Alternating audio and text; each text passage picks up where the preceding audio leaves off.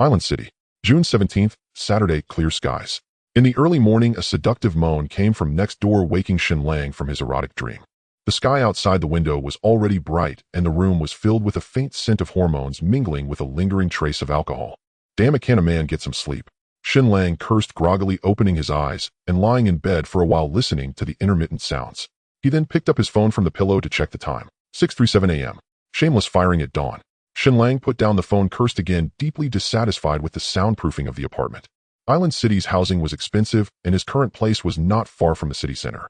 Limited by finances, he could only share an old family courtyard with others, and the soundproofing was terrible. The three-bedroom apartment had his master bedroom with a private bathroom. Not bad, but the price was also not bad, a full $2,000 a month. Next to the master bedroom, the second bedroom had been rented to a young couple half a month ago. Full of youthful energy like dry tinder meeting fire, they made noise almost every day, torturing Shen Lang, who had been single for 24 years. It was indeed a kind of torment, bittersweet. Putting down the phone, Shen Lang expressionlessly tugged at the thin blanket, turned over to continue sleeping, but then froze. At this moment, a beautiful girl was lying quietly beside him. The girl was about 20, extremely beautiful, with fair and smooth skin, painted eyebrows, long, slightly curled eyelashes, a delicate nose, and exquisite collarbones emitting a faint light like carved mutton fat jade. On her jade-like skin, faint kiss marks remained, as if telling the wildness of last night. Lower down, a pair of fullness was mostly covered by the summer quilt, revealing only a trace of fair skin. So, that wasn't a dream. Shen Lang stared blankly at the girl before him, taking a long while to find. Time goes back to a day earlier. Having accidentally discovered his boss and manager's affair, Shen Lang was fired for spending too long in the restroom. Of course, he also received $20,000 in compensation. To celebrate his regained freedom, Shen Lang invited two close friends to a barbecue joint and drank until late that night. And the girl, he met her when riding his bike home. The girl had apparently also been drinking, standing on a stone bridge railing as if about to jump into the river. Shen Lang, passing by, pulled her down, causing his old second-hand bike, weathered through countless storms, to transform into a tangled wreck. Later, Shen Lang tried to persuade the girl for quite a while, but she remained silent. Helpless, he had to call the police, hoping perhaps to earn the title of top youth of Qinghai City or something. But before the police arrived, the girl pulled Shen Lang away, and in the end, they returned confusedly to his place. Then the girl directly pinned Shen Lang against the wall. Having been single for 24 years, how could Shen Lang resist such temptation? The girl was already extremely beautiful, and with him having had quite a bit to drink, he lost control. The final result was a complete farewell to his virginity. Lost in the beautiful memory, the sleeping girl let out a soft moan, startling Shen Lang. Fortunately, the girl did not wake up. She just turned over, hugged Shen Lang's arm, and continued sleeping. The soft sensation came from his arm, and Shen Lang swallowed hard, not daring to move, silently pondering how to explain when she woke. Hope she wasn't just drunk last night. Shen Lang thought silently. If the girl refused to acknowledge it after waking, he would be in deep trouble, minimum 3 years. But it shouldn't be that bad.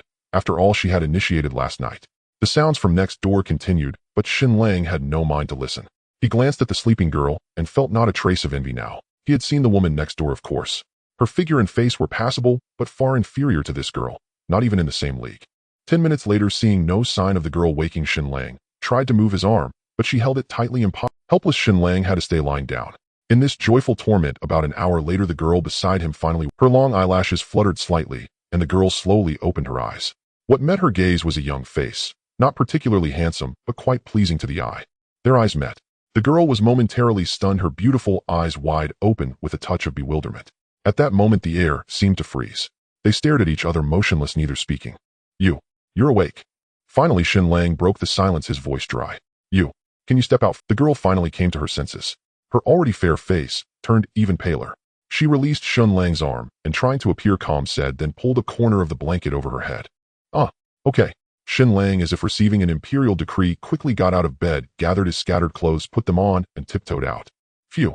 Closing the door, Shen Lang let out a long breath, inwardly somewhat relieved.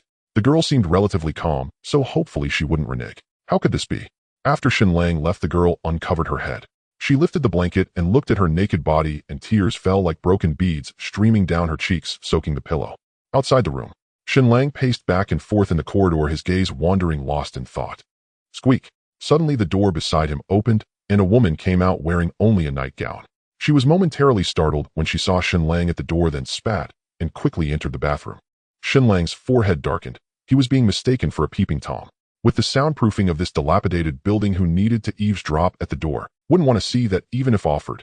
Muttering under his breath, Shen Lang returned to his own door. He hesitated, then raised his hand to knock, but received no response. "Miss, are you all right?" Shen Lang mustered his courage to ask, but still got no reply. Helpless, Shen Lang went to the living room, took out his phone, and started scrolling, but his mind was nowhere near it. June 18th. Tianyin officially launches globally synchronized. On the phone screen, a line of bright red text stood out. Shen Lang glanced at it, but paid no attention. He knew about Tianyin, of course. A cross-era virtual online game jointly promoted by the world's 5 major giants with 99 realism. Dubbed the second world of humanity with infinite possibilities, it had been advertised for nearly half a year, and even the government had joined the mobilization. The game wasn't operated by ordinary computers. It required a dedicated gaming helmet to enter, fully immersive, with the principle being the success of brain-computer interfaces. Just the night before, Shen Lang's two close friends Guan Suo and Shen Ming had invited him to enter Tianyin together, but he hadn't agreed immediately. A little while later, the bathroom door opened, and the woman walked out, glancing at Shen Lang sitting in the living room with a snort, then swayed her way into her room. Crazy. Shen Lang glared fiercely at the door, then continued looking at his phone. After another 10 minutes, seeing that the girl still hadn't come out, Shen Lang grew worried. He stood up and went to his room door, knocking again, but again no response. Just as Shen Lang feared the girl might do something rash and prepared to push the door open, it suddenly opened. The girl stood gracefully at the door, wearing an obviously oversized white t-shirt, a wrinkled long skirt, white sneakers, and a tall, slender figure, about 1.7 meters. She seemed to have just showered, exuding a misty aura, her hair, slightly damp, casually draped over her shoulders, movingly beautiful. You're up." Looking at the beautiful girl before him, Shen Lang's heart pounded. He spoke dryly. The girl pursed her lips, said little, just stared deeply at Shen Lang. And Shen Lang was nervous, unsure what to say. For a moment, they stood there facing each other, the atmosphere awkward. I'll take responsibility for you." Finally, Shen Lang broke the silence with a shy smile. The girl pursed her lips, looking at him for a long time, then shook her head expressionlessly. "No need.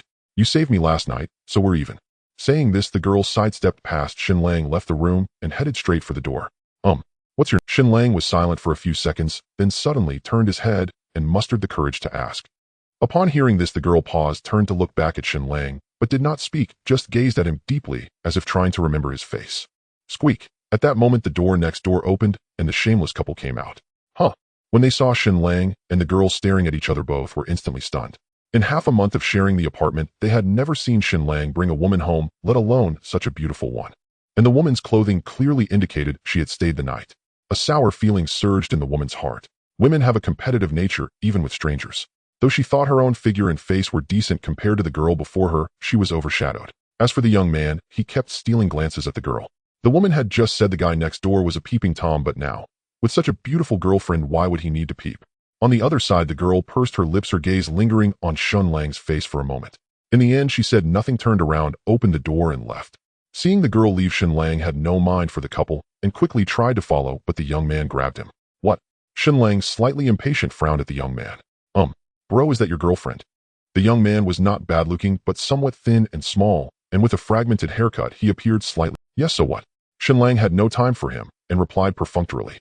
"Nothing, I just feel she looks familiar, but I can't recall where I've seen her." Familiar? Shen Lang was helpless. This guy had no sense saying that in front of his own girlfriend. "Well, now that you mention it, she does look a bit familiar to me too." Sure enough, the woman sneered, eyeing the young man with displeasure. Jiao, it's not what you think. I really do think she looks familiar." The young man quickly explained, but the woman clearly didn't believe him. Seeing a fight about to erupt, Shen Lang slipped away quickly, but the broken elevator at the door stayed on the first floor, refusing to move, which annoyed him. A moment later, when Shen Lang rushed down from the 5th floor, in one breath the girl was already gone. "Two idiots." Shen Lang cursed, feeling a pang of disappointment, but helpless. Even if she hadn't left, what could he do? Jiao, look. I told you I wasn't lying. Isn't this her?" Upstairs, the effeminate young man pushed his phone into Jiao's face. One of his eyes was bruised, clearly from a beating. "You're right, it does look like her. I thought she seemed familiar too." Jiao looked at the beautiful poster on the phone, a bit embarrassed, realizing she had misunderstood her boyfriend. "Look-alike. No, it's her. That guy, ordinary as he is actually." The young man gritted his teeth, but before finishing, he clamped his mouth shut. Shen Lang walked in from the door, looking a bit downcast. Ignoring them, he headed straight for his room. "Bro, what?" The young man stopped Shen Lang and thrust his phone forward. "Bro, is this your girlfriend?" Frowning, Shen Lang glanced at the phone and was taken aback. It was a very beautiful poster with mountains and water reflecting each other, misty atmosphere, and an extremely beautiful girl standing quietly. The girl wore an ancient-style glazed silk dress, slender and tall, holding a golden staff in her hand, elegant and noble. And what shocked Shen Lang most was that the face on the poster was exactly the same as the girl just now. This is A promotional poster for Tianyin. Inside the room, the summer quilt was neatly folded at the head of the bed. On the cream-white bedsheet, a bright red stain remained conspicuously visible. At this moment, Shen Lang sat on the edge of the bed, staring intently at the poster on his phone screen. He was certain that was the girl, no mistaking it. After a moment of thought, Shen Lang took a screenshot of the poster and sent it to a group chat. The group had only 3 members: himself and his 2 close friends, Guan Suo and Shen Ming. The 3 were college classmates and the closest of brothers. They all loved playing basketball and were quite skilled, earning the nickname the Iron Triangle of Black Elbows, famous throughout the university. Shen Lang stood at 1.78 meters barefoot, playing forward. He was deadly accurate with his jump shot and had iron elbows. Shen Ming was slightly shorter, just over 1.70 meters, playing guard. He was quick-footed and could trip 2 opponents with one sweep. As for Guan Suo, he was over 1.90 meters, weighing more than 200 kg, towering and strong, guarding the paint and blocking shots right in opponents' faces. After graduation, all 3 stayed in this sub-provincial coastal city to develop their careers, but their progress was mediocre. Guan Suo worked at a decoration company, occasionally having business dealings with Shen Lang. Shen Ming was a programmer, already going bald after just a year on the job. Ding. Soon the 2 replied in succession. What's up, Lang? Thinking about a girl? Lang, have you finally come around? I say, if our Iron Triangle joins forces, we'll definitely make a name for ourselves in the game. Obviously, Guan Suo and Shen Ming had a different understanding of the picture Shen Lang sent. Do you 2 recognize this girl? Shen Lang ignored their jokes, replying casually, without much hope. After all, the promotional posters for Tianyin varied by city, each featuring different people and more than one. Take Qinghai City, for example. There were 7 posters in total, each featuring a different person, both men and women. That girl was just one of them. Guan Suo replied, of course I know her. She's Mingxi's goddess. Nanshi, a sophomore at Zhonghai University, one of Tianyin's ambassadors in Qinghai. That's all I know. Shen Ming also replied. Nanshi. Shen Lang murmured, finally learning the girl's name. What's up, Lang? You're not going to pursue her, are you? Guan Suo continued to gossip. Shen Lang replied, chase her. Hell no. Then he put down his phone and lay down on the bed. Morning sunlight streamed through the window, casting a bright patch on the white wall. Shen Lang gazed at the ray of light, his eyes distant, lost in thought. Damn it. Let's do this.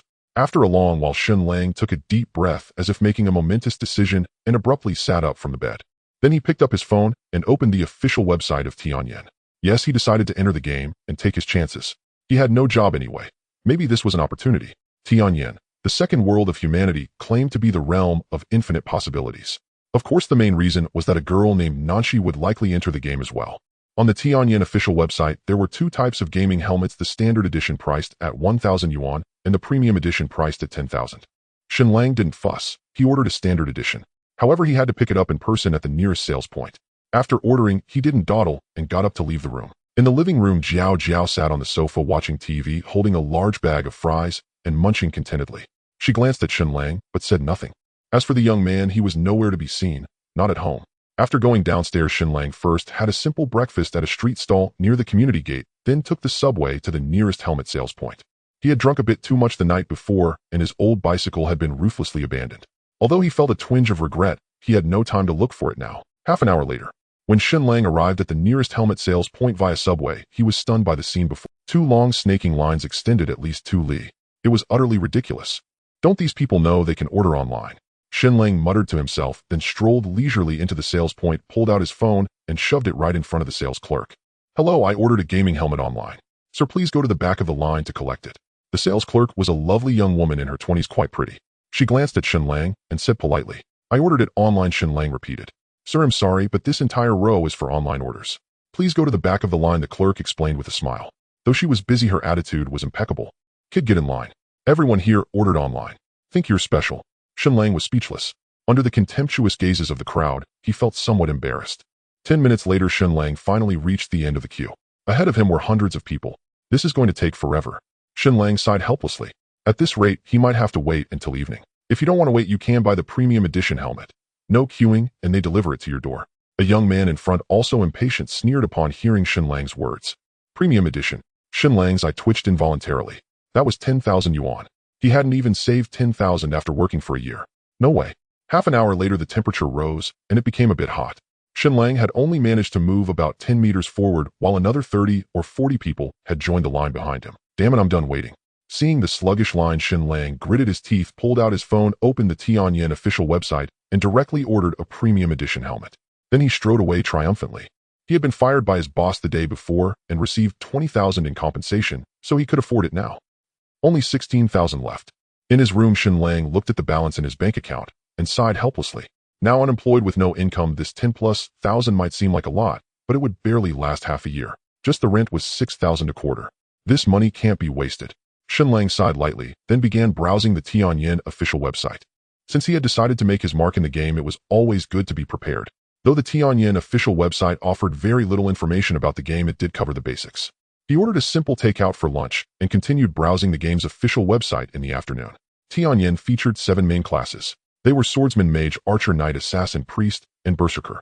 Among them, the Swordsman was the most popular, capable of both offense and defense, truly a class for legends. The Mage was more favored by women skilled in group attacks and crowd control and was the fastest leveling class among the 7. The Archer was the king of single-target ranged attacks with powerful sustained damage output.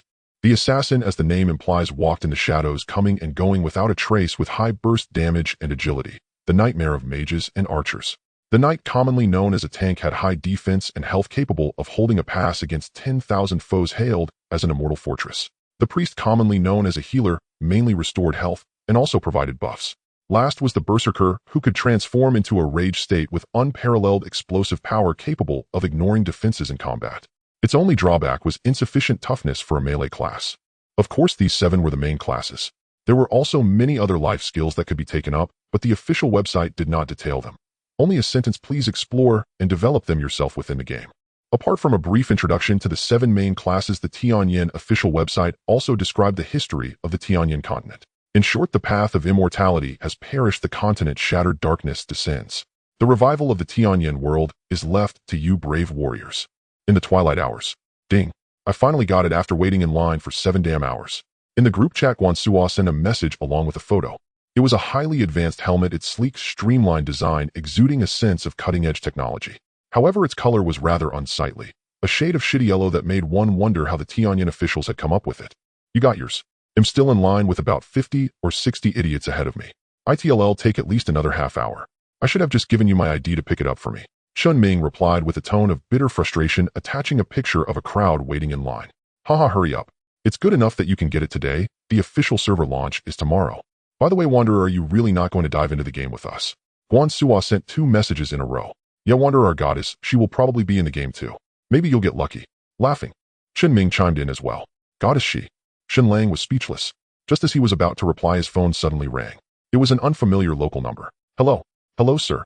The Tianyin Deluxe Edition helmet you ordered has arrived at Unit 502, Building 3, Ofushan Residential Area. If you're at home, please sign for it. A gruff, yet polite voice came from the other end of the line. The helmet had arrived.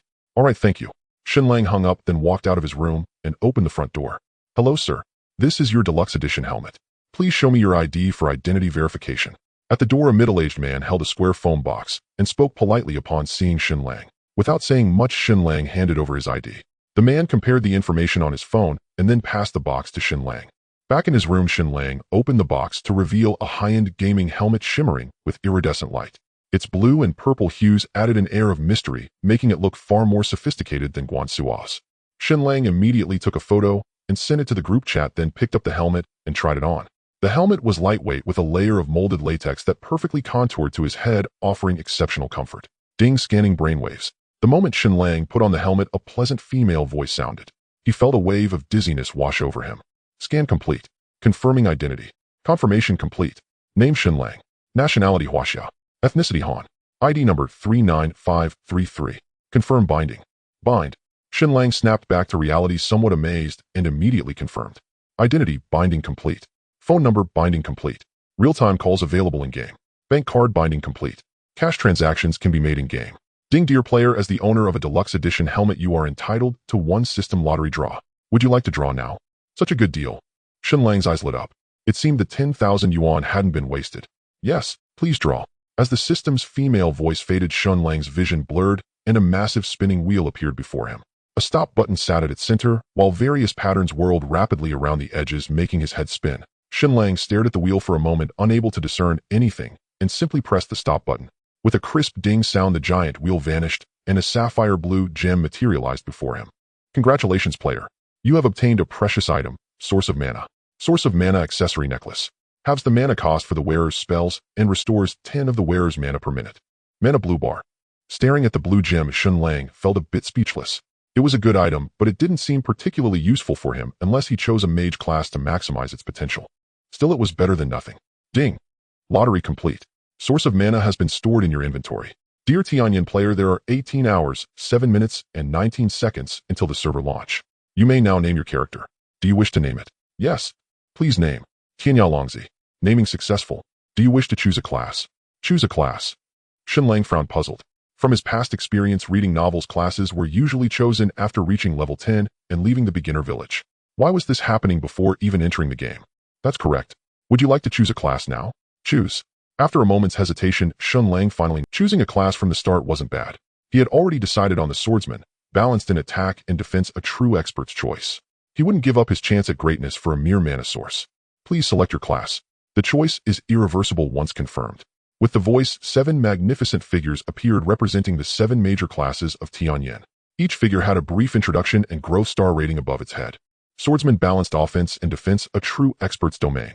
Mage, master of group attacks, ethereal as an immortal. Archer, long-range strikes, unmatched precision. Knight, high defense and health, an undying body. Assassin, phantom of the night, swift as the wind. Priest, healer of the world, saintly heart. Berserker, high burst and damage, charging forward without hesitation. The 7 classes were laid out before him, and Shen Lang unhesitatingly chose the top-ranked swordsman. But this time the system's female voice didn't respond.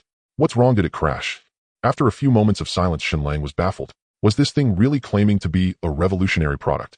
Ding! After nearly 10 minutes, the pleasant voice finally sounded again. Player class selection successful. Congratulations. You have become an apprentice assassin. What the hell? I chose swordsman. Shen Lang was stunned, a wave of frustration washing over him. He had clearly chosen swordsman, so how did he end up as an assassin? Dear player, due to a system update, your selection encountered an anomaly.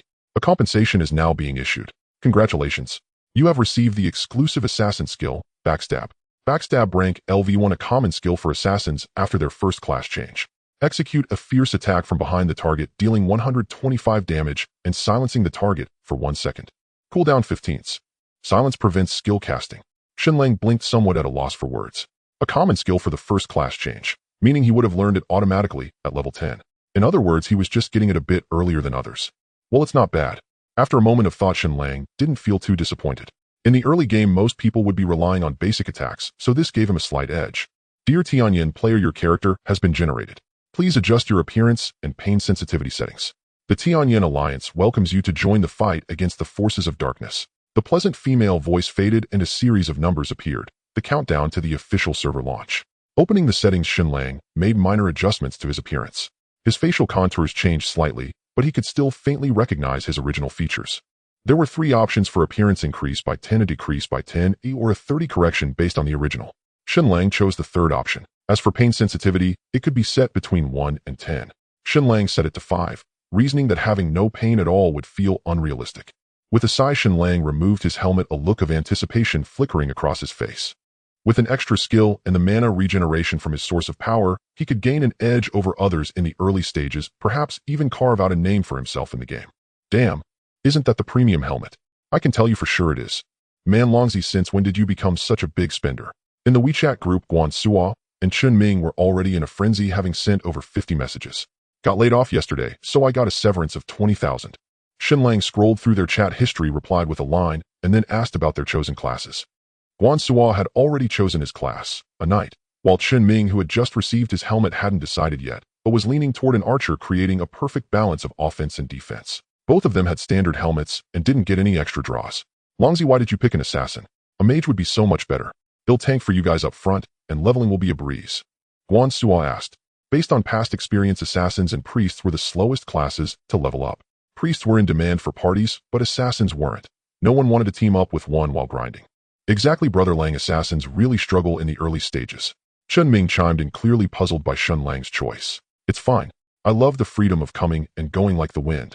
Shen Lang replied, never admitting it was a... After chatting with him a bit longer, Shen Lang got up, went downstairs, and had a large bowl of pulled noodles at the entrance of his neighborhood. For 15 yuan it came with meat broth and noodles, a real bargain. Around 7 in the evening, as Shen Lang returned upstairs, he ran into the young man from next door, who had just rushed back, dust-covered, carrying 2 helmets, one yellow and one red, a matching pair. Jiao Jiao, you have no idea. I stood in line all afternoon. It was scorching hot. You're amazing, honey. Tonight I'll reward you by letting you go without. Really? Really? Overhearing the conversation from the next room, Shen Lang couldn't help but roll his eyes. What a shameless pair of lovebirds. That evening, Shen Lang stayed in his room, chatting in the group and browsing forums.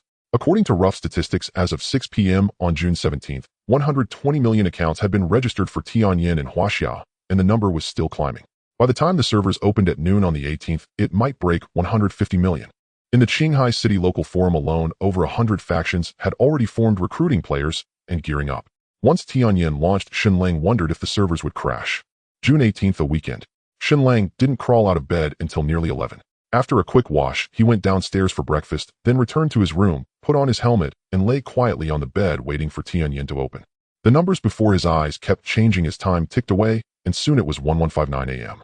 Ding! System notice 60 seconds until Tianyin launches. Please prepare. As the final minute countdown began, Shen Lang took a deep breath, a hint of nervousness in his heart. Soon the 60-second countdown ended. Shen Lang's vision blurred, and the next moment a breathtaking scene unfolded before him. The sky shattered and countless dark creatures descended from an unknown void like a black tide, each one hideous with fangs and gaping maws surging forward in an overwhelming spectacle. Whooshed! Just then a sword light blazed across the sky, boundless sword energy sweeping through the dark tide, carving out a vacuum of emptiness.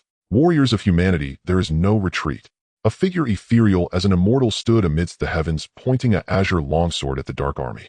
In an instant, countless human warriors soared into the sky, clad in celestial armors of varied designs, wielding supreme, divine artifacts, clashing with the dark horde in a brutal battle. Boom! A cataclysmic war erupted, the scale immense. Countless dark beings and human warriors fell, blood staining the heavens, and the very world seemed on the verge of collapse. Yet despite the fearless bravery of humanity's strongest, the dark creatures were endless and inexhaustible tide. In the end, all humans perished, their bones piled into mountains, blood raining down, leaving only that lone figure standing with a sword, desolate and forlorn. Humanity will never yield. That immortal-like figure, divine sword in hand, burning with battle fury, charged resolutely into the endless darkness. In that instant, a blinding radiance burst forth, illuminating past, present, and future. Clang! The echo of the sword rang endlessly in his ears.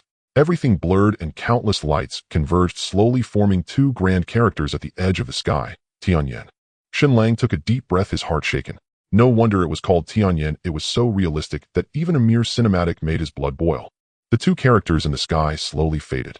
When Shen Lang came to his senses, he found himself in a time. The village was crude as if from an ancient era. Shen Lang suspected the buildings might collapse at any moment. Around him, flashes of white light appeared, and soon the small village began to fill up. It's incredibly realistic. Shen Lang glanced around, then raised his hand and clenched his fist before his eyes, feeling a sense of wonder. Ding! System notice, brave adventurer, welcome to the Tianyin world. This is Huaxia District Novice Village now. 6811 Qingfeng Village. Your starter gift has been distributed. Please level up to 10 as soon as possible to complete your class advancement. A starter gift. Shen Lang perked up, then opened his inventory, but his excitement faded. Out of 100 storage slots, only 3 items were there. A rusty dagger, a tattered cloth, and a sapphire blue gem. Rusty dagger, quality novice equipment, attack, 12 required, level 0. Tattered clothes, quality novice equipment, defense, 1 required, level 0. What a piece of junk, Shen Lang muttered under his breath, then opened his character panel to check. ID Tianyao Longzi, apprentice assassin, level 0, attack, 8, defense 5, HP 50 MP, 100 mana bar increases by 10 per level, attack speed 109, movement speed 109, strength 8, effects attack 1, strength 1, attack intelligence 3, effects magic attack 1, intelligence 1, 5 magic attack, constitution 5, effects HP and defense 1, constitution 1, defense 10, HP, agility 9, effects movement and attack speed 1, agility 1, movement speed 1, attack speed, luck 0, enlightenment 0, skills insight, can inspect target info up to 10 levels above your own. Assault novice, physical skill, non-upgradable, launches a fierce attack on a target dealing 120 damage. Cooldown 10s, mana cost 5. Backstab rank, LV1, attacks a target from behind dealing 125 damage and silencing the target for 1 second. Cooldown 15s, mana cost 10. Additional assassin growth stats, strength, 8 stars, intelligence, 3 stars, constitution, 5 stars, agility, 9 stars. Growth stats increase every 5 levels. Thus, an assassin gains 8 strength, 3 intelligence, 5 constitution, and 9 agility per 5 levels. Total 25 stars. All classes have the same total, excluding hidden classes. Additionally, every class receives 5 free attribute points per level. Gazing at his own attribute panel, Shen Lang exclaimed in astonishment. Truly formidable to the point of being terrifying. The surrounding crowd was bustling, with most having already equipped their novice gear and charging out of the village. Each of them wielded rusty weapons, a dense dark mass that presented a truly spectacular scene. Observing the thronging crowd around him, Shen Lang furrowed his brows. This novice village conservatively held several thousand people, with players continuously appearing. According to the official Tianyan announcement, there were 10,000 novice villages across the entire Huaxiao nation. If each village had this many people, then at the launch of Tianyan, there were nearly 100 million players from Huaxiao alone, an absolutely staggering number. After a moment, Shen Lang forcibly squeezed through the crowd and found the Whitebeard village chief under the willow tree at the village entrance, the only NPC in the village who could assign quests. "Village chief, is there anything I can help you with?" Panting, Shen Lang cupped his hands respectfully toward the white. "Young warrior, you are far too weak right now. Come back when you've grown stronger." The Whitebeard village chief glanced at Shen Lang, shook his head, and sighed. "Sir, I am very powerful." Shen Lang's expression soured slightly as he brandished the dagger in his hand toward the old man. "Stop your blabbering and get lost, or he'll teach you a lesson." The Whitebeard village chief rolled his eyes and spoke rudely, his voice full of vigor. "This NPC has quite the temper." Shen Lang blinked. If not for the title chief of Qingfeng village above the old man's head, he would have thought this was a real person. As Shen Lang conversed with the Whitebeard village chief, flashes of white light flickered in the distance, followed by a cacophony of curses. "What kind of mountain chicken is this? It pecked me to death in a few hits. Exactly, this is too unfair. If we can't even beat a level 1 mountain chicken, how are we supposed to play? Forming a party. At such a low level, only knights and swordsmen can withstand those mountain chickens solo. Tianyan's strongest mage recruiting a knight to form a party. Let's create glory together. Tianyan's strongest archer forming a party. Need a knight healer and swordsman. Come quickly." The square buzzed with noise as many returning players began forming groups to hunt the mountain chickens. "Those wild monsters seem quite tough. I wonder if I can withstand them." Shen Lang chose not to form a party and instead headed out of the village alone. At the village entrance on a small slope, mountain chickens strutted about with their plump rears, their size considerable. The slope was already packed with players, though flashes of white light indicated deaths occurring frequently. These mountain chickens could kill people. Shen Lang was somewhat surprised. He walked up to one and cast Insight. Mountain chicken, level 1 attack, 10 defense, 8 health, 100 skills, none. Seeing the attributes of the mountain chicken, Shen Lang suddenly understood why players were dying. Without a party, ordinary folks couldn't even beat the lowest level mountain chicken. His attack, even with the dagger, was only 910 points, defense a mere 6, and health even worse at 50, all lower than the mountain chickens. How could he fight? Aside from knights and swordsmen, probably no one could withstand the mountain chicken's attacks. Forget it, I'll give it a try anyway. Dying doesn't lower my level. Shen Lang steeled himself and charged forward, stabbing the mountain chicken with his dagger and knocking off a few feathers. 5. A red number appeared above the mountain chicken's head. Not bad. Tianyan's damage calculation wasn't based on attack minus defense, but on a damage reduction ratio. Simply put, damage dealt true attack power targets damage reduction ratio. The ratio depended on the gap between the opponent's attack and one's own defense. If the opponent's attack equaled one's defense, the damage reduction was around 50. Shen Lang's current attack was 910, while the mountain chicken's defense was 8, resulting in about 45 reduction. Cluck. 8. Stung by the attack, the mountain chicken flared up and pecked Shen Lang's thigh, sending a numbing pain that startled him. Tianyan's graphics were incredibly realistic, and such a ferocious large mountain chicken was quite intimidating. Bang! 12. Shen Lang quickly regained his composure and used the skill Assault, driving his dagger deep into the mountain chicken's neck with a vivid red number floating up. A critical hit. Shen Lang rejoiced inwardly. Assault dealt 120 damage, which should have taken off 56 health points, but it struck for 12, clearly a critical hit. Cluck. 7. The mountain chicken flapped its wings, leaped a meter high, and pecked at Shen Lang. Shen Lang tried to dodge, but his reactions were too slow and the peck landed on his forehead, leaving him with only 2/3 of his health. Damn it. Shen Lang swung his dagger again, stabbing at the mountain chicken's neck. 10. Another critical hit. Shen Lang's eyes lit up. The neck was likely a vulnerable spot, making critical hits more frequent. After a while, Shen Lang sat under a large tree with his health bar nearly empty, silently calculating as he watched a fully healed mountain chicken in the distance. With his current 50 health points, he could withstand at most 7 attacks from the mountain chicken before dying. During that time, he could launch 8 attacks thanks to his 109 attack speed plus 2 skills and a first strike, perhaps enough for a solo kill. As for dodging, he wouldn't bother for now. Head tried it, but his reactions were still slightly off. Let's do this. After a moment, his 50 health points fully recovered. He silently approached a mountain chicken and without warning unleashed Assault, stabbing its neck, then quickly followed up with a normal attack.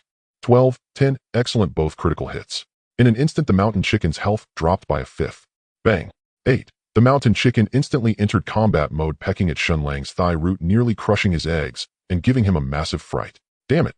Shen Lang stabbed the mountain chicken's neck again, dealing 6 damage, then spun around to its side and instantly used the skill backstab. 14. A vivid red number floated up and the mountain chicken was silenced for 1 second. Since it had no skills, the silence was essentially useless. A minute later, the mountain chicken let out a mournful cry and collapsed. Ding! Congratulations on slaying mountain chicken. You have gained 5 experience points. 5 points. Not bad. Shen Lang sat down wearily, his health bar nearly empty, but his face was full of excitement. After all, he had just soloed a mountain chicken. Pretty impressive. 19 more to level up. Resting for 10 minutes until his health was full, he got up and headed for the next mountain chicken. During the novice period out of combat, health regenerated at 10 per minute, meaning any amount of health could be fully restored in 10 minutes. Of course, novice villages also sold basic health potions that instantly restored 100 health, but they cost 50 copper coins each. Unaffordable for anyone at this stage. Otherwise, these level 1 mountain chickens wouldn't be so hard to kill. As for mana, there was no novice protection. It only regenerated at 1 per minute, painfully slow. Of course, at this stage, most people only had 1 novice skill for their class, making mana essentially irrelevant. As for Shen Lang, though he possessed 2 skills, he had Source of Mana, which halved all skill mana costs, and regenerated 10 per minute, so he never had to worry about his mana bar. Cluck! Moments later, another mountain chicken fell, and Shen Lang gained another 5 experience points. It actually dropped money. Looks like this one was a first kill. The mountain chicken's corpse slowly dissipated, and 3 copper coins fell to the ground. Shen Lang picked them up with delight. According to the Tianyan official website, the more times a monster is killed, the lower its drop rate. This chicken had dropped 3 copper coins at once, suggesting it was likely its first death. The previous one hadn't dropped anything. I need to find a place with fewer people. Shen Lang stood up, looked around, and then headed toward a low hill where there were relatively fewer figures. An hour later, in the newbie village square, a flash of white light appeared, and Shen Lang's figure emerged, his face full of frustration. Yes, he had been killed by the 7th mountain chicken. He had made 2 mistakes, failing to trigger a critical hit, and was barely slain. What a waste. Shen Lang glanced at his experience bar. He had lost 10 experience points, leaving only 20. 2 chickens had gone to waste. Of course, it wasn't a total loss since he had picked up quite a bit of money. Now he was flush with wealth with a full 16 copper coins in his backpack. Quite impressive. White lights continued to flash around him, accompanied by curses. Shen Lang composed himself and resumed his chicken-killing journey. On the back of the small hill where trees grew thick, mountain chickens roamed back and forth. There were relatively fewer players here, most of whom were in groups of 2 or 3 farming chickens together, though that meant splitting the experience. Crack. Over 2 hours later, Shen Lang finally killed the 22nd mountain chicken. A golden light shot into the sky, and he finally reached level 1. Ding! Congratulations, player, for killing mountain chicken. You have gained 5 experience points. Ding! System notification, congratulations on leveling up. Mana 10, 5 free attribute points awarded. Keep up the good work. 2 system notifications rang out in succession, and Shen Lang's heart leaped with joy. Without hesitation, he allocated all 5 attribute points to strength. A warm current surged through him, filling his body with power. In the early stages, offense was key, boosting agility wasn't wise. Oh, an item dropped. As the chicken's corpse vanished, a simple straw hat appeared on the ground, adorned with 2 feathers standing upright. Worn straw hat, grade common. Defense 2. Required level 0. Not bad at all. Shen Lang put on the hat, and his defense rose another notch. ID Tianya Longzi, Apprentice Assassin, level 10, 200 attack, 1415 defense, 8, health, 50 mana, 110 increases by 10 per level, attack speed, 109 movement speed, 109 strength, 13 intelligence, 3 constitution, 5 agility, 9 luck, 0 comprehension, 0 skills omitted. Looking at his own stats, Shen Lang was quite satisfied. With the addition of 5 points to strength, his attack had risen from 910 to 1415, and his defense had surged to 8 points. Truly formidable. Little chickens now taste the sharpness of my blade. Shen Lang eyed a nearby mountain chicken, lunged forward in a swift bound, and instantly activated the skill Assault, slashing at its head. 13. No critical hit, but the damage was still impressive. With the chicken's 8 defense points, it had less than 30 damage reduction remaining. Coupled with the 20 damage bonus from Assault, he could almost ignore its defenses. Cluck! The chicken bristled, clawing at Shen Lang's thigh, but it only dealt 6 damage. Hey, I'm this strong, and you still dare to fight back. Shen Lang brandished his dagger and stabbed viciously at the chicken's neck. 22, this time a critical hit. Backstab. Shen Lang sidestepped, moving to the chicken's flank, and stabbed at its neck again. 28. A large red number floated up, truly terrifying. Ding! Congratulations. Your skill Backstab has leveled up to LV2. Attack damage increased to 130. Keep up the good work. Oh, the skill leveled up. Shen Lang was delighted. He quickly finished off the chicken and picked up the 2 copper coins. Looks like I need to use Backstab more often, Shen Lang muttered. Backstab maxed out at level 6, meaning it could eventually deal up to 150 damage. Quite remarkable. Of course, reaching max level wouldn't be easy, it would get slower as it progressed. Let's go deeper and see if I can kill some level 2 monsters. Bold and confident Shen Lang continued along the slope into the depths. Now that he had reached level 1, he needed 200 experience points to reach level 2. The chickens only gave 4 experience points each now, meaning he'd have to kill 50 of them. Not worth it. At the foot of the slope, weeds grew thick and a small river stretched across. On the bank, enormous turtles crawled slowly. Many players had already formed parties to hunt them, with white lights flashing occasionally. Shen Lang glanced around, then walked upstream along the river, stopping at a spot with fewer players. He cast an insight skill, and the turtle's stats appeared before him. Turtle level 2. Attack 12. Defense 18. HP 200. Attack speed 50. Wow, no wonder it's a creature with its own mobile home. Seeing the turtle's stats, Shen Lang exclaimed in awe. The attack wasn't much.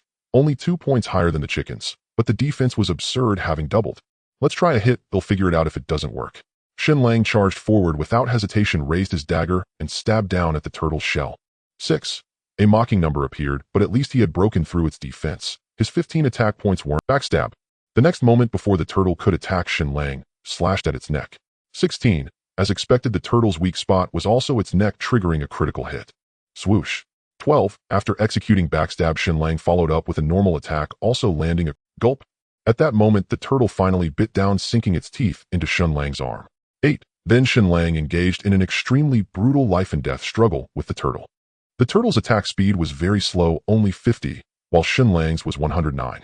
With 2 skills interwoven, he could attack nearly 3 times for every 1 attack the turtle made. Finally, after nearly 2 minutes of fierce combat, just as Shen Lang's health bar was about to run out, the massive turtle collapsed. Ding! System notification: congratulations on killing turtle. You have gained 10 experience points. 10 experience points per turtle. Not bad, but it was close. If he had missed just 2 critical hits, Shen Lang would have been done for. Of course, this kind of razor-edge survival was the path to becoming a legend. With the game only 3 hours old, Shen Lang had already made great progress, occasionally even dodging attacks through movement.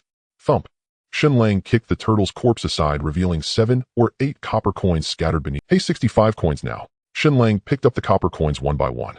With these 8, he had collected a total of 65 copper coins in his backpack, absolutely loaded. After resting for 10 minutes until his health bar was full, Shen Lang rose again, dagger in hand, and charged at another turtle. Crack! Moments later, Shen Lang killed another turtle with a sliver of health remaining. This time, though, there were no copper coins. Instead, a leather armor appeared. Turtle shell, divine armor, leather armor, grade common. Defense 6. Health 30. Required level 1. This truly lives up to the name divine armor. Shen Lang was pleasantly surprised. The armor not only added 6 defense points, but also 30 health points. Quite impressive. He knew that what he needed most right now was health, and as an assassin he was reluctant to allocate free attribute points to constitution, which was a real headache. Not minding the turtle armor's ugliness at all, Shen Lang put it on, and for a moment he felt as if he were. His defense jumped directly from 8 to 14 points, and his health increased by 30 points to 80. Truly, wearing the turtle shell divine armor, Shen Lang became emboldened and launched a fierce assault on the level 2. The turtle's attack power was only 12 points, while Shen Lang's defense reached 14, providing him with nearly 60 damage reduction.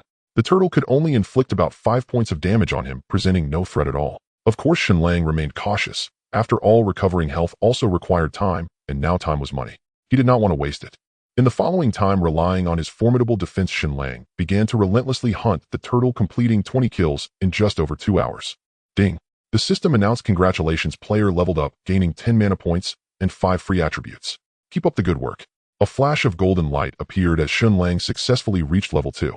Without any hesitation, Shen Lang allocated all 5 points to strength, and in an instant a surge of explosive power coursed through his body. ID Tianyalongzi, Apprentice Assassin, level 2, 4500, attack 1920, defense 14, health 80, mana 120, attack speed 109, movement speed 109, strength 18, intelligence 3, constitution 5, agility 9, luck 0, comprehension 0, skills, insight, technique, can peek into the information of targets up to 10 levels above oneself. Charge, Novice Assassin skill, non-upgradable, launch a powerful attack on the target, dealing 120 damage. Cooldown 10s, mana cost 5 points, backstab, B level LV2, attack from behind the target, dealing 130 damage and silencing the target for 1 second. Cooldown 15s, mana cost 10 points. With an attack range of 1920, he could easily break through the turtle's shell defense. Taking a deep breath to calm his racing heart, Shen Lang swiftly moved behind a turtle and launched a backstab, delivering a fierce slash to its neck. 26, a bright red number floated up, indicating a critical hit. Not bad. In no time at all, Shen Lang killed the turtle, earning only 8 experience points and 6 copper coins. It's past 7, I should eat first. As the sky gradually darkened, the game synchronized with reality. Shen Lang checked the time and decided to finish his meal before diving back into the battle. Removing his helmet, Shen Lang stretched, quickly visited the restroom, and then dashed downstairs. A bowl of beef noodles for 15 yuan was quite a bargain. While eating, Shen Lang glanced at the group messages. Guan Suo and Chun Ming had not appeared. They must still be grinding in the game. He then opened the local forum to see that many players had already reached level 2. This speed startled Shen Lang. Truly, there were many capable players. Finishing a large bowl of beef noodles in 10 minutes, at 7:30 Shen Lang logged back online.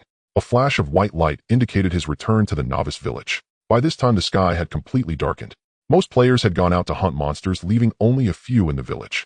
Very few were at level 1, and Shen Lang was the only one at level 2. What the heck? That guy actually has a breastplate and a hat. How did he manage that? Of course he's already level 2, while I've been grinding for over 7 hours without food or drink and am just barely level 1.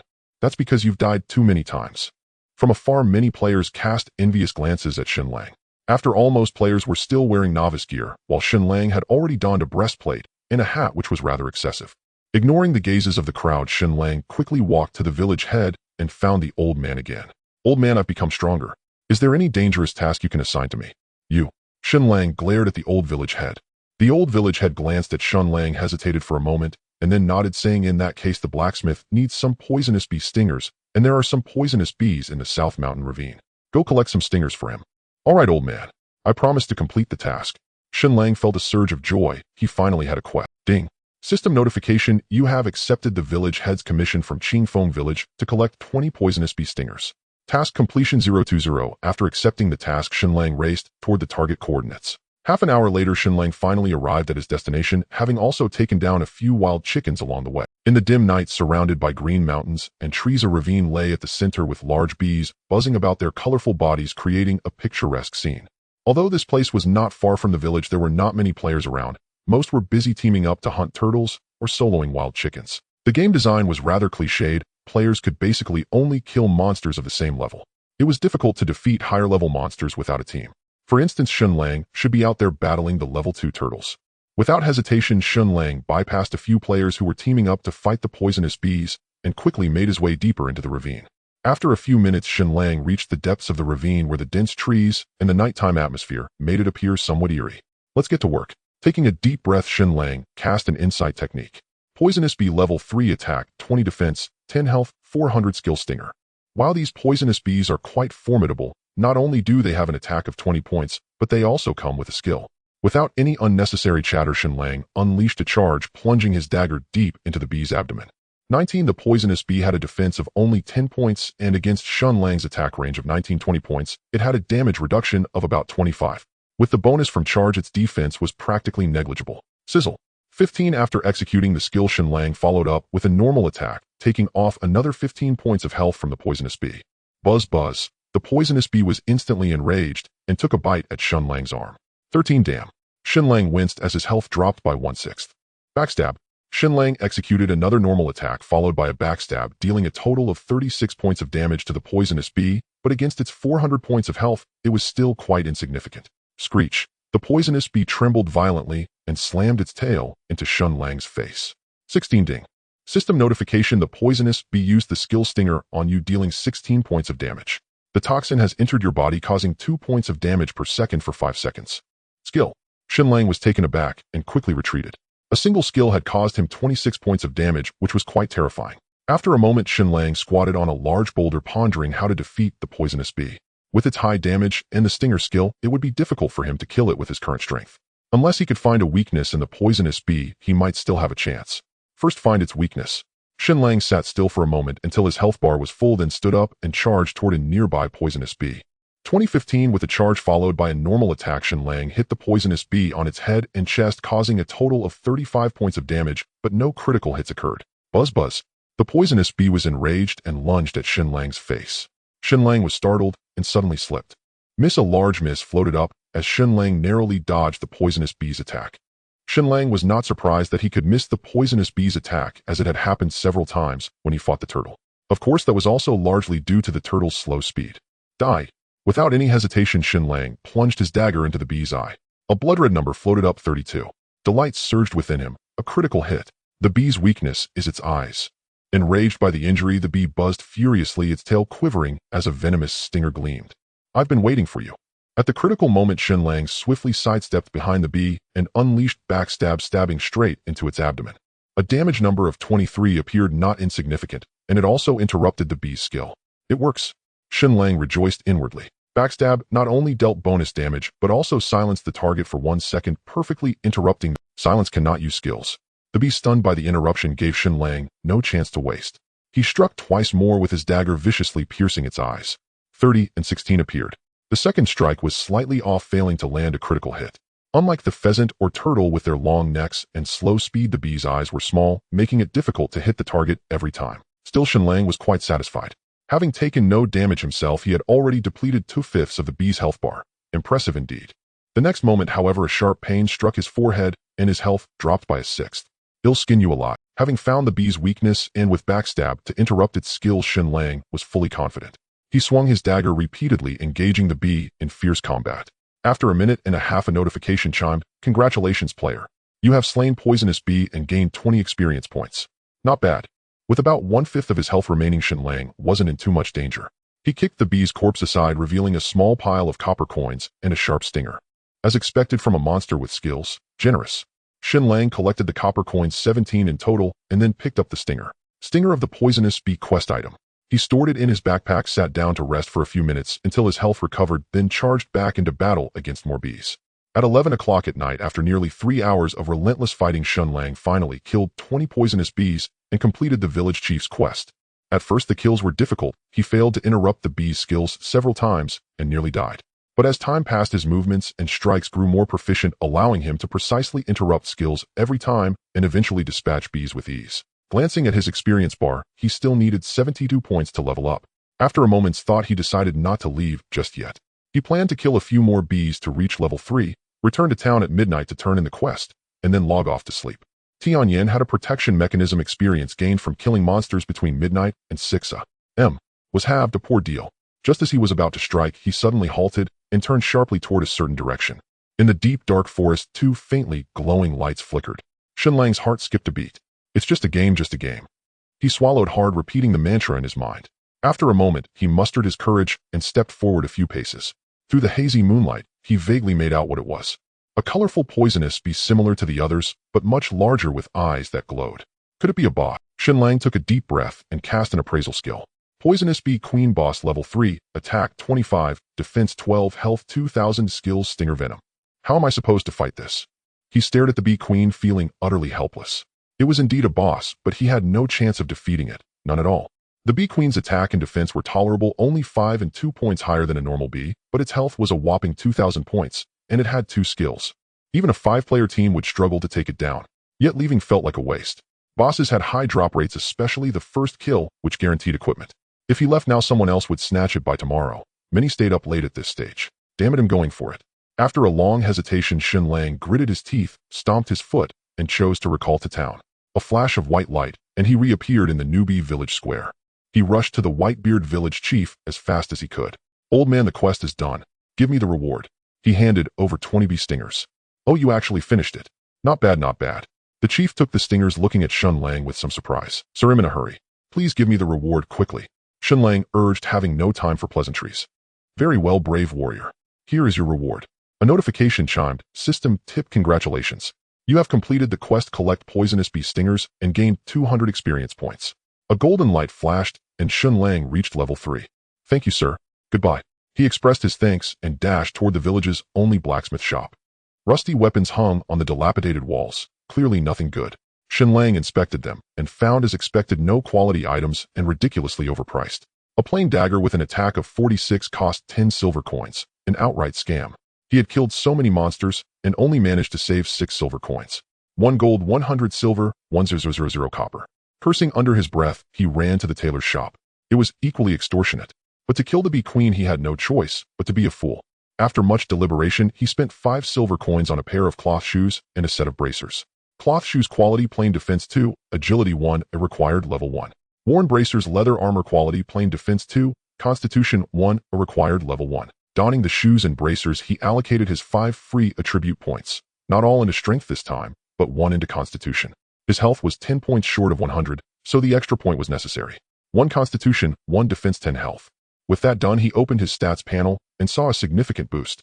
ID Tianyalanzi Apprentice Assassin Level 3, 128, 1000. Attack 2324, Defense 20 Health, 100 Mana, 130 Attack Speed, 110 Movement Speed, 110 Strength, 22 Intelligence, 3 Constitution, 7 Agility, 10 Luck, 0 Insight, 0 Skills Appraisal, can inspect information of targets up to 10 levels above the user.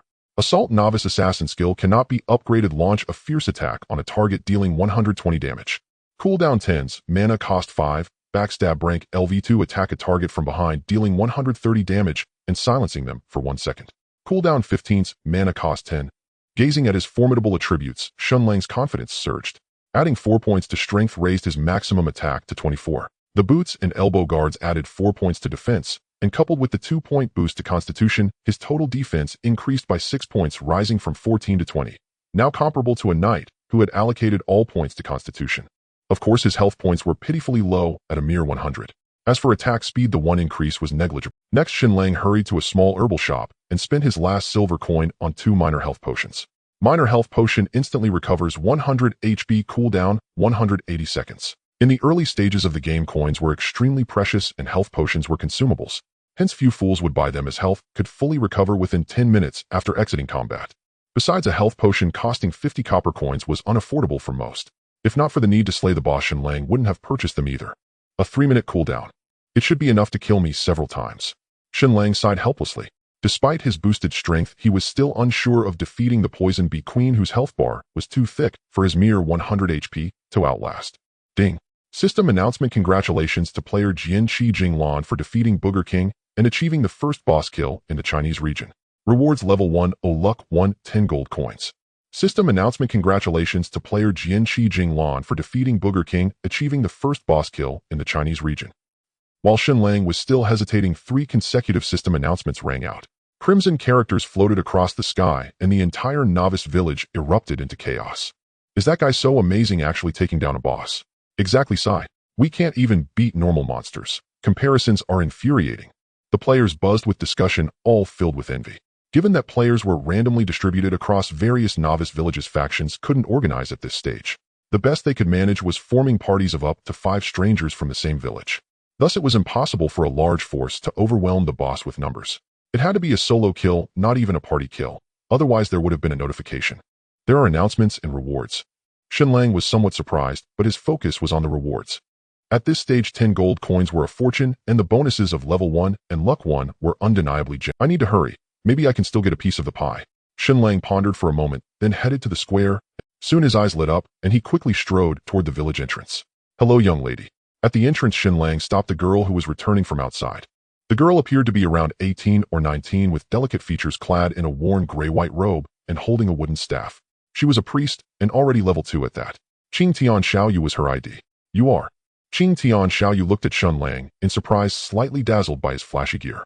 Most players at this stage only had a novice shirt, but Shen Lang was almost fully equipped. A chest piece, hat, boots, and wrist guards. 4 pieces in total, quite imposing. Hey, race the thing, miss. I have a quest that requires a priest to team up. Could you help me out? He'll pay you 3 silver coins as a reward. Shen Lang said succinctly and quickly. 3 silver coins. My God, you're not a scammer, are you? Qing Tian Xiaoyu was astonished, looking at Shen Lang with suspicion. Do I look like a scammer? Shen Lang was somewhat speechless. No, Qing Tian Xiaoyu said after sizing him up, shaking. Then that's settled. Shen Lang urged, so are you in or not? Will I get experience? Qing Tian Xiaoyu, yes.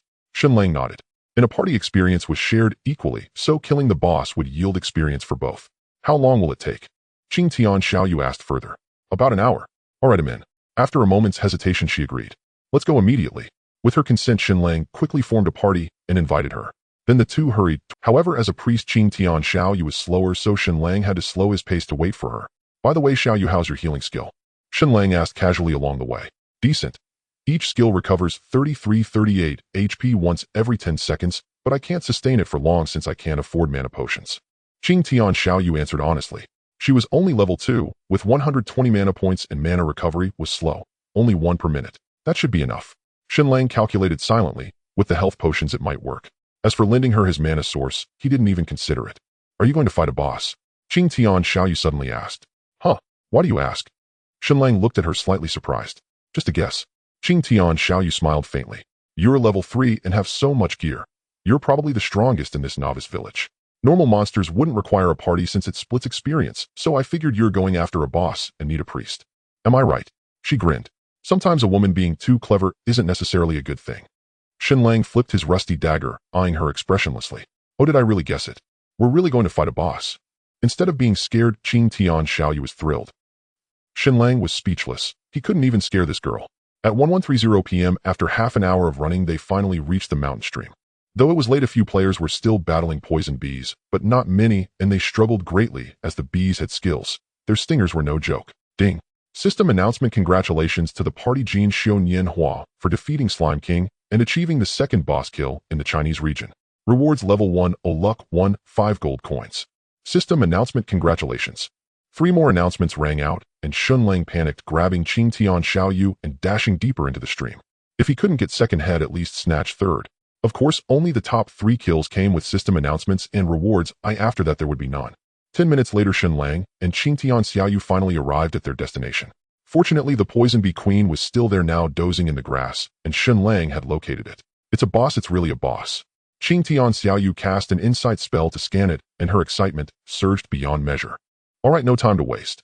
Watch my health bar. Heal me when it drops to half. Shen Lang had no time to elaborate. He activated Rush and charged forward. I understand. Qing Tian Xiaoyu nodded repeatedly, her face tense. Shoo. Shen Lang flipped his dagger, dashed to the Poison Bee Queen's eyes, and stabbed directly at its eyelid. 23.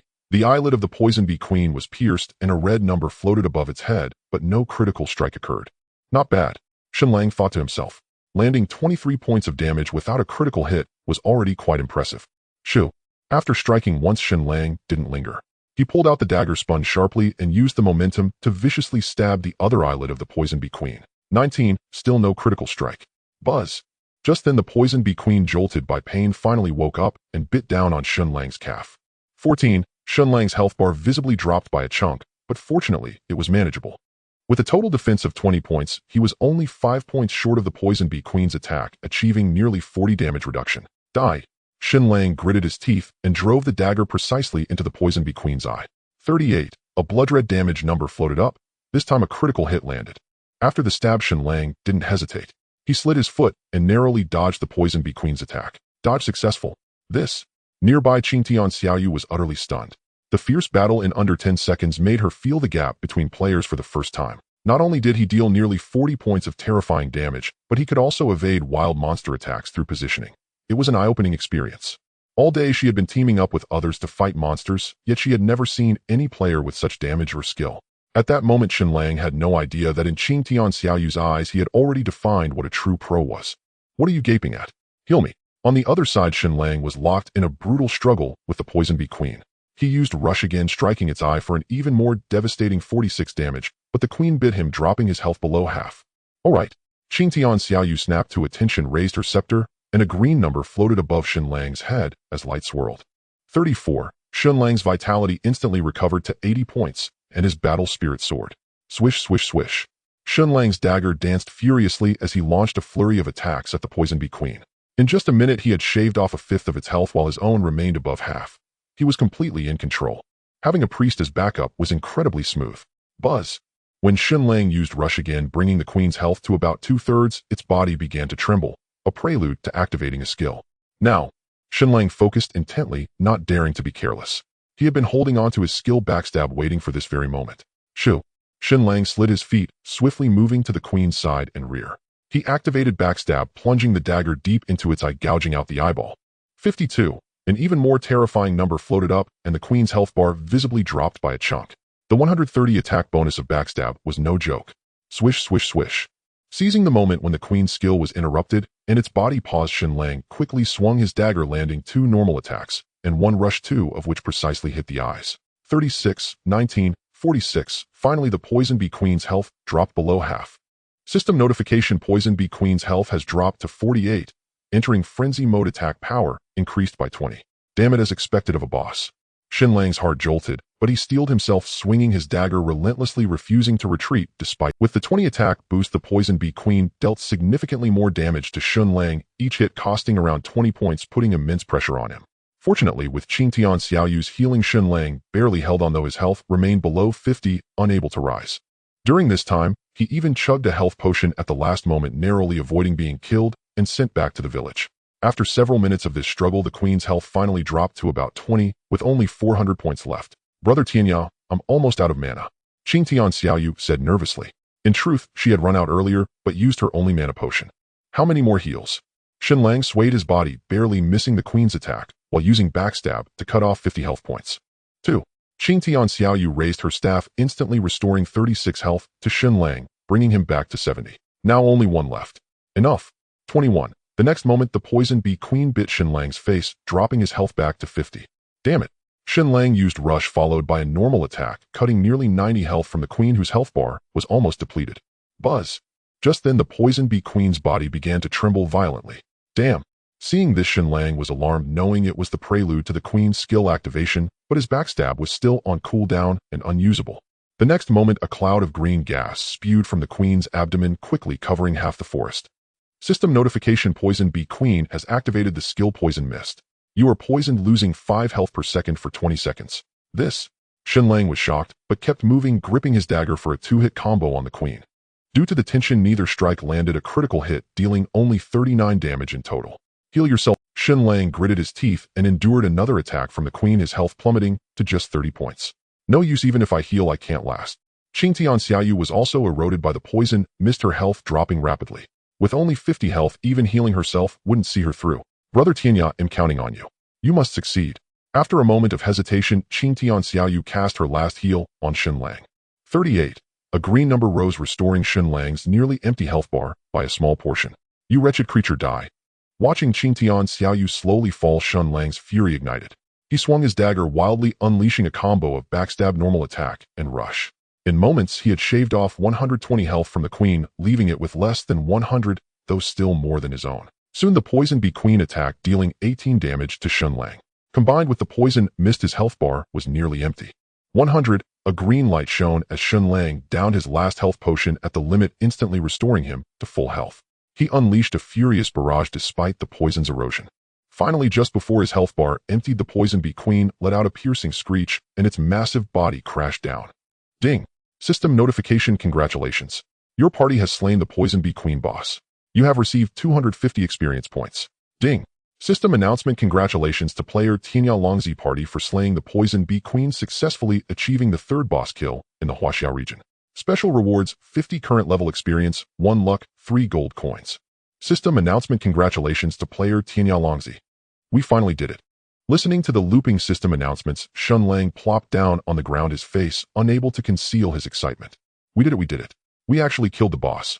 In the party channel, Qing Tian Xiaoyu was even more excited, gesticulating wildly, overjoyed. Although she had died once because it was during the newbie period, she only lost 10 of her current level's experience, a mere 50 points.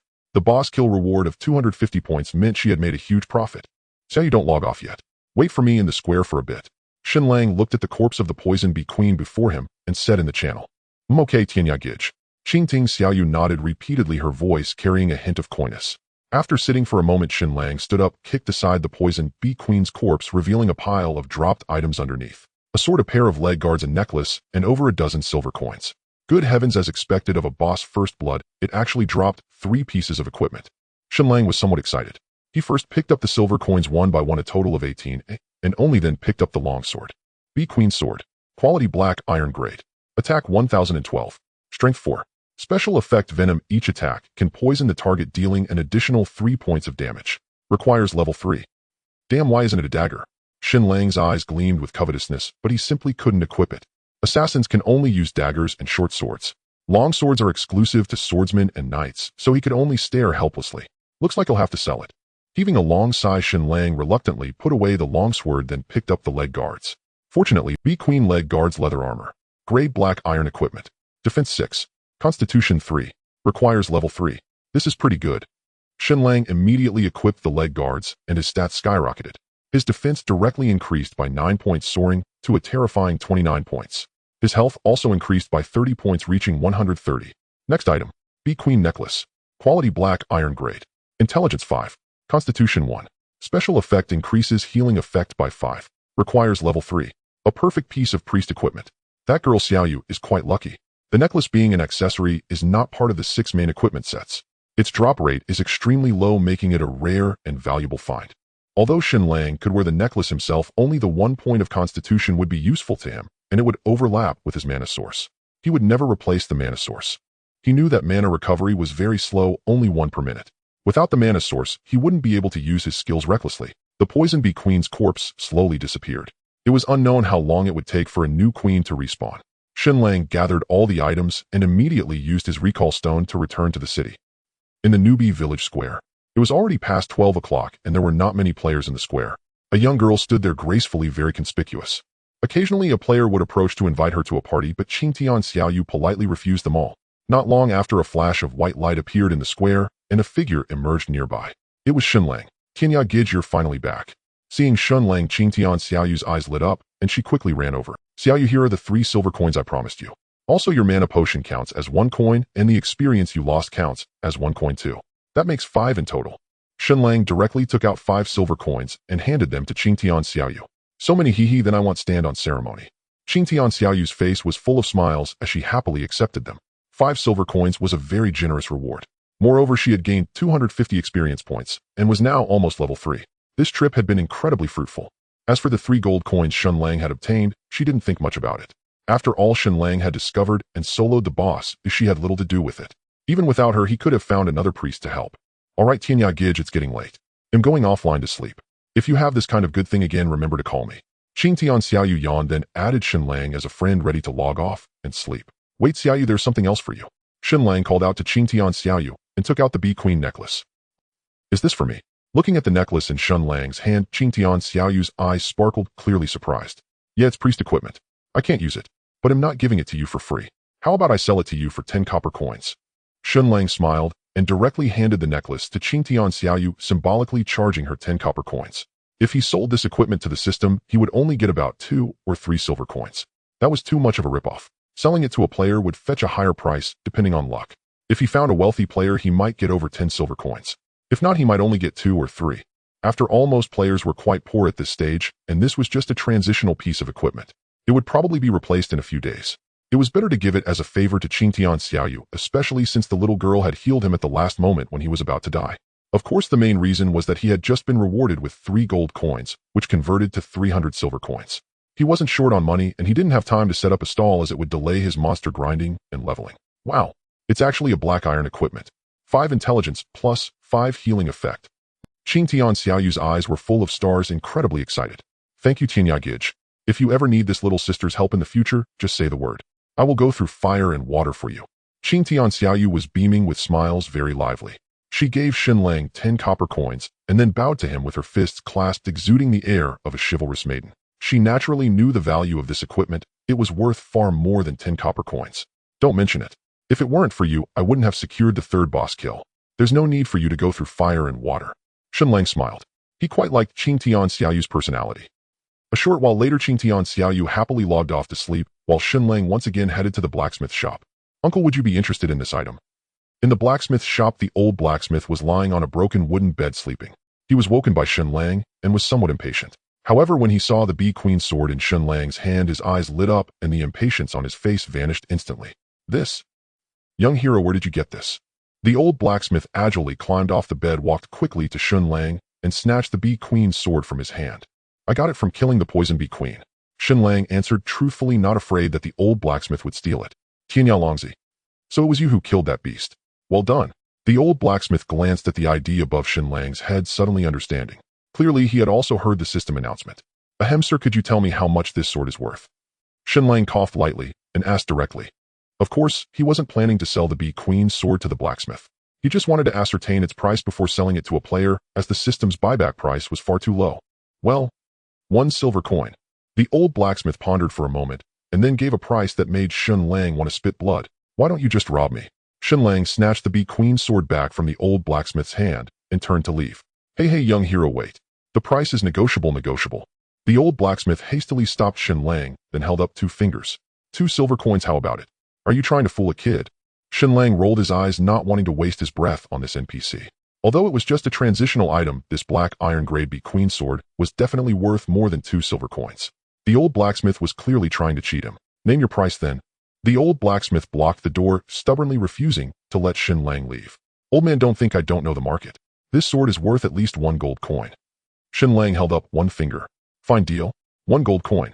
The old blacksmith agreed without any hesitation and reached out to grab the Bee Queen sword from Shen Lang, but Shen Lang dodged.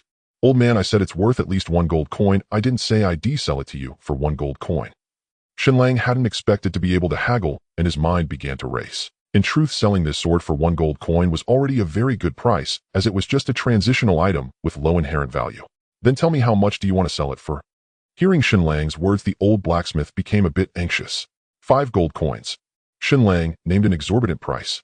This? Very well, I agree, 5 gold coins. The old blacksmith hesitated for a moment, then finally gritted his teeth and nodded in agreement. Really? Hearing this, Shen Lang was greatly surprised. He hadn't expected the old blacksmith to actually agree. That was 5 gold coins. After all, he had only earned 6 silver coins from a whole day of monster hunting excluding the boss, and it took 100 silver coins to exchange for 1 gold coin. One could imagine what a colossal fortune 5 gold coins were. Yet the old man had agreed, which was truly absurd. Could I really be the favored child of Tianyan? Shen Lang couldn't help but feel a twinge of suspicion. Well, this old man can only give you 5 silver coins for now, young hero. He'll repay the rest slowly, the old blacksmith said through gritted teeth. Hearing this, Shen Lang was utterly dumbfounded. He had never expected even an NPC to paint rosy. All right then, goodbye, old man. Shen Lang sheathed his long sword and turned to leave without another word to the blacksmith. Young hero, wait. Young hero, wait. The old blacksmith was slightly lame, but his steps were not slow. He hurried a few paces to block Shen Lang. 5 gold coins right now, or no deal. Shen Lang was not one to be lenient. He directly extended his hand to demand payment. Young hero, I truly don't have that much right now. If you don't trust me, I can write you an IOU. Would that work? The old blacksmith pleaded. No way. Cash on delivery, that's the rule. Shen Lang retorted. Although 5 gold coins were very valuable now, they would only depreciate over time. By the time the old blacksmith repaid him, who knew how long it would be? This. Young hero, please help this old man. I beg you, will kneel. The old blacksmith's face was full of bitterness as he knelt directly to the ground. You? Seeing this, Shen Lang's heart lurched suddenly, and he abruptly came to a realization. He had subconsciously treated these NPCs as mere system characters pre-programmed, never regarding them as real people. But now it seemed that wasn't the case. Senior, please get up. It's just a sword, it's not worth this. Shen Lang stepped forward to help the old blacksmith up and took out the Bee Queen's sword to hand it to him. Thank you, young hero, but I truly don't have that much money right now. The old blacksmith rose unsteadily, tears streaming down his aged face. It's fine. Pay me back when you earn the money. By the way, senior, what do you need this sword for? Shen Lang asked with some curiosity. Although the Bee Queen sword was decent, it was definitely not worth 5 gold coins. Clearly the old blacksmith must have another use for it. Alas. The old blacksmith let out a long sigh and slowly began to speak, revealing his plight. It turned out the old blacksmith had a granddaughter named Xiaodong, 12 years old. A month ago, she had heard somewhere that a certain herb in the mountain stream of Nanshan could cure her grandfather's leg ailment, so she had sneaked off alone to find it. But instead of finding the herb, she had disturbed the venomous Bee Queen and was stung. Fortunately, she was rescued by the village chief and the old blacksmith who arrived later. However, although they saved Xiaodong, she had been poisoned by the Bee Queen and remained unconscious to this day. According to the old doctor at the pharmacy, the venom from the Bee Queen's stinger, when refined, could temporarily alleviate Xiaodong's poison, but it was not a permanent solution. Only the toxin from the Bee Queen's own stinger could completely neutralize the poison afflicting her. And that was precisely why the old blacksmith was so determined to obtain the Bee Queen's sword. The sword was in fact made from the Bee Queen's stinger. So the Bee Queen's stingers the village chief wanted were to alleviate your granddaughter's poison.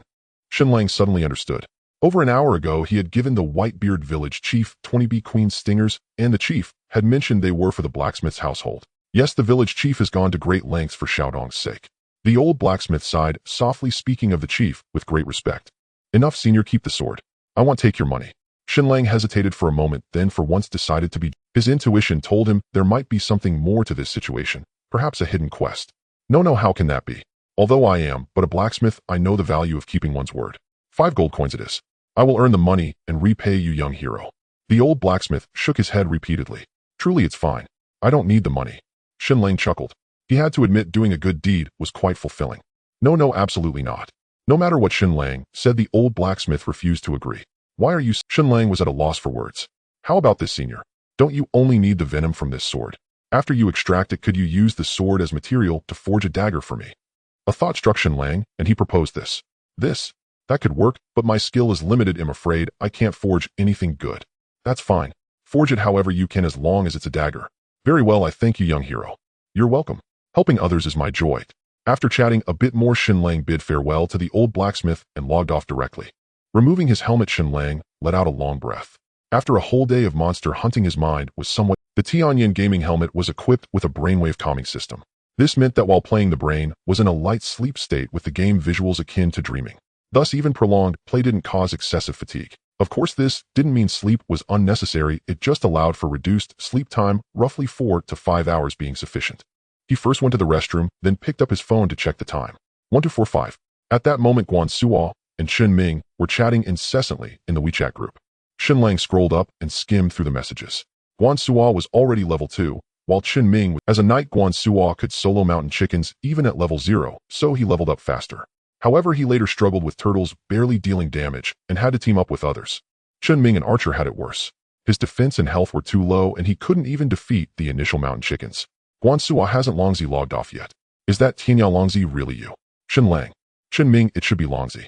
There can't be duplicate names in Tianyan. Shen Lang, it's me. We formed a team and fought together. After roughly reading the chat history, Shen Lang directly replied with a single sentence. Tianyan was quite restrictive in game. You could only add friends face-to-face, and searching by ID was impossible. So the three weren't friends in the game yet, and naturally, they didn't know Shen Lang's level. Guan Suo, damn. So it really is you, man. You've become famous now, absolutely awesome. Shen Ming, boss Lang, is awesome, take me with you. Guan Suo, Longzi, what level are you now? Hit level 3 yet? Shen Ming, definitely. Almost level 4. Shen Lang replied. He had been close to 200 experience before killing the Bee Queen.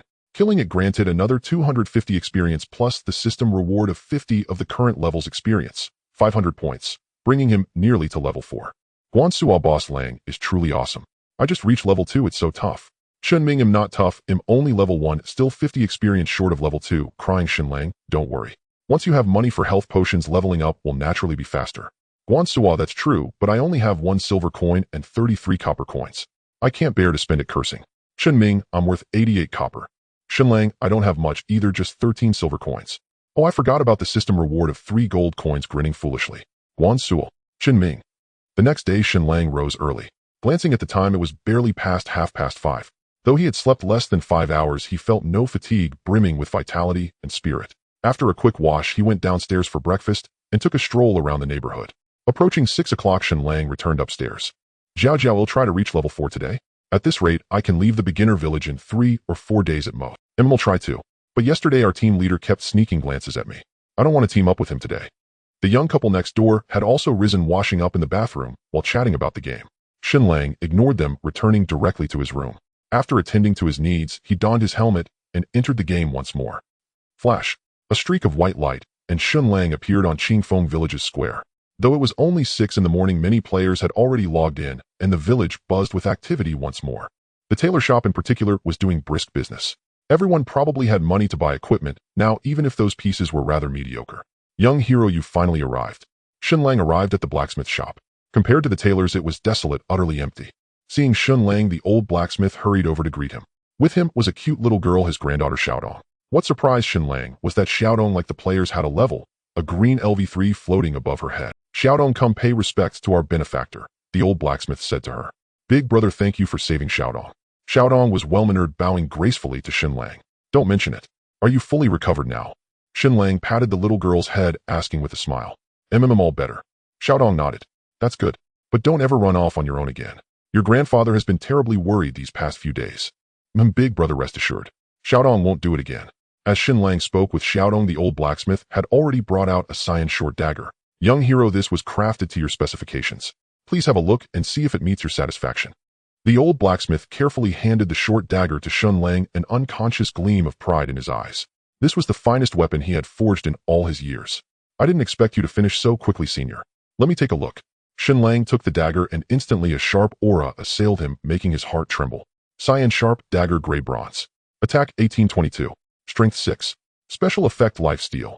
Each attack has a 3 chance to restore HP equal to the damage dealt. Required level 5. Wow, it's actually bronze grade. This is incredible. Gazing at the dagger's stats, Shen Lang was. The dagger's maximum attack power reached a terrifying 22 points, plus a 6-point strength bonus. That meant a total of 28 extra attack power at the upper limit. But most astonishing of all was the special effect. Each attack had a 3 chance to restore HP equal to the damage dealt. That was truly formidable.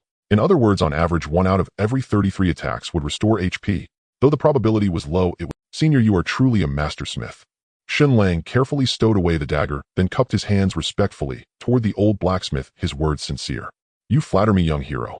The old blacksmith waved his hand with a chuckle, but the smile on his face betrayed his delight. Shen Lang's praise clearly pleased him immensely. After chatting for a while, Shen Lang bid farewell to the old blacksmith and Xiaodong, then set off once again on his monster-slaying path. The cyan sharp dagger required level 5 to equip, and reaching that level would also bring a significant boost to his stats. Shen Lang could hardly wait. Before leaving, Shen Lang stopped by the pharmacy, spending a gold coin on 200 small health potions, so he wouldn't have to wait for HP regeneration. Without health potions, he would have to spend 7 or 8 minutes recovering after each kill. Far too time-consuming. Of course, at this stage, few dared to be so wasteful. In the outskirts among a forested area, wild boars roamed. Not a single player was in sight. Most players were still stuck on the poisonous bees, which had skills. Their stingers dealt considerable damage, and even knights struggled to withstand them in solo combat. Without hesitation, Shen Lang cast an insight skill. Wild Boar level 4. Attack 25. Defense 16. HP 600. Skill Roar. Not bad. 16 defense wasn't too high, weaker than the turtles, though the attack was formidable. But with Shen Lang's current 29 defense, killing them shouldn't be too difficult. The next moment, Shen Lang dashed forward, raising his rusty dagger and activating Assault, stabbing fiercely at the wild boar's neck. 20. No critical hit, but the damage was still decent. Shen Lang's attack was now 23-24, while the boar's defense was only 16, about 33 damage reduction. With the 20 boost from Assault, the damage output was respectable. With a hiss, Shen Lang followed up with a normal attack, dealing 16 more damage. The boar's HP dropped by a noticeable chunk. Roar! The enraged boar charged, ramming its head into Shen Lang's stomach, staggering him back a few steps. 11. But Shen Lang's defense was too high. Even with the boar's 25 attack, it only shaved off less than a tenth of his HP bar. Steadying himself, Shen Lang gritted his teeth and pressed on. This time he slid behind the boar and delivered a backstab to its forehead. 44. A crimson number floated up, a critical hit. Having found the boar's weak point, Shen Lang didn't relent, following up with another normal attack to the same spot. 34. Another critical. The slaughter continued. In less than 2 minutes, with a pained cry, the massive boar crashed to the ground. Ding! System notification. Congratulations on defeating Wild Boar. You have gained 30 experience points. 30 XP, not bad. Shen Lang picked up the scattered copper coins, feeling quite pleased. He was now level 3. Killing poisonous bees only yielded 16 XP. Same level kills gave only 80 XP, which was inefficient. Wild boars were more worthwhile, though they cost more potions. Downing a small health potion, Shen Lang's HP instantly recovered. Without wasting time, he charged at another boar. He needed just over 100 XP to reach level 4. 5 or 6 more kills would do it. After about 10 minutes and 5 small health potions, Shen Lang smoothly reached level 4. He allocated all 5 free attribute points to strength, boosting his attack to 2,829, matching his defense. After a moment's hesitation, Shen Lang decided not to leave, but continued slaying boars. With his increased attack power, he killed boars even faster. However, as his level rose, the boar's XP dropped to only 24 points. From level 4 to 5 required a full 2,000 XP. That meant he needed to kill over 80 boars to reach level 5. Today I'm nothing but a butcher.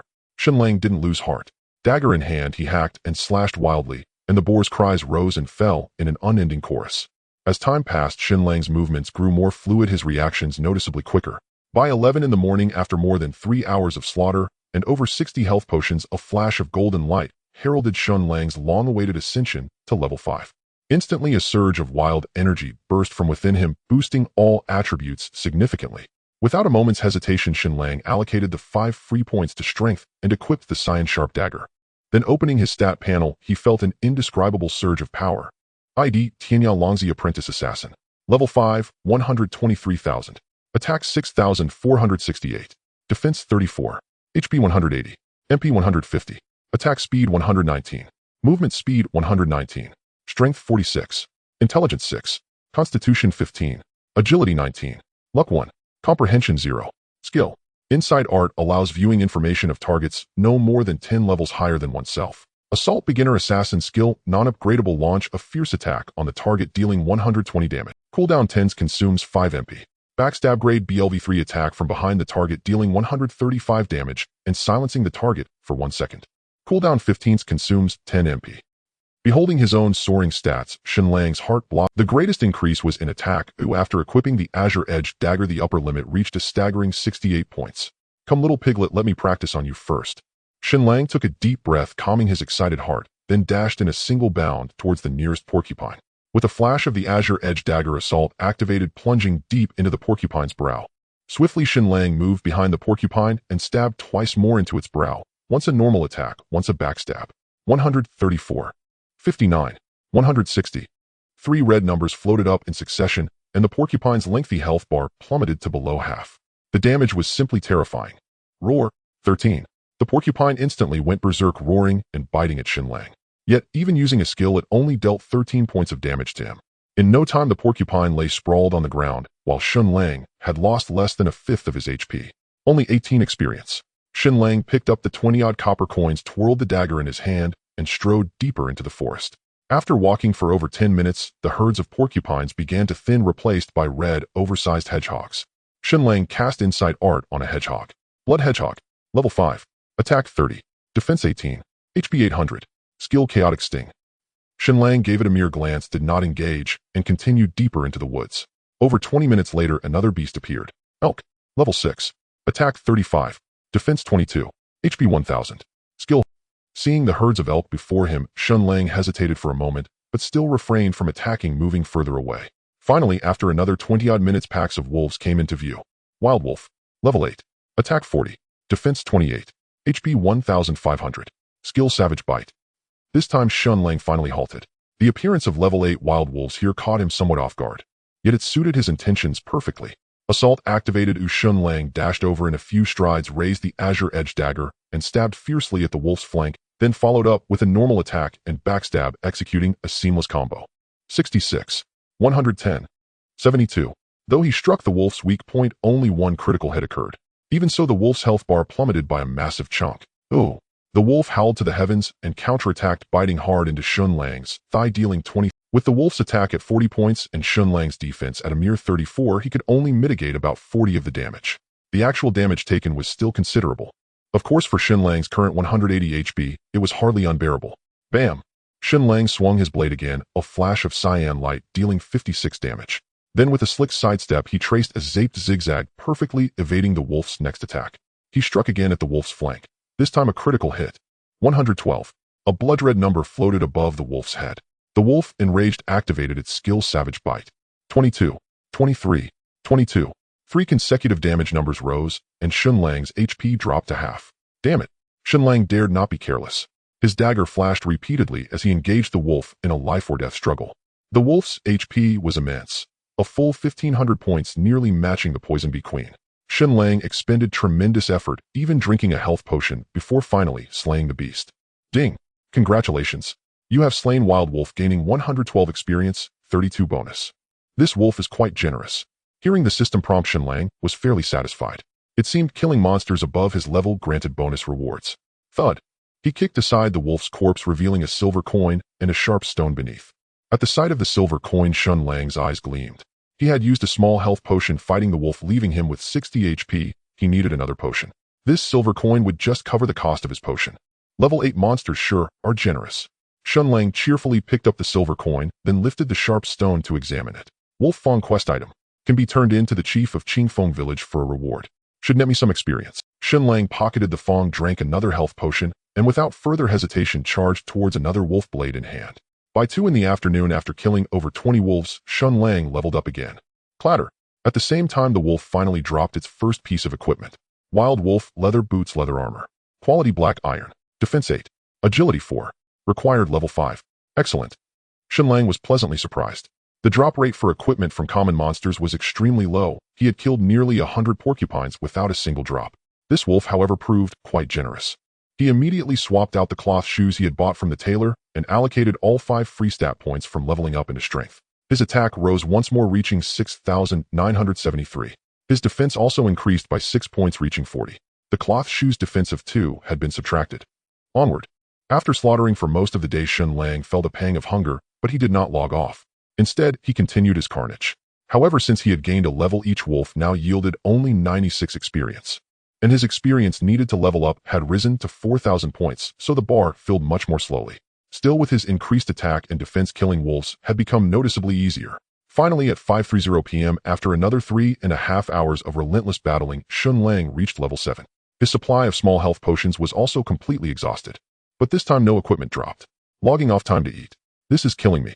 Having finally reached level 7, Shen Lang was utterly exhausted. He plopped down onto the ground and logged off directly. I'm exhausted. In the room, Shen Lang wearily took off his helmet, sat up, and shook his head, feeling somewhat dazed. For nearly 12 hours, except for a single bathroom break, he had barely stopped killing monsters. It was indeed exhausting. After a moment, Shen Lang came to his senses, washed his face in the bathroom, then picked up his phone and went downstairs to eat. At the entrance of the residential area inside a dumpling restaurant, Shen Lang wolfed down his food while fiddling with his phone. Around 1 in the afternoon, Guan Suo had sent a message saying he had finally reached level 3 and asking what level Shen Lang was. Just hit level 7 after a day of grinding. Shen Lang casually replied. Guan Suo was probably still in the game and didn't respond. Shen Lang didn't linger, either, opening the forum to browse. The forum was filled with all sorts of discussions, most of them cursing the Tianyan officials. The reason was simple: even level 3 monsters had skills which gave players a hard time. Unlike Shen Lang, the vast majority of others only had a single beginner skill and couldn't interrupt the monster's abilities, making it quite tough for them. After scrolling through the forum for a while, just as Shen Lang was about to log off, a post caught his attention. Qinghai City level ranking. It was an official post from the Qinghai City Tianyan authorities, updated in real time. Curious, Shen Lang clicked on it. A list of 100 names was displayed, and he stood prominently at the top. First place, Tianyaa Longzi level 7. Second place, Tianxia level 6. Third place, Linjia Xiaotong level 6. Fourth place, Xiaoyao level 6. Fifth place, Busi Jinshin level 6. Sixth place, Jinan Bu1 level 6. Seventh place, Yuluo Deng Ming level 5. Eighth place, Mu Hua Shi level 5. Ninth place, Yijie Shu Sheng level 5. 10th place, Luo Shi level 5. Looking at the levels on the local city ranking, Shen Lang was somewhat surprised. He hadn't expected so many high-level players in Qinghai City alone. Nearly all of the top 100 were at level 5 or above. After all, he had started with an extra skill, and with the bronze dagger forged by the old blacksmith, he had barely managed to reach level 7. Still, Shen Lang wasn't too bothered. It wasn't as if only he could have opportunities while others had none. That was clearly impossible. After finishing his meal, Shen Lang didn't go straight back upstairs. Instead, he strolled to the park across from the residential area and sat down on a row of stone benches. It was early summer, and the sun had just set. A gentle evening breeze blew, making it quite cool. In the park, many elderly people were enjoying the cool air, while children played and frolicked. There were few young people around. Shen Lang sat in the park for nearly half an hour, feeling his weary body and mind ease considerably. Then he stood up and slowly walked away. At 7:30 in the evening, whoosh, Shen Lang entered the game again, appearing in that mountain forest. He allocated all 5 attribute points to strength, raising his attack cap to a staggering 78 points. Then Shen Lang immediately used his recall to return to the city. The experience from level 8 wolves had already dropped to 80, so staying there was pointless. Plus, the 200 health potions he had bought were all used up, and he needed to restock. With a flash of white light, Shen Lang appeared in the square of Qingfeng village. He didn't head straight to the pharmacy, but first went to the village entrance to find the Whitebeard village chief. Old man, do you take these? Shen Lang pulled out a wolf tooth and waved it in front of the Whitebeard village chief. Where did you find this? The Whitebeard village chief glanced at Shen Lang and asked. I found it in the eastern woods. So do you take them or not? Give me an answer. Shen Lang said. I do, but you have too few. Come back when you've collected more. The Whitebeard village chief rolled his eyes, showing little enthusiasm for Shen Lang. Not few at all. I have plenty more. Shen Lang pulled out over 60 wolf teeth in one go, stunning the Whitebeard village chief. Kid, I didn't expect you to have grown this much. The Whitebeard village chief stared at Shen Lang for a long while before collecting all the wolf teeth. Ding! Congratulations. You have gained 1920 experience points. Averaging 30 experience points per tooth, it was a nice bonus. Shen Lang cheerfully patted the Whitebeard village chief on the shoulder and said with a smile, Chief, since I'm this powerful, now do you have any particularly tough tasks for me? Kid, as it happens, I do have a major task for you, but your strength isn't enough yet. Come back when you reach level 10. The Whitebeard village chief stroked his beard and spoke meaningfully. What's with all the secrecy? Shen Lang asked suspiciously, feeling the old man was up to no good. You'll find out when the time comes. The Whitebeard village chief said no more. Shen Lang didn't press further, bid the chief farewell, and then ran to the pharmacy to buy nearly 200 small health potions. He had earned over 80 silver coins that day, all spent on health potions, enough to last him a long time. Beep. Just as Shen Lang was about to continue hunting monsters, his friend list flickered. Qing Tian Xiaoyu requested a conversation. What's up, Xiaoyu? Shen Lang accepted. Brother Tianyao, are you free right now? On the other end, Qing Tian Xiaoyu showed only half of her upper body, looking charming. I was just about to go hunt. What's the matter? Shen Lang asked. It's like this, our team leader found a boss, and we tried to take it down but failed. We're looking for more people, and you were the first I thought of. With you joining ITLL, definitely work. Qing Tian Xiaoyu spoke quickly. Sure, but let me be clear, I'm not working for free. If any assassin geared, Shen Lang thought for a moment before speaking. Brother Tianya, hold on. Let me talk to the team leader. With that, Qing Tian Xiaoyu ended the call. In less than a minute, her avatar flickered again, and Shen Lang answered. Brother Tianya, the team leader agreed to your request. If there's gear suitable for you, you'll get priority, but only one piece. All right, send me the location. Shen Lang pondered for a moment and agreed. He wasn't greedy. One piece was enough. Qing Tian Xiaoyu nodded and sent him a location. Qingfeng Ridge. Shen Lang looked at the spot somewhat surprised. He had passed by there in the afternoon, and if he remembered correctly, it was the territory of blood hedgehogs. Without much hesitation, Shen Lang grabbed his dagger and quickly headed toward Qingfeng Ridge. With a 122 speed boost, Shen Lang reached the destination in less than 20 minutes. As expected, this was the territory of level 5 blood hedgehogs. There weren't many players here. A few scattered groups were diligently battling the blood hedgehogs. Not far ahead, a 4-person team was fiercely attacking one, and among them was the young lady Qing Tian Xiaoyu. The team's composition was fairly balanced. Besides Qing Tian Xiaoyu as the priest, the other 3 were a knight, a swordsman, and an archer, all at level 4. The 3 were relatively young. The knight looked the youngest, around 20, probably a college student. The other 2 were slightly older, about Shen Lang's age. The trio was continuously attacking the blood hedgehog with red damage numbers floating up one after another, but each hit only dealt around 10 points of damage, as the blood hedgehog's defense was considerable. Tianya, Gidge over here. As Shen Lang looked at the 4, Qing Tian Xiaoyu spotted him as well and waved excitement. Shen Lang approached just as the trio depleted the hedgehog's health bar, dropping several copper coins which the swords. Kinning Dage, this is the Tianya Gidge I told you about. He's amazing. Qing Tian Xiaoyu introduced Shen Lang to the trio with a cheerful smile. Tianya Longzi. No way. It's actually Tianya Longzi. Xiaoyu, are you sure he's the one you invited? The trio was stunned at the sight of Shen Lang. Naturally, they knew who he was, a top-tier player who had appeared on the system announcement. As for the possibility of a name duplicate, it was impossible. Moreover, Shen Lang bore a conspicuous IV-7 above his head. Likely only a handful existed in the entire Huaxiao region at this stage. Hello. Shen Lang greeted the trio. Hello, hello. Greetings, great deity. We warmly welcome your... It's an absolute honor to fight alongside the great Tianya. The trio eagerly approached and briefly introduced themselves. The swordsman's ID was Yuexia Kanying, also the team leader, a year older than Shen Lang at 25. The knight's ID was Baijiazi, the youngest and slenderest, just 20. The archer's ID was Yijian Wanli, a burly man comparable to Guan Suo, the same age as Shen Lang. Let's go now that Tianya has arrived. Well, face that beast again. Yuexia Kanying twirled his rusty longsword and led the way toward a nearby thicket. The others, after a brisk 10-minute march through the dense woods, the scene opened up. Amid sparse low weeds, a few blood hedgehogs roamed about, fewer than before. Not far ahead, a low hill rose, and at its base a dark cave entrance loomed faintly. That big one's in there. An hour ago it wiped us out. Tianya, this time it's all on you. Yuexia Kanying whispered to Shen Lang. No problem. Let's go. Quick and clean. Shen Lang nodded slightly. A green gleam flashed across his dagger as he headed into the cave first. The 4 hurried after him. The cave entrance was narrow, barely allowing one person through, but inside it was spacious, over 10 meters wide. As soon as Shen Lang entered, he spotted the boss, a massive blood hedgehog lying asleep, as large as an ox, quite intimidating. Without hesitation, Shen Lang cast an insight skill. Man-eating hedgehog, black iron boss. Level 5. Attack 35. Defense 23. HP 5000. Skills Thorn Barrage, Soul Whale. The boss attack and defense were lower than the wild wolf's, only with more HP. For Shen Lang, this was a piece of cake. He'll go first, you adapt. Without further words, Shen Lang charged forward, activating Assault, and thrust at the man-eating hedgehog's eye. Tianya, let us draw its aggro first before you. As Shen Lang rushed in, Yuexia Kanying's expression shifted, and he hurriedly tried to stop him. But before he could finish, he was utterly dumbfounded. 79. A terrifying number floated above the giant hedgehog's head. Yuexia Kanying and the other 2 were stunned, unable to believe their eyes. Swish. Swish. Executing Assault, Shen Lang didn't pause. His dagger moved in rapid succession, landing 2 more hits on the hedgehog's eye, and the second backstab even scored a lucky critical hit. 67. 168. The trio stood agape, utterly numb.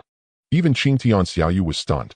She hadn't expected that in just a day Shen Lang had become this ferocious. After all, the trio's attacks barely dealt over a dozen damage to the giant hedgehog. Among the 3, Yuexia Kanying had the highest attack, 29 points. Yet even he could only manage around 17 or 18 damage. The gap was simply absurd. Roar. On the other side, the blood hedgehog awakened, roared, and angrily knocked Shen Lang back, but it only dealt 13 damage, shocking the others even more. This? Is he an assassin? Baijiazi was bewildered, seriously doubting his own identity. He had invested all points in a constitution and had 32 defense, yet, when bitten by the giant hedgehog, he lost nearly 20 HP, while Shen Lang only took 13. Ahem, yeah, he's an assassin, no mistake.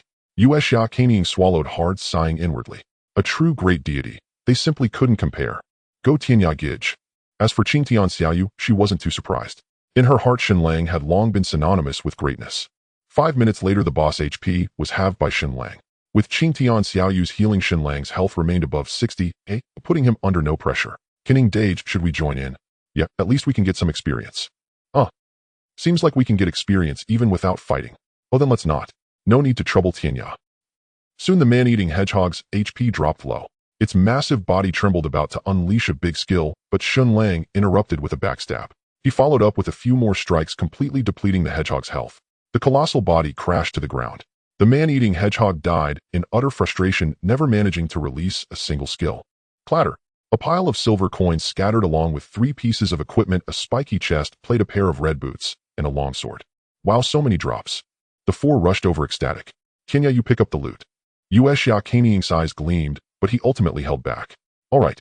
Shen Lang didn't stand on ceremony. He picked up the 3 items and shared their stats in the team channel. Blood Thorn chest plate, leather armor. Grade black iron.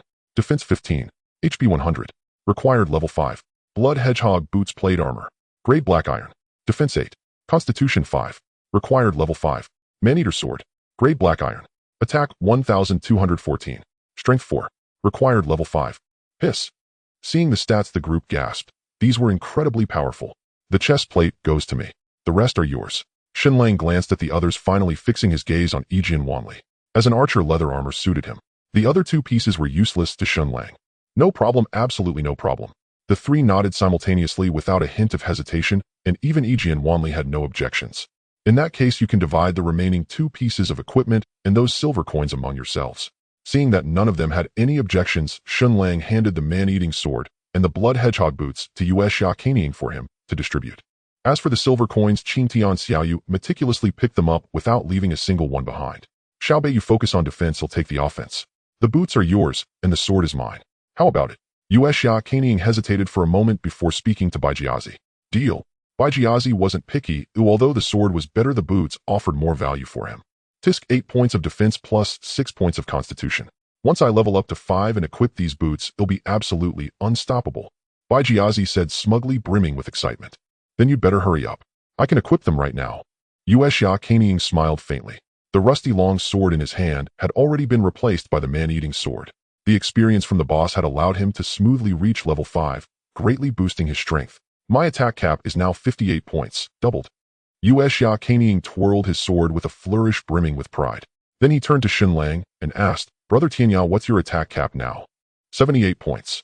Shen Lang answered truthfully. I've also put all points into strength. Why am I so much lower than you? Xia Kanying was a bit speechless. You're still 2 levels behind. Shen Lang said. 2 levels are only 10 attribute points. That still doesn't make sense. Xia Kanying was puzzled. The strength growth attributes for swordsmen and assassins were the same, both at 8 stars. Now that he had reached level 5, his growth attributes had increased once.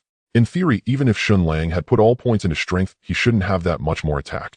But the next moment, Xia Kanying realized something and looked in shock at the sighing glowing dagger in Shen Lang's hand.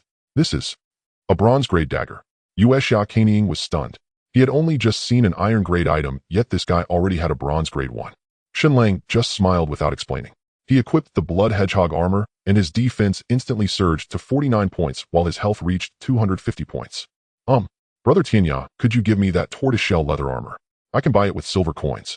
Nearby, Yijian Wanli scratched his head, looking a bit embarrassed as he eyed the discarded armor in Shen Lang's hand. He was still wearing his novice clothes, which only had 1 point of defense, far too shabby. Although Shen Lang's tortoiseshell armor was just a white-grade item, its stats were decent. He had seen one at a stall in Qingfeng Village Square, but the seller demanded 10 silver coins for it. Far too steep. Of course you can, and it's free. Shen Lang generously handed the armor to Yijian Wanli. He 6 points of defense and 30 points of health, a top-tier white-grade item. Thanks, Brother Tianya. Yijian Wanli happily equipped the armor, thoroughly satisfied. Brothers, we have a total of 40 silver coins. How should we split them? Qingtian Xiaoyu stepped forward, asking with a grin. Tisk as expected from a boss. Truly generous. Perfect, there are 5 of us, so 8 coins each, no more no less. Baijiazi said with a laugh. Baijiazi is right. I agree, 8 coins each. Yijian Wanli chimed in. I don't need any.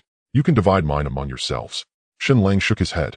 8 silver coins meant little to him, and he had already stated upon arrival that he only wanted one piece of useful equipment. How can that be?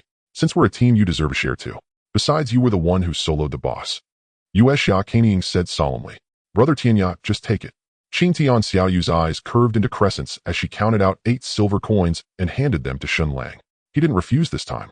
Afterward, Qing Tian Xiaoyu distributed the remaining silver coins to the other 3, 8 each exactly. I've struck it rich today. When I log off, I'm going to show off to everyone properly. Yijian Wanli had already equipped the tortoiseshell armor. He jingled the silver coins in his hand, his face. At the current market rate, 1 silver coin was worth about 50 yuan, and it was hard to come by. Given the rush to level up, everyone needed them and was reluctant to trade. Once I buy another white-grade armor from the tailor's shop along with these boots, he'll be able to tank the next boss. Bai Jiazi was also a bit smug. Once he reached level 5, he would be as tough as iron and wouldn't get bitten to death by a boss in just a few hits. After chatting for a while longer, Shen Lang bid farewell to the 4. He was now level 7, and the experience from killing monsters here was too low. Besides, he didn't want to team up with others. It was too slow. Over half an hour later, Dongfeng Ridge. Located over 20 li east of Qingfeng Village, this was the farthest edge of the novice village and the area with the highest level monsters. At this moment, the vast ridge was dotted with majestic lions glowing with cyan light roaming about without a single player in sight. It was eerily quiet.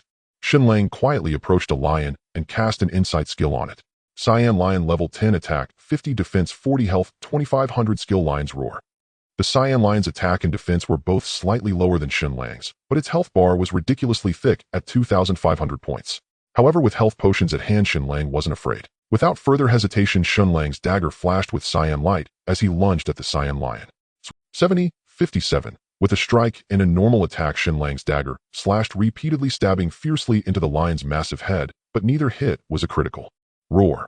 The lion's roar echoed through the forest.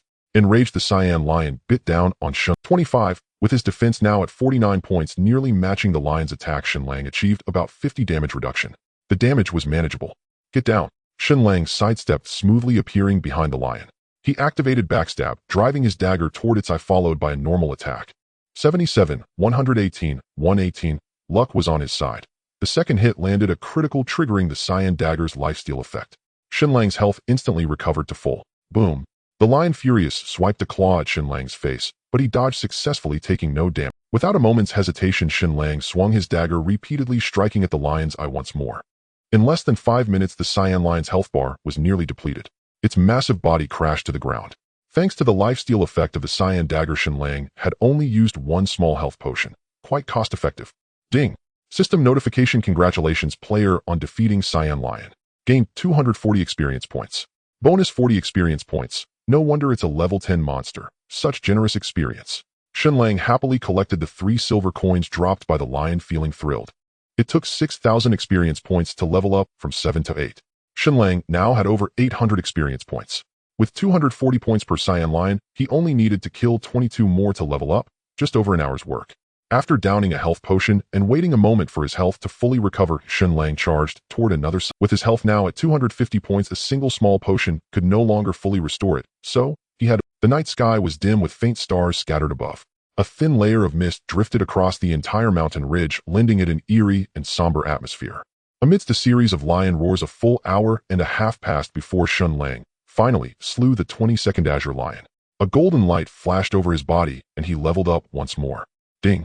System notification: congratulations, player, on leveling up. You have received 5 free attribute points. Keep up the good work. Level 8 now. Shen Lang let out a long breath and unhesitatingly allocated all 5 free attribute points to strength, raising his attack power to 7,983. At this stage, Shen Lang still prioritized boosting his attack. He would consider adding points to agility only after reaching level 10. He picked up the 2 silver coins from the ground and checked the time. It was not yet 10:30, so he could still hunt for over an hour. As for the small health potions, he still had about 100 left, more than enough to sustain his efforts. Shen Lang took a deep breath and continued to toil away in silence. Bang! A few minutes later, another Azure Lion fell beneath Shen Lang's strikes, dropping 3 silver coins and a cyan battle armor. A piece of equipment dropped. Seeing this, Shen Lang felt a surge of joy. This was the first piece of equipment the Azure Lions had dropped. He swiftly picked up the chest armor, and its attributes immediately appeared before his eyes. Azure Lion Battle Armor, Male Armor, Grade Black, Iron Defense, 18 Health, 200 Required, Level 10. Damn it! Shen Lang grumbled as he stowed the armor away, a helpless expression on his face. It wasn't that the armor's stats were poor. In fact, they were quite impressive. but since it was a piece of mail armor, he simply couldn't equip it. Still, Shen Lang wasn't discouraged. He was still far from level 10, and there was a chance he might find a leather armor instead. Ding. System announcement. Congratulations, player Sword startles the waves for successfully reaching level 10, becoming the first player in the Huaxiao region to enter level 10. Reward level 1, O luck 1, 10 gold coins. System announcement. Just then a system announcement echoed across the entire server, repeating 3 times. For a moment, everyone was stunned, and Shen Lang was no exception. That sword startles the waves again. Shen Lang gazed at the floating red characters in the sky, a trace of helplessness welling up in his heart. He felt he had been doing quite well, yet he had only just reached level 8, a full 2 levels behind the top player. A gap that was far from insignificant. Of course, as the first player to defeat a boss, Sword startles the waves likely had impressive equipment as well. Moreover, he had been rewarded with a level up and 10 gold coins on the spot, so his faster leveling pace was only natural. It seems I truly cannot underestimate the talents of this world. Shen Lang sighed softly, then picked up his dagger and charged toward the next Azure Lion. He didn't want to fall too far behind. The roars of lions echoed continuously through the dense forested ridges. Shen Lang fought in silence, slaying one Azure Lion after another. Soon the clock struck midnight. Shen Lang had slain a total of 25 Azure Lions, yet he still hadn't reached level 9, lacking 250 experience points. The experience bar from level 8 to 9 was a full 8000 points. Shen Lang had killed 25 Azure Lions, earning only 5500 experience points in total. Now that he was level 8, the experience from killing Azure Lions had dropped to 220 points each, meaning he would need to slay 12 more to level up. However, since it was already midnight, the experience gained from monsters was halved, making it highly inefficient. Even if he fought through the night, it was unlikely he would reach level 10. Left with no choice, Shen Lang stopped reluctantly and decided to log off, planning to resume the fight the next day. Removing his helmet, he let out a long breath, got up, and headed to the bathroom to relieve himself. Beep, beep, beep. Returning to his bed, Shen Lang opened his phone. On the WeChat group chat, Guan Suo and Chen Ming were chatting enthusiastically. Guan Suo, the 12 prefectural cities in our Huaxiao region have been refreshed. Which one should we develop? Chen Ming, I think Langya City is a good choice. It's located in the eastern part of the Central Plains, surrounded by high-level monsters and rich in various resources. A pretty decent option. Guan Suo, I feel the same way. After all, Qinghai City is in the east, and its location is similar to Langya City. I saw on the local forum that most people have chosen Langya City. Chen Ming, let's wait until Longzi logs off to talk. We'll see what he thinks. Guan Suo, it's past midnight, why hasn't Longzi logged off yet? Shen Lang, I just logged off. Let me take a look first. Shen Lang replied, then opened the Tianyan official website. At the very top was the announcement about the update of the 12 prefectural cities. As players reached level 10, the 12 prefectural cities of the Huaxiao region were updated accordingly. They were Chang'an City, Jinling City, Langya City, Yinjing City, Linan City, Jiangdu City, Fengtian City, Tianfu City, Biyuan City, Donglai City, Nan'an City, Shihuang City. Among them, the first 8 cities were located in the Central Plains, albeit with some geographical disorder, while the last 4 were situated at the 4 outermost edges of the Huaxiao region, relatively remote. Of course, each of the 12 prefectural cities had its own advantages. Some offered bonus experience for monster kills, some increased drop rates, and others allowed direct comprehension of production skills, and so on. Relatively speaking, the bonuses of the 4 border cities were slightly greater as they were located in desolate frontier zones and attracted fewer players. Shen Lang quickly glanced over the details of each city. They all seemed similar, and he didn't have a particular preference. Chen Ming, Longzi, have you made up your mind? As far as I know, Lin Jia Xiaodong will probably go to Langya City too. You should. In the WeChat group, Chen Ming sent a message that left Shen Lang somewhat puzzled. He had a vague impression of Lin Jia Xiaodong. If he remembered correctly, she ranked 3rd on the Qinghai City level leaderboard. But what did Lin Jia Xiaodong's choice of Langya City have to do with him?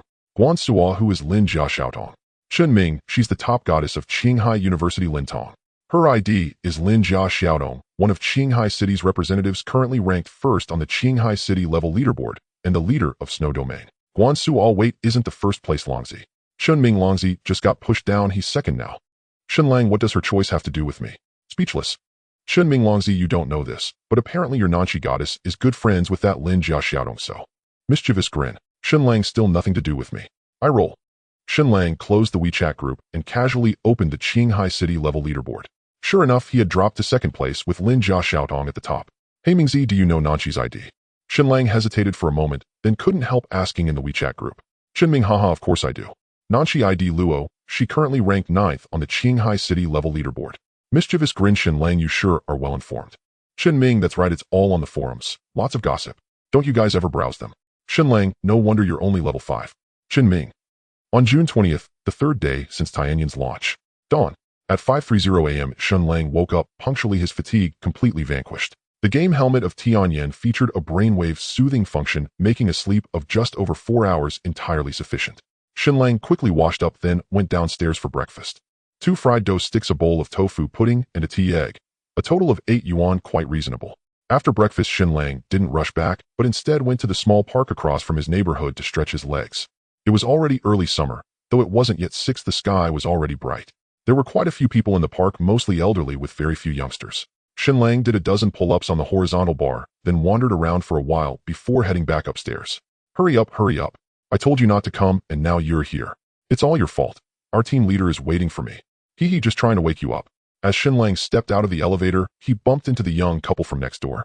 The woman was scolding her boyfriend, but upon seeing Shen Lang emerge from the elevator, they both quickly fell silent. Shen Lang glanced at the two. They were both dressed casually. The young man in a vest, shorts, and slippers, his hair a mess. The woman wore a tiny camisole and hot pants, her cheeks flushed with a hint of lingering passion. Clearly they had just been up to some intimate activities. Shen Lang was long used to this. He nodded at them, then opened his door and stepped inside. Honey, do you think he's playing Tianyan too? I don't know. Maybe. Then he must be pretty strong, right? By the way, isn't his girlfriend on the promotional posters? Who knows? The chatter outside faded away. Shen Lang lingered by the door for a moment before returning to. After a quick shower, Shen Lang lay down on the bed ready to dive back into the game. Ding. Just then his phone on the nightstand vibrated. A message had popped up in the group chat. Shen Lang frowned, picked up the phone, and saw it was a message from Chen Ming. A video link with the title, "The first player in Tianyan solo kills a boss." Full footage. Seeing the title, Shen Lang's eyes lit up. He clicked on the video. In it, a swordsman was locked in battle with a giant blood spider. Man and beast exchanging blows in a fierce struggle. What surprised Shen Lang was that the giant blood spider turned out to be a level 10 boss. And the swordsman, it was none other than Sword Rising and Ripples, who had already appeared twice on the system announcements. In the video, Sword Rising and Ripples fought the giant blood spider relentlessly. His reactions were lightning fast, his movements incredibly fluid, dodging the spider's attacks time and again. His strikes were also cunning, almost every blow landing on the spider's weak points, sending terrifying numbers floating up. So that's how it's done. Shen Lang was awestruck by Sword Rising and Ripples' brilliant technique. It wasn't a rigid back and forth, it was a near-real fight, so real it barely seemed like a game. Sword Rising and Ripples constantly circled into the giant blood spider's blind spots, attacking from there, making it extremely uncomfortable. Though Shen Lang's reactions were also fast, his movements were far less fluid than Sword Rising and Ripples, and his attacks lacked that same cunning precision and sharpness. He was leagues behind. Clearly, Sword Rising and Ripples' skill had reached a remarkably high level, leaving one in awe. The man and beast fought for a full half hour. In the end, Sword Rising and Ripples predictably slew the giant spider, smoothly leveling up to 10A, becoming the first player in the Chinese server to reach that milestone, once again gracing the system announcements. I still have a long way to go. Shen Lang took a deep breath, excitement gleaming in his eyes. Since someone else could achieve such mastery, he believed he could too. With that, Shen Lang picked up his helmet, put it on, and eagerly entered the game. A flash of white light, and he reappeared amidst the mountain ridges. Morning sunlight spilled over the forested peaks, layer upon layer of emerald beauty. Green lions roamed about, and from afar came occasional roars mixed with the shouts of players. After a night, the area was no longer quiet. Some players had already formed parties to come here, but the numbers were sparse, only about 20 or so scattered around. Shen Lang pondered for a moment, then instead of hunting monsters, he headed straight for the depths of the mountain range. Small monsters had a drop rate that decreased with each kill. He had no intention of trailing behind others. Half an hour later, Shen Lang crossed a ridge and arrived at the other side of East Wind Ridge. Though there were fewer green lions here than on the front slope, there were no players at all, just what Shen Lang wanted. Without further hesitation, Shen Lang drew his dagger and charged at the nearest green lion. But this time, unlike before, he didn't opt for a direct confrontation. Instead, he kept moving, striking and retreating. Though this method was slower for killing, it allowed him to hone his movement and combat instincts. Shen Lang had always believed that no master was made overnight. They were forged through relentless practice. Of course, there was also the fact that the top 3 to reach level 10 had already been decided. Even if he made it, there would be no reward. So Shen Lang wasn't in a hurry to kill. The roars of lions echoed around him. In his mind, Shen Lang conjured the image of Sword Rising and Ripples, constantly trying out various maneuvers and footwork, as he had thought this game was incredibly realistic and offered immense room for skillful play, something he hadn't fully realized before. As time passed, Shen Lang's movements and strikes grew increasingly fluid. Though he still hadn't reached the level of Sword Rising and Ripples, he was far more graceful than before. In the end, Shen Lang could even handle being surrounded by 3 green lions with ease, a remarkable improvement. 2 hours later, he successfully reached level 9, just one step away from leaving the newbie village. However, the experience required from level 9 to 10 had jumped to 1 of 0 points, and each green lion now yielded only 200 experience. To reach level 10, he would need to kill a full 50 green lions. That was a major undertaking, at least 4 or 5 hours of work. But Shen Lang wasn't the least bit anxious. He was immersed in this state, and the video of sword rising in ripples had given him immense inspiration, as if opening a whole new door. Time slipped by unnoticed. Another 3 hours passed, and Shen Lang was drawing ever closer to the level 10 milestone. Clatter! Just as he killed his 37th green lion, a piece of equipment finally dropped again. It was a mustard-yellow helmet somewhat reminiscent of Guan Sua's game helmet. Shen Lang's heart leaped with joy as he quickly picked it up. Green Lion wore helm, leather armor quality black iron. Defense 15. Constitution 8. Required level 10. It's leather armor. Shen Lang let out a long breath. This time at least it wasn't plate armor. Had it been the helm stats were slightly inferior to the chest piece he had, but still quite good. A solid 8 to Constitution, making it a decent little piece of gear. Shen Lang happily stowed the helmet away. Glancing at the time, he realized it was already noon. Let's have lunch first. After a moment's hesitation, Shen Lang decided to eat lunch first. He still needed over 3,000 experience to reach level 10, at most 2 hours of work, so there was no rush. Just as Shen Lang was about to log off, a low roar echoed from the distant woods. In an instant, all the nearby green lions prostrated themselves on the ground. The blazing sun hung high, casting dense shadows beneath the trees. A low roar echoed through the air, and Shen Lang felt a chill creeping over him as he abruptly turned his head. In an instant, a colossal azure lion emerged from the forest, standing a full zhang tall. Its head was as large as a millstone, its eyes like brass bells glowing with an eerie blue light, their gaze cutting into Shen Lang's face like sharp blades. Azure Lion King. Shen Lang's heart tightened, and he unconsciously swallowed hard. Though he knew it was merely a monster in the game, he had only entered this world less than 3 days ago. Encountering such a behemoth so suddenly still sent a shiver down his spine. It was truly terrifying. Shen Lang gritted his teeth and cast a reconnaissance skill, and the Azure Lion King's attributes instantly appeared before him. Azure Lion King Bronze Rank Boss Level 10 Attack, 75 Defense, 55 Health, 15/0 Skills Lion's Roar Savage Charge. Damn, how am I supposed to fight this? With 75 attack points alone, not to mention the 15/0 health points, it was an insurmountable foe for Shen Lang at his current level. Even with all his progress, he stood no chance of slaying this Azure Lion King. The gap was too vast. No amount of health potions could bridge it. Unless he reached level 10 and underwent a full attribute enhancement, only then might he have a sliver of hope to defeat the Azure Lion King. Of course, soloing it was unlikely, as he was no swordsman like Jin Qi Jinglan, who could both attack and defend. Most importantly, his current skill level still lagged behind that of Jin Qi Jinglan, far from reaching that awe-inspiring mastery. Brother Lion, please rest a while. We'll come back to feed you later. With his mind racing, Shen Lang flashed a smile at the Azure Lion King, and without waiting for a response, turned and fled. A roar thundered behind him, and cold sweat beaded on Shen Lang's back as he sprinted even faster. After 10 minutes, he finally stopped, panting heavily. Glancing back, the Lion King was nowhere in sight. He slumped to the ground, let out a long breath, and immediately logged off.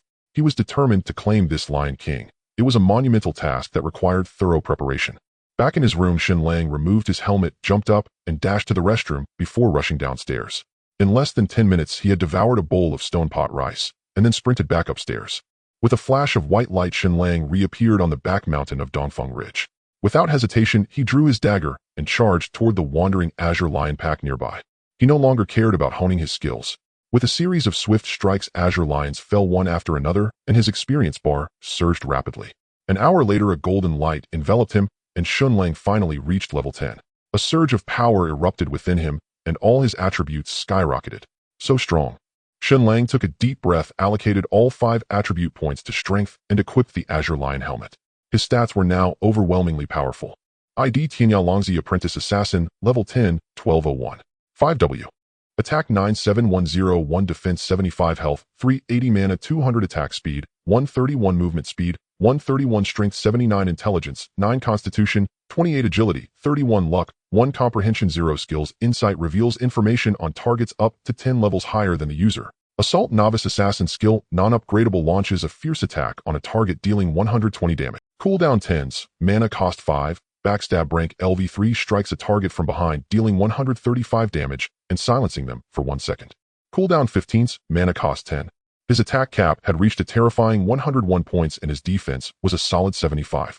However, his health was pitifully low at 380, barely a fraction of the Azure Lion King's reserves. It looks like he'll need Xiaoyu's help after all. After a moment's hesitation, Shen Lang opened his friend list and sent a call request to Qingtian Xiaoyu. The gap in health between him and the Azure Lion King was immense, and without a priest, he wouldn't last long. Beep. Hello Tianya Gij. The call connected quickly, but Qingtian Xiaoyu's profile remained a static image, only her voice coming through. Xiaoyu, are you free now? I need to take down a boss, and could use your help. Shen Lang cut straight to the chase. Off.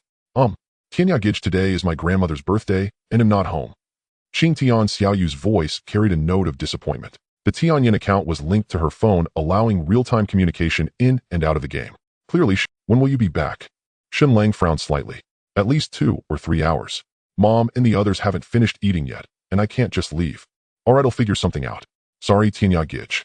No worries. Your grandmother's birthday comes first. After hanging up, Shen Lang felt a pang of frustration. Without Qingtian Xiaoyu, the boss would be a tough nut to crack. 2 or 3 hours was too long to wait.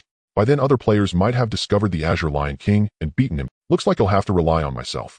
Shen Lang sighed and checked his inventory. Over 30 small health potions, a decent supply. But small potions had a cooldown, restoring only 100 health every 3 minutes. Far from sufficient. He'll go for it. He'll try first and figure it out later. After a moment's deliberation, Shen Lang gritted his teeth and hurried toward the Azure Lion King's territory. 10 minutes later, he returned to the spot where he had first encountered the Lion King, but it was no longer there. Scanning the area, he held his breath and stealthily crept into the forest ahead. The dense foliage obscured most of his view, making it impossible to spot the Azure Lion King immediately. Just as frustration began to set in, a low snoring sound drifted from nearby. His heart stirred, and he carefully followed the noise. Sure enough, after a short walk, he spotted the Azure Lion King once more. The massive beast was sound asleep beneath an ancient tree, surrounded by barren land with nothing else in sight. Found you at last. Staring at the colossal creature, Shen Lang took a deep breath, clenched his jaw, and charged forward with his dagger raised. Shing.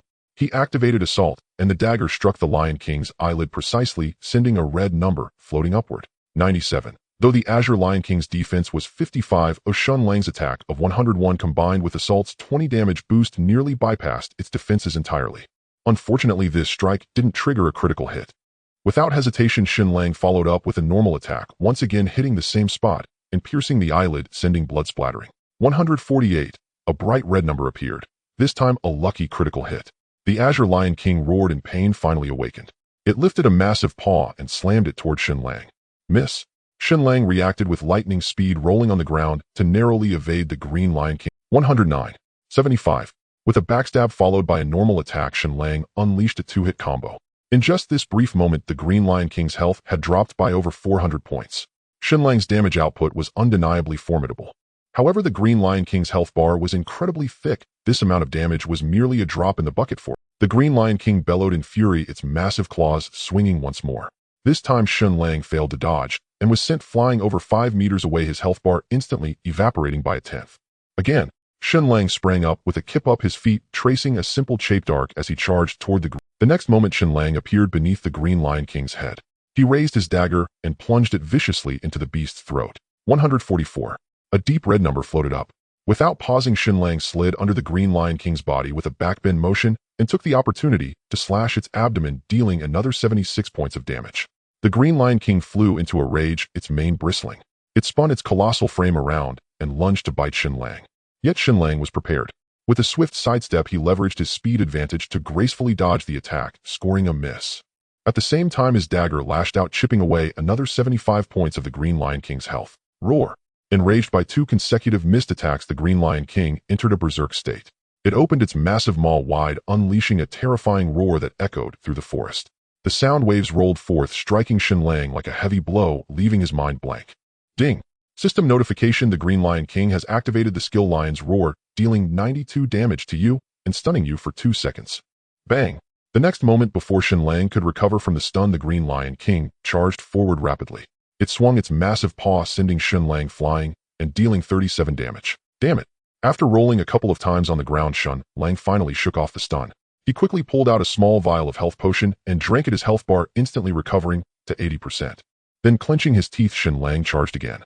However, this time, he dared not use backstab. The Lion's Roar skill dealt high damage and also caused a 2-second stun. He absolutely couldn't let the Green Lion King unleash it again. Swish! Swish! Shen Lang approached the Green Lion King rapidly in a zigzag pattern. After executing a combo of rush and a normal attack, he used his footwork to dodge the beast's counterattack. He then slipped behind the Green Lion King and unleashed a flurry of blows on its vulnerable spot. The Green Lion King's massive body was slow to turn, giving Shen Lang room to maneuver. Roars echoed continuously, causing the entire forest to tremble. The one-man-and-beast battle was a bloody melee. In just 3 minutes, Shen Lang had depleted a sixth of the Green Lion King's health, but his own health bar was nearly empty. Although his combat awareness had greatly improved, he couldn't completely evade all of the Green Lion King's attacks. If not for a single health recovery proc, he would have been dead by now. 100. A green number appeared. As soon as the health potion's cooldown ended, Shen Lang quickly downed another bottle, barely bringing his health back to 1/3. Bang! At the same time, the Green Lion King kicked its hind leg, striking Shen Lang square in the face and sending him flying. His health plummeted below 100 points once again. This won't do. Shen Lang picked himself up off the ground, wiped the dirt from his face, and wore an extremely grave expression. The health potion cooldown still had 3 minutes left. He couldn't possibly last that long. Maybe I can try another method.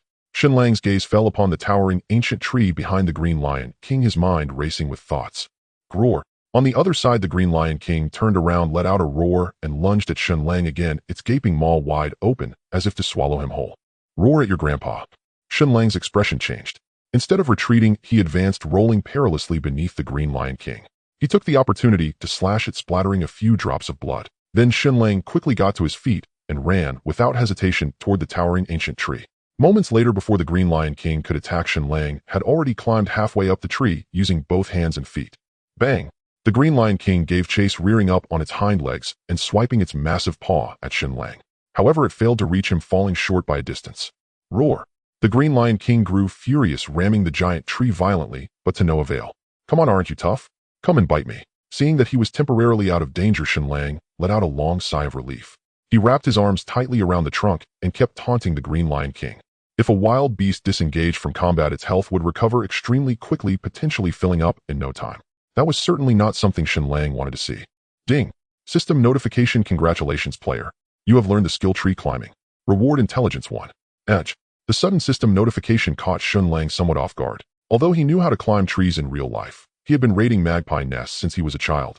This was a game world, and it hadn't occurred to him that such an action was possible. It seems I really can't treat Tianyan as just a simple game.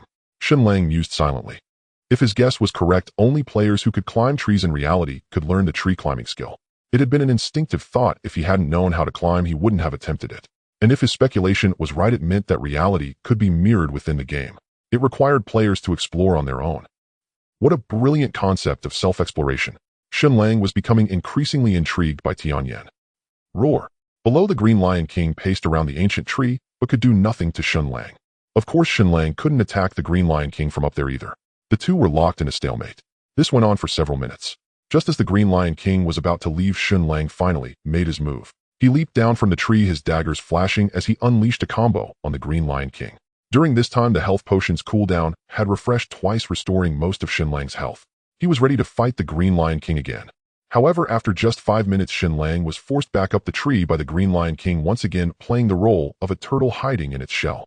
He simply couldn't win. The beast's health bar was just too damn thick. A few minutes later, after downing 2 more health potions, Shen Lang jumped down from the tree, once more engaging the Green Lion King in a life-or-death struggle. After repeating this process 4 times, the Green Lion King's health was finally reduced to below 20. Roar! Just as Shen Lang climbed the ancient tree for the 5th time, the Green Lion King entered a complete berserk state. It let out a furious roar and activated its ultimate skill, Brutal Charge, ramming viciously into the ancient tree. Crack! In an instant, the ancient tree, which would have taken 2 people to wrap their arms around, snapped in half. Shen Lang was thrown off by the tremendous force and landed squarely on the Green Lion King's back. Bastard, die. Shen Lang reacted instantly. With one hand, he grabbed hold of the Green Lion King's mane to keep from falling off, while the other hand plunged his dagger repeatedly into the beast's neck. Red numbers floated up one after another, and the Green Lion King's health bar visibly dwindled. Roar!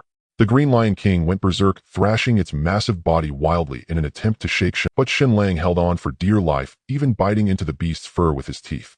No matter how the Green Lion King struggled, it couldn't shake him loose. This continued for several minutes.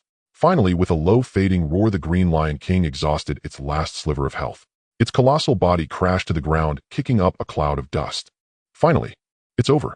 As the dust settled, Shen Lang collapsed onto the ground in exhaustion. Gazing at the colossal creature before him, he couldn't help but let out a long sigh of relief. The Green Lion King was far too difficult to kill. If not for his fortunate landing on the beast's back at the last moment, he would have been the one lying dead. From this, the gap between him and the top-tier players was glaringly apparent.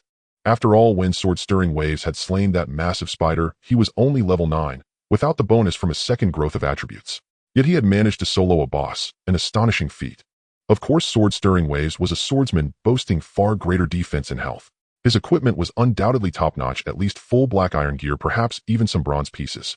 Combined with his breathtaking positioning and execution, his solo kill of the boss was hardly surprising. Ding! System notification. Congratulations, player. You have slain the Green Lion King Bronze-tier boss and earned 8/0 experience points. Ding! System notification. Congratulations, player. Your skill Backstab has been upgraded to LV4, increasing attack damage to 140. Keep up the great work. 2 system notifications chimed in succession, and Shen Lang's heart leaped with joy. As expected from a Bronze-tier boss, the 8/0 experience points instantly filled over half of his experience bar. However, the experience was merely a bonus. The true treasures lay beneath the Lion King's corpse. After resting a moment, Shen Lang rose to his feet and strained to shove the Green Lion King's carcass aside, revealing the pile of items underneath. A pitch-black shield, a crimson cloak, a ring shimmering with emerald light, a skill book, and a small heap of silver. Jackpot! His eyes gleaming at the sight of the equipment and coins, Shen Lang wasted no time scooping. First, he counted the silver coins, 83 in total. Then he pulled out the equipment to inspect them one by one. Lion King Shield Grade Bronze-tier Defense, 60 Constitution, 10, required level 10, required class. Knight Shields are Knight-exclusive equipment, not part of the 6-piece set. The moment he saw the shield's stats, Shen Lang gasped in awe. It was utterly outrageous. This single piece of equipment added a total of 70 defense points, 1 Constitution, 1 Defense, 10 HP, and boosted his health by 100. It was nothing short of heaven-defying. To put it in perspective, the combined defense of all his current gear was merely 75 points, including his own Constitution bonus. Excluding that, his equipment alone couldn't even match this one shield. This made Shen Lang almost regret not choosing the Knight class. Guanxi's in for a treat. He'll have to buy me 2 skewers of barbecue at least. If he sold the shield, it would fetch a hefty price, but Shen Lang had no intention of parting with it. He stowed the shield away and retrieved the cloak from his bag. Lion King Cloak, Grade Bronze-tier Defense, 25 Constitution, 10 Agility, 5 required. Although the Lion King Cloak was also a level 10 Bronze-tier item, its stats paled in comparison to the shield. Still, with dual attribute bonuses, it was decent. Shen Lang equipped the cloak, immediately boosting his defense to a staggering 110 points, surpassing his attack for the first time. His HP also rose to 480, rivaling even some knights. Cloaks are universal equipment, the only piece among the 6 set that isn't class-restricted.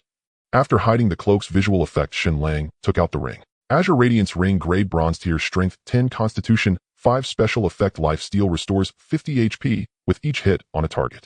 A divine artifact. Shen Lang's face lit up with delight.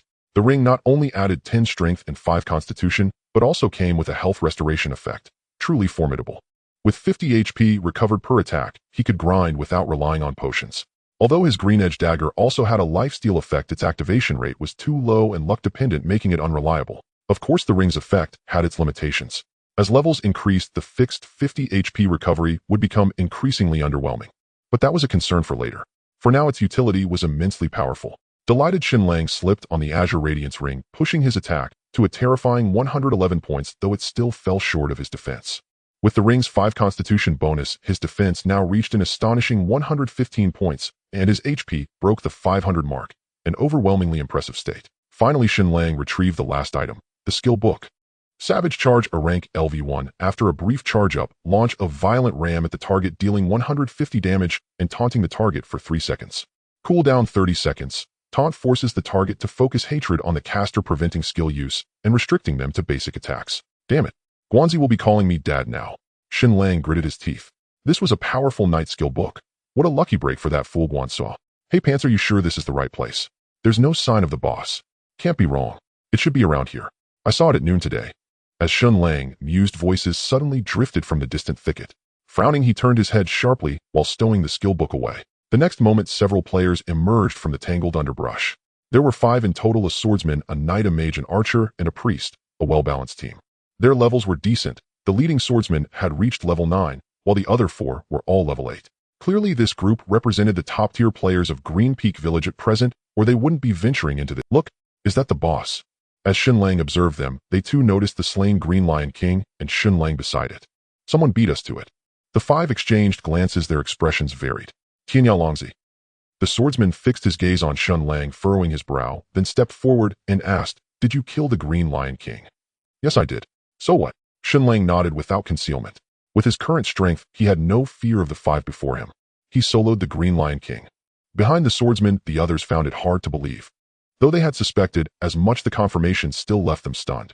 They had seen the Green Lion King's stats, powerful to the point of absurdity. Even as a team of 5, they weren't sure they could defeat it. That Shen Lang had done so alone was truly shocking. After all, sword-stirring waves was but a legend whispered online, and none of them had witnessed such feats. Longzi, to be honest, we discovered the Green Lion King first. There's an unwritten rule in the gaming world: the one who finds the boss claims it. Surely you're aware of that. The swordsman, whose ID was Kong Kong Baishao, glanced at Shen Lang and uttered these words, leaving everyone present dumbfounded. Upon hearing Kong Kong Baishao's words, not only was Shen Lang taken aback, but the 4 individuals behind him were also stunned, their expressions somewhat unnatural. Clearly, they had not anticipated that Kong Kong Baishao would utter such words. However, that was a bronze-level boss, which must have dropped plenty of good loot. No one could resist being tempted. Baishao is right. According to the rules, we discovered this boss first. Tianyao Longzi, just hand over everything. The archer named Shen Lang shoot you in the face was somewhat frivolous. He was the first to chime in, raising his longbow and aiming it at Shen Lang. Their 5-person team was arguably the strongest in the entire novice village. Even though Shen Lang's level was higher than theirs, they were confident they could take him down. Exactly. Just hand over the equipment dropped by the Green Lion King, and we won't make things difficult for you. The major woman with the ID Ju Se Tian Xiang, peerless beauty, stepped forward. She had a slender figure, a charming appearance, and a small red mole beneath her eye adding to her allure. She walked over to the archer, her staff glowing with magical light, and looked at Shen Lang with a cold, haughty expression. As for the knight, he remained silent, merely moving a few steps to block Shen Lang's path, clearly unwilling to let it. Only the priest seemed hesitant, standing behind the group, without any action. An unwritten rule. You've got some. Shen Lang sneered, casually pulling out a minor health potion and drinking it, instantly restoring his HP to full. Although he wasn't afraid of the 5 of them, he wouldn't be careless. Tianyao Longzi, it seems you want to take the easy way out. Ju Se Tian Xiang snorted coldly, lifting her chin with an air of arrogance. Xiang, there's no need to waste words on him. Since he doesn't know what's good for him, don't blame us. Shen Lang drew his bow, ready to strike at Shen Lang, but Kong Kong Baishao stopped him. Hold on. Kong Kong Baishao waved his hand, then smiled at Shen Lang. Tianyao Longzi were not unreasonable. How about this? You keep 1 piece of equipment and hand over the rest. What do you say? This is our maximum concession. Don't be ungrateful. Hearing this, the others' eyes lit up. If they killed Shen Lang, they'd at most get 1 or 2 pieces of equipment to drop, which wasn't worth it. It was better to have him hand them over voluntarily. That's not a bad suggestion. To their slight surprise, Shen Lang didn't refuse. Hell, wise man adapts to your mother. Before Kong Kong Baishao could finish, Shen Lang suddenly moved, lunging at him. You're asking for death. Shen Lang and Ju Se Tian Xiang reacted quickly. Since they dared to team up and hunt the Green Lion King, their skills were formidable. They both struck at Shen Lang simultaneously. 37-16. However, Shen Lang's defense was exceptionally high at 115 points. The combined damage from the two only took off a little over 50 HP, less than a tenth of his total. Staring at the 2 numbers floating above Shen Lang's head, the group was dumbfounded. Their arrogance and confidence stemmed from the fact that Shen Lang was an assassin, as everyone knew assassins had low defense similar to archers. Plus, at this stage, they hadn't learned any skills and couldn't turn invisible, so they were certain they could kill Shen Lang. Yet the outcome far exceeded their expectations. After all, the 5 of them were the cream of the crop among Qingfeng village players, all quite powerful. Shen Lang's attack was a hefty 69 points, and Ju Se Tian Xiang's spell power reached a terrifying 96, 1 intelligence 1. 5 spell power. Yet even so, the 2 of them together had dealt such paltry damage. It was truly absurd. His defense must be over 110 points. Shen Lang's face darkened, but his hands kept moving as he drew his bow and fired a rapid volley of arrows at Shen Lang. Meanwhile, Ju Se Tian Xiang stood frozen, waiting for her skill cooldown. During the novice period, everyone had only 1 skill, mages included. Mages relied solely on skill damage. Their basic attacks were useless, unable to even penetrate defense. On the other side, Shen Lang moved with incredible speed, closing in on Kong Kong Baishao. He sidestepped to dodge the latter's attack, then swung his dagger, plunging it into the back of his neck at an extremely tricky angle. 85, a high damage number, appeared, and Kong Kong Baishao's HP bar instantly dropped by a 5th. Kong Kong Baishao had likely allocated all his stat points to strength, so his defense wasn't particularly high, around 70 points, and his HP was probably just over 400. Kong Kong Baishao's expression changed, but before he could react, a flash of cyan light appeared as Shen Lang activated the skill backstab. The dagger viciously slashed across Kong Kong Baishao's throat, unleashing a terrifying damage number that left everyone stunned. 238. Backstab had been upgraded to level 4, dealing 140 damage. Combined with a lucky critical hit, Kong Kong by Xiao's HP was nearly depleted, leaving him with less than 100 points. Zijin heal by Xiao quickly. The group's faces changed drastically as Shen Lang shouted urgently. However, the priest remained motionless, seemingly in shock. Brother Tianya, let's talk this over. Kong Kong by Xiao swung his long sword backward, forcing Shen Lang back and dealing 33 damage to him. He gritted his teeth, staring at Shen Lang, his face pale. Go back to the novice village first. Shen Lang sneered, closing in again while activating assault. The dagger pierced into Kong Kong by Xiao's right abdomen at an incredibly tricky angle, draining the last of his HP. Tianya Longzi, just you wait. Kong Kong by Xiao gnashed his teeth as his body slowly fell. His longsword dropped directly, and Shen Lang picked it up. Wolf Fong Sword Grade Black Iron Attack 16-18 Strength 5, required level 8. How would a generous gift giver? Shen Lang casually stowed the long sword into his backpack, quite satisfied. This was most likely the weapon dropped by the level 8 Wild Wolf King. Shen Lang had visited the Wolf Valley before, but hadn't encountered the boss. It seemed Kong Kong by Xiao's group had found and killed it. You? Hand over by Xiao's weapon. The knight glared at Shen Lang through gritted teeth. Shen Lang had killed Kong Kong by Xiao so quickly that he hadn't even had time to act. You want it? Then let's see if you have the skill. Shen Lang smiled, shifting his stance and charging forward. However, instead of heading for the knight, he dashed toward Shen Lang and Zhu Tianxiang. Whoa! The two were startled and quickly retreated. Fireball! Fireball my ass! Zhu Tianxiang as a mage was slower than the archer. Shen Lang caught up to her easily. Just as she was about to cast her spell, he interrupted it with a backstab, depleting her HP. He followed up with a basic attack, completely emptying her HP bar. Unfortunately, Zhu Tianxiang didn't drop any equipment, only 2 silver coins. On the other side, Shen Lang was terrified. Abandoning any thought of attacking Shen Lang, he fled into the woods. But Shen Lang caught up and finished him off in 3 strikes, dropping a pair of leg guards. Why tire junk worth nothing? You? Tianya Longzi, you'll regret this. The knight's face was ashen. With the 3 damage dealers gone, only a tank remained, no match for Shen Lang. Without mercy, Shen Lang swiftly dispatched the knight. Then he turned to the last person. Qing Zijin was the priest's ID. She was a woman seemingly around 23 or 24, now staring at Shen Lang nervously. I didn't attack you, nor did I want your things. Qing Zijin bit her lip. I know, which is why Shen Lang hesitated for a moment, but ultimately chose not to harm her. Thank you. Qing Zijin pursed her lips, glanced at Shen Lang, and then directly used her recall ability to return to the village. Qingfeng Village. A flash of white light and Shen Lang's figure materialized in the square. It was just past noon. Most players had gone out to hunt monsters, leaving the village sparsely populated. Shen Lang scanned his surroundings, but did not see Kong Kong Bai or the others, a fact he paid no heed to. Walking to the village entrance, he once again found the white-bearded village chief under the willow tree. Elder Chief, I am now strong enough. Don't you have a task for me? Shen Lang stated his purpose directly. Yesterday, the white-bearded chief mentioned a task, but said he must wait until reaching level 10. So it's you, lad. The white-bearded chief cast a glance at Shen Lang, scrutinized him for a moment, and gave a slight. He then took a pendant from his bosom and handed it to Shen Lang. Take this. Bring the blacksmith's young apprentice to Chang'an Prefecture City and find a man named Qin Yun. Give him this pendant, and he will know what to do. Chang'an Prefecture City. Rest assured, Chief, leave it to me. Shen Lang took the pendant, upon which was carved a small character Qing, presumably the chief's token. Ding. System notification, you have accepted the side quest escort, the young apprentice, difficulty rating A. You must protect the apprentice and help him find Qin Yun. Upon completion, you will receive a generous reward. Quest secured.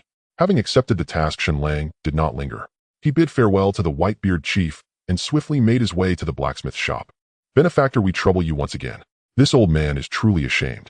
At the blacksmith's shop, the grandfather and grandson had been waiting. Seeing Shen Lang, the old blacksmith quickly pulled the young apprentice forward and bowed deeply. Senior, please don't be like this. Upholding justice and aiding the weak is the duty of us martial artists. Shen Lang hurriedly helped the old blacksmith up, speaking with a smile. Benefactor, I entrust the young apprentice to your care. The old blacksmith bowed once more to Shen Lang, then turned to the apprentice. You must listen to the benefactor and not cause trouble on the road, understand? I understand, grandfather. I will be good. The young apprentice nodded obediently. Moments later, Shen Lang and the apprentice bid farewell to the old blacksmith and arrived at the teleportation array behind Qingfeng Village's square. Yesterday, when the 12 prefecture cities of the Huaxia region were opened, the teleportation arrays in the newbie villages were also activated, though they only allowed teleportation to the nearest prefecture city. The teleportation array in Qingfeng Village led to Chang'an City, which saved Shen Lang considerable trouble. What a damn ripoff. Standing before the array, Shen Lang eyed the swirling vortex and couldn't help but mutter. He hadn't expected using the teleportation array to cost a full gold coin. an exorbitant price that most couldn't afford. Fortunately, he was not short on gold coins. From yesterday afternoon to now, Shen Lang had killed nearly 100 green lions, including the Green Lion King. He had collected a total of 348 silver coins equivalent to 3 gold coins and 48 silver coins. Adding the 3 gold coins the system rewarded him the day before, of which he had only spent 1, he now had a full 5.5 gold coins in his pouch. Of course, this was only for him. At this stage, most players were still hunting wild wolves, which dropped at most 1 silver coin each. Moreover, players needed to buy small health potions to maintain their hunting efficiency, making it impossible for them to afford a single gold coin. However, within 2 days at most players would be able to take on the green lions. The drop rate for green lions was much higher, so scraping together a gold coin then shouldn't be a problem. Paying 2 gold coins, Shen Lang turned back and waved at the stooped figure before the blacksmith shop, then led the reluctant young apprentice into the teleportation array. Chang'an Prefecture City. This was a massive city in the western part of the Huaxia region, ancient and grand. Further west lay the frontier city of Shihuang. Little one, have you ever been to Chang'an City? Shen Lang and the apprentice stepped out of the teleportation array, gazing at the towering buildings and palaces before them with no idea where to find Qingyun. Big brother, I've never been here. The young apprentice shook his head timidly. Leaving home for the first time, she was naturally a little frightened. All right, well, ask around slowly. Shen Lang pondered for a moment, then led the apprentice towards the Class Advancement Guild located in the easternmost part of Chang'an City. 10 minutes later, Shen Lang and the apprentice arrived at the main hall of the Class Advancement Guild. In the hall, instructors of various classes sat separately, all dressed in finery, with indifferent expressions reminiscent of civil servants in the real world. Sir, I have reached level 10. Please allow me to advance my class.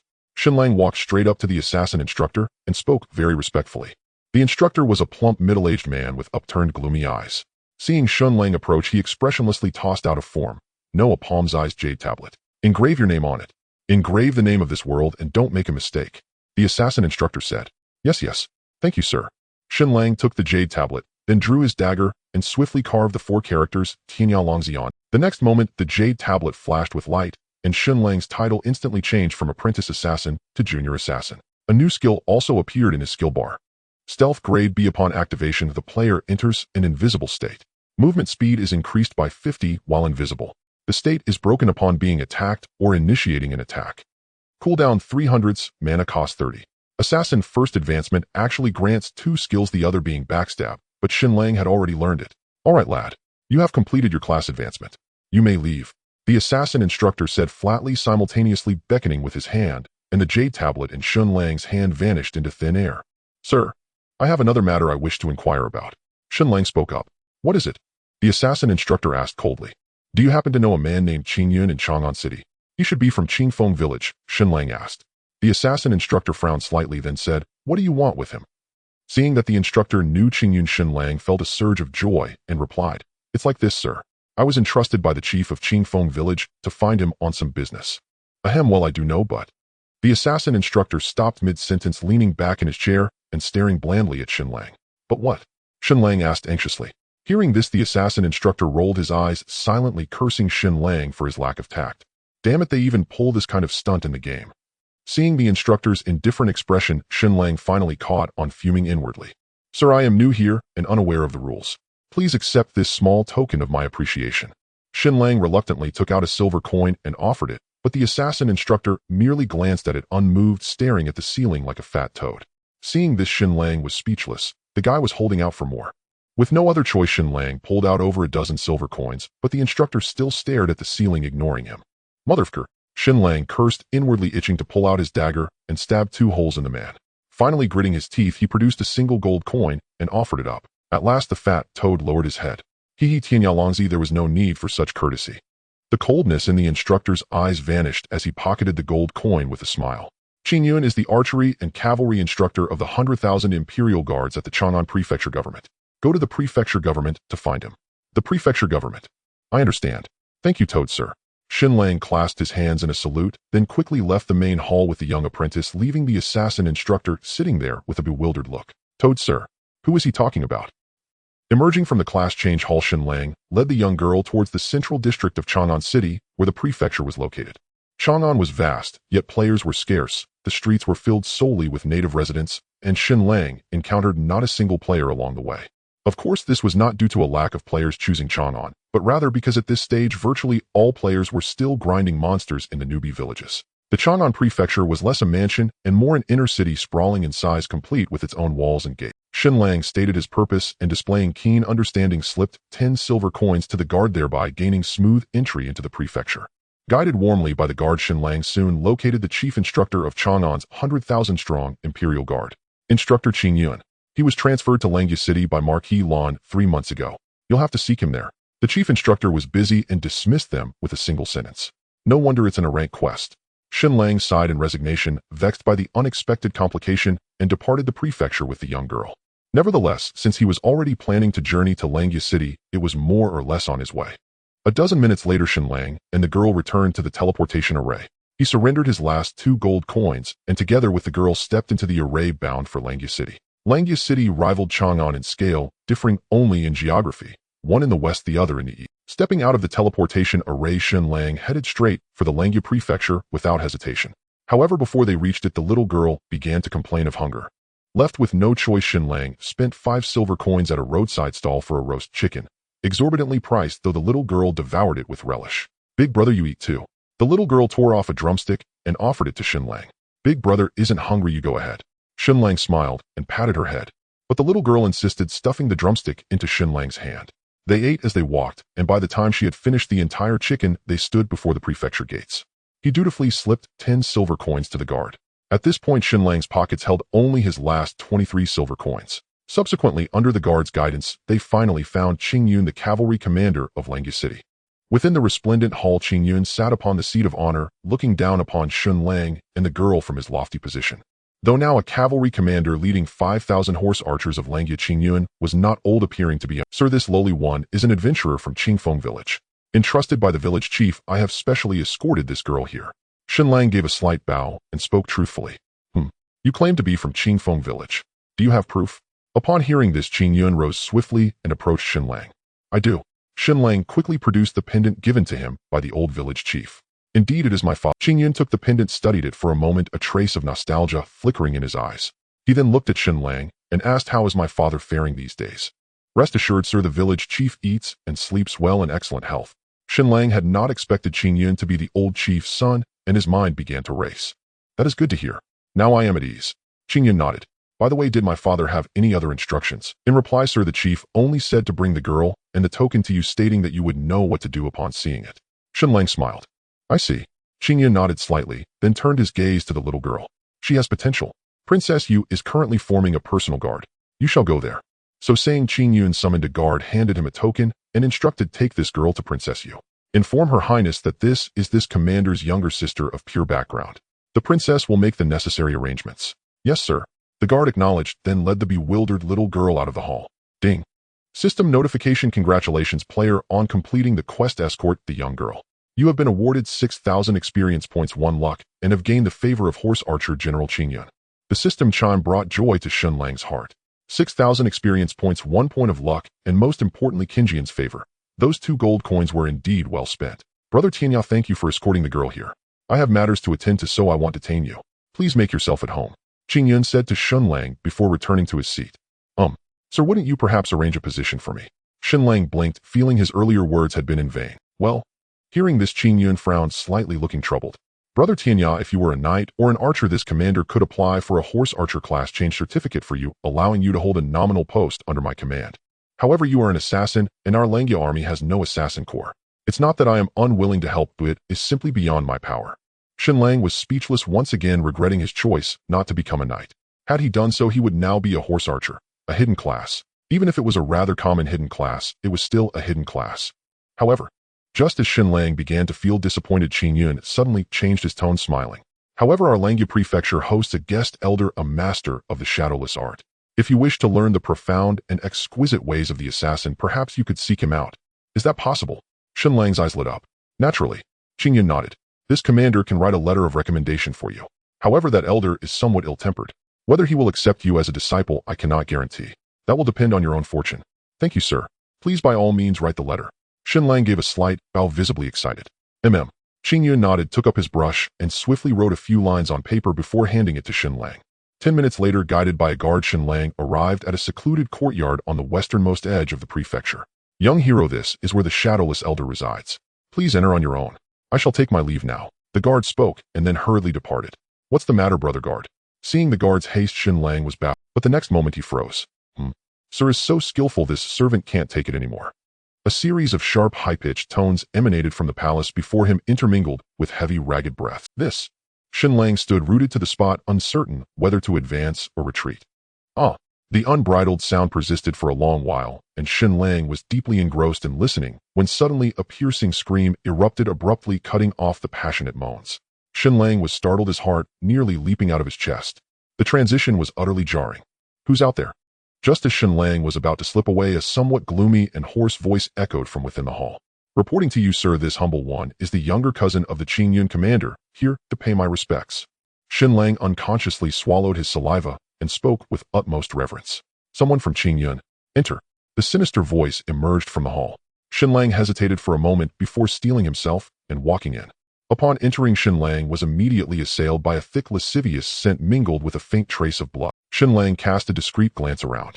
In the extravagantly opulent hall, a stone chair as large as a bed was placed, and a gaunt middle-aged man was reclining against a wooden armrest beside it. The man's complexion was pallid, his eyes sunken, and his nose aquiline, bearing a resemblance to a vampire from the movies. Beyond the man, Shen Lang could faintly discern the silhouette of a woman. The woman was completely naked, her snow-white skin covered with shocking wounds that sent a chill down one's spine. Why have you come?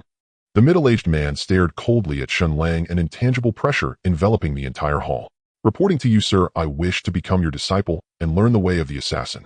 This is the Qingyun commander's letter of recommendation. Shen Lang produced Qingyun's handwritten letter and spoke respectfully.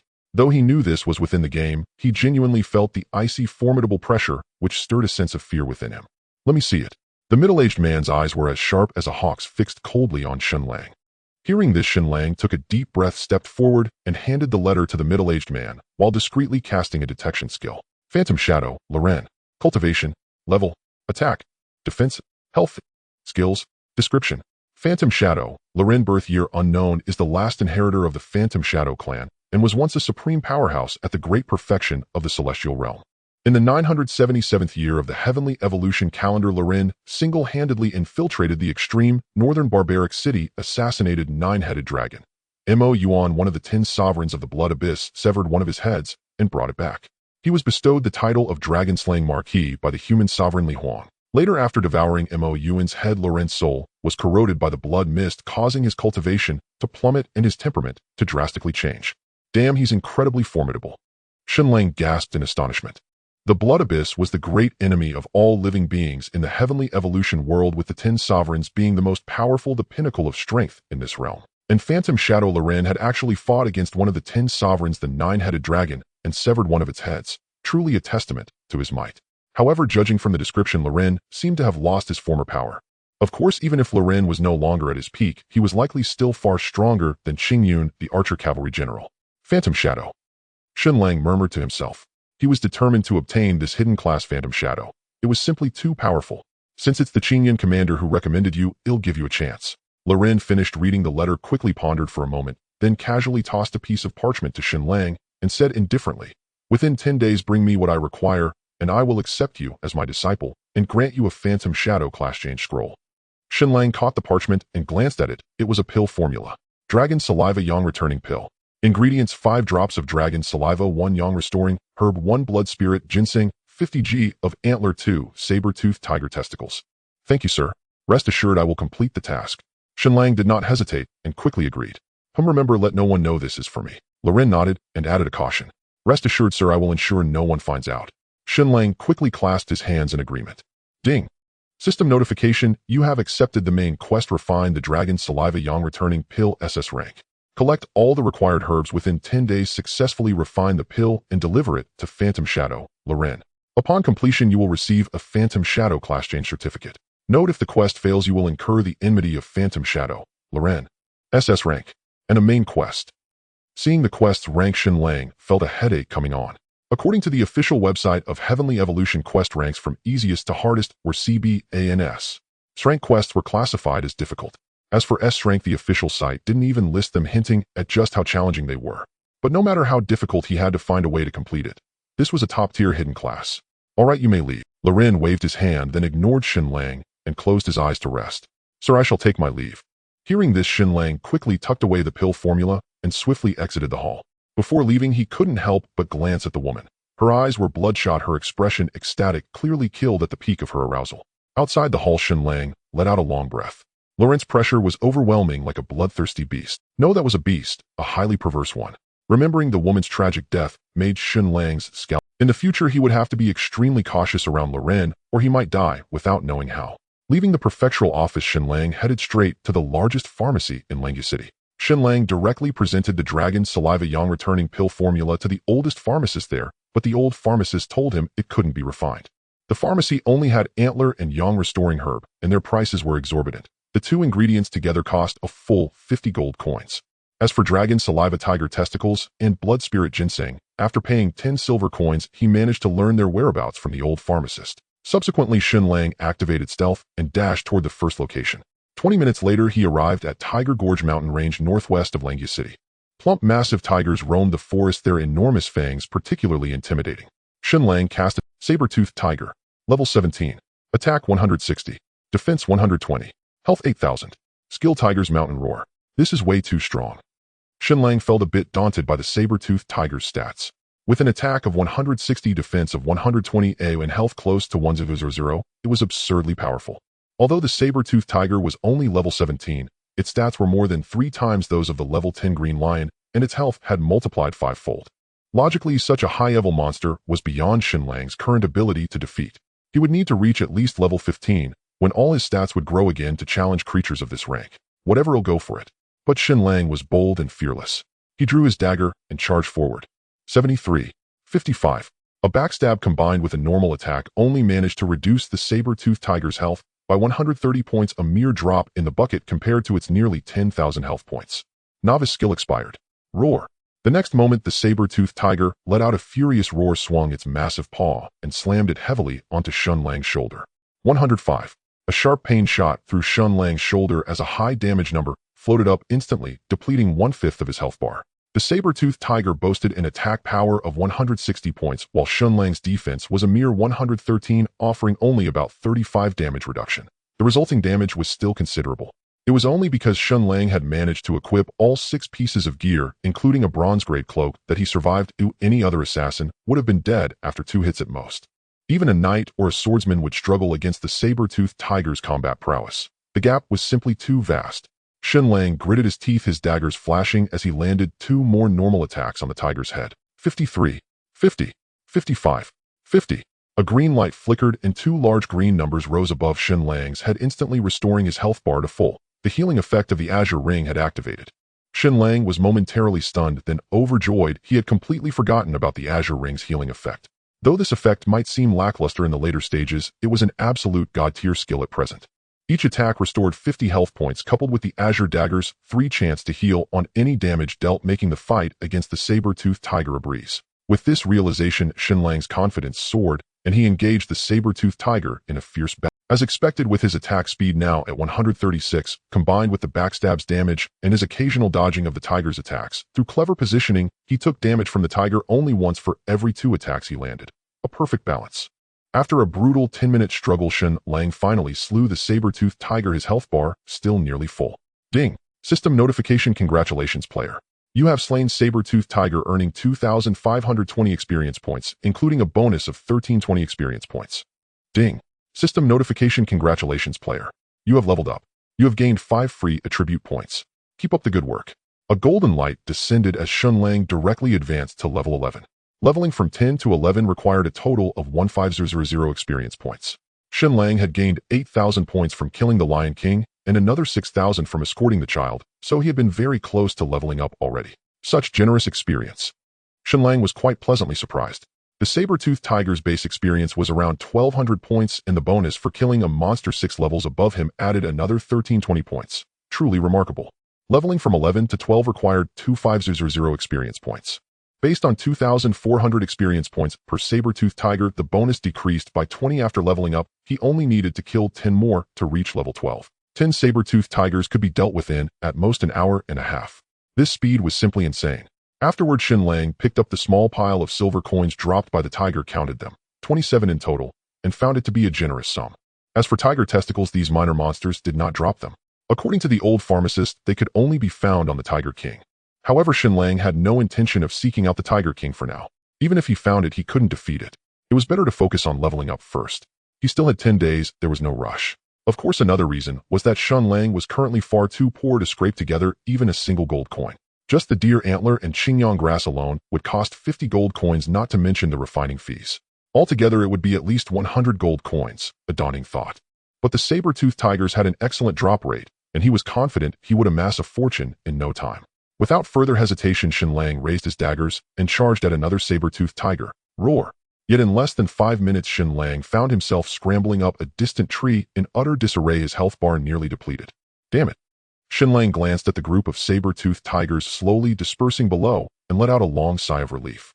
Moments ago, the tiger had unleashed its skill tiger's roar of the mountain forest, and Shen Lang had failed to interrupt it. As a result, all the surrounding tigers were drawn in, 20 or 30 of them. If he hadn't escaped quickly, he would have been torn apart. Shen Lang had never imagined the saber-toothed tiger's skill would summon its companions, catching him completely off guard. Yet far from being worried, Shen Lang felt a hint of secret delight. As long as he could interrupt the skill when the tiger tried to use it, there was no real difficulty. For other players, however, this would be a nightmare. Once a saber-toothed tiger summoned its companions, a wipeout was. This meant that for the time being, no one would come to compete with him for this territory. After resting in the tree for 10 minutes, Shen Lang's health bar was fully restored.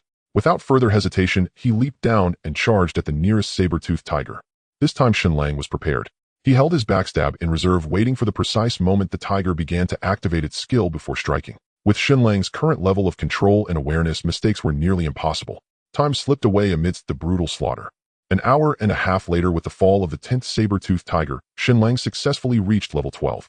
He allocated all 5 free attribute points to strength once again, pushing his maximum attack power to a terrifying 121 points. It was now 8 p.m., well past dinner time, but Shen Lang didn't feel hungry and decided to continue grinding. He battled relentlessly until midnight before finally ending his session for the day. Over the course of more than 5 hours, Shen Lang had slain nearly 40 saber-toothed tigers, bringing his experience bar to 60 of level 13. The experience required to go from level 13 to 14 was a hefty 600 points. Moreover, the experience per tiger had dropped to 1920 points, barely under 2,000, so the leveling speed had slowed. After 5 hours of slaughter, Shen Lang's pockets were once again full. The 40 tigers had dropped over 1,000 silver coins, equivalent to 10 gold coins, a substantial profit. At this stage, the in-game recharge system had not yet been opened, making gold coins extremely valuable. The trading ratio among players had already soared to a staggering 1,400, and even then supply couldn't meet demand. In other words, in just over 5 hours, Shen Lang had earned more than 4,000 yuan, an astonishing amount. However, Shen Lang had no intention of trading away his gold coins. He still had great use for them. Though 10 gold coins was a decent sum, it was still far from enough for his needs. In the dead of night, inside a room, Shen Lang swiftly removed his helmet and made a beeline for the restroom. After a brief moment of relief, he felt an incomparable sense of comfort. Having been immersed in the game for 12 consecutive hours, even in a state of light sleep, he could no longer hold it in. After taking care of his needs, Shen Lang grabbed his phone and rushed downstairs. It was now well past midnight, and most of the snack stalls around the neighborhood had already closed, leaving only a single barbecue joint still open. After a moment's hesitation, Shen Lang stepped inside. Despite the late hour, the barbecue joint was far from empty. Quite a few patrons were scattered across the tables, sitting in groups of 2 or 3, 7 or 8 tables in total, all filled with young people. Shen Lang found a seat and scanned the QR code on the table with his phone. He ordered a pitcher of draft beer, 20 skewers of grilled pork belly, a plate of cucumber salad, and 3 baked flatbreads. The total came to 116 yuan, a reasonable price. Knowing the food would take a while, Shen Lang pulled out his phone and opened the Tianyan forum to browse. I've already hit level 9 today. With any luck, he'll leave the novice village by noon tomorrow. No wonder you're Brother Wu. Truly impressive. By the way, Brother Wu, which prefecture city are you heading to? At the neighboring table, 3 young men were discussing the Tianyan game, catching Shen Lang's attention. What else? Langyu Prefecture City, of course. That's the home turf for us players from Dongshan Province. Our leader has already ordered all brothers from the Alliance of the World to settle in Langyu City and unify all player factions there. And you two come to Langyu City too. With me watching your backs, you'll be fine. The young man who had spoken first had dyed red hair and spoke with evident pride. That's for sure. But Brother Wu, could you talk to the leader of the Alliance of the World about letting us into the main guild? Yeah, Brother Wu, can we join the main guild too? The other 2 young men chimed in. Well, let's talk about that later. The guild hasn't even been established yet, and things are a bit chaotic. Even us core members haven't figured out our roles. We'll see after the leader sets up the guild. The red-haired youth hesitated before brushing them off. All right, well, apply after the Alliance leader establishes the guild. By the way, Brother Wu, I heard another faction from Qinghai City has also set up in Langya Prefecture City. You mean the Snow Domain? Yeah. That Lin Xiaodong has already registered at the Adventurers Guild in Langya City and officially joined. She's now the top-ranked player on the Langya City leaderboard, even surpassing the leader of the Alliance of the World. So what if she's first? Those students from Zhonghai University won't make any waves. The red-haired youth said disdainfully. But it's not just her. I've seen several others from the Snow Domain on the leaderboard too, like Yu Luo Dengming Mu Hua, Shi Ji Nanbu Wan, and Luo Shi. They all seem to be part of her group. The young man beside him spoke, causing the red-haired youth's expression to darken. Enough. Don't boost their morale and undermine ours. Just wait. The skies of Langya City will belong to the Alliance of the World. The Alliance of the World. The Snow Domain. From the trio's conversation, Shen Lang sensed an undercurrent of impending conflict. Even before the launch of Tianyan, many players had formed factions with over 100 in Qinghai City alone. Among them, the most renowned were the Snow Domain, the Alliance of the World, and the Ballad of the Youths. The leader of the Snow Domain was Lin Tong, the campus belle of Zhonghai University, with most of its members being students. Among them was Nan Shi, who lingered in Shen Lang's thoughts. As for the Alliance of the World, it was organized by a figure known as Tian Xia. Rumored to be a listed company president, he had amassed tens of millions in assets at a young age, a true prodigy. Besides these two, another notable faction in Qinghai City was the Ballad of the Youths, led by a wealthy second-generation heir with assets exceeding 10 billion. Before the game even started, he had funded a professional studio recruiting top players with monthly salaries over 3,000 yuan, a display of sheer extravagance. I wonder if him on the Langya City leaderboard. Shen Lang muttered to himself, pulling out his phone. He logged into the Tianyan official website, searched for his account, and quickly pulled up the Langya City level ranking. Level ranking: Langya Prefecture City, first place, Lin Xiaodong, level 13. Second place, Tian Xia, level 13. Third place, Wei Shan, who level 13. Fourth place, Xiao Yao, level 13. Fifth place, Hu Si Jian Shun, level 13. Sixth place, Yu Luo Deng Ming, level 12. Seventh place, Tian Xia Fa Shun, level 12. Eighth place, Shui Luo Wu Sheng, level 11. Ninth place, Tian Xia Qi Shun, level 11. 10th place, Ji Nanbu Wan, level 11. 29th place, Luo Shi, level 11. 37th place, Mu Hua Shi, level 11. As Shen Lang scanned the Langya City leaderboard, he felt a surge of awe. In just one prefecture city, there were already 5 players at level 13 or above. It was mind-boggling how competitive the entire Huaxiao region must be. The game was balanced. He wasn't the only one with opportunities, others had them too. Though becoming a powerhouse was no easy feat, the sheer population of Huaxia made it inevitable. Even an unseen million genius would yield over 100,000 among the billion-plus citizens of the country. Why am I not on here? A thought suddenly struck Shen Lang. He was already level 13.5, so he should at least rank 6th. Yet even after scrolling to the very end of the list, he couldn't find his name. Something was off. Could there be some trick to this? Furrowing his brow, Shen Lang quickly searched the official website for answers. To his surprise, he had indeed overlooked an important detail. It turned out that after entering a city, players needed to register at the local Adventurers Guild. Only then would they become official members of the Prefecture City's faction, appear on the leaderboard, and receive corresponding attribute bonuses. Note: Langya Prefecture City's bonus attribute: increase monster kill drop rate by 5. Sigh. I've wasted over 200 yuan. Shen Lang snapped back to reality and couldn't help but sigh. A 5 increase in kill drop rate might not sound like much, but it was far from negligible. Take this afternoon, for example. He had earned over 1,000 silver coins. 5% of that was more than 50 coins, equivalent to over 200 yuan in real money. Young man, your skewers are ready. Enjoy your meal. Just as Shen Lang was feeling frustrated, the food and drinks he had ordered arrived right on time. Thank you, Shen Lang said to the woman who brought the dishes before digging in eagerly. He was starving, and each gulp of draft beer paired with a bite of grilled meat brought him immense satisfaction. The meal lasted a full hour, and the 3 pints of chilled draft beer were incredibly refreshing. Meanwhile, Guan Suo and Chun Ming logged off one after another, discussing their day's achievements in the group chat. Guan Suo had reached level 8.5, likely leaving the novice village for Langya City by tomorrow afternoon. Chun Ming, however, was only at level 7 and wouldn't leave until at least tomorrow night or the day after. A real slowpoke. Shen Lang shared screenshots of the Lion King shield and Savage Charge in the group. Upon seeing them, Guan Suo was blown away and immediately changed his tune, calling Shen Lang dad left and right. Chun Ming, on the other hand, cursed angrily and left the group chat. The next day, having slept too late the previous night, Shen Lang didn't stir from his slumber until nearly 7 in the morning. After a quick wash and a simple breakfast downstairs, he logged back into the game. With a flash of white light, Shen Lang materialized atop a towering tree at the edge of the Tiger Ravine Mountains.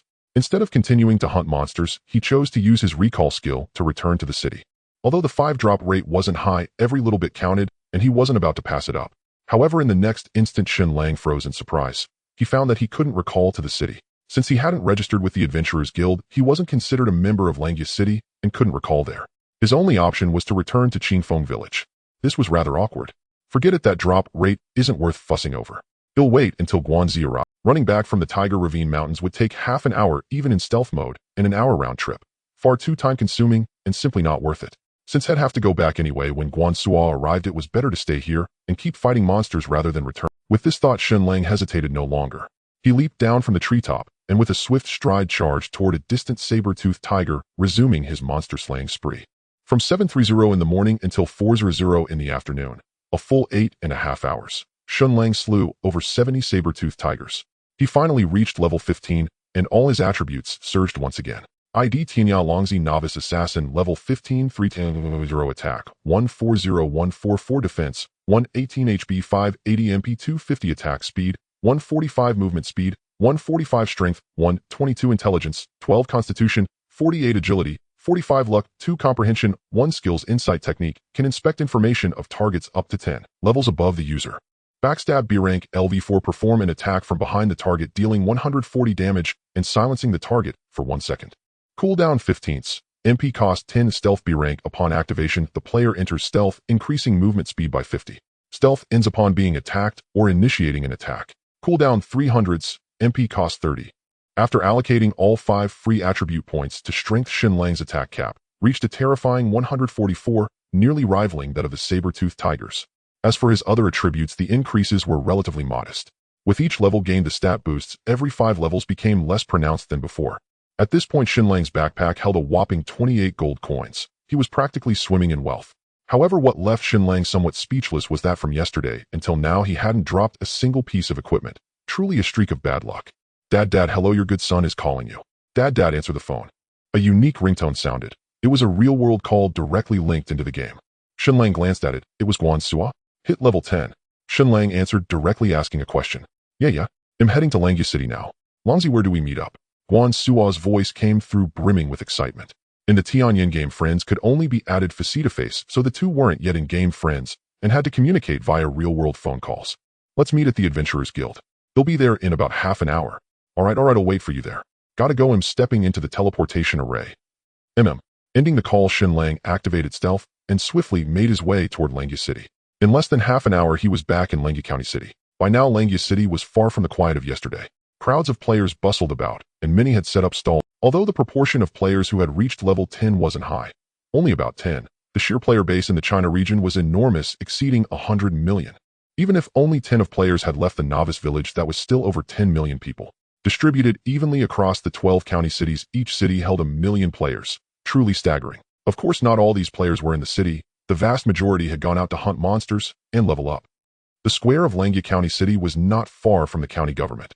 Only a few hundred meters, and the Adventurers Guild Hall stood prominently at the square's edge. When Shen Lang arrived at the Adventurers Guild, Guansuo had already been waiting for some time.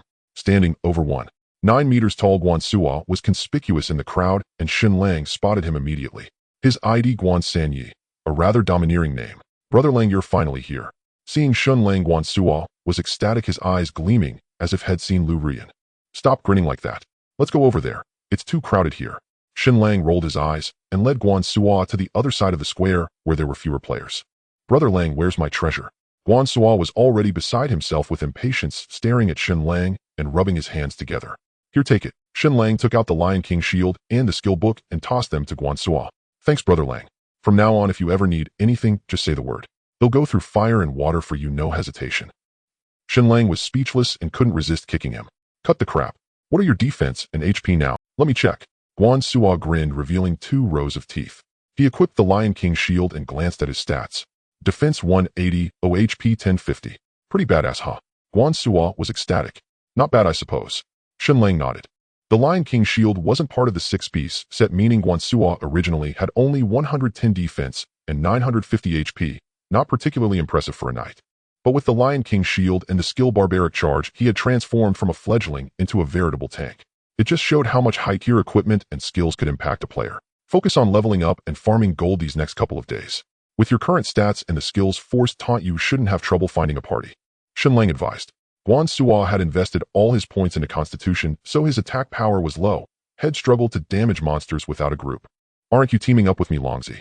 I'm pretty strong now. Guan Suo asked, a hint of confusion in his voice, his address shifting from Brother Lang back to Longzi. You're too weak. You'd slow down my leveling speed. Shen Lang said bluntly. Even with Guan Suo's enhanced stats, the saber-toothed tigers were no pushovers. They'd tear him apart in no time.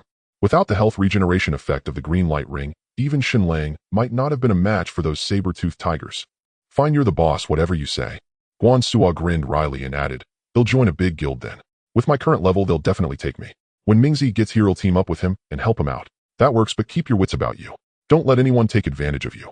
Don't worry, I've got it covered. After adding Guan Suo as a friend in the game, the two parted ways. Guan Suo, hoisting his large shield, dashed straight to the city gates, declaring he would wait for prey, joining whichever major faction approached him first. Indeed, given Guan Suo's current strength, he had every reason for such confidence. At this stage, few knights possessed a bronze-grade shield, let alone his skill of Force Taunt, a divine ability for boss fights that could forcibly draw aggro. Shen Lang, meanwhile, entered the Adventurers Guild and smoothly joined Langya City. His attribute panel now displayed a new stat, Reputation, though it remained at 0. With Shen Lang's arrival, Langya City's level ranking shifted. Except for the top two, Lin Jia Xiaodong and Tian Xia, who held their positions, everyone else dropped by 1 rank. That's right. Shen Lang was now one of only 3 players in Langya City to reach level 15, the other 2 being Lin Jia Xiaodong and Tian Xia. These 2 are truly formidable, he mused. Shen Lang glanced at the rankings and couldn't help but sigh. He felt his leveling speed was already impressive, yet he was still outshone by Lin Jia Xiaodong and Tian Xia, a rather astonishing fact. Of course, both Lin Jia Xiaodong and Tian Xia were swordsmen adept at both offense and defense, so it was understandable that they leveled faster. Though Shen Lang had the health regeneration buff from his green light ring, who could say others lacked their own opportunities? As Shen Lang exited the Adventurers Guild, his friend list flickered. Sunny Little Rain requested a call. What's up, Little Rain? Shen Lang answered directly.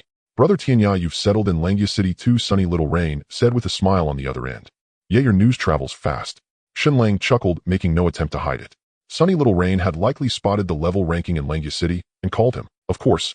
I was the captain of the gossip squad back in the day, she said, waving her staff as she fought monsters. So Little Rain, have you joined Langya City too? Shen Lang asked. My brother and I are both here. This is my twin brother. How about it, Brother Tianya? Isn't he handsome? Sunny Little Rain nodded, then turned to reveal a figure behind her. He was a berserker with the ID Lu Bu Si Shu, tall and lean around her age, and indeed quite handsome. Brother Tianya, nice to meet you. I've heard so much about you. Lu Bu Si Shu, wielding a battle axe and locked in combat with a massive python, turned to greet Shen Lang with hearty cheerfulness. Brother, a pleasure. Shen Lang replied with a smile. But Lu Bu Si Shu was busy fighting and didn't. By the way, Brother Tianya, which faction are you with? My brother and I haven't joined one yet, and would like your advice. Little Rain said. I'm not in any faction. As for which one you should join, I don't know them well enough to offer suggestions. Shen Lang paused thoughtfully before speaking. I see. Little Rain, hurry up and heal me. Can't you see him about to be bitten to death? Gotta go, Brother Tianya, my brother's dying. We'll talk later. Sunny Little Rain stuck out her tongue, quickly waving her staff. A flash of green light pulled Lu Bu Si Shu back from the brink of death. All right, you two, get back to it. As soon as the call ended, Shen Lang was about to return to Tiger Gulch Mountains to grind when another call came in. This time it was Chun Ming. What's up, Ming? You in Langya City too? Shen Lang answered. Not yet, I'm still under level 9. Probably won't make it today, tomorrow for sure. Chun Ming said. Then why are you calling? Well, I wanted to ask how many gold coins you've earned so far. Chun Ming, almost 30. What's up? Shen Lang replied. Damn, you're incredible. Chun Ming was somewhat amazed, then continued, hey Race, the thing, I met a friend in the game who's also in Langya City. He wants to buy some gold coins. If you don't need yours, you could sell them to him. The price is pretty good, 420 yuan per coin. No, we'll need them in a few days. Shen Lang thought for a moment and shook his head. Though 420 yuan per coin was a good price, he needed the gold himself, and quite a bit at that. So he absolutely couldn't sell. Why are you so stubborn? You don't need them now, so just turn them into cash first. When you do need them, you can use the cash to buy more gold, right? Chun Ming said with some exasperation. Then what's the point? Shen Lang was speechless. Chun Ming paused, then patiently explained, Lang, think about it, gold coins are always depreciating. Right now, one coin is worth 400 yuan. In a few days, it won't be worth that much. So if you buy gold with cash later, you'll come out ahead. Hey, you've got a point there. Shen Lang blinked, suddenly realizing. As players grew stronger, the price of gold would naturally fall. And once Tian Yin launched its top-up system, the price would likely take a significant plunge. What Shen Lang didn't know was that the player-to-player gold trading price had already dropped to 380 yuan. That's the logic. Where are you now? They'll have my buddy come find you, Chun Ming said. At the Adventurers Guild entrance. All right, wait there. I'll be right over. Okay. Shen Lang ended the call, and within minutes someone approached him. The newcomer was a level 12 berserker with the ID Qinghai Xiaofeng.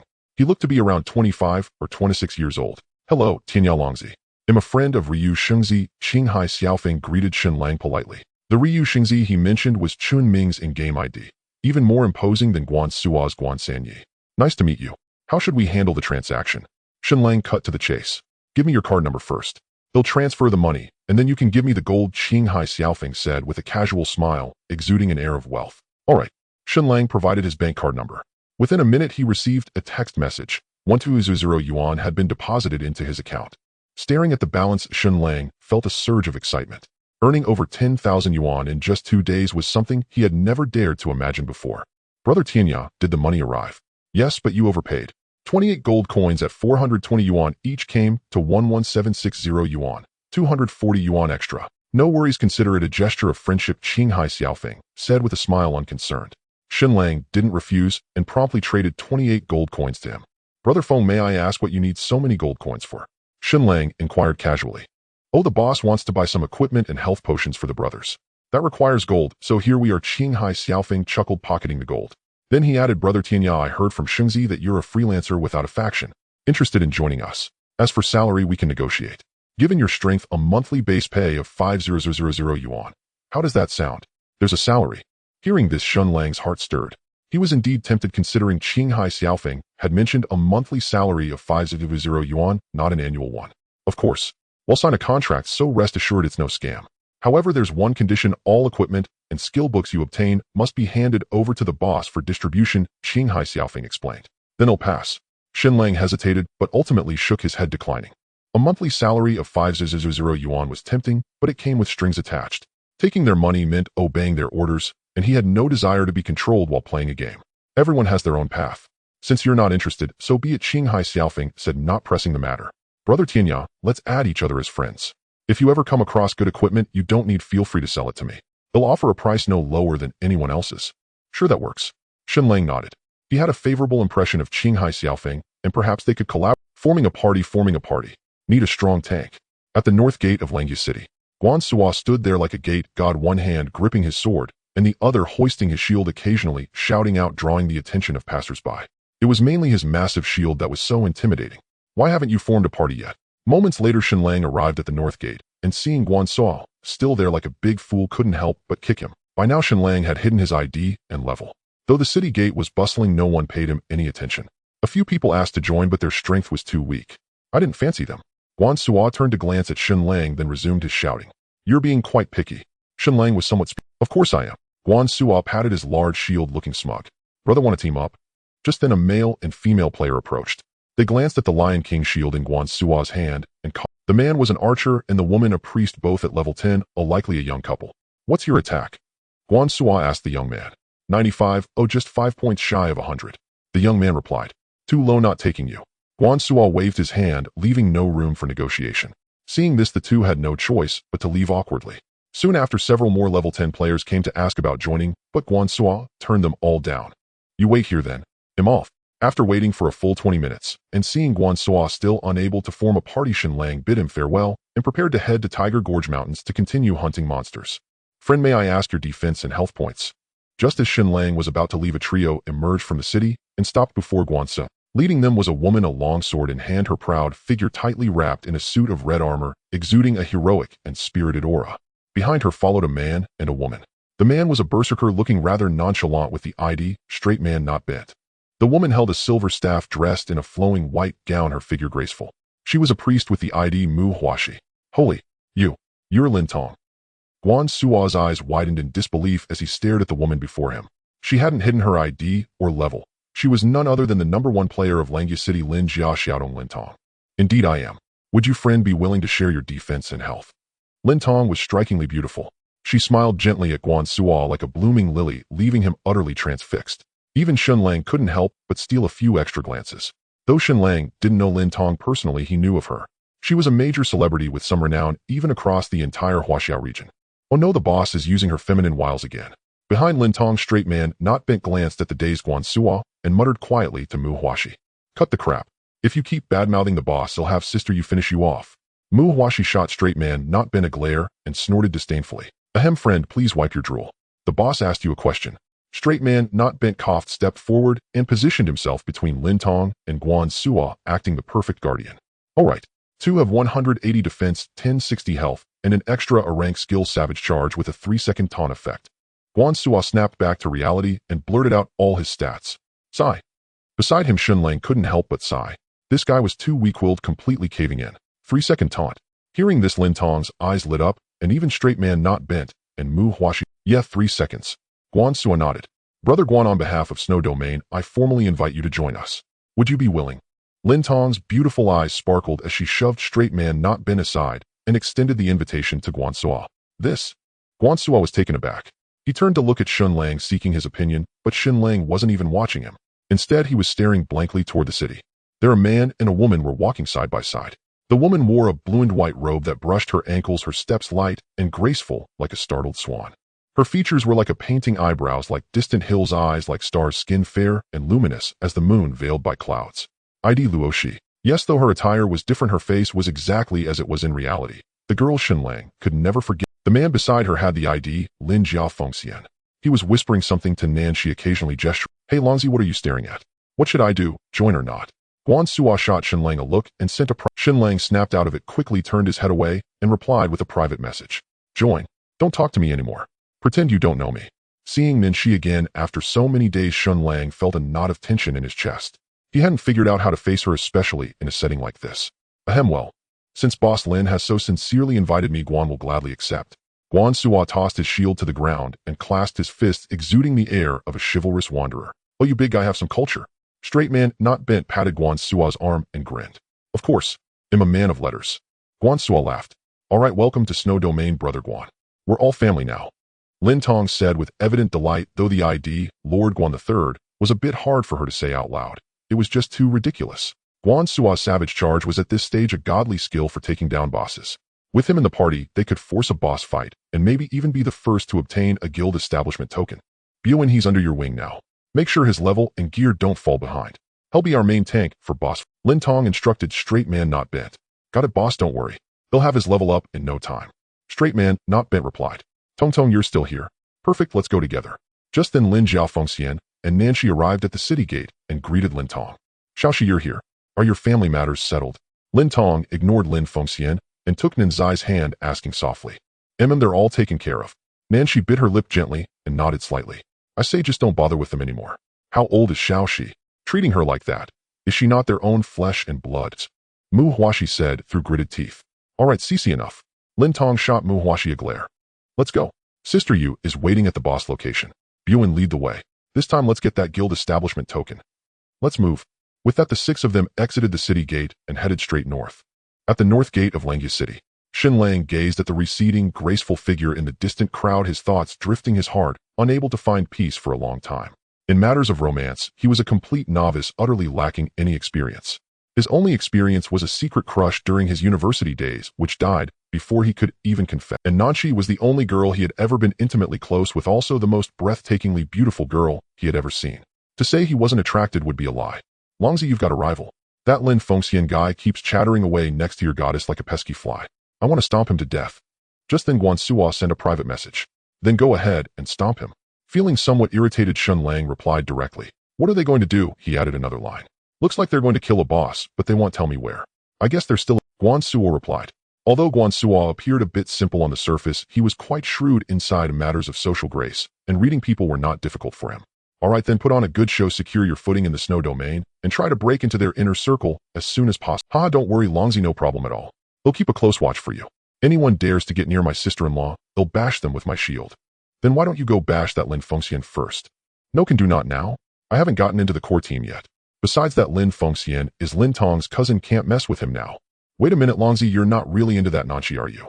Guan Suo sent 2 private messages in a row. He naturally knew nothing about what happened between Shen Lang and Nanshi. He was just joking with Shen Lang earlier, teasing him. But Shen Lang's tone made him start to suspect something. Nothing of the sort. Go kill your boss. I'm off to grind monsters. Shen Lang replied, then closed the chat. Although he had feelings for Nanshi, it was a secret in his heart that he didn't want others to know. Of course, this matter couldn't be rushed. If he recklessly approached Nanshi, it might backfire. This guy, he's got a crush on her, but won't admit it. On the other side, Guan Suo followed Lin Tong and the others heading north. He glanced at Lin Fengxian ahead, his eyes shifting, then quickly caught up. Night gradually fell. When Shen Lang arrived at Tiger Gorge mountain range again, the sky was completely dark. Roar! Suddenly, amidst a series of tiger roars, vague human figures scrambled out of the forest in panic, chased by a pack of ferocious saber-toothed tigers. Damn it, how can these things summon companions? Who knows? This is fucking ridiculous. We lost so many brothers for nothing. Stop cursing and run. It's a skill. The saber-toothed tiger's skill can summon companions. The crowd ran and cursed. A few priests were too slow, falling behind, and were soon torn to pieces by the pack of saber-toothed tigers. Looks like some faction has taken a liking to this leveling area. I need to hurry. Shen Lang frowned slightly, instantly activating stealth, avoiding the crowd, and quickly entered the mountain range. After a long while, the tiger roars gradually subsided, and the entire mountain range fell into silence once more. Shen Lang appeared silently atop a large tree. He didn't make a move, but chose to log off right there. In his room, Shen Lang took off his helmet, stood up, and stretched, then went to the bathroom to relieve himself. He had been online since 7:30 in the morning and hadn't logged off for nearly 11 hours. Since he started playing the game, Shen Lang felt his bladder control had improved considerably. He went downstairs and ordered a pork rib rice bowl, costing 35 yuan. He ate 3 full bowls before stopping. After eating, he took a stroll in the park opposite his apartment complex before returning upstairs. As Shen Lang entered his apartment, the door to the room next to his suddenly opened, and Jiao Jiao stepped out wearing only a thin camisole. Seeing Shen Lang, Jiao Jiao was clearly startled, a blush instantly spreading across her face. Without even a greeting, she hurried into the bathroom, and soon the sound of running water could be heard. Shen Lang scratched his head awkwardly, quickly walked into his room, closed the door, and locked it in one smooth motion. Fortunately, his room had its own private bathroom, otherwise it would have been quite inconvenient. Lying back on the bed, Shen Lang picked up his helmet, put it on, and entered the game once more. Perched atop the dense canopy, Shen Lang observed the situation through the gaps. The entire Tiger Gorge mountain range had long since returned to calm, with saber-toothed tigers roaming the jungle as if searching for prey. A moment later, Shen Lang leaped down from the tree, landing on the soft grass with a faint rustle. He didn't engage those saber-toothed tigers, but directly activated stealth mode and swiftly headed deeper into the Tiger Gorge mountain range. After all, this was the periphery of the Tiger Gorge mountain range. If he made a move, it would inevitably attract the attention of the players outside, who were likely from some faction. He didn't want any unnecessary trouble. But he had only gone a short distance when Shen Lang stopped. Not far ahead, a saber-toothed tiger was lying prostrate on the ground. That wasn't the important thing. What was important was that beside it lay a dark green helmet. If not for Shen Lang's sharp eyes, he might not have spotted it. Such good fortune. Shen Lang thought for a moment and figured out the reason. It was most likely dropped by those players earlier. I want stand on ceremony then. Shen Lang happily went over and picked up the helmet. It was a level 10 black iron piece, not bad, but unfortunately, it was plate armor which he couldn't use. It should sell for a few dozen silver coins. Growl. The saber-toothed tiger let out a low growl at Shen Lang, as if expressing its displeasure. Shen Lang glanced at it, but paid it no mind. The saber-toothed tigers were too low-level to possess intelligence. They generally wouldn't attack on their own. Afterwards, Shen Lang scouted around the area and picked up 7 or 8 more pieces of equipment, all black iron tier. He wasn't interested in any of them, they were just for selling. Half an hour later, Shen Lang crossed a mountain peak and arrived deep within the Tiger Gorge mountain range. This is the spot. Probably no one will come here. Shen Lang scanned his surroundings. It was eerily quiet with nothing but saber-toothed tigers roaming the mountain. Then without further hesitation, he gripped his dagger and charged at a saber-toothed tiger. However, in just a few moments, Shen Lang sensed something was wrong. The saber-toothed tigers here seemed stronger than those on the periphery. His health regeneration couldn't keep up. Shen Lang frowned slightly and immediately cast an insight skill. Saber-toothed tiger, level 19 attack, 185 defense, 155 HP, 10,000 skill. Tiger's mountain roar. As expected, these saber-toothed tigers were 2 levels higher than those on the periphery and had stronger stats. Maybe I know where the Tiger King is. Shen Lang's eyes flickered as he murmured. Then he retreated, quickly climbed a large tree, and stopped fighting that saber-toothed tiger. Since the saber-toothed tigers here had different levels, it meant that the closer one got to the Tiger King, the stronger the tigers would be. That was certain. With this thought, Shen Lang activated stealth and continued deeper into the mountain range. An hour later, Shen Lang stopped in a small valley. Before him was a massive cave, its entrance mostly hidden by giant trees with pitch-black darkness inside. Shen Lang had scouted all the nearby peaks, and the saber-toothed tigers in this valley were the highest level, all level 20. If his guess was correct, the Tiger King should be inside the cave in this valley. The night was hazy. Mountain winds rustled through fallen leaves, producing a rustling sound indistinguishable from reality, remarkably vivid. In the small valley, saber-toothed tigers roamed back and forth. Shen Lang took a deep breath, entered stealth, evaded the tigers, and cautiously made his way toward the cave. Moments later, Shen Lang entered the cave without incident. The cave was pitch black, and after a long while he could barely discern the scene within, drawing a sharp breath. In the cave spanning hundreds of meters, a massive purple-furred saber-toothed tiger lay prostrate on the ground, surrounded by scattered broken bones. Some were human, others from animals, countless in number, piled nearly into a small hill. Indeed, this was the Tiger King's lair. Gazing at the colossal saber-toothed tiger, Shen Lang involuntarily swallowed and carefully cast an insight spell. Saber-toothed Tiger King, Silver Grade Boss, Attack 255, Defense 220, Health 100, Skills Tiger's Roar. Tiger descends the mountain. 100,000. Shen Lang swallowed again, genuinely stunned by the Tiger King's health pool. Even if this Tiger King lay still, it would likely take him several hours to defeat. Moreover, its defense was as high as 220 points. This meant most players at this stage couldn't even penetrate its defense. Even Shen Lang himself would face about 70 damage reduction, making it nearly impossible to harm. What to do? Shen Lang's mind raced. He couldn't defeat it alone, not a chance, and even adding Qingtian Xiaoyu and Guan Suo might not suffice. But if he delayed too long, the Tiger King would inevitably be discovered by others. After all, some factions had already entered the Tiger Gorge Mountains today. Those players were caught off guard by the saber-toothed tiger's skills. In a few days, this area would likely be overrun by players.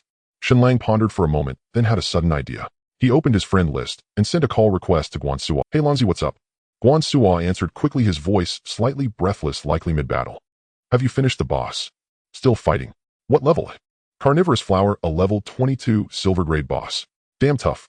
Our 7-man team has been at it for over an hour and only taken half its health." With that, Guan Suo shared the boss stats.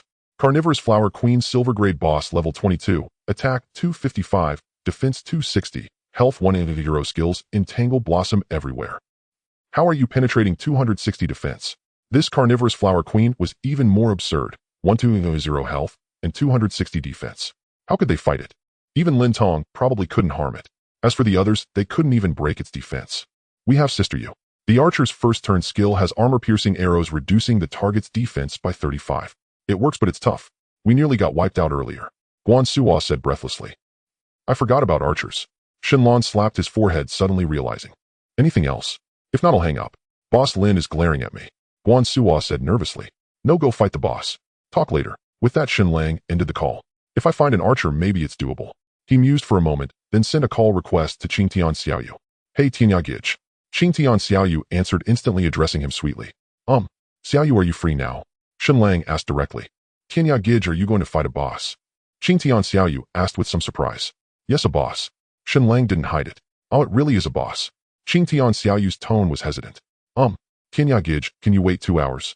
My brother and I took a monster-killing quest this morning, and we won't finish until around 10. 10 o'clock works, but this boss is tough. We might have to stay up late." Shen Lang said. "Staying up is fine, but Tianya Gij, can my brother come too? He's really strong." Qingtian Xiaoyu asked softly. "Sure, we need more people anyway. It's best if your brother joins." Shen Lang agreed without hesitation. Lebusishu was a berserker with attack power slightly surpassing a swordsman's, making him a valuable asset.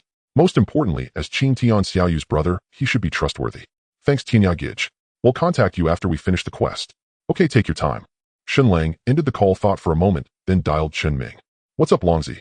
Chen Ming answered quickly. "When will you reach level 10? Shen Lang asked directly. "About 300 XP left, probably 3 more hours." "What's up, any quest?" Chen Ming said. "Fighting a boss. High defense, need an archer's armor-piercing arrow. Call me after you've advanced." "Got it, I'll hurry. Talk to you then." Chen Ming grew excited. "Okay, but be prepared to stay up late." "No problem, I can handle 3 all-nighters." "All right, talk later." Shen Lang hung up and exited the cave. At the entrance, saber-toothed tigers continued to roam like sentinels patrolling their territory, though they didn't detect the stealth Shen Lang. Wild monsters above a certain level developed some intelligence and would actively attack players entering their domain, but Shen Lang wasn't sure if these level 20 saber-toothed tigers would do so. "Let's test it," Shen Lang thought, then quietly approached a saber-toothed tiger, slowly revealing himself. If these tigers attacked proactively, killing the Tiger King would become problematic. They'd have to clear the entire... Obviously, that was impossible.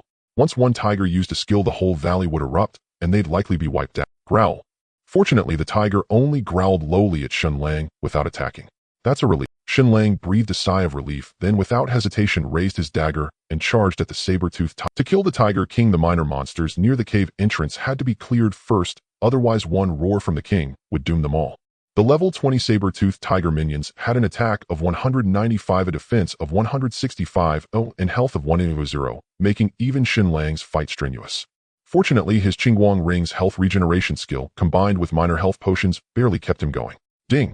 System notification. Congratulations, player, for defeating the saber-toothed tiger. You have earned 2,000 experience points with an additional 2,000 bonus experience. 15 minutes later, Shen Lang finally managed to slay the saber-toothed tiger without any mishap, preventing it from unleashing a single skill. A level 20 saber-toothed tiger yielded 2,000 experience points. Since Shen Lang was only level 15, he was defeating a monster 5 levels higher, earning an extra 2,000 bonus, totaling 4,000 points. Shen Lang's current experience needed for leveling up had reached 1,000 points. That meant he would need to slay 25 level 20 saber-toothed tigers to reach level 16. 25 might not sound like much, but the time required was substantial. The main issue was that the stats of a level 20 saber-toothed tiger were too high, overwhelming Shen Lang in every aspect. It was incredibly difficult to kill. Without the health regeneration effect of the bronze ring, he would never have been able to defeat it. Even so, he had to use 3 small health potions just to barely slay that tiger. Not bad, Shen Lang muttered cheerfully as he picked up a pile of silver coins from the ground. 57 in total, a decent haul. After resting briefly until his health bar was full, Shen Lang once again grabbed his dagger and charged at another saber-toothed tiger. Amidst the intense battle, time flew by until 11 o'clock at night. After more than 3 hours of fierce combat, Shen Lang had killed a total of 13 saber-toothed tigers, leaving him thoroughly exhausted. The saber-toothed tiger's skill, Tiger's Roar Shakes the Forest, could summon companions. Shen Lang had to stay fully alert. If he failed to interrupt it, even once, he would be done for. Stealth wouldn't even help. However, fortunately, with Shen Lang's current level of skill, interrupting the skills of these minor monsters was no problem. Beep, beep, beep. Just as Shen Lang killed the last saber-toothed tiger and picked up the silver coins scattered on the ground, his friend list flashed. It was a call request from Qingtian Xiaoyu. Shen Lang didn't hesitate and answered directly. Hey Tianyagij, we're here. Where are you? Qingtian Xiaoyu's voice rang out. Over an hour ago, Shen Lang had sent them his location, and the two had spent more than an hour running to reach this small valley. At the very back of the valley, there's a cave here. You'll see it when you come in. Be careful and don't get too close to those saber-toothed tigers. Shen Lang whispered a warning. Munggat Tianyagij, Qingtian Xiaoyu agreed repeatedly. After ending the call moments later, Shen Lang saw 2 blurry figures stealthily approaching. It was Qingtian Xiaoyu and Lebusishu. Tianyagij. Seeing Shen Lang, Qingtian Xiaoyu was overjoyed and quickened her pace. Fearing they might alert the Tiger King inside, Shen Lang hastily gestured for silence. Tianyagij finally met you, the two said cautiously as they approached. Lebusishu also greeted Shen Lang. We're all friends here, no need for formalities, Edu Xiondi. After chatting for a moment, Shen Lang got a general understanding of their situation. Lebusishu had already reached level 13, with an attack power of 133 points. He could also enter a berserk state, boosting his attack by 50, but only for 5 minutes. That was already quite impressive. After all, Shen Lang's current maximum attack was only 144 points, and he had gained an extra growth attribute and 10 attribute points compared to Lebusishu. If they were the same level, his attack would be inferior to Lebusishu's. The main reason was that a berserker's strength growth attribute was higher than an assassin's. Moreover, the great axe in Lebusishu's hands was a level 12 black iron weapon with a maximum attack of 24 points, even 2 points higher than Shen Lang's Qingfeng dagger. Of course, while the Qingfeng dagger was a bronze tier weapon, it was only a level 5 piece of equipment. Additionally, daggers naturally had lower attack than polearms, so it was understandable that it couldn't match the level 12 black iron war axe. As for Qingtian Xiaoyu, she was just shy of level 13, with a spell intensity of 161 points, so her healing should be adequate. Tianyagij, should we start fighting now? Lebusishu looked at the dark cave, eager to begin. Not yet. We're waiting for 2 more people. This boss is a tough nut to crack. Shen Lang shook his head, then shared the stats of the saber-toothed Tiger King in the team channel. This is 2. Qingtian Xiaoyu's small mouth fell open and her beautiful eyes widened. The saber-toothed Tiger King's stats were far beyond her expectations. Tianyagij, are you sure we're going to fight it? Lebusishu swallowed hard, remaining silent for a long while before speaking hesitantly, his earlier excitement completely gone. The main issue was that the saber-toothed Tiger King's stats were absurdly high, with an attack of 245 points. He estimated he would die after 3 hits. Although a berserker's constitution was slightly better than an assassin's, it was only by a small margin. Lebusishu's current defense was only 73 points, and his health barely exceeded 500. At most, he could take 3 hits before croaking, no more than that. As for attack, even though he thought his own damage was already decent against the tiger's 220 defense, he could barely break through. Not to mention its 1000 health. MM'll hold the aggro. You just focus on dealing damage, Shen Lang said with a nod which made Lu Busishu how would he hold it? With his life? But he didn't voice this doubt, afraid of embarrassing Shen Lang. By the way, Xiaoyu, do you have enough mana potions? Shen Lang turned to Qing Tian Xiaoyu. Yes, I bought 50 level 2 mana potions, each restoring 200 mana points. It cost me a whole gold coin. Qing Tian Xiaoyu replied. Good, I'll reimburse you after we beat the boss, Shen Lang said with a smile. Hee then I won't be polite, she said. We're family, no need for formality. Shortly after Qing Tian Xiaoyu and the others arrived, Guan Suo also reached the place. Having not seen him for half a day, Guan Suo had already reached level 12. His leveling speed was simply ridiculous. On the Langya City leaderboard, Lin Jia Xiaotong had also reached level 16, still holding the top spot. Longzi, I bought a total of 50 level 2 health potions and 6 anti-healing potions costing 4 gold coins in total. Reimburse me now, Guan Suo said as he traded a pile of bottles and vials to Shen Lang, chattering away. A silver tier boss could also recover health during battle, though not quickly, about 1 per minute. With a total health of 100,000, that meant 1000 points per minute, which was quite significant. However, this could be countered with specialized anti-healing potions, each costing 50 silver coins and lasting for half an hour. If the boss disengaged from battle, its health recovery would be astonishing, 10 per minute, and even anti-healing potions wouldn't work. So fighting a boss required continuous engagement, otherwise all progress would be lost. Of course, Shen Lang hadn't known these details initially. He had only learned them an hour ago from Guan Suo. What's the rush? He'll reimburse you after we finish the boss, though I won't shortchange you. Shen Lang said to Guan Suo, then distributed 10 bottles of health potions, each to Lu Busishu and Guan Suo. Shall you just heal me during the boss fight? He'll tank. Shen Lang instructed Qing Tian Xiaoyu, handing her 2 level 2 health potions. A level 2 health potion could restore 200 HP instantly. 2 bottles were enough for a priest. I understand. Qing Tian Xiaoyu nodded repeatedly as she took the potions. Guanzi, don't use Savage Charge during the boss fight until my HP drops to 30. Time it precisely a... Shen Lang added another reminder for Guan Suo. Got it. Your playstyle is similar to Lin Tong's, been familiar with this. Guan Suo chuckled naively. Alright, as long as you understand. Shen Lang nodded and said no more. Brother Tianyu, what should I focus on? Lu Busishu inquired from the side. Shen Lang pondered for a moment before replying. Just deal damage, but don't use Berserk, yet it might mess up the boss aggro. Lu Busishu's attack power was considerable. If he activated Berserk, he could easily pull the boss aggro, but his defense was too low to withstand it. Alright, I understand. Lu Busishu nodded, spinning his giant axe in a circle, nearly lopping off Guan Suo's head. Alright, let's clear these mobs first to build some synergy. We'll make specific plans once Chen Ming arrives. He should be here around noon after finishing his class change. Shen Lang gestured with his dagger toward the saber-toothed tiger in the distance. Alright, let's get started. The moment Shen Lang finished speaking, Guan Suo made the first move, charging at the tiger with his massive shield. Boom. 7. The next moment, a single-digit number appeared above the tiger's head, as if mocking Guan Suo's ineptitude. Damn, this defense is insane. Guan Suo cursed under his breath, planting his shield on the ground and assuming a defensive stance. Steadfast, a knight's first-class skill, reduces incoming damage by 50 and has a chance to Boom. 52. The saber-toothed tiger swiped its claw at Guan Suo's shield, dealing a relatively low damage number. My turn, whirlwind slash. Just then Lu Busishu moved. He lunged forward, gripping his axe with both hands, and struck the tiger's skull instantly, depleting 83 HP, a formidable blow. Whirlwind slash, a berserker's first-class skill, ignores 25 to 50 of the target's defense, depending on skill level. Boom. With the axe strike landed, Lu Busishu swung his arms and followed up with a basic attack, but this time it only chipped away 53 HP from the tiger. Boom. The tiger retaliated with a claw to Lu Busishu's head, instantly draining 158 HP, nearly a third of his health, almost scaring him senseless. Whoa. These level 20 mobs are insane.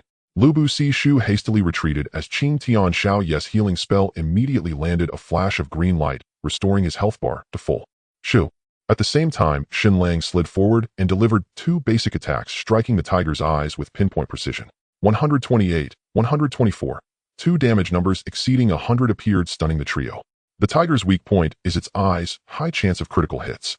After landing the double strike, Shen Lang smoothly sidestepped behind the tiger, gracefully evading its attack. Such fluid movements. Lu Busishu was astonished, witnessing such seamless maneuvers in reality for the first time, deeply impressed. With another stab to the tiger's hind leg dealing 67 damage, Shen Lang failed to dodge the tiger's kick this time, taking 137 damage to his shoulder. Yet in the next moment, Shen Lang lashed out with 2 quick strikes, instantly recovering 100 HP, leaving the trio utterly amazed. No wonder he said head tank. So a skilled assassin can serve as a tank too. The thought suddenly crossed Lu Busishu's mind. What are you staring at? Deal damage. Shen Lang rolled on the ground, dodging another attack, and landed another hit on the tiger, fully restoring his HP. Kill. Lu Bu Shu finally moved. Since the tiger's aggro was entirely on Shen Lang, he swung his axe freely, savagely tearing into the beast. As for Guan Suo, he put away his Lion King shield and wielded his sword, hacking at the tiger. However, his attacks were far too weak, dealing only single-digit damage, like scratching an itch. In less than 10 minutes, the trio had felled the saber-toothed tiger, its massive body crashing to the ground. Flashed. A beam of golden light shone, and Qing Tian Xiaoyu leveled up to 13. The four were in a party, sharing experience equally. Since Qing Tian Xiaoyu was a full 8 levels below the tiger, even with the split, she gained a substantial 130 experience points. Brother Tian, can I grind with you from now on? I don't want to stay with my brother. Qing Tian Xiaoyu beamed with joy, relishing the feeling of gaining experience without lifting a finger. Langa, count me in too. Guan Suo chimed in. Though he had fought, his contribution was negligible. A free ride. Count me in as well. Lu Bu Shu added. You three could form a party. Shen Lang chuckled, then kicked aside the tiger's corpse, revealing a pile of silver coins and a bracer underneath. Equipment dropped too. Shen Lang stared at the bracer, baffled. He had killed over 100 saber-toothed tigers in the past 2 days without a single piece of equipment dropping. Yet the very first tiger he downed in a group yielded loot. His luck was truly remarkable. Shen Lang picked up the equipment and shared its stats in the party channel. Tiger skin, bracer, leather armor, grade black, iron defense, 18 constitution, 6 attack speed, 5, required level 15. Yay, it's brother Tian Ya's equipment. Qing Tian Xiaoyu exclaimed happily, as if the item were her. Since Shen Lang was the only leather armor user among them, he didn't hesitate to replace his old plain bracer, boosting his stats further. His defense reached a formidable 140 points, and his HP exceeded 600, hitting a staggering 630. By the way, I have some equipment here. See if any of it suits you. After Qing Tian Xiaoyu collected the silver coins, Shen Lang recalled something and pulled out all the equipment. Whoa! A level 10 armor. And a level 10 helmet. Damn, this level 5 leg guard is better than mine. Guan Suo and Lu Bu Shu shouted with excitement, overjoyed. Most of the equipment that Shen Lang found were armors quite suitable for Guan Suo and Lu Bu Shu. The two of them chose a total of 5 pieces and then gathered together to whisper and start distributing them. Wow, defense 220, health 1260 is simply invincible. Not long after the two finished distributing, with Guan Suo grinning broadly, his mouth stretching up to the back of his ears. On the other side, Lu Bu Shu also wore an excited expression. Although his attack was high, his defense and health were really too low.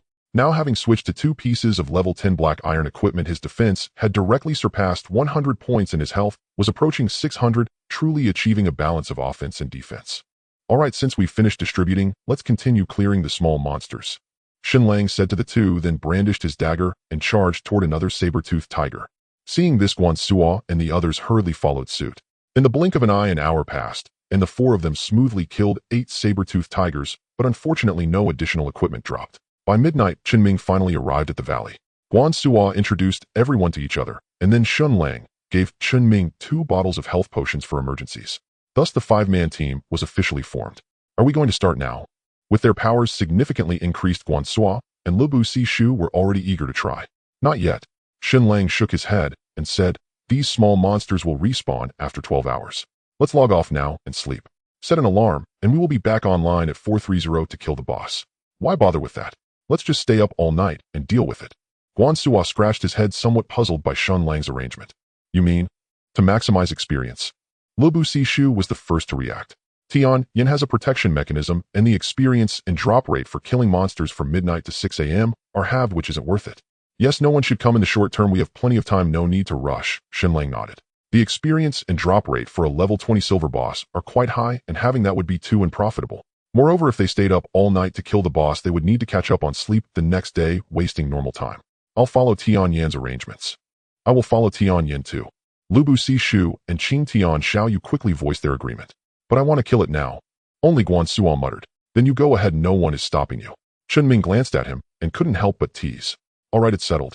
Let's all go back to sleep and be online at 430. Okay, Tian Yan. At your command, Tian Yan. Lu Bu Shu and Qing Tian Xiaoyu nodded repeatedly before swiftly logging off. Let's go, we should log off and rest too. After that, Shen Lang and the other 3 also chose to log off from the original location. In the room, Shen Lang took off his helmet, stood up, and went to the bathroom to take a shower, then went downstairs to the nearby 24-hour supermarket to buy a portion of Odin. After finishing his late-night snack, it was almost 1 o'clock. Shen Lang set his phone alarm for 420 and then fell into a deep sleep. At 4:20 in the morning, the alarm rang right on time. Shen Lang opened his sleepy eyes and lay in bed for a while before getting up. After taking care of his personal needs in the bathroom and briefly washing his face, Shen Lang returned to bed, put on his helmet, and re-entered the game. Whoosh! A flash of white light. Shen Lang reappeared in the small valley. It was midsummer, and although it was only 4:30, the sky was already faintly bright. In the distance, saber-toothed tigers were still wandering around, seemingly tireless. At the entrance of the cave, a familiar figure stood there, and upon seeing Shen Lang, hurriedly walked up to him. It was Chun Ming. "You got up quite early." Shen Lang smiled. "Don't mention it, I'm too excited to sleep for the first boss fight." "You didn't stay up all night, did you?" Shen Lang asked, somewhat speechless. "Just one all-nighter, no problem." Uffed. Just as the two were talking, a flash of white light appeared, and Guansua logged in as well. "Where are Do and the others? Haven't they logged in yet?" "They should be here soon." Before Shen Lang finished speaking, two flashes of white light appeared, and Lubu Sishu and Qing Tian Xiaoyu simultaneously appeared beside them. "All right, since everyone is here, let's get ready to start. I will go in first, and once I attract the aggro, you can attack." With that, Shen Lang took the lead into the cave, and the four hurriedly followed. Inside the hundreds of square meters of cave, scattered bones lay around. In the deepest part, a massive saber-toothed tiger was lying on the ground, seemingly unaware of the presence of the group. "Everyone stay alert, I'm going in first." Shen Lang took a deep breath. Just as he was about to make a move, he was called by Qing Tian Xiaoyu. Whoosh! With a wave of her staff, a red halo flashed and instantly fell on Shen Lang. System notification: player Qing Tian Xiaoyu has used the skill blessing on you, increasing your attack attribute by 17 for 30 minutes. "Oh, this is great." Shen Lang was momentarily stunned, glancing back at Qing Tian Xiaoyu and silently. A 17 increase in attack is no small matter. With his 144 points of attack, that's an additional 25 points. In other words, his actual attack power has now reached a terrifying 169 points. In the next moment, Shen Lang no longer hesitated. He moved his feet and charged straight toward the saber-toothed Tiger King. Boom! The dark green potion exploded on the saber-toothed Tiger King, instantly activating the healing suppression effect. At the same time, Shen Lang's figure appeared in front of the saber-toothed tiger's massive head, raising his dagger and fiercely stabbing it into its eyelid. 57 red damage numbers floated up, causing Shen Lang to feel somewhat speechless. The saber-toothed Tiger King's defense was simply too high. Even with his 169 points of true attack, he could barely breach its defenses. The dagger was instantly withdrawn, leaving a trace of blood. Shen Lang swung again, stabbing the same spot, inflicting another 58 points of damage without a critical hit. Roar! In an instant, a low growl resonated throughout the cave. The saber-toothed tiger finally opened its eyes, its paw as large as a grinding wheel extended and swiped toward Shen Lang. Shen Lang was startled, wanting to dodge, but that paw was simply too large to completely evade. Boom! 183. Shen Lang was hit by the paw, and his health instantly dropped significantly. However, he did not panic. He swung his dagger twice in quick succession, stabbing fiercely at the saber-toothed tiger's neck, instantly recovering 100 health points.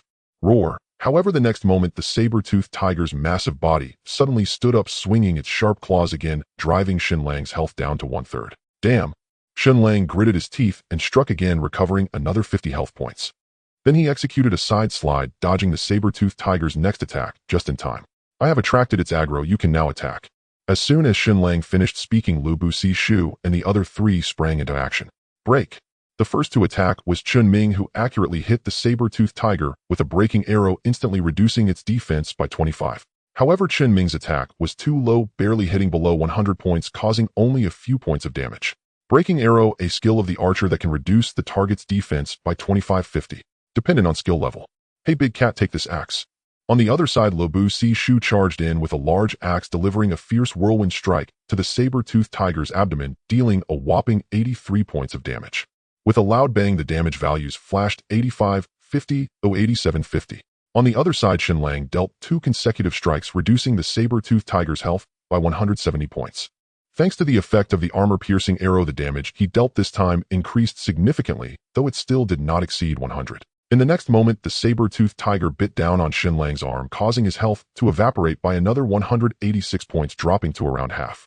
With a swift motion, 196 appeared above him. Green light descended as Qing Tian Xiaoyu followed up with a healing spell, instantly restoring Shen Lang's health to 80%. On the other side, with Shen Lang drawing the boss aggro, Chen Ming and Lubu Si Shu unleashed a furious assault as red numbers continuously emerged above the saber-toothed Tiger King. Chen Ming's attack speed was slightly faster, but his damage output was rather low, not dealing much damage at all. As for Guansua, he was chatting casually with Qing Tian Xiaoyu, too lazy to engage. His attacks were too weak, unable to break through the defenses. The battle raged on, but in less than 3 minutes Shen Lang could no longer hold out, his health dropping below 30. Even with Qing Tian Xiao Yes healing and a level 2 health potion, it was not enough. The boss damage was simply too high. Guanzigo, I'm on it. Guan Sua had been waiting for this moment and immediately activated his barbaric charge, stunning the boss for 3 seconds. At the same time, Shen Lang seized the opportunity to catch his breath, wildly swinging his dagger and landing 4 attacks within 3 seconds, instantly recovering 200 health points. With Qing Tian Xiao Yes healing spell, his health was nearly back to full. After 3 seconds, Guan Sua retreated with most of his health intact, indicating he felt no pressure. Next came another round of fierce fighting. From 430 to 600, the 5 of them battled for a solid hour and a half, finally bringing the saber-toothed Tiger King's health down to around half. During this time, Shen Lang steadfastly held the boss aggro without any mishaps. Roar! At last, the saber-toothed Tiger King's health fell below 50, and it let out an enraged roar. Suddenly, a high damage value appeared above the saber-toothed Tiger King, 121. The roar abrupt. Shen Lang had not used his backstab skill until this moment, and he successfully interrupted the saber-toothed tiger. Keep going. Taking advantage of the saber-toothed Tiger King's moment of confusion, Shen Lang wildly swung his dagger, while Lubu Si Shu and the others did not relent, their hands nearly numb. Time passed steadily, and the saber-toothed Tiger King's health decreased at a visible rate. Shen Lang remained highly focused, not daring to let his guard down. Unlike Chen Ming and the others who could attack without concern, he had to manage the boss aggro, constantly reposition to avoid attacks, and remain vigilant against its skills, not allowing himself even a moment of relaxation. The boss attacks were too high, any mistake could lead to his demise, and if he lost health, all their efforts would be in vain.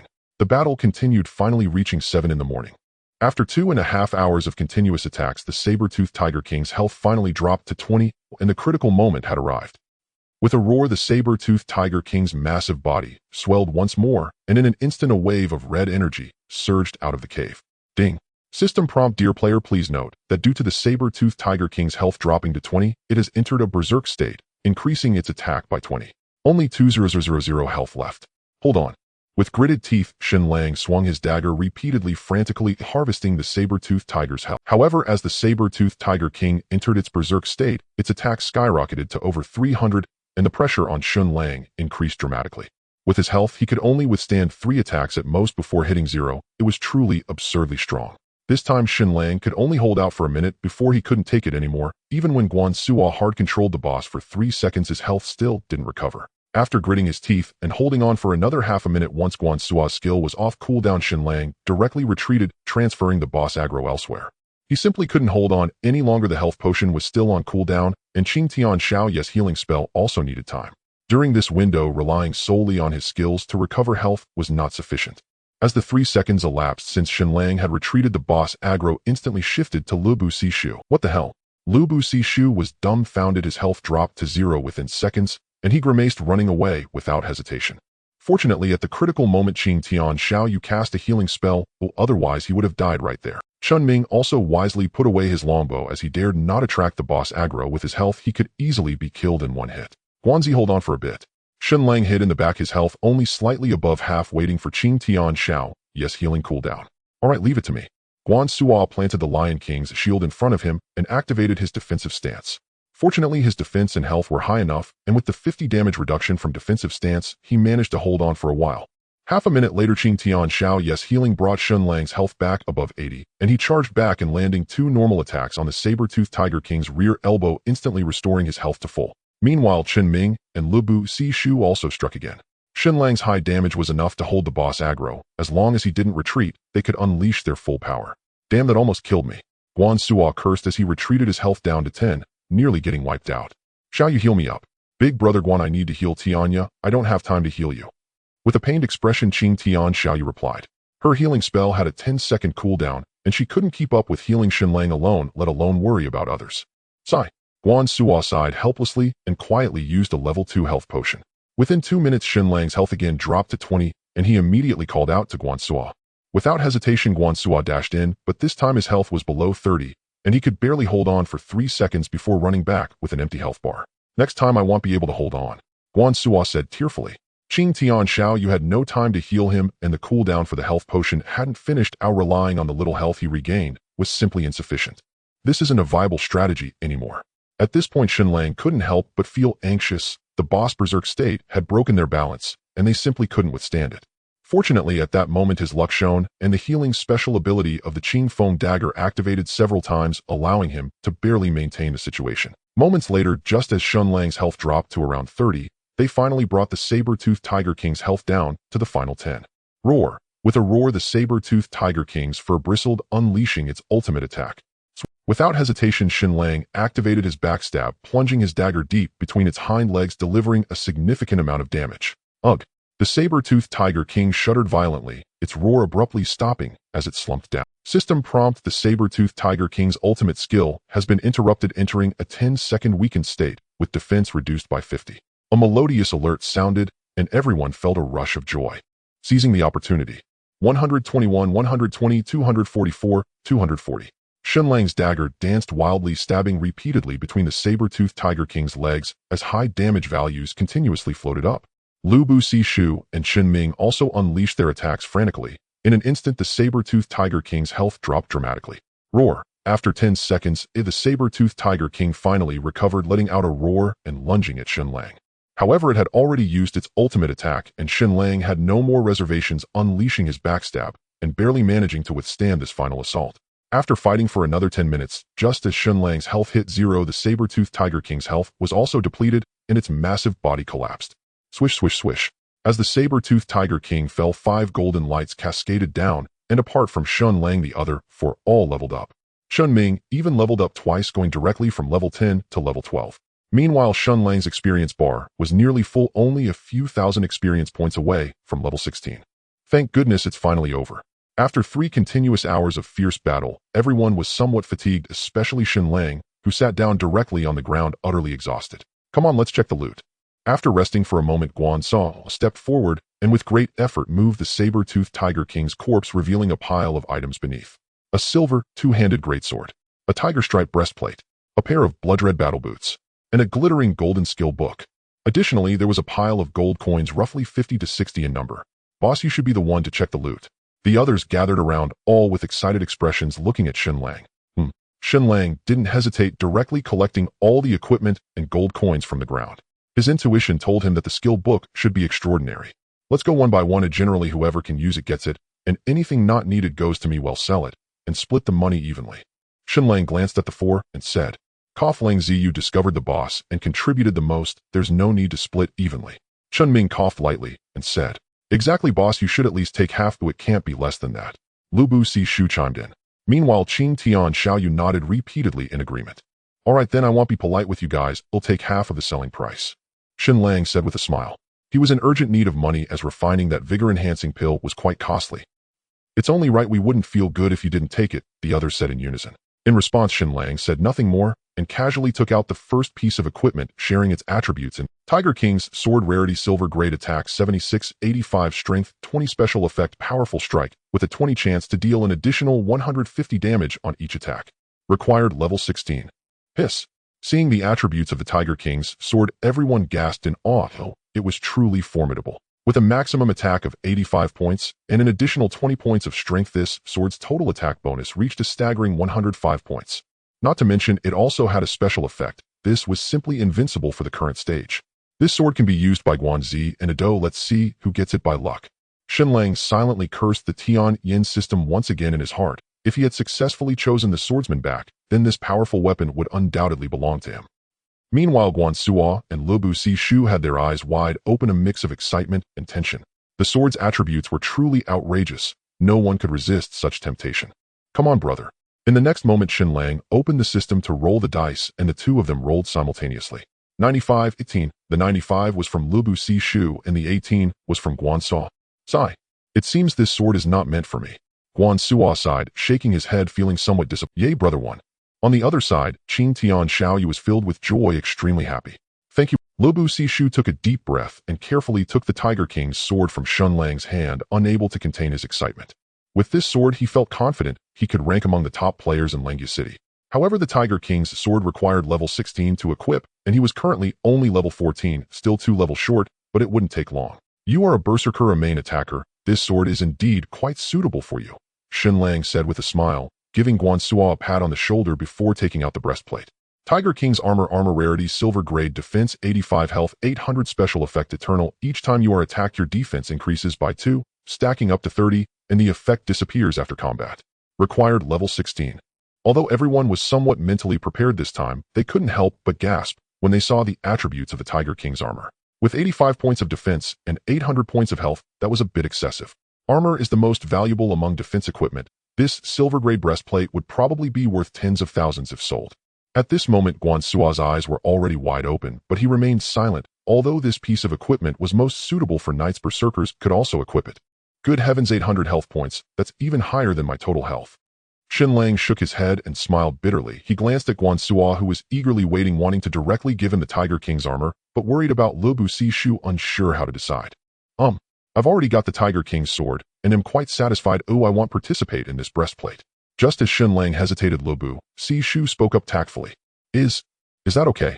Hearing this, Guan Sua was overjoyed, but he didn't show too much on his face. Shen Lang casually tossed the Tiger King's armor to Guan Su, saying, "All right, stop pretending. This Tiger King's armor is indeed most suitable for knights. Since Ado won't contend with you, take it." "Then thank you, brother Ado. If there's ever a need for old Guan, just let me know." Guan Sua took the Tiger King's armor and immediately thanked Lu Bu Sishu, his mouth grinning from ear to ear. This should be leather armor. Shen Lang then took out the last piece of equipment, silently praying in his heart. Lightweight boots, leather armor, rarity, silver grade, defense 40, agility 15, special effect, lightweight. After leaving combat, movement speed increases by 50, required level 16. Indeed, the last piece of equipment was the leather armor Shen Lang longed for. The level requirement is too high. I'm still far from it. Just wait until I reach level 16, then you can give it to me. Chen Ming directly chose to give up. All right, then this equipment will belong to me. Shen Lang didn't hesitate, casually collecting the lightweight boots. He was only a few thousand experience points away from level 16. After killing a few minor monsters, he would be able to equip it. The last item was a glittering golden skill book. When Shen Lang shared the skill, everyone was initially stunned, then fell into a silence lasting nearly half. Frosted glass SS grade with the spirit of frost in mind. Chant for 5 seconds to summon the power of frost, dealing 125 spell damage and a 50 slow effect to all targets within a 50-50 m range lasting 10 seconds. Cooldown 1h. What the hell? This is too outrageous. This skill book I estimate can sell for at least 100,000 coins. 100,000. You underestimate this SS skill too much. It's worth at least 15,000. After a while, the others finally reacted and the atmosphere became lively. No one expected that a silver-grade boss would drop such a powerful SS skill book. It was truly outrageous. In just 10 seconds, it could deal a total of 1250 damage, and it was a large area AoE skill, simply explosive. Moreover, skills differ from equipment. Even the best gear will eventually be outdated, but skills can be used, and especially for such a powerful skill book, it would be a rare treasure, even in the late game. It is not an exaggeration to say that such a powerful skill could even change the outcome of a small war. What should we do, boss? Should we sell it? Lu Bu Sishu looked at the skill book in Shen Lang's hand, and for a moment, even the Tiger King's sword in his hand felt less appealing. Selling it seems somewhat inappropriate. It is somewhat inappropriate, but we don't have a mage here either. Damn, if I'd known earlier, I would have chosen the mage class. If you'd known earlier, I would have chosen it too. Chen Ming and Guan Sua bickered back and forth. Shen Lang, however, remained silent. Selling such a divine skill was indeed improper, yet if he didn't sell it, he had no use for it himself, leaving him in a genuine dilemma. Hey Longzi, why not sell the skill book to Nanshi at a discount? She's a mage after all. Guan Sua winked at Shen Lang with a knowing expression. She's just a student, where would she get that much money? Shen Lang shook his head. This skill book was worth at least over 100,000 yuan. Nanshi was still a sophomore. How could she possibly come up with that sum? As for giving it to her, that was even less feasible. The two of them weren't close enough for that yet. How about I ask Lin Tong? Her family seems quite wealthy. Maybe she'd buy it and give it to Nanshi. Guan Sua suggested again. Go ahead and ask then. Shen Lang pondered for a moment before nodding. It wasn't a bad idea. Guan Sua then sent a message to Lin Tong along with a screenshot of the skill book. Lin Tong replied quickly. She's asking for the price? Guan Sua looked at Shen Lang. Tell her fixed price 15,000. Shen Lang stated the price directly. All right. Guan Sua nodded and sent the message to Lin Tong. She says she needs to think it over. A moment later, Lin Tong replied. Let her think it over then. Shen Lang dismissed it and took out the gold coins dropped by the boss. Xiao Yu erased the money for your mana potions. Take it. Shen Lang took out 2 gold coins and handed them to Qing Tian Xiao Yu. Thanks, brother Tianya. I won't be polite then. Qing Tian Xiao Yu accepted the 2 gold coins with a grin. No need to be polite. Shen Lang smiled and then distributed 4 gold coins to Guan Sua. Guanzi, these are yours. Got it. Guan Sua was even less reserved and pocketed the gold coins directly. All right, there are 47 gold coins left. 10 for each of you. As for this skill book, once it's sold, they'll take out half the money to split among you. Saying this, Shen Lang distributed the gold coins to everyone one by one. A boss, it'll just take 7. Lubu Sishu only took 7 gold coins. Just take them. We also got 4 gold coins from those saber-toothed tigers we hunted together last night. Shen Lang pressed the remaining 3 gold coins into Lubu Sishu's hand. All right then. Lubu Sishu didn't refuse further. Okay, the spoils are divided. Everyone go do what you need to do. Shen Lang clapped his hands. The rewards from this boss fight were quite bountiful. 3 silver-grade equipment pieces significantly boosted their 5-man team's strength. And most importantly, they had found one of the medicinal ingredients needed to refine the vitality pill. Oh right, the tiger's testicles. Shen Lang's heart stirred. He had almost forgotten the main task. He quickly walked over to the saber-toothed Tiger King, swung his dagger, and severed the 2 testicles, each as large as an ostrich egg, storing them in a prepared wooden box. Longzi, why are you cutting off its balls? Guansua was very curious. For alchemy. Shen Lang put away the wooden box without elaborating. Brother Tianya, we'll head back now. Call us if anything comes up. Lubu Sishu stepped forward to speak with Qingtian. Xiaoyu wanted to go back to sleep while he planned to find a place to level up so he could equip the Tiger King's sword as soon as possible. Go ahead. They'll contact you later. Shen Lang nodded. Okay, we're off. Goodbye, Brother Tianya. Lubu Sishu and Qingtian Xiaoyu said their goodbyes to Shen Lang, waved to Guansua and Qin Ming, then crushed their return scrolls. Longzi Lin Tong replied. As soon as they left, Guansua spoke up again. What did she say, eh? She agreed, but it doesn't seem like she's the one buying it. Guansua said. Not her. Shen Lang was puzzled. It looks like Lin Jiafengxian is the one paying. I saw him post the skill books image in the Snow Domain group chat saying he wanted to give it to Nanshi as a gift. Guansua glanced at Shen Lang. That guy sure is generous. Shen Lang said flatly, his expression somewhat dark. Guanzi, who's Lin Jiafengxian? Qin Ming asked. Him? He's a big idiot from Snow Domain and Langzi's rival in love. Guansua grinned. Rival your sister? Shen Lang rolled his eyes. Oh, I think I get the picture now. Qin Ming laughed and patted Shen Lang on the shoulder with an expression that said, I understand. You don't understand a damn thing. Shen Lang was speechless. So Longzi, do we sell it to him or not? Guansua, no sale. Tell him it's already been sold. Shen Lang hesitated for a moment, but ultimately decided against aiding his rival. Good call, I agree. Can't let that big moron have his way. Guansua fully agreed and sent a reply to Lin Tong. All right, you two go level up too. Oh, and Mingzi, you should get some sleep before you drop dead. Shen Lang said to Qin Ming. It's fine. Pulling an all-nighter is nothing new. I've done it before. Qin Ming shook his head dismissively, then added, besides, this game has a brainwave soothing function. I'm not even tired right now. He'll go level up with Guanzi and earn some gold to catch up to you guys. All right, do what you think is best. Shen Lang didn't press further. After that, Guansua and Qin Ming crushed their return scrolls to go level up on lower-level monsters. Shen Lang, however, chose not to leave and continued killing the level 20 saber-toothed tigers. Soon, less than an hour later, a flash of golden light swept through the valley, and Shen Lang successfully reached level 16. He allocated all 5 free attribute points to strength again, then equipped the boots of nimbleness. His defense instantly surged to 183 points, once again surpassing his own attack stat. My attack is a bit low. Shen Lang silently glanced at his stats. Even with all points in strength, his maximum attack was only 149 points. Hardly impressive. The main issue was the Green Edge Dagger's pitiful attack of just 22 points. Even with the additional 6 strength points, its maximum was only 28, completely incomparable to the Tiger King's sword. But equipment depended on opportunity, something that couldn't be forced. Even if he wanted to switch, he had nothing to switch to. He'll just have to make do for now. Shen Lang sighed softly. He didn't continue killing monsters, but chose to log off directly. He hadn't eaten breakfast yet, and was almost numb from hunger. At the foot of the apartment building, the street vendors setting up their early morning stalls had yet to pack up. Shen Lang spent 15 yuan on a bowl of wontons, savoring each bite at a small table. At the adjacent table, a young couple was engrossed in a discussion about their gaming experiences. The game Tianyan had been live for 5 days, and over half of the players had already made their way to the county city, establishing themselves, and even earning quite a bit. Of course, only a minority were making money. It was merely those few who had received promotion from the Tianyan officials. This had led to an increasing influx of players into the game, hoping to make a few coins. Currently, the official website for Tianyan reported over 200 million registered players in the Huaxia region, and the number continues to rise. Naturally, not all of these players are full-time. Having 30% being full-time would be impressive, as most treat it as a side hustle. While enjoying his wontons, Shen Lang browsed the forum. Currently, the highest level players in the Huaxia region had reached level 18, with 2 players achieving this milestone, Jian Qi Jinglan and Jin Xiaoyanhua. As for Langya City, the highest level remained Lin Jia Xiao Tong, who had reached level 17, while there were 4 players at level 16, with Shen Lang ranking last among them at 5th place in Langya City.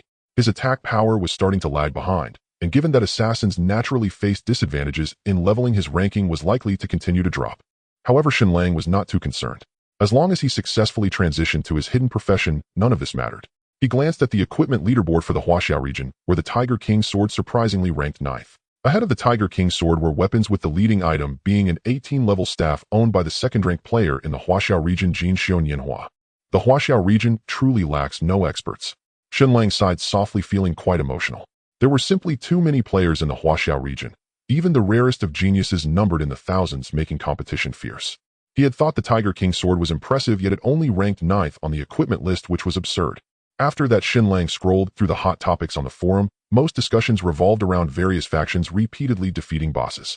The official site stated that there was a slight chance of silver-level bosses dropping guild creation orders, which was the primary reason for various factions targeting bosses. If any faction could establish a guild first, they would undoubtedly gain fame, attracting top-tier players to join. After browsing for a while, Shen Lang lost interest. He had no intention of creating any alliances, lacking the desire to manage one, and having no ambition for dominance. Regardless, what mattered was strengthening himself. Everything else could wait. By the time Shen Lang finished his breakfast, it was already 8:30. He didn't rush back, but strolled along the road to Zhonghai University, which was a few miles away. He didn't know why he came here. Perhaps he wished to reminisce about the lost days of youth, or to encounter something special. However, in reality, there are not so many coincidences or special encounters. After sitting in a small pavilion at Zhonghai University for a while, Shen Lang finally stood up to head back. When he returned home, it was nearly 10 in the morning. After taking care of some personal needs, Shen Lang put on his helmet again and set off on his journey. Swish! A flash of white light, and Shen Lang appeared in a small valley. Under the blazing sun, several saber-toothed tigers lounged comfortably in the shade of the trees, occasionally lifting their heads to survey their surroundings with sharp gazes, but more often, they simply enjoyed the tranquility and comfort of the place. Taking a deep breath, Shen Lang lunged toward the nearest saber-toothed tiger. He planned to train here for another couple of days, aiming to reach level 20 before seeking the other 2 medicinal herbs. After all, there were still 8 days left, so there was no rush. Time flowed slowly. As more saber-toothed tigers fell, Shen Lang's strikes and movements became increasingly. I must admit, he had some talent in this area. It would be challenging for an ordinary person to achieve such skills, and of course, compared to masters like Jianqi Jinglan, he was merely scratching the surface. The experience required to advance from level 16 to 17 was a staggering 120,000. After battling fiercely for over 5 hours, Shen Lang finally reached level 17 by 3:30 in the afternoon. During this time, he killed nearly 40 saber-toothed tigers, earning over 200 silver coins, equivalent to 20 gold coins, a significant haul. Moreover, he was quite lucky today, unexpectedly dropping 2 pieces of equipment, 1 piece of armor and 1 piece of cloth armor, both black iron level greaves, likely to sell for around 180 yuan. However, the trading price for gold coins had dropped significantly today, now around 330, meaning 20 gold coins could only be exchanged for a little over 600 yuan. Once again, he allocated all 5 free attribute points into strength, and then Shen Lang resumed hunting saber-toothed tigers. Their drop rate remained quite decent, and while there were still no players around, he needed to earn some money. By 11:30 at night, after 8 hours of intense fighting, Shen Lang finally leveled up again. Level 18. He was a full day behind Jianqi Jinglan. Subsequently, Shen Lang pulled out a return scroll and crushed it. Swish! A flash of white light, and he appeared in the square of Langya City. Brother Feng, I've arrived at the square. Shen Lang directly messaged Qinghai Xiaofeng. Just wait a moment, I'll be there shortly. Qinghai Xiaofeng replied instantly. Before long, Qinghai Xiaofeng's figure appeared in the square. Tianya, how much are you planning to sell this time? Qinghai Xiaofeng asked with a smile, having received a message from Shen Lang an hour ago about selling gold coins. 50 coins. Shen Lang held up 5 fingers. In fact, he currently had 56 gold coins, but he planned to buy some health potions. Hey brother, Tianya is truly impressive, earning 50 gold coins in a day. Impressive, impressive. Qinghai Xiaofeng was not surprised. It was reasonable for experts on the leaderboard to earn about 50 gold coins in a day. Brother Tianya, the current trading average price is 310 per coin. They'll give you 330 for 50 coins. That's a total of 16500 yuan, correct? Sure, thanks. Shen Lang nodded, showing no objections. It was already midnight, and Shen Lang knew that the price of gold coins had dropped a bit since the afternoon. All right, please check your account. Soon Shen Lang received a banking message, and then he handed over 50 gold coins to Qinghai Xiaofeng. By the way, Brother Feng, I also dropped 2 pieces of equipment, black iron level. Are you interested? Sure, of course, but I need to see the goods first, Qinghai Xiaofeng replied. That's only natural. Shen Lang immediately handed over the 2 pieces of equipment. Are you not afraid it'll run off with the equipment, Brother Tianya? Qinghai Xiaofeng joked as he accepted the items. Not afraid, they aren't worth much. Haha, brother Tianya is truly down to earth. Qinghai Xiaofeng laughed heartily, then glanced at the equipment attributes and said, the equipment isn't bad. How about 800 each? That works. Shen Lang nodded, feeling satisfied with the price. All right, brother Tianya, the transfer is done. If you find anything good in the future, please let me know. I'll definitely prioritize brother Feng. Haha, then I'll take my leave. See you later. Take care, brother. After bidding farewell to Qinghai Xiaofeng, Shen Lang glanced at his account balance, feeling deeply moved. Earning over 10,000 a day was much better than working. Beep, beep, beep. Just as Shen Lang was about to log off, his friend list suddenly lit up. It was Guan Sua sending a call request. Hey Guanzi. Hey Langzi. Me and Mingzi got ambushed. That bastard just took my Tiger King armor. Guan Sua's furious voice rang out, making Shen Lang's heart tense, and his brows furrowed instantly. Who did it? What happened? It was that damned Lin Jiao Fengxian. Lin family Fengxian. Upon hearing this, Shen Lang couldn't help but be taken aback. Isn't Lin family Fengxian from the snow region? How could he attack you? That bastard thinks the skill book is in our hands. He wants to kill us to get it. Guan Su said angrily. This guy is truly shameless. He's willing to kill even members of the same faction for a skill book. It's just. Shen Lang scoffed and then asked, where are you now? We've been killed. Back to the city. Now we're at the square. Guan. I'm here too, at the entrance of the Adventurers Guild. Come over and we'll talk. All right. Soon Guan Su and Chun Ming appeared in Shen Lang's line of sight, cursing as they walked. A whole day passed, and neither Guan Su nor Chun Ming had leveled up, one being level 13 and the other level 12. Clearly they had lost a level after being killed. Langzi, let's go. Let's get a doe involved and deal with him. At this moment the two saw Shen Lang and hurried over. Guan Su gritting his teeth. What are you talking about? There are so many of them. What can we do with just the three of us? Chun Ming was more composed. He had also dropped an item, but it was just a piece of black iron equipment, not very valuable. We'll talk about that later. Guanzi, have you informed Lin Tong about this? Shen Lang inquired.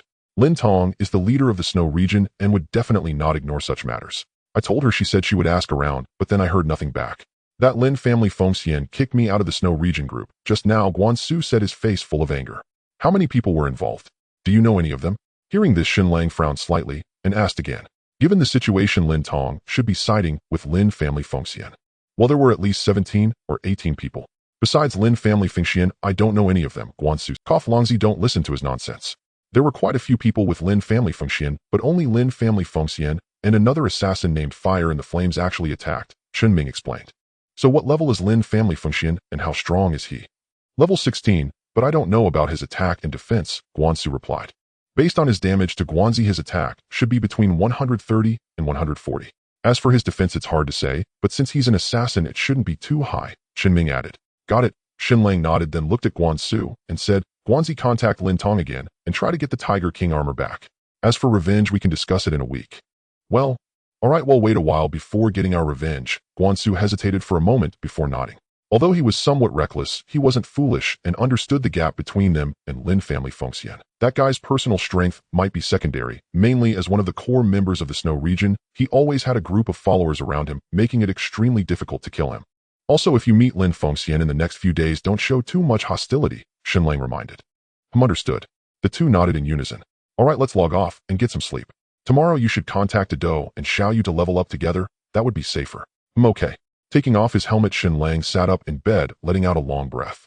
He didn't actively seek trouble, but he was certainly not afraid of it. However, Lin family Fengxian was a core member of the snow region, backed by the entire snow region. With just him and Guan Su, they couldn't touch him at all. Even if they were lucky enough to kill him once, it wouldn't matter. They wouldn't seriously injure him and could face the retaliation of the entire snow region. At that point, their situation in Langya City would be extremely difficult. Of course, there was one thing that was favorable for Shen Lang and the others. That was Lin family Fengxian didn't know about their relationship, nor did he know that Shen Lang had already set his sights on him. Lin family Fengxian was in the open while Shen Lang was in the dark. There would be plenty of opportunities to deal with him. Even if Lin family Fengxian wanted to retaliate, what could he do? He was an assassin afraid of retaliation. Of course, all this would have to wait until Shen Lang successfully changed his class to the Shadow Walker. He didn't want any mishaps regarding this matter. After thinking for a moment in bed, Shen Lang finally got up and left the room. He went downstairs to buy a few boxes of instant noodles, opened one box, and soaked it in hot water, simply having a late-night snack. After taking a shower, he returned to bed. He slept soundly until dawn. At 5:20 a.m., Shen Lang got up on time and went downstairs for breakfast. A bowl of porridge, 1 egg, and 2 fried flatbreads cost a total of 10 yuan, or less than 2 silver coins. After breakfast, he exercised in a small park before returning upstairs. With a flash of light, Shen Lang reappeared in the Langya City Square. Although it was only 6 o'clock, there were quite a few players in the square, as well as many setting up stalls. Shen Lang strolled past several small stalls, most of which were selling equipment, but the quality was low, mostly black iron items with very few bronze ones. After a moment, Shen Lang stopped in front of a stall, picked up a pair of leg guards, which were level 15 black iron equipment, and the attributes were decent. Snake Hunter leg guards, leather armor, grade black iron equipment, defense 18, constitution 8, required level 15. How much is this? Shen Lang casually asked about the price. Although his current leg guards were also black iron equipment, they were only level 3 and added just 6 points of defense and 3 points of constitution. 5 gold coins. The stall owner was a level 15 swordsman ID Huawuk, a rather handsome name, but he looked somewhat old, at least in his 40s. He glanced at Shen Lang and directly quoted a very reasonable price. Big brother, it's a pity you're selling at a stall. You'd do better to switch to robbery. Shen Lang was speechless and put down the leg guards, ready to leave. Hey, little brother, slow down. If you think it's expensive, you can negotiate. This is not a fixed price item. Oh, let's talk about it. Huawuk stood up to block Shen Lang, smiling with a face full of wrinkles, which didn't match his ID at all. Negotiate. All right, I'll take it for 1 gold coin. Shen Lang said. Little brother, you're being unreasonable. Oh, at least 3 gold coins. 2 gold coins, no more. This kind of black iron equipment will be outdated soon. Shen Lang continued to pressure the price. 2.5, no less. Huawuk raised the price again. Leg guards and wrist guards are the least valuable, just 2 gold coins. If you can accept, I'll take it. If not, forget it. All right, let's call it the first transaction of the day. I'll consider yourself lucky. In the end, Shen Lang purchased the leg guards for 2 gold coins. After equipping the leg guards, Shen Lang's defense finally broke through the 200-point mark, and his health reached 680 points, which was top tier among assassins. However, his attack was a bit low. Shen Lang wandered around for a while, but didn't encounter any desirable equipment. Then he went to the pharmacy and bought 100 bottles of level 2 red potions and 4 bottles of poison that prevented health regeneration. Having spent all his gold coins, Shen Lang finally left the city in satisfaction and hurried southeast. The old pharmacist had once told him the location of the blood spirit ginseng, but he never had the time to go. Now it was already the 4th day promised to Lauren. It was time to scout it out. Shen Lang moved quickly. His original movement speed was already at 156, and with the Lightfoot boots adding another 50 in combat and another 50 from stealth, he had a full movement speed of 256, running like the wind. Even horses couldn't catch up. However, even with his speed, it took him nearly an hour to reach the vicinity of his destination. It was a long-abandoned small town with dilapidated houses standing, but not a single person in sight. Little Pool Town, this was the name of the town inscribed on a broken stone tablet at the village entrance, but the tablet was broken and the character Little was missing. Where to find blood spirit ginseng? Looking at the abandoned town before him, Shen Lang frowned, unsure of where to. The old pharmacist had only told him that the blood spirit ginseng was near this Little Pool Town, but he hadn't specified where. Forget it, let's look around and see. Shen Lang sighed softly and then slowly walked into the town. The town was very desolate, and it was unclear how long it had been abandoned, with ruins everywhere and the streets covered in weeds and rubble. This abandoned small town may have once been prosperous and bustling, but now it was left with desolation. Shen Lang stepped on the wild grass, slowly walking along the deserted path, looking around. Occasionally, a gust of wind would blow through, stirring up the dust and grass on the ground. After walking for a while, Shen Lang suddenly felt something watching him from behind. However, when he turned around to look, there was nothing there. At that moment, a chilling atmosphere seemed to pervade the entire town, making him feel a bit uneasy. Just as Shen Lang was surprised and preparing to leave, a wisp of smoke in the distance caught his attention. Is there someone living here? Shen Lang hesitated for a moment, then gritted his teeth and quickly walked toward that house. In a desolate fenced courtyard, scattered glimmering stones were arranged in a strange shape. At this moment, a wisp of smoke was wafting from the house's chimney, rising toward the sky. Excuse me. Is anyone there? Shen Lang shouted towards the house through the fence. Not long after, a hunchbacked old woman walked out from the house. She appeared very old, leaning on a cane, her face covered in wrinkles. There was nothing shown on her head. You? Who are you looking for? The old woman looked at Shen Lang, her aged eyes filled with the passage of time. Hello, grandmother. I am an adventurer from Langya City.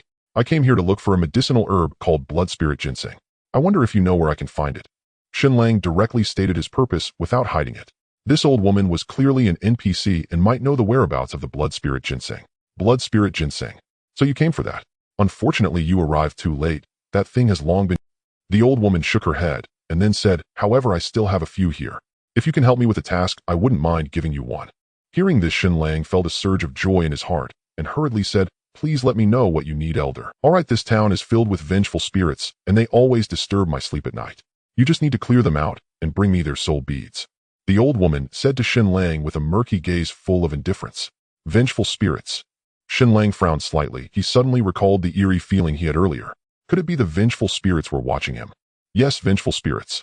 A disaster occurred here several years ago, and many people died. They are unwilling to be reborn, so they have turned into vengeful spirits. The old woman sighed and continued, vengeful spirits fear light and mostly hide in dark corners. You should go look for them. Ding. System prompt: you have accepted the quest collect soul beads. Great. Go to Little Pool Town to kill 100 vengeful spirits ghosts and collect their soul beads to return to Little Pool Town's witch. After completing the quest, you will receive a generous reward. Quest progress 0-100. Alright, grandmother, I will go right away. With the quest in hand, Shen Lang said goodbye to the old woman and wait. The old woman suddenly called out to Shen Lang and warned, young adventurer, this Little Pool Town is not a good place, especially after midnight. There will be great dangers. You must remember to leave before midnight. Got it, grandmother. I will log off by 11:30. Shen Lang nodded and quickly left. A moment later, Shen Lang appeared inside a dilapidated and dark house, and in the corner in front of him a somewhat blurry figure with disheveled hair was hiding there looking very eerie. This is just a game. Shen Lang took a deep breath, suppressing the fear in his heart, and directly cast in Ghost level 25 attack, 255 defense, 180 health, 160 skills, bite ghostly sound. Goodness, a level 25 monster with an attack of 255, comparable to the saber-toothed Tiger King. Let's fight. In the next moment, Shen Lang didn't hesitate and charged forward with his dagger. 68, 65, two consecutive strikes hit the ghost, instantly reducing its health by 130 points, but for the ghost with 1600 health, that was nothing. Hiss. The ghost was stirred, and a pale hand suddenly lunged at Shen Lang with incredible speed. Shen Lang didn't even have time to evade and took the hit. 153, a considerable amount of damage appeared, startling Shen Lang. He waved his dagger and gritted his teeth, stabbing at the ghost's obscured face. 69, 50, as the dense long hair was swept aside, a pale face was revealed with traces of dried blood, looking quite terrifying. Even though Shen Lang was mentally prepared, he was still taken aback. Hiss. The ghost lunged again, both hands reaching for Shen Lang's neck, but he dodged with a quick move and slashed at its rage. The ghost let out a shrill scream after being evaded by Shen Lang frantically pouncing at him. In an instant, the two engaged in a fierce battle in this small space. Although Shen Lang's level and attributes were inferior to the ghost, he had health regeneration effects and a level 2 health potion as backup, so he wasn't too afraid. However, facing such a spirit, he was still somewhat scared. This battle lasted a full 15 minutes before Shen Lang finally defeated the ghost, dropping a pile of silver coins and a blood-red stone bead. Ding. System prompt: congratulations player for killing ghost, earning 300 experience points with an additional 420 experience points. It's still more exciting to kill monsters above my level. Looking at the rapidly rising experience bar, Shen Lang felt greatly pleased. A single ghost gave a whopping 720 experience points, which was quite substantial. To level up from 18 to 19, 100 experience points were needed, which seemed like a lot, but it wasn't. Killing about 20 ghosts would suffice. And this ghost had a decent drop rate, yielding 91 silver coins, almost reaching 100. Looks like I'll be staying here for a couple of days. Shen Lang thought to himself, and quickly walked towards another room. The new book has reached 100 words and is officially starting its debut. Anyone who can see this is a lucky star of the round moon. Thank you to all the big bosses for your support. This book is a spontaneous creation, just wanted to write a web game. The author has always been writing fantasy books. In fact, the last book did quite well. The editor asked me to continue writing fantasy and even applied for a guarantee. But I discussed it with the editor and said I would finish this book before writing the last part of the Grandau trilogy. To be honest, writing fantasy for 3 years has been a bit exhausting. I want to write some urban web game and romance stories to relax. In the end, I stood firm against the editor. I just want to write this book, and the editor also said that if the author enjoys writing, the readers will enjoy reading. Don't be anxious, the show has just begun. Before long, Shen Lang arrived at another house nearby, but upon entering, he did not see any specter. Perhaps no one had ever lived in this place. Shen Lang furrowed his brows, thinking to himself.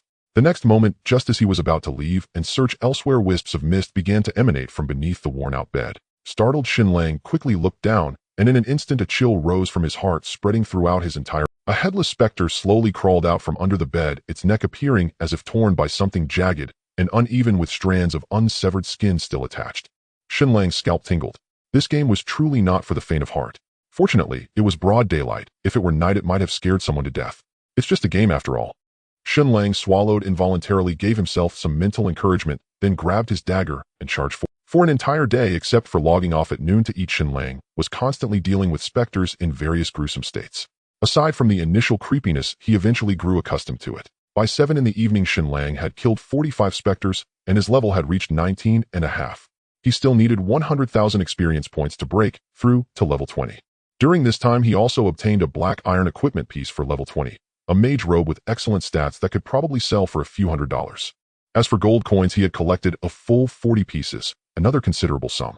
Of course, the price of gold had dropped to $260 today, so his income barely exceeded $10,000, which was just acceptable. As players' levels increased, the value of gold continued to decline, and the days of making money by farming gold were quickly fading away. Shen Lang logged off for a simple dinner and took care of personal needs. When he came back online, it was already 7:30 in the evening, and the sky had completely darkened. As soon as he appeared, a cold wind suddenly struck him from behind. Startled before he could react, a tremendous force slammed into his back. A terrifying damage number floated above his head, and his health bar instantly evaporated by a third. Using the momentum, Shen Lang rolled on the ground and turned around sharply to look. A specter with white hair was glaring at him, its eyes blood red and expression ferocious, as if it wanted to devour. Shen Lang was somewhat surprised. The previous specters had shown hostility, but never attacked proactively, yet this one had ambushed him. The specter swiftly floated forward, both hands reaching for Shen Lang, its scarlet tongue extended long, as if to consume him. Shen Lang dodged the specter's attack by a hair's breadth, at the same time swinging his dagger and stabbing it deep into the back of its head, but it only dealt 47 points of damage. Something was off. This wasn't a specter, as specters didn't have such high attack and defense. With a sudden realization, he quickly cast an insight skill. Wraith level 30, attack 325, defense 230, health 21,000, skills, bite ghostly whale. No wonder it hit so hard. It was a level 30 Wraith.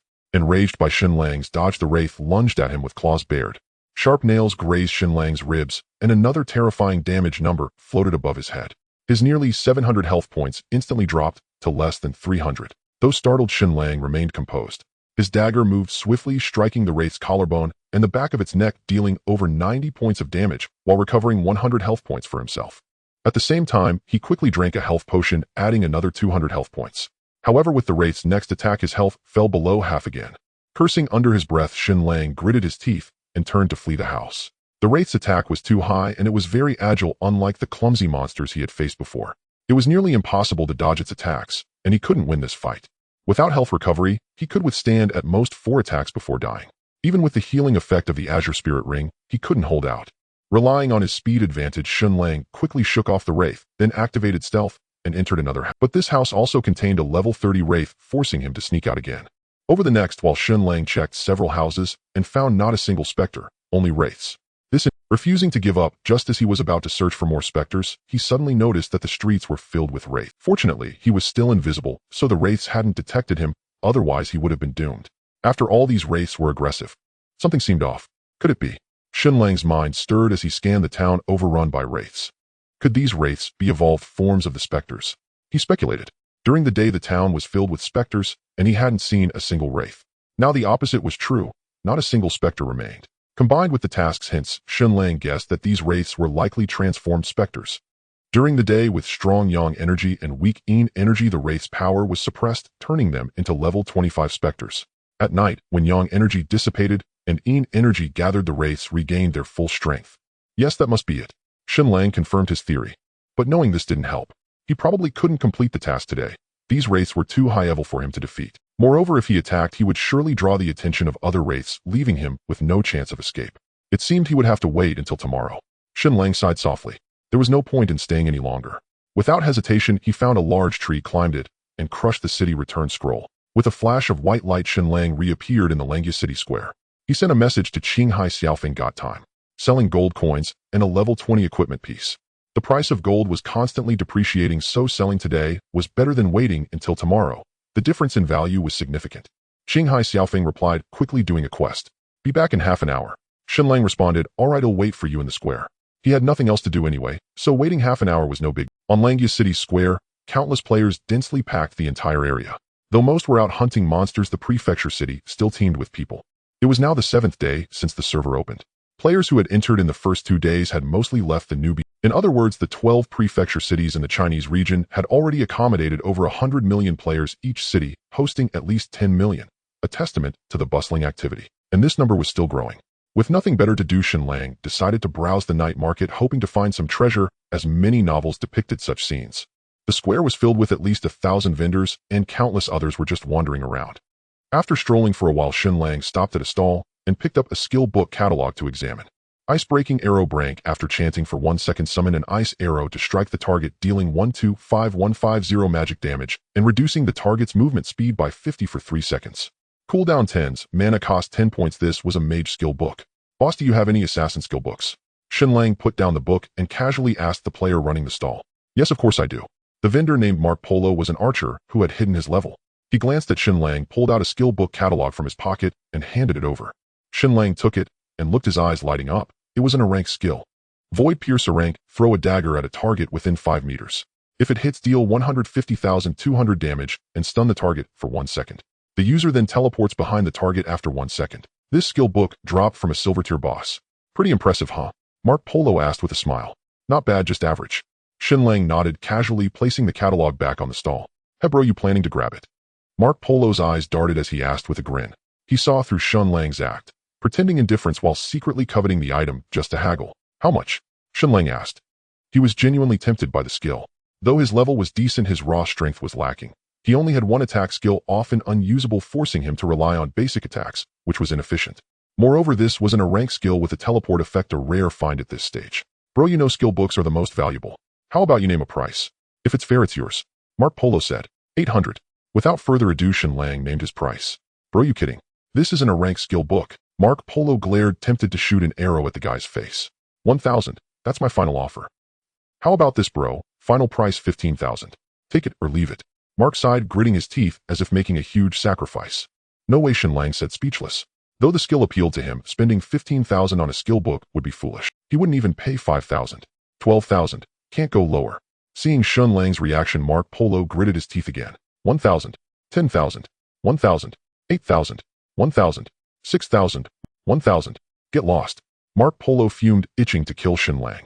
Not selling, but no need to curse. Shen Lang rubbed his nose, chuckling. I didn't curse. I just told you to leave. Mark Polo rolled his eyes on. Hey, you've got an assassin skill book here. Suddenly a figure appeared beside Shen Lang, crouching to pick up the catalog with a look of surprise. Shen Lang turned and froze when he saw the person's face. It was Lin Jiafengxian. What a coincidence. Yeah, of course. Mark Polo said to Lin Jiafengxian. How much for this skill book? Lin Jiafengxian didn't recognize Shen Lang. He stared at the catalog with burning interest, flanked by 2 other assassins likely from Snow Domain. Well, bro, name your price. If it's fair, it's yours. Mark Polo smiled. 5,000, how about that? Lin Jiafengxian said with a grin. Money wasn't an issue, but he didn't want to overpay, a head haggle if needed. 5,000. You kidding? This bro here offered me 10,000, and I didn't sell. Mark Polo glanced at the 2 behind Lin Jiafengxian, his eyes shifting as he refused outright. Fine, name your price then. Lin Jiafengxian glanced at Shen Lang briefly, not paying much attention. Shen Lang had hidden his ID and level after returning to the city, so he wasn't noticeable. Bro Polo, let's go with your offer. 12,000. Hand over the skill book. Shen Lang sighed, speaking as, well, hold on. Before Mark Polo could respond, Lin Jiafengxian interrupted. 13,000. I'll take it. What's your game, bro? Shen Lang frowned, glaring coldly at Lin Jiafengxian. No game. Highest. Lin Jiafengxian ignored Shen Lang, addressing Mark Polo directly. Send me your card number. Think bringing 2 lackeys makes you tough? Shen Lang sneered, matching his tone. Did your parents never teach you first come, first served? You. What did you say? Lin Jiafengxian's face darkened. He glared at Shen Lang. You skulking rat. Say, Han, who do you think you are? Try touching me. Shen Lang scoffed, turning away from Lin Jiafengxian. Starting a fight in the prefecture city would be idiotic for Lin Jiafengxian. You. Lin Jiafengxian gnashed his teeth, but dared not act. Langya city guards would throw him in jail. His father might wield influence in Qinghai City, but not in the game. Bro Polo, send me your card number. 12,000. He'll transfer now? Shen Lang said to Mark Polo. Mark Polo blinked, looking troubled. Few bottom feeder will never understand that money makes the world go round. Seeing Mark Polo hesitate, Lin Jiafengxian sneered, glancing at Shen Lang, before raising 2 fingers. 20,000. Give it to me. 20,000. Marco Polo swallowed hard. To be honest, he had thought he'd be lucky to get 7 or 8,000, so 20,000 far exceeded his expectations. How do you really think you're the only one who's a rich second generation? Shen Lang suddenly laughed, his smile dripping with contempt. He used his simulator to pull up his bank balance and thrust it directly into Lin Jiafengxian's face. It showed a whopping 46,108 yuan. This is just my pocket money for a month. Shen Lang sneered, his face brimming with arrogance. You.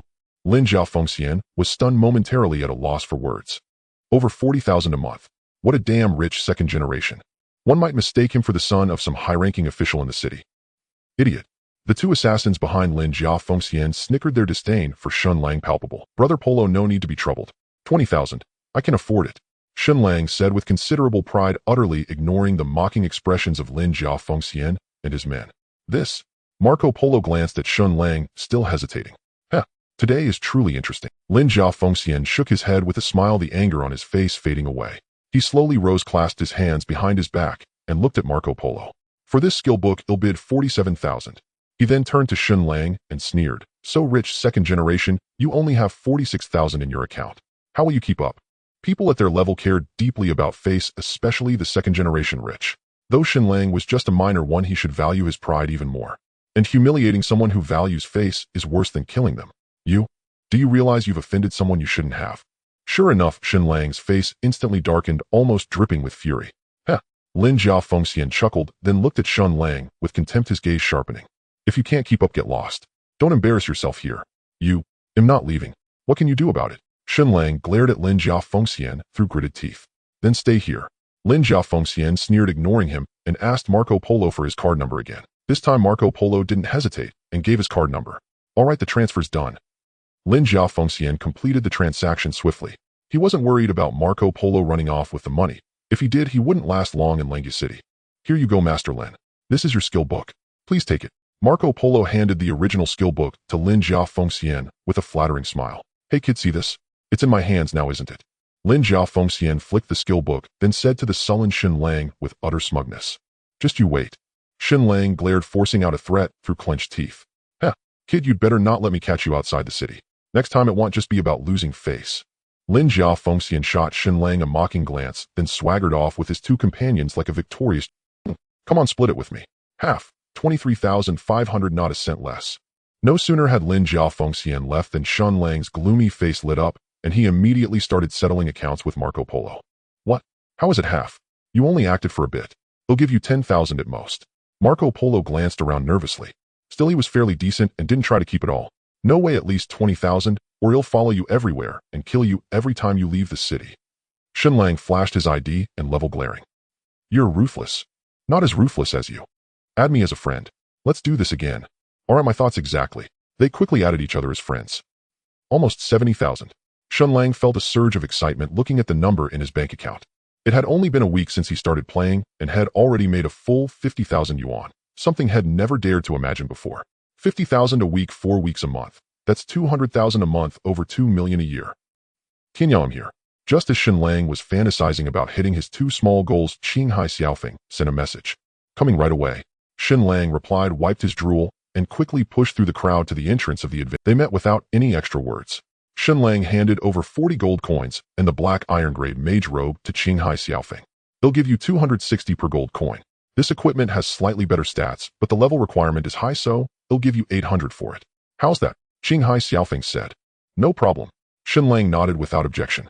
Soon another 110 yuan was added to Shen Lang's account, bringing him close to 80,000. The first small goal was getting nearer. See you tomorrow, Tianyao. Qinghai Xiaofeng was busy today, so after the trade he hurried off with a quick goodbye. Beep, beep, beeped. Not long after Qinghai Xiaofeng left, Guanxua sent a voice request. What's up, Guanzi?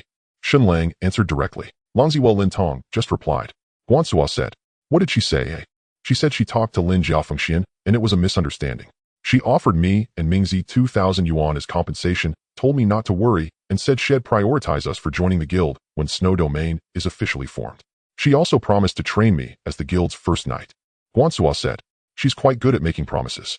What about the equipment? Did she return it? Shen Lang asked. She said she'll give it back in a few days. All right, take the 2,000. Let this matter end here. Don't hold a grudge against Lin Jia Fengxian. At least keep up appearances. Focus on leveling up for now. Leave the rest to me. Shen Lang thought for a moment, then instructed Guanxua. Okay, I'll let you know if anything comes up. After hanging up, Shen Lang frowned slightly.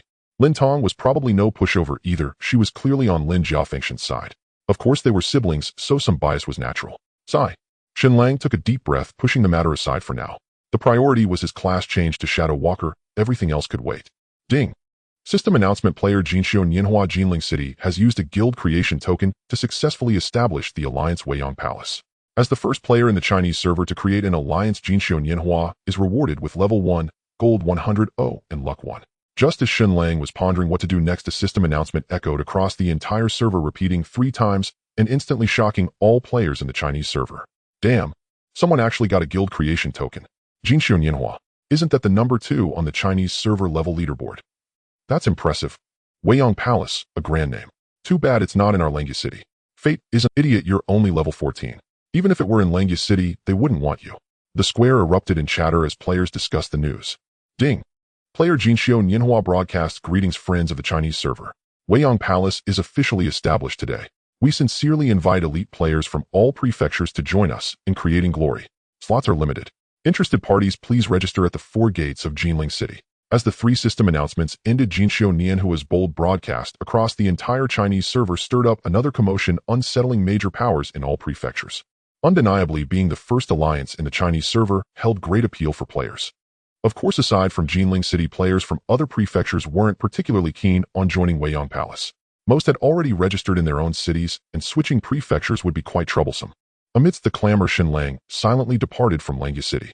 He cared not who founded the alliance, for he had no ambition to conquer the world, nor did he possess the qualifications.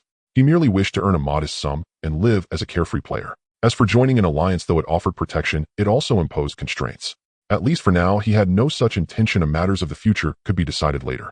For Shen Lang, the most pressing matter was to advance his class to the Shadow Hermit.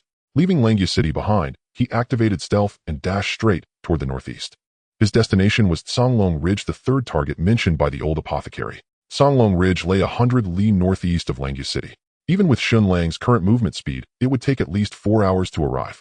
The normal movement speed was set at 10 li per hour, while Shen Lang's stealth-enhanced speed was now 1 plus 156%.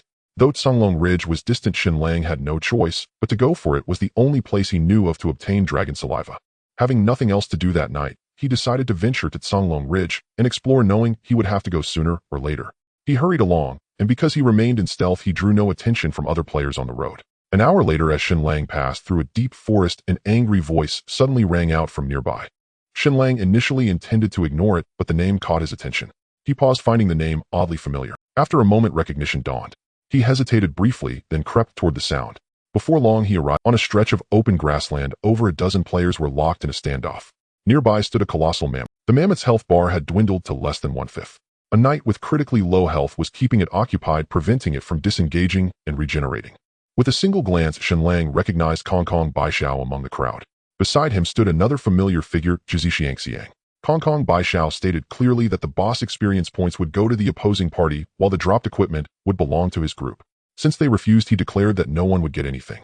Kong Baishao's faction numbered 7, 2 priests, 2 archers, 1 knight, 1 mage, and himself. Apart from Kong Baishao and Zhi Xiangxiang, Shen Lang recognized no one else. Opposing them were only 5 players: a swordsman, a knight, a mage, an archer, and a priest, a standard 5-man squad. However, the knight was fully occupied, desperately holding the mammoth at bay.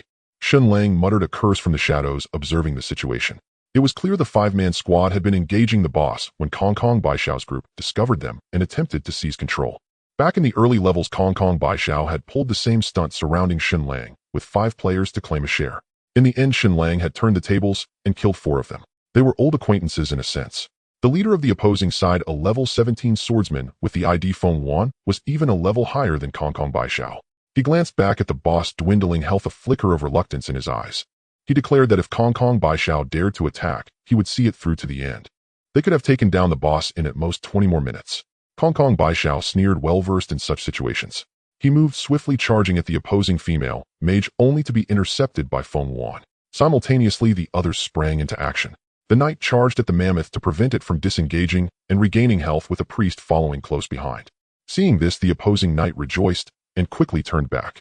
The 2 sides achieved a tacit balance, yet in the next moment, as Feng Wan's group harbored a flicker of hope, a figure materialized behind their priest.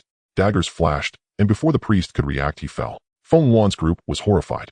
He struck Kong Baishao's shoulder with his sword, dealing nearly 100 damage and knocking him back. Kong Baishao sneered, brushing off his shoulder, then pointed at the knight with critically low health beside Feng. He ordered a concentrated attack. The moment his words fell, Zhi Xiangxiang and the 2 archers unleashed their assault. After just 2 volleys, the knight's remaining health was depleted, and he slowly collapsed. Meanwhile, the mage and archer behind Feng Wan reacted and began firing at Kong Baishao. However, backed by his priest, Kong Baishao's health remained above 50%. After eliminating the priest, the assassin wasted no time and charged at the archer. The archer, unwilling to be a sitting target, sprinted toward the distant forest. His speed was considerable, and the assassin struggled to catch up. In moments, only two of Feng Wan's group remained. Kong Kong Baishao's side, aside from the two occupied with the boss, still had 5 members, all at full health except for Kong Kong Baishao himself. The outcome of this battle was already decided. Feng Wan, his face ashen, gritted his teeth and charged at the opponent. The priest had the lowest health, defense, and movement speed, the easiest target to eliminate and a necessary one. Of course, that required getting close. Kong Kong Baishao had no intention of granting him that chance.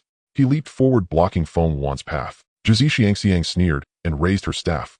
A fire spike struck Feng Wan, dealing a substantial 167 damage, reducing his health by a sixth. The two archers continued their barrage. Even with nearly 1,000 health, Feng Wan couldn't withstand the assault, and potions proved useless. As for the mage on Feng Wan's side, she didn't flee, but instead kept casting spells at Kong Kong Baishao. Yet with the priest's support, she couldn't kill him or even deplete his health bar. Within half a minute, Feng Wan's health was nearly gone. Without a priest to heal him, he couldn't endure the combined attacks of 4 opponents. Just then, a flash of azure light streaked through the air. A horrifying crimson number floated above the head of the priest behind Kong Kong Baishao.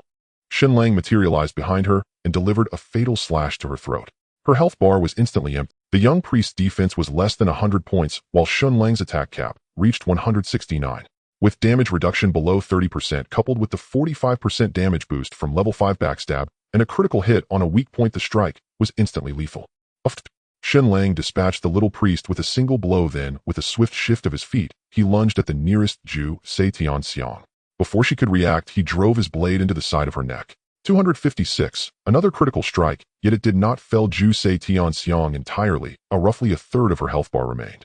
Zhu Xiangxiang's face paled in terror as she finally came to her senses, hastily retreating. However, her speed was no match for Shen Lang's, who was an assassin. After just a few steps back, Shen Lang caught up with Zhu Xiangxiang. Before she could even chant a spell, he struck her forehead with a basic attack, depleting her last vestiges of health and causing a pair of magical boots to drop. Tianyang Z, is it you? Kong Kong Baishao stared at Shen Lang in disbelief, his eyes instantly turning bloodshot, as if they were about to spew fire. Shen Lang was unmistakable to him, even reduced to ashes. This was the one man who had ever made him swallow his pride. You deserve to die. Kong Kong Baishao ground his teeth, ready to charge at Shen Lang, but was held back by the desperate low-health Feng Wan. Your turn. Picking up the boots dropped by Zhu Xiangxiang, Shen Lang didn't bother to check their stats and charged straight at the remaining two. Though archers were swift, they were no match for Shen Lang. In mere moments, both archers fell under his blade, and one even dropped his longbow. Meanwhile, Kong Kong Baishao finally killed off the weakened Feng Wan, and the troublesome mage then brandished his sword and charged at Shen Lang. The knight and the priest who had been holding off the boss abandoned it and rushed over. Bam! The knight, still at half health, locked onto Shen Lang with a charge, knocking him to the ground and leaving his head spinning. Ding! System notification: player Qinghai Pengxiao has used skill charge on you, dealing 33 damage and stunning you for 1 second. 103:77. Ding! System notification: player Kong Kong Baishao has used skill Frost Blade on you, dealing 97 damage, reducing your attack speed by 50 and movement speed by 50 for 5 seconds. Damn, how is his defense this high? Kong Kong Baishao's Frost Blade and basic attack only chipped away 180 of Shen Lang's health, prompting a furious curse. With an attack power of 179, his basic attack only managed to inflict 77 damage on Shen Lang, resulting in over 60 damage reduction. For an assassin to boast such formidable defense was utterly absurd. As the 1-second stun ended, Shen Lang sprang up with a kip-up, wasting no time in charging straight at the priest. However, with his movement speed reduced, he couldn't break through the blockade of Kong Kong Baishao and the other, and was shoved back by Qinghai Pengxiao's shield. Screw this die.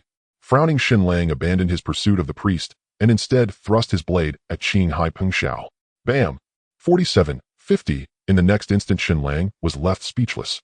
The shield knight's defense was simply too monstrous, he couldn't even scratch him. And with the priest around, killing Kong Kong Baishao seemed unlikely. His current attack power was frankly underwhelming. Despite his full-strength build, his dagger was too poor to boost his damage significantly.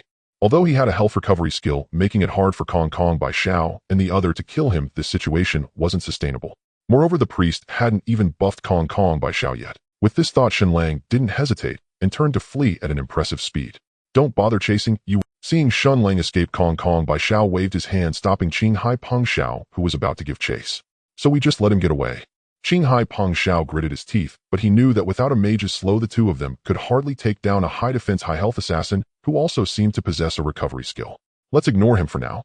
We'll hold the boss until Old Ho gets back. Kong Kong by Xiao glanced at the boss. With no one drawing its aggro, the mammoth's health had already regenerated to 1/3, and it was now munching on leaves under a giant tree. All right, the boss is the priority. Qinghai Peng Xiao nodded, then charged at the boss once more.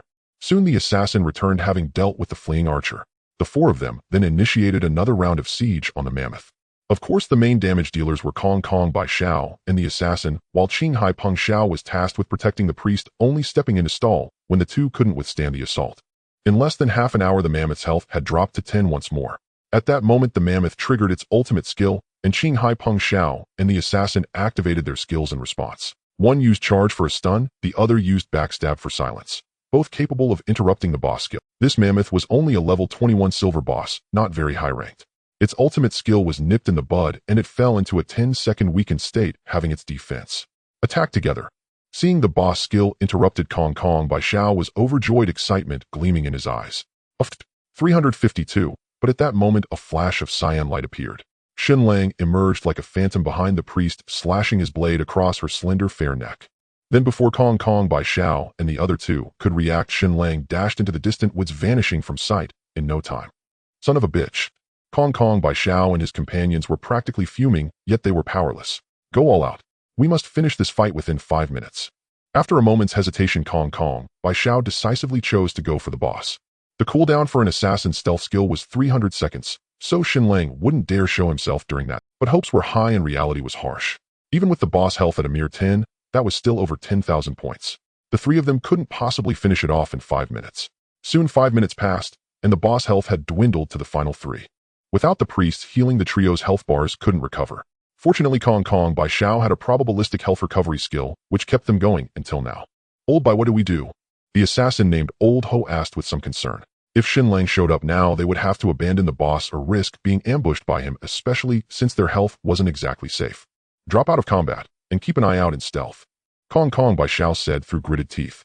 The boss health was down to the last 3,000. He couldn't bear to give up now. There was a chance Feng Luan and his group would return with reinforcements, making it even harder to kill the boss later. All right. Hearing this, Old Ho pulled back and entered stealth mode as soon as he dropped out of combat. Although one couldn't see other stealth assassins while in stealth, if they were within a certain range, one could faintly sense their presence. Think of Milady's invisibility from Honor of Kings. Then amid a series of roars, the mammoth's health steadily decreased, while the health of Kong Kong by Xiao and Qinghai Peng Xiao also kept dropping. Old Ho, keep a sharp lookout. Finally, the boss health plummeted to the last one, a less than 1,000 points. Kong Kong by Xiao and his companions grew tense. In just another half minute, they would have succeeded. It should be fine. He's not nearby. Old House eyes gleamed like a hawk's as he scanned the surroundings, finding no trace of Shen Lang. Whoosh! Yet no sooner had Old Ho spoken than leaves scattered in the air. A blurry figure descended from above, landing squarely on Kong Kong by Xiao's shoulders. Startled, Shen Lang descended from the sky without warning, utterly shocking the three, especially Kong Kong by Xiao, who felt as if another head had grown atop his own. They had been on high alert, yet never imagined that Shen Lang would be hiding in a tree. Wait, was climbing trees even possible in this game? Chirp. The next moment, before Kong Kong by Xiao could react, Shen Lang slit his throat. A backstab combined with a basic attack instantly depleted the remaining health bar of Kong Kong by Xiao, who collapsed to the ground, dropping his armor and 2 gold coins. Qinghai Peng Xiao was the first to react, activating the charge skill. However, Shen Lang was prepared. He swiftly sidestepped a few paces, ducking under the mammoth to evade the charge. With a roar, the dying mammoth, its aggro now locked onto Qinghai Peng Xiao after Kong Kong by Xiao's demise, stomped directly onto his face, nearly crushing him. Seizing the opportunity, Shen Lang dashed forward, his dagger flashing as he drained the last sliver of Qinghai Peng Xiao's health. Qinyao Longzi, you just wait.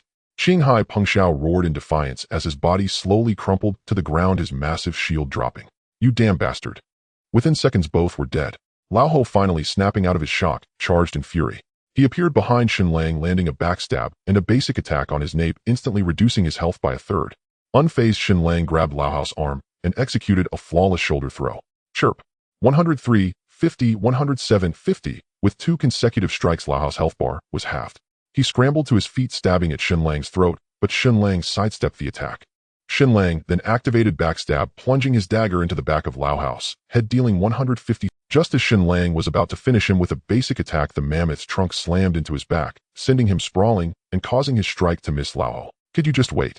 Lao Ho, having narrowly escaped death, spat out a threat before fleeing into the nearby woods without looking back. Shen Lang gave chase, unwilling to let the enemy escape. However, Lao Ho, likely having invested in agility, was slightly faster, and Shen Lang struggled to close the distance. After pursuing for over 10 meters and seeing the gap widen, Shen Lang grew anxious. He could not let Lao Ho escape, otherwise he would never rest easy after killing the boss. In a moment of inspiration, Shen Lang hurled his dagger like a dart. Swoosh. 151. The Azure Edge dagger, after a brief flight, pierced precisely into the back of Lao Ho's neck, claiming his final health point. Lao Ho stumbled and fell face first to the ground, his expression one of utter disbelief.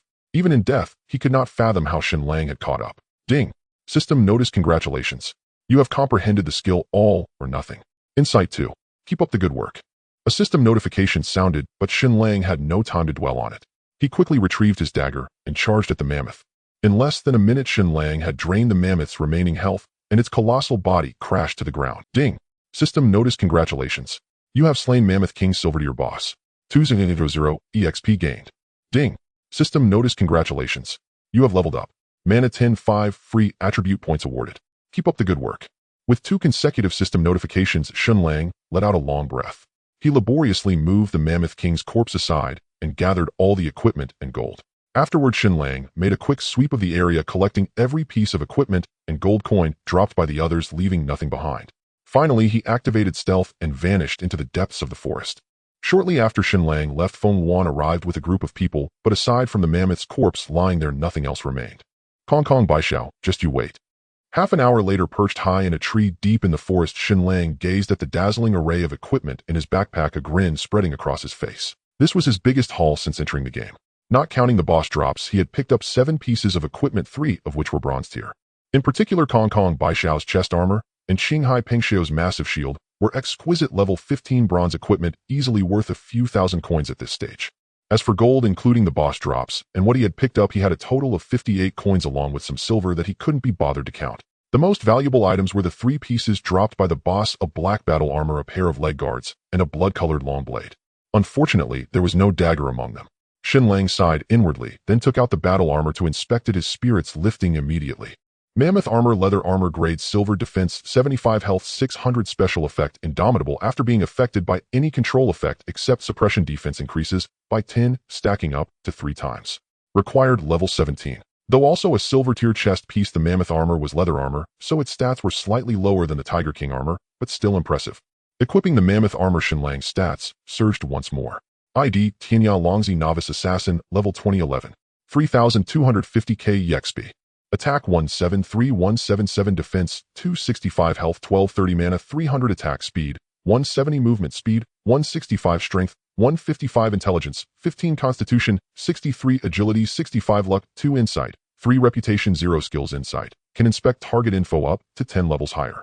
Backstab Brank LV5, attack from behind, dealing 145 damage and silencing target for 1 second. Cooldown 15s, mana cost 10, and stealth Brank enter stealth, gaining 50 movement speed. Exiting stealth upon being attacked or attacking. Cooldown 300s, mana cost 30, all or nothing, a rank hurl dagger with precision, dealing 150 damage to a target within 30 meters. Dagger returns after 2 seconds, causing 125 bleed effect. Cooldown 30s, mana cost 30. Backstab Brank LV5, attack from behind, dealing 145 damage and silencing target for 1 second. Cooldown 15s, mana cost 10. Stealth Brank enter stealth, gaining 50 movement speed. Exiting stealth upon being attacked or attacking. Cooldown 300s, mana cost 30. All or nothing, a rank hurl dagger with precision, dealing 150 damage to a target within 30 meters. Dagger returns after 2 seconds, causing 125 bleed effect. Cooldown 30s, mana cost 30. Shen Lang habitually allocated his 5 free attribute points to strength, yet his maximum attack barely reached 177 points. Having reached level 20, his attack was still a tier lower than that of Kong Kong Baishao, at level 16, somewhat embarrassing. However, he was quite satisfied with his own defense. With the enhancement of 2 silver-grade equipment pieces, his defense soared to 265 points, and his health broke through to 1230 points, making him a tank among assassins, sturdier than most swordsmen. Another thing that brought Shen Lang some relief was that he had finally mastered another attack skill.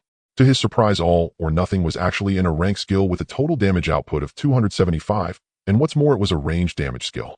Within a 30-meter range with his current attack power, he could instantly kill an ordinary priest or mage.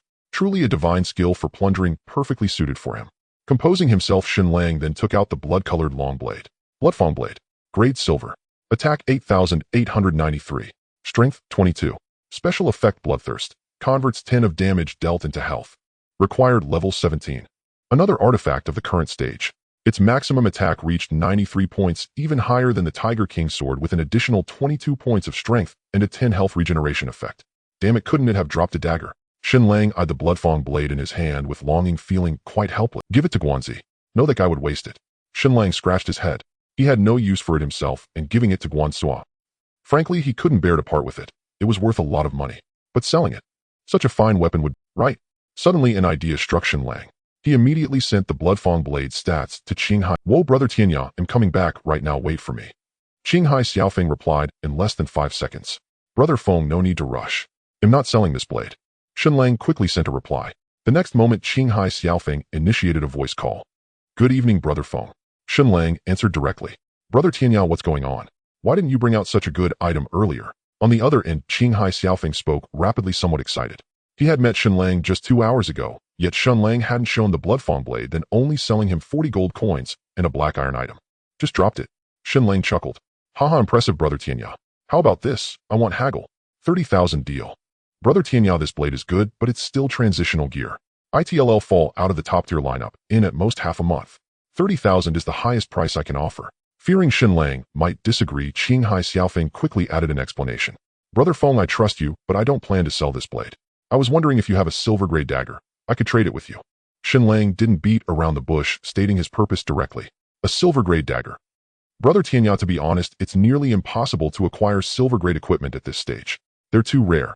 Most are kept within guilds and never circulated. Qinghai Xiaofeng replied with some resignation. He wasn't lying to Shen Lang. Silver equipment was the highest tier available, mostly dropped by silver grade bosses. Few players could take down such bosses, and the loot was typically kept within guilds. Of course, with enough money one could buy them, but usually at a premium of over 50. However, since silver gear was transitional, not many wealthy players were foolish enough to overpay. I see. Shen Lang felt a pang of disappointment. He had hoped to trade for a dagger. Brother Tianya, when are you free? Honestly, the price of silver grade gear changes daily. Qinghai Xiaofeng said sincerely. Tomorrow. Bring more money. I still have plenty of equipment and gold coins. Shen Lang thought for a moment and didn't press further. Qinghai Xiaofeng was right. Even silver equipment didn't hold its value, depreciating, rapidly changing price. As for 30,000, it was already a high offer, especially since the auction house wasn't open, yet making it impossible to fetch a higher price. Even if he had goods, he had no channel to sell them. He'd have to set up a stall, wasting time with little traffic. All right, brother Tianya, see you tomorrow. Don't miss it. Okay.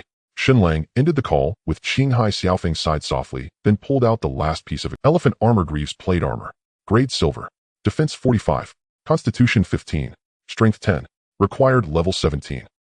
It's a top-tier item with dual stat bonuses. Shen Lang was somewhat surprised. These greaves were quite impressive, adding 10 points of strength. Perfect for swordsmen and berserkers. I haven't split the money with Adu and the others yet. This will cover their share. After some thought, Shen Lang decided on the recipient for the elephant armor greaves. He still had the S-strength skill book valued at 150000. Taking half for himself, the remaining half would be split among Qingtian Xiaoyu and the other 3, each getting less than 2000. Selling this equipment now would allow him to distribute their shares. Shen Lang then sent the elephant armor greaves stats to Lebusishu and arranged to meet him in town the next day. Got it, boss Tianya. Lebusishu replied quickly. With that done, Shen Lang didn't linger. He leaped down from the tree and headed straight for Songlong Ridge. His original goal for the night was to explore Songlong Ridge, but he had been delayed an hour by Kong Kong Bai Xiao and his group. Quite unlucky. After a hurried journey, Shen Lang finally reached Songlong Ridge just before midnight.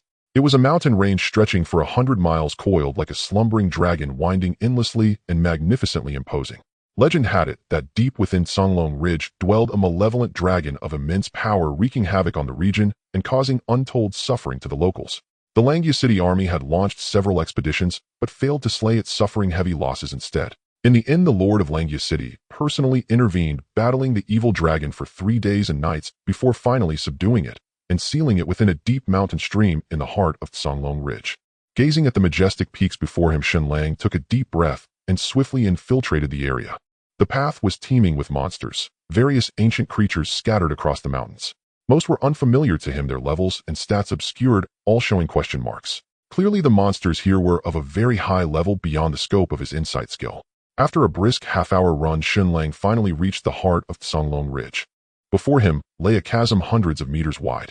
Moonlight spilled into the abyss as if a vast eye were devouring the light, dark and eerie, forbidding to gaze upon. Shen Lang stood at the cliff's edge, cautiously peering down, but saw nothing. How am I supposed to get down there? He couldn't help but swallow nervously. The pitch-black void made him truly reluctant to descend. Forget it, he'll wait until dawn. After a moment's hesitation, he abandoned the idea of going down now. Just then his friend list flickered. A message from Chun Ming. Langzi, check the forum. Someone's setting you up. At 12:45 a.m. inside his room, Shen Lang removed his helmet and set it aside. He then picked up his phone and opened the Tianyan forum. The top-ranked expert of Langya City actually achieved his status through such despicable means. This post topped the trending list with over 30 million views. The poster was Qingqing Xiaoya. Shen Lang frowned slightly and opened the post. It began with a video which clearly showed him ambushing Kong Kong Bai Xiao and the other three, as well as killing the boss. However, the video had been edited. Everything before was deleted, starting only from his ambush of the second young priest and ending with his kill of the boss. Qingqing Xiaoya, tonight Brother Bai and I went to kill a boss. We had almost finished it off when Tianyao Longzi ambushed us. This was a boss we had worked so hard to find. He is so despicable. We never provoked him. Why did he do this? Is there no honor or morality? Qingqing Xiaoya wrote a long passage, her words filled with grievance. In her narrative, Shen Lang had been painted as a complete villain, the kind everyone would want to destroy. At the end, Qingqing Xiaoya even posted a pitiful selfie. This only fueled the flames, drawing countless players to curse Shen Lang with over 300,000 replies. Of course, how many of those were paid trolls remained unknown. 1F Kong Kong Bai Xiao, my sister is so innocent. Tianyao Longzi, if you wanted to steal the boss or kill me, fine. But why did you kill my sister? She just wanted to play a simple game. Tianyao Longzi, just you wait. I Bai Zhan will not let this go. 2F urine trash like this doesn't deserve to be in our Langya City. Get out of Langya City now. 3F Qing Feng Shilai, seriously. If you want to kill a boss, find your own. What kind of person steals from a little girl? And then you slit her throat. How could you do it? You're nothing but scum. 4F Jizi Xiang, this Tianyao Longzi once robbed me in the newbie village. The poison bee king was supposed to be mine and my brother's, but he stole it. Woo. 5F Qinghai Kunshao, you motherless bastard. Get the hell out of Langya City. They'll kill you every time I see. 18F Tianxiao, the Tianxiao Alliance is about to be established. Heroes from all over are invited to join. 29F Yulaw Dongming, may those who spam ads die a horrible death. 69F Yijian Wanli, holy crap, is my floor going to be blocked? By the way, I once cooperated with Tianyao Longzi. I don't think he's that kind of person. 70F Irin Tianya, you can know a person's face, but not their heart. I'm ashamed to share a similar name with him. 129F Fenghua Shuyue, an assassin reaching level 20 this fast, says it all. I truly feel sorry for the players of Langya City having to share a county with such a scumbag. 130F Lin Jiao Fengxian, son of a bitch. So your name is Tianyao Longzi. You dared to play the fool and screw me over. Just wait. Wait for my revenge. 138F Jinan Buin, let's watch the show. Fengxian, what's the rush? Did this guy ambush you too? 158F Jinshi Jinglan, nice moves. Quite interesting. 159F Masao Wudi, a god has appeared. I bow in all. 160F Zhang Wuk, bow in all one. 161F Mingwei Gaoshuan, bow in awe too. 235F Shi Ni Ilian, damn it, this is the guy who ambushed me in the newbie village. Jinglan, avenge me. Jinshi Jinglan. 355F Chi Ni Yishan, he messed with you too. Shi Ni Ilian. 521F Feijia Zhongyuan, Tianyao Longzi, you're finished. You're finished. You dared to ambush that fool Ilian. 591F Ci1 Jiao Pao, not gonna lie, I kinda wanna go and have a go at this guy. 712F Chunfeng, surely Weiyang Palace vice leader, if this bastard weren't in Jinling City ID, make him delete his account. 915F Feng, Wan, good. You deserve to die. 1080F Qingtian Xiaoyu, the person on the 4th floor is full of crap. The poison bee king was killed by me and brother Tianya. 1212F Lubu Sishu, where's the full video? Why only show a clip? 8257F Ryu Shengzi, a bunch of idiots taking things out of context. If you've got the guts, post the full video. 8259F Guan, San Yi, from what I know, Tianyao Longzi isn't that kind of person. It seems someone is stirring up trouble. 358423F Tianyao Longzi, I killed you all. If you don't like it, come at me with your heads. Shen Lang skimmed through most of it. The vast majority were curses and threats, some even involving his family. After a moment's thought, he replied with a single domineering line, then closed the forum. Proving his innocence was useless. He didn't have the original video. Since everyone had already cast him as the villain, he might as well embrace the role. He had once heard a saying, if a good person does one bad thing, they become a villain in everyone's eyes, and no one remembers the good they did before. But a heinous villain needs only do one good deed to be remembered and thanked. Shen Lang had no intention of being shackled by the label of a good person. Since you all see me as a villain, then a villain I shall be. It makes no difference. Shen Lang could even imagine the scenario if he happened upon someone fighting a boss and helped it would be expected. If he didn't, those people might even be grateful to him. Closing the forum, Shen Lang got up, used the restroom, and then made himself a pack of instant noodles. It wasn't until after 1:30 a.m. that he returned to bed to sleep. The next day, Dad, hello. Your good son is calling you. Dad, pick up the phone. It wasn't even 5 o'clock when Shen Lang was jolted awake by the ringing of his phone. What the hell time is it? Shen Lang groggily fumbled for the phone. He didn't need to guess who was calling. This ringtone was only assigned to 2 people. Hey Longzi, something huge happened. It was Chun Ming on the line. What's wrong? Why are you so jumpy? Shen Lang rubbed his eyes and sat up with difficulty. Damn it, that idiot Lin Jia Fengxian posted an announcement in the Snow Domain group asking if anyone knows your real address. He's trying to find out where you live. Chun Ming's voice carried a note of worry. It's just a game. Why is that asshole going this far? Shen Lang frowned. He hadn't expected to get doxxed over a game. Let him find it if he can. Shen Lang thought for a moment, then said indifferently. He hadn't used his real name in the game and his appearance was altered by 30. Unless it was someone who knew him very well, it would be hard to recognize him. And even if someone did recognize him, it wouldn't necessarily lead them to his address. Just be careful, okay? A lot of people have seen that video. Someone is bound to suspect you, like our classmates or those roommates you're living with. Alright, I'll be careful, Shen Lang replied before hanging up the phone. Chun Ming was right. He was too hot right now and someone was bound to recognize him. If they went out of their way to inquire, they might uncover his real-world location. Though this was a society governed by law, if his real location were exposed, plenty of meddlesome people would surely come to harass him. And then there was that Lin Fengxian, whose family seemed to wield no small influence. If he learned of Shen Lang's address, he might come looking for trouble.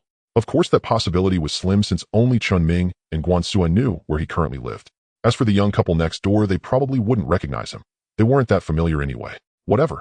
If someone does find out, just move later. Shen Lang pondered for a moment, then set the matter aside. The main issue was that he had just paid a quarter's rent last month with 2 months left before it expired. Given the landlord's stingy nature, there was no way he'd get a refund. Besides, moving was a real hassle. Even just finding a new place would take at least a day or 2, and he simply didn't have that kind of time right now. Shen Lang glanced at the time on his phone. It was already 5 o'clock. No longer feeling sleepy, he decided to stay awake. He got up, washed up in the bathroom, and then left the room. After a simple breakfast at a street-side stall, Shen Lang went to the park for some exercise. By the time he returned upstairs, it was nearly 6 o'clock. A flash of white light, and Shen Lang re-entered the game. A mountain stream hundreds of meters wide lay before him. Morning sunlight spilled over the cliffs, dotting them with specks of light, like an unfolding scroll, a breathtaking sight. Standing at the edge of the cliff, Shen Lang glanced down and felt a wave of dizziness. The ravine was at least 100 meters deep below, which lay a dense forest that blotted out the sky, making it hard to discern anything. My! Suddenly Shen Lang's gaze fixed on the opposite cliff. There a massive cave mouth hung on the sheer wall 20 meters above the base, partially obscured by the canopy of giant trees, revealing only half of the opening. That might be the evil dragon's lair. Shen Lang speculated. How do I get over there? Shen Lang frowned, a headache creeping in. To reach the cave on the other side, he'd have to descend first. But it was too high. He dared not jump head fall to his death. After hesitating for a long time, Shen Lang's eyes swept over the cracks in the rock beneath his feet, and a sudden idea struck him. He crouched down, raised his dagger, and drove it fiercely into the crevice on the cliff face. Shoo! The next moment, the dagger sank entirely into the rock crevice, leaving only the hilt exposed. Maybe it'll work. Seeing this, Shen Lang's eyes lit up. He pondered briefly, then quickly dashed toward the nearby woods. Half an hour later, Shen Lang returned, dragging coils of connected vines that stretched dozens of meters long. He tied one end of the vine to a large tree on the cliff and the other around his waist. Then, gripping the vine, he began to slowly descend the cliff. The cliff was deep. Even after letting out all dozens of meters of vine, he was still more than halfway from the bottom. Shen Lang took a deep breath and swung his blade. The green-edged dagger plunged deep into a crevice on the cliff face. Live or die, it's up to luck. Then he pulled the novice dagger from his backpack and slashed, cutting the vine tied around. As the vine snapped, Shen Lang's body lost balance and slammed into the cliff. He clung desperately to the dagger's hilt, preventing himself from falling. Phew! Taking a deep breath, once steady, Shen Lang swung his arm sharply. The rusty dagger pierced precisely into another rock crevice. Thus, relying on his formidable arm strength, Shen Lang alternated between the two daggers, carefully inching his way down the cliff. An hour later, Shen Lang finally reached the bottom of the cliff safely and immediately activated his stealth mode. Phew! Letting out a long breath, Shen Lang scanned his surroundings. Ancient towering trees stood tall, blotting out the sky, casting everything in deep gloom. It was eerily quiet here, so quiet it was unsettling. Not a single wild beast in sight. Shen Lang rested for a moment, then crept stealthily toward the opposite side. Soon he arrived directly beneath the cave. He surveyed the area warily, no signs of movement. Then, once again driving his daggers into the rock crevices, he laboriously climbed upward. After more than 10 minutes of climbing, Shen Lang finally reached the cave entrance and slipped back into stealth mode. The cave was enormous, a full dozen meters in diameter, pitch black inside with nothing visible. Staring into the darkness, Shen Lang couldn't help but swallow hard. If his guess was right, there was likely a dragon that could swallow him whole. At worst, he'll drop a level. Psyching himself up, Shen Lang hesitated no longer, and mustering his courage, crept into the cave. Lost in the pitch-black darkness for what felt like an age, Shen Lang's eyes suddenly caught a glimmer. The darkness ahead dissipated, revealing a profoundly stunning scene before him. It was an inner world within the cave. Huge luminous pearls hung high above the cavern, casting a hazy glow. At the center of the cavern stood a massive stone platform. Upon it lay a colossal dragon sprawled in slumber. A true dragon. The creature was a deep purple-black, with wings sprouting from its back. Scales like rock plates covered its entire body, gleaming with an eerie light that inspired awe. 8 massive chains coiled around the dragon's body, stretching to the walls of this inner realm as if meant to suppress this ancient being. So there really is a dragon. Shen Lang swallowed involuntarily, his heart pounding with awe. Even in stealth, he couldn't help but feel a chill of fear. That was a dragon. His first encounter with such a fearsome beast, truly daunting. At that moment, the black-winged dragon seemed to be in deep slumber. Its massive head rested on the edge of the stone platform, drool dripping from the corner of its mouth, splashing into tiny droplets on the stone. Dragon saliva. Seeing this, Shen Lang's heart leaped with joy. That was the most crucial and rarest ingredient among the 5 herbs needed to refine the vitality pill. Death be damned. After a moment's hesitation, Shen Lang gritted his teeth, held his breath, and crept forward. He moved with painstaking care, not daring to make a sound. Soon he stood before the dragon's head. The creature's skull was immense, towering 3 times taller than him, truly intimidating. "Big guy, keep sleeping, please don't wake up." Shen Lang prayed silently, pulling a prepared jade bottle from his backpack. Carefully, he extended it beneath the dragon's mouth. "Just 5 drops, that's all. Please be merciful." Shen Lang was tense to the extreme, every hair on his body standing on end. He dreaded the dragon waking now. That would be the end of him. It was too intense. But as fate would have it, just as Shen Lang's anxiety piqued, the dragon's eyelid like a painted scroll twitched. The next moment, a pair of enormous jet-black pupils appeared before him. The dragon had awakened. Holy! Staring into the dragon's pupil, nearly as large as himself, Shen Lang was utterly petrified. This was far too intense. He swallowed hard, frozen in place, not daring to move or even breathe, his forehead instantly beaded with sweat. Shen Lang had no idea if the dragon could see through his invisibility, but judging by the situation, it most likely mortal. The next moment, just as Shen Lang began to edge backward, the dragon suddenly spoke in human tongue. A reflection gradually emerged within its massive pupil, astonishingly beautiful, and it was none other than Shen Lang himself. "Senior Dragon, greetings." Shen Lang's body trembled involuntarily. He forced a smile, then turned and bolted, faster than lightning itself. So the beast could indeed see him. Crunch. At the same time, the dragon opened its maw wide and snapped down, but its jaws closed on empty air, with a thunderous crash. The next instant, the dragon's colossal form rose from the stone platform. 8 chains instantly tautened, and an invisible force descended, pressing its body back onto the platform. "Curse it!" The dragon roared in a low growl, yet bound by the chains it could not break free, nor even mortal halt before this king. The dragon spoke in human tongue, glaring at the retreating Shen Lang. The delectable morsel had slipped away, and it could scarcely bear the frustration. It had been starving for years, on the verge of perishing. "Halt my foot!" Shen Lang cursed, inwardly quickening his pace until he was nearly flying. Boom. Yet the next instant, a wave of searing heat surged from behind. A massive orb of black flame shot past his head, crashing into the cavern wall and erupting into a blazing inferno. Shen Lang recoiled in terror, skidding to a halt just shy of being engulfed. "Take one more step, and this king will slay you." The dragon lay prostrate on the platform, its pupils gleaming with a cold, eerie light as it spoke icily. "Well, Senior Dragon, I wasn't trying to flee. I only wanted to go out and find you some food." Shen Lang swallowed hard, slowly turned to face the dragon, and forced another smile. "Come here, boy. Let me devour you." The dragon's eyes were filled with ravenous longing. Shen Lang was speechless. How was that any different from killing him? Wait, this creature couldn't leave the platform. Shen Lang blinked, suddenly noticing something, and quickly said, "Senior Dragon, are you hungry?" As he spoke, he discreetly pulled out a teleportation scroll, only to find it unusable. "Nonsense. This king hasn't eaten in 3 years. Come here. It's your honor to be my meal. Stop your prattling." The dragon licked its nose, saliva pooling on the ground. "Well, Senior Dragon, look at me. I'm so small I'd hardly fill a crevice between your teeth. How about this? Let me go and I'll catch you some delicious fare, enough to sate you completely. What do you say?"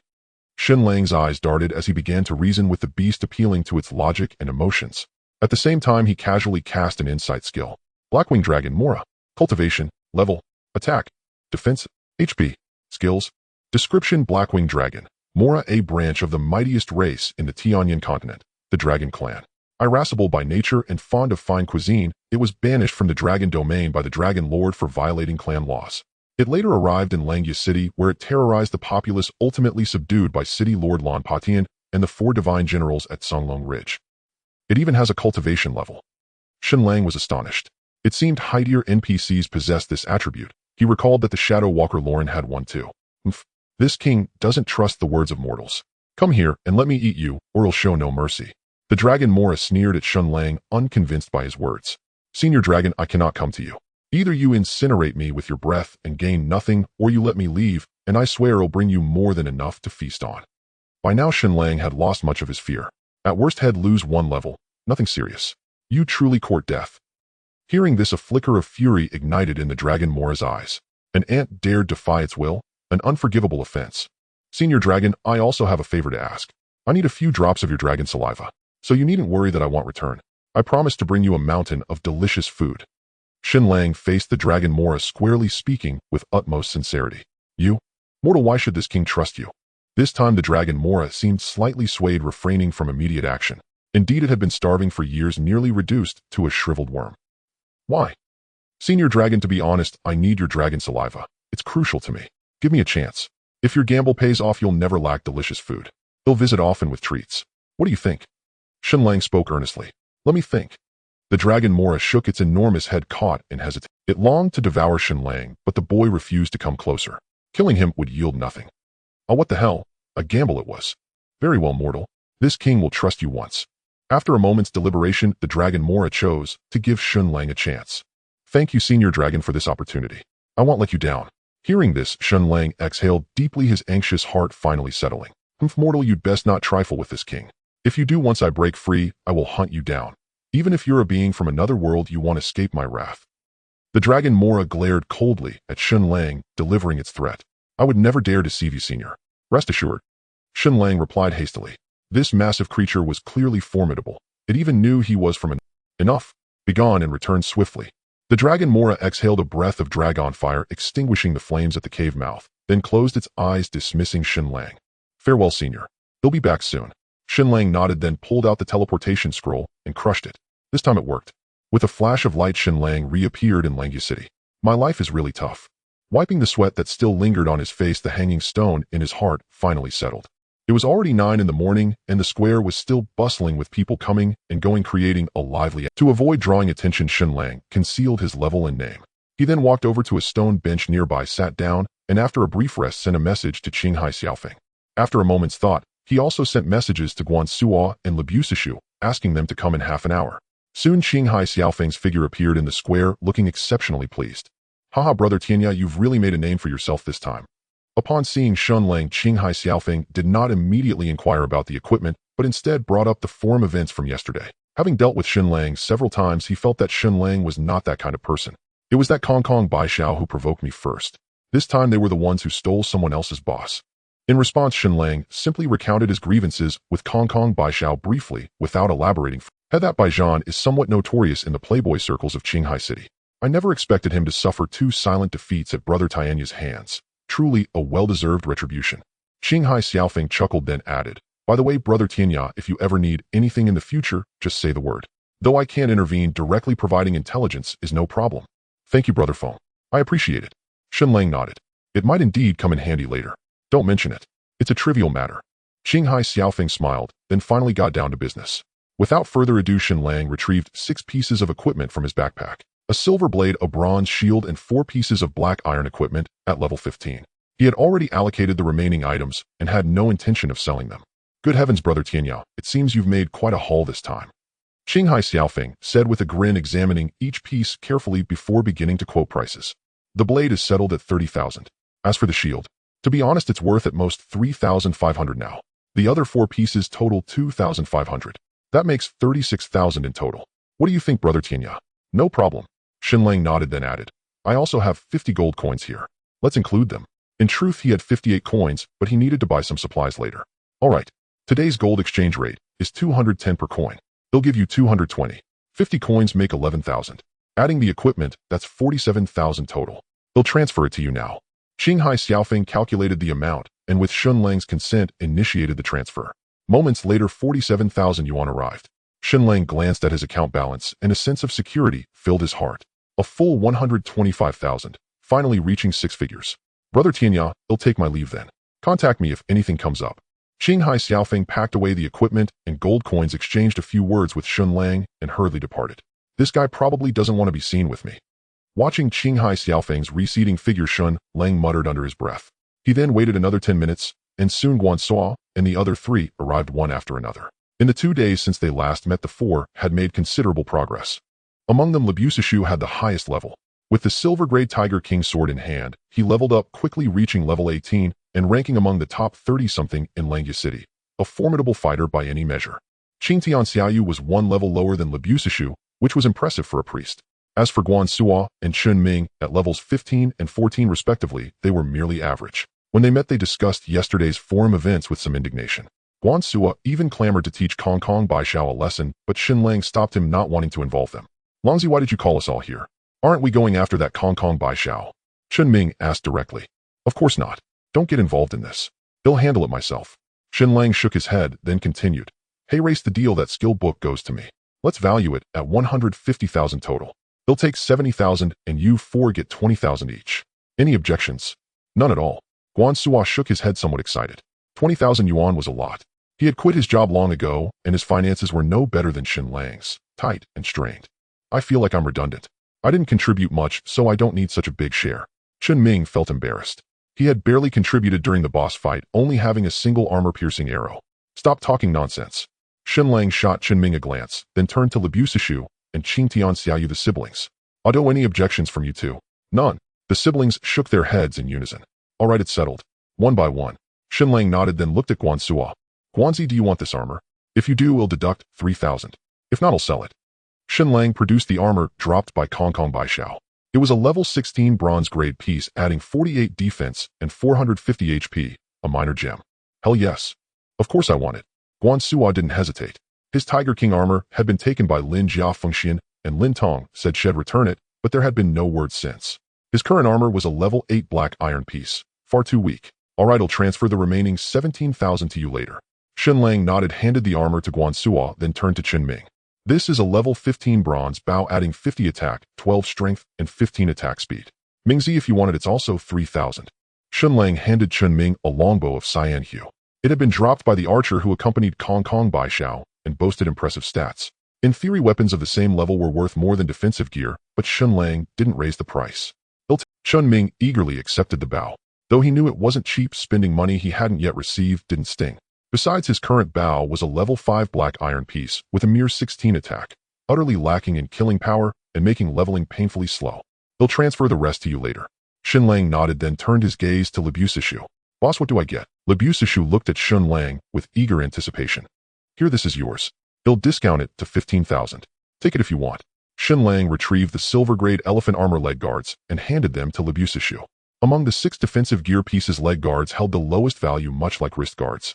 In truth, Shen Lang hadn't offered much of a discount. If he sold this item to Qinghai Xiaofeng, he could probably get 16,000 for it. Absolutely. It actually has dual stat bonuses plus 10 points of strength. Holy crap. Upon seeing the equipment's attributes, Lebusishu's eyes lit up. This was a top-tier piece of gear. My attack cap is already at 251. Boss Tianya, what's your attack now? Lebusishu equipped the elephant armor leg guards, his face beaming with joy. Then he asked Shen Lang. Shen Lang was speechless and couldn't help rolling his eyes, wanting to slice the guy's face. This fellow really knew how to touch a sore spot. 177. Shen Lang said expressionlessly. Wait, boss, your attack is that low. Screw off. The next moment, Shen Lang kicked Lebusishu straight out. What a nuisance. Brother Tianya, Then Qingtian Xiaoyu stepped forward with a giggle, her face full of anticipation. Ahem, Xiaoyu, give me your card number, and I'll transfer the money to you. Seeing Qingtian Xiaoyu's expectant expression, Shen Lang cleared his throat and said somewhat helplessly, Huh, don't I get any equipment? Hearing this, Qingtian Xiaoyu was taken aback, instantly looking aggrieved. Well, some readers dislike me giving gear to girls, so I didn't pick up yours. What the hell, readers? I'll smash them with my staff. After transferring money to the 4, the amount in Shen Lang's card dropped below 100,000 again, leaving only 66,100 yuan. Still, it relieved a burden. The SS skill now fully belonged to him. Oh, I need to store the skill book. Shen Lang suddenly remembered something, feeling a lingering fear. If he had been devoured by Mola earlier, the skill book might have dropped. That would have been disastrous. Entering the Adventurers Guild, Shen Lang carefully stored the skill book in his personal vault, ensuring it was. Afterward, Shen Lang didn't linger. He swiftly headed toward Shaoqi town south of Langya City. He wasn't in a rush to return to Mola since there was no experience to gain. Evening would suffice. It was daytime now, and the wraiths in Shaoqi town should have degenerated into specters, the perfect chance to complete his quest. After nearly an hour of brisk travel, Shen Lang finally arrived at Shaoqi town once more. Ding! At the same time, a system announcement echoed across the entire network. The second alliance in the Chinese server had been born, and it was in Langya City. System announcement: player Linjia Xiaotong. Langya City has used a guild creation token to successfully establish the alliance snow domain. As the second player in the Chinese server to create an alliance, Linjia Xiaotong is rewarded with level 1, gold 50, and luck 1. The system announcement looped 3 times, spreading Linjia Xiaotong's fame across the entire Chinese server. They sure got lucky. Shen Lang frowned slightly. Because of Linjia Fengxian, he had little goodwill towards snow domain. Ding! Player Linjia Fengxian shouts, brothers and sisters of Langya City, snow domain is officially established today. Honored to be the second alliance in the Chinese server, we extend invitations to elite players across the city. Join Snow Domain and well be one family. Snow Domain will never treat you unfairly. Furthermore, Snow Domain hereby issues a permanent kill order against the despicable scoundrel Tianya Longzi. Whoever encounters him, kill on sight. Another 3 rounds of announcements instantly ignited the entire Langya City. Meanwhile, Shen Lang's face darkened. Damn it, Linjia Fengxian, you really deserve to die. Shen Lang's expression turned grim. He hadn't expected Linjia Fengxian to go this far, seeking to destroy him utterly. Find Snow Domain. Just wait. After a moment, Shen Lang took a deep breath and quickly entered Shaoqi town. Elsewhere, inside the Langya City Alliance Creation Hall, the high-ranking members of Snow Domain had split into 2 factions, engaging in a rare dispute. The cause was Linjia Fengxian's system shout. Second brother, our Snow Domain has just been established, and you're already making enemies.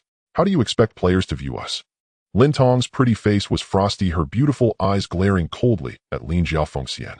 Last time you killed Guan San for no reason, and I let it slide. Now you're acting on your own again. Why don't you just become the Snow Domain leader? Exactly. If you take over, we might as well leave and start our own faction. Behind Lin Tong, Yulua Dongming Muhua, Shi Jinan Buan Nanchi, and others all wore expressions of anger. They were alumni of Zhonghai University and staunch supporters of Lin Tong. Her little sister, why get upset? I'm doing this for Snow Domain's benefit. Linjia Fengxian chuckled unfazed. Think about it, Tianya Longzi is now the public enemy of Langya City. If we set this example, won't it attract more players? Why not go along with it? Right, young Master Lin is correct. That's the logic, leader. A lone player is nothing. Just kill him until he quits the game. Behind Linjia Fengxian stood 7 or 8 players, all decently leveled, mostly social players he had recruited. They chimed in to support him. Ahem, as for Guan San, I was hoping to get his skill book for Xiaoxi. Unfortunately, it didn't drop. Only a silver-grade chest piece. Still not bad if it's wasted on him. Linjia Fengxian said with a smile, glancing at Nanchi, who stood behind Lin Tong. I don't want it. Nanchi was tall and beautiful, just like in real life, but her expression was cold as she replied bluntly, showing Linjia Fengxian no respect. Hey, young Master Lin sure goes to great lengths to win over our Xiaoxi. But Xiaoxi is mine. She won't appreciate your efforts. Don't embarrass yourself, right, Xiaoxi? Yulua Dengming chuckled, pulling Nanchi into her arms and winking at her. However, she was shorter than Nanchi, making the pose look somewhat mismatched. Ahem, sister, you isn't Xiaotong your true love. Jinan Buan blinked and whispered. What, can't I have both? You can, but at least leave one for me. Cici is yours. Cici. That works too. I could be your mother. Muhua, she glared at Jinan Buan with murderous intent. Cici, you're a priest. Don't look at me like that. All right, you guys. Lin Tong interrupted them, exasperated. Bickering without regard for the occasion, honestly. Second brother, this is the last time. If you act on your own under Snow Domain's name again, the alliance is yours, and well, leave. Fine, last time. No more. Linjia Fengxian laughed it off. He wanted to be the Snow Domain leader, but those students wouldn't listen to him. After all, Snow Domain's core strength came from Zhonghai University students. The people he recruited were somewhat lacking in skill. It wasn't yet time to seize power. In a dilapidated house within Shaoqi town, Shen Lang stared at a ferocious-looking wraith, their gazes locked. His speculation proved correct. The vengeful spirit in this town had reverted to a wraith, its strength greatly diminished. Without a moment's hesitation, Shen Lang gripped his dagger and charged forward. Now at level 20, his attributes had seen significant boosts, particularly in defense and health points, which were vastly improved compared to his previous visit. Slaying wraiths posed no challenge. He could dispatch one in roughly 10 minutes. From 10 in the morning until 6 in the evening, Shen Lang skipped lunch and fought relentlessly for 8 hours, slaying a total of 47 wraiths. He needed only 8 more to complete the task. After a half-day of brutal combat, his pockets had gained an additional 40 gold coins and a level 20 black iron equipment piece, not a bountiful harvest. As for Shen Lang's level, he had reached level 21, with less than 1 experience points needed to advance to level 22. However, this time, he did not allocate all 5 attribute points to strength as before. Instead, he invested them in agility, boosting his attack speed to 175 and movement speed to 170. 8 more to go. He'll have to finish them tomorrow. With his current strength, Shen Lang might have been able to take on a vengeful spirit, but he had other matters to attend to and could only return the next day. After logging off for a quick dinner that took only 15 minutes, Shen Lang went online again. He crushed a return scroll, and moments later he reappeared in Langya City Square. Without lingering, Shen Lang headed straight for a shop by the distant street. He purchased 50 roast chickens, spending 5 gold coins, which pained him greatly. Then he left Langya City and hastened toward Songlong Ridge. On the way, Shen Lang didn't idle.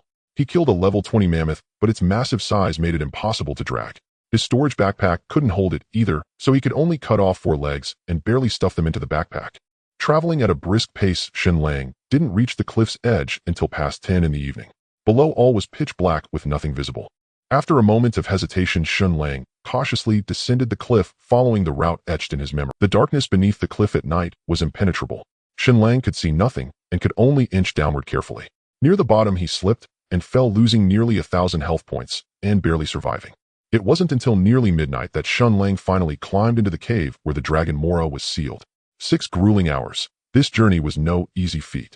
Having skipped leveling for 2 consecutive nights, his rank had been overtaken by Lin Tong and Tianxiao, once again dropping him to 3rd place. Lin Tong in particular had earned a bonus level from establishing an alliance and was now at level 23. If Shen Lang hadn't stolen the boss from Kong Kong Baishao yesterday, his ranking might have fallen even further, possibly out of the top 10. Inside the cave, the dragon Mora still lay prostrate on the stone platform. Numerous massive luminous pearls radiated brilliance, illuminating the entire cavern. "Kid, you actually came back. I didn't misjudge you," Mora said, his lethargic demeanor perking up at the sight of Shen Lang, a hint of surprise gleaming in his eyes. "Where's my food? Hurry up and bring it out." Mora was already impatient. "Don't worry, Senior. Shen Lang stepped forward, took 2 roast chickens from his backpack, and tossed them into Mora's massive maw. "Kid, that's barely enough to fill my teeth." Mora's eyes widened. The roast chickens were delicious, but they couldn't even touch his teeth. "Take your time, Senior. I have plenty more." Shen Lang pulled out the chickens one by one, and the dragon Mora devoured them like sunflower seeds, savoring each bite. Soon, all 50 roast chickens were gone. "That's it." Mora glared. "That was far too little. There's more." Shen Lang slowly hauled out a mammoth leg, making Mora's mouth water. But this time, Shen Lang didn't hand it over immediately. Instead, he produced a jade bottle.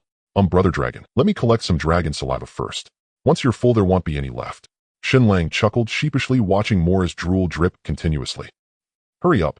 Mora was surprisingly agreeable this time. "Right away." With Mora's consent, Shen Lang quickly stepped forward and carefully began collecting the dragon saliva. 10 minutes later. "Are you done yet?" Mora glared at Shen Lang with his large double-lidded eyes growing somewhat. "Brother Dragon, just a moment longer. The pharmacist said I need 100 bottles.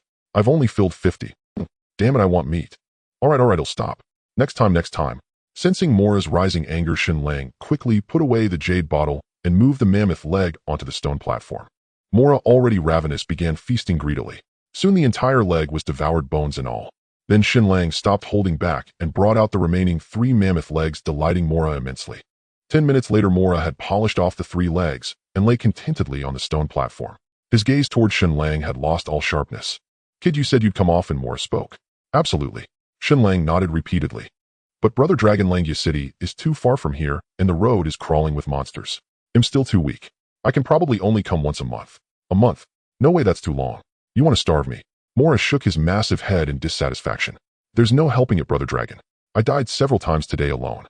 This dagger of mine is too inferior. I can't beat the monsters on the road."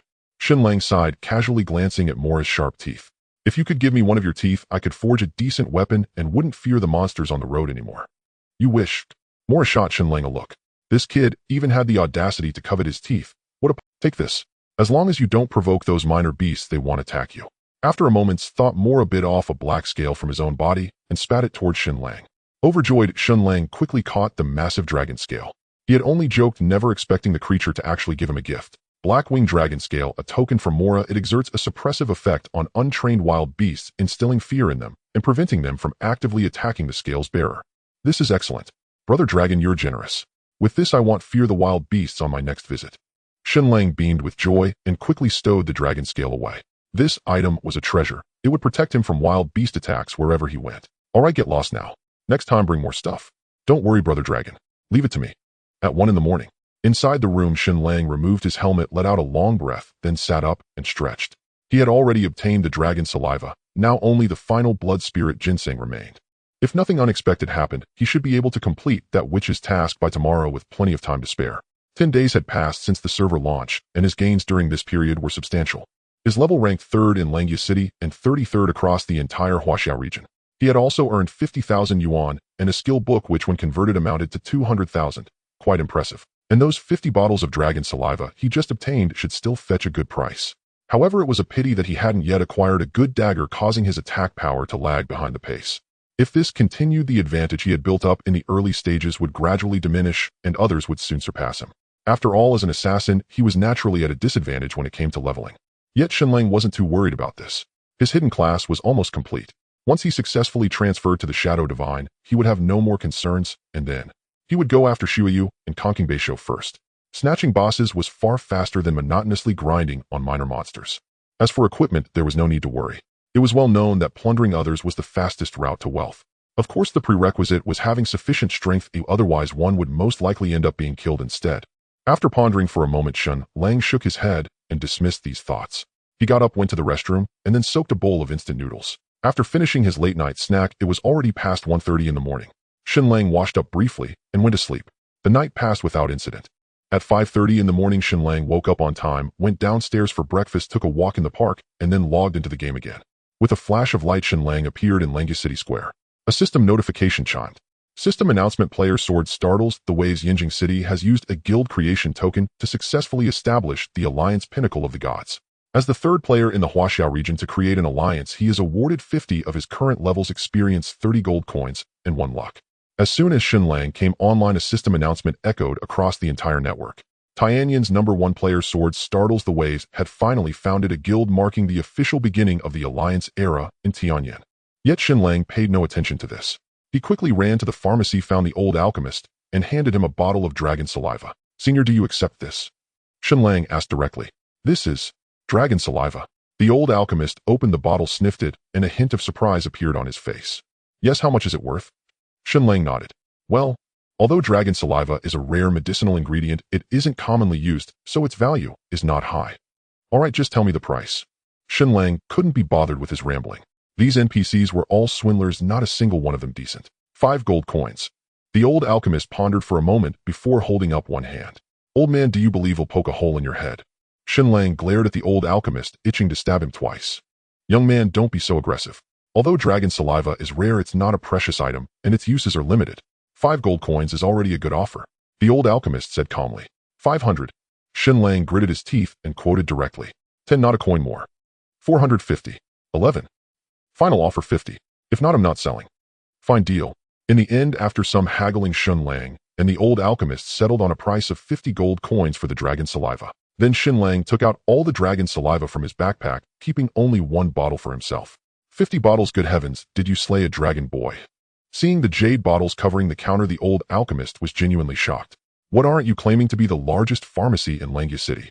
Can't handle this much." Shen Lang said disdainfully. "That's not it, but an abundance of this reduces its value. Damn it, I'm not selling." "Hey young man, why get so worked up?"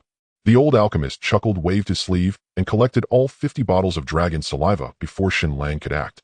Then he had the pharmacy steward fetch 2500 gold coins and traded them to Shen Lang. Loaded.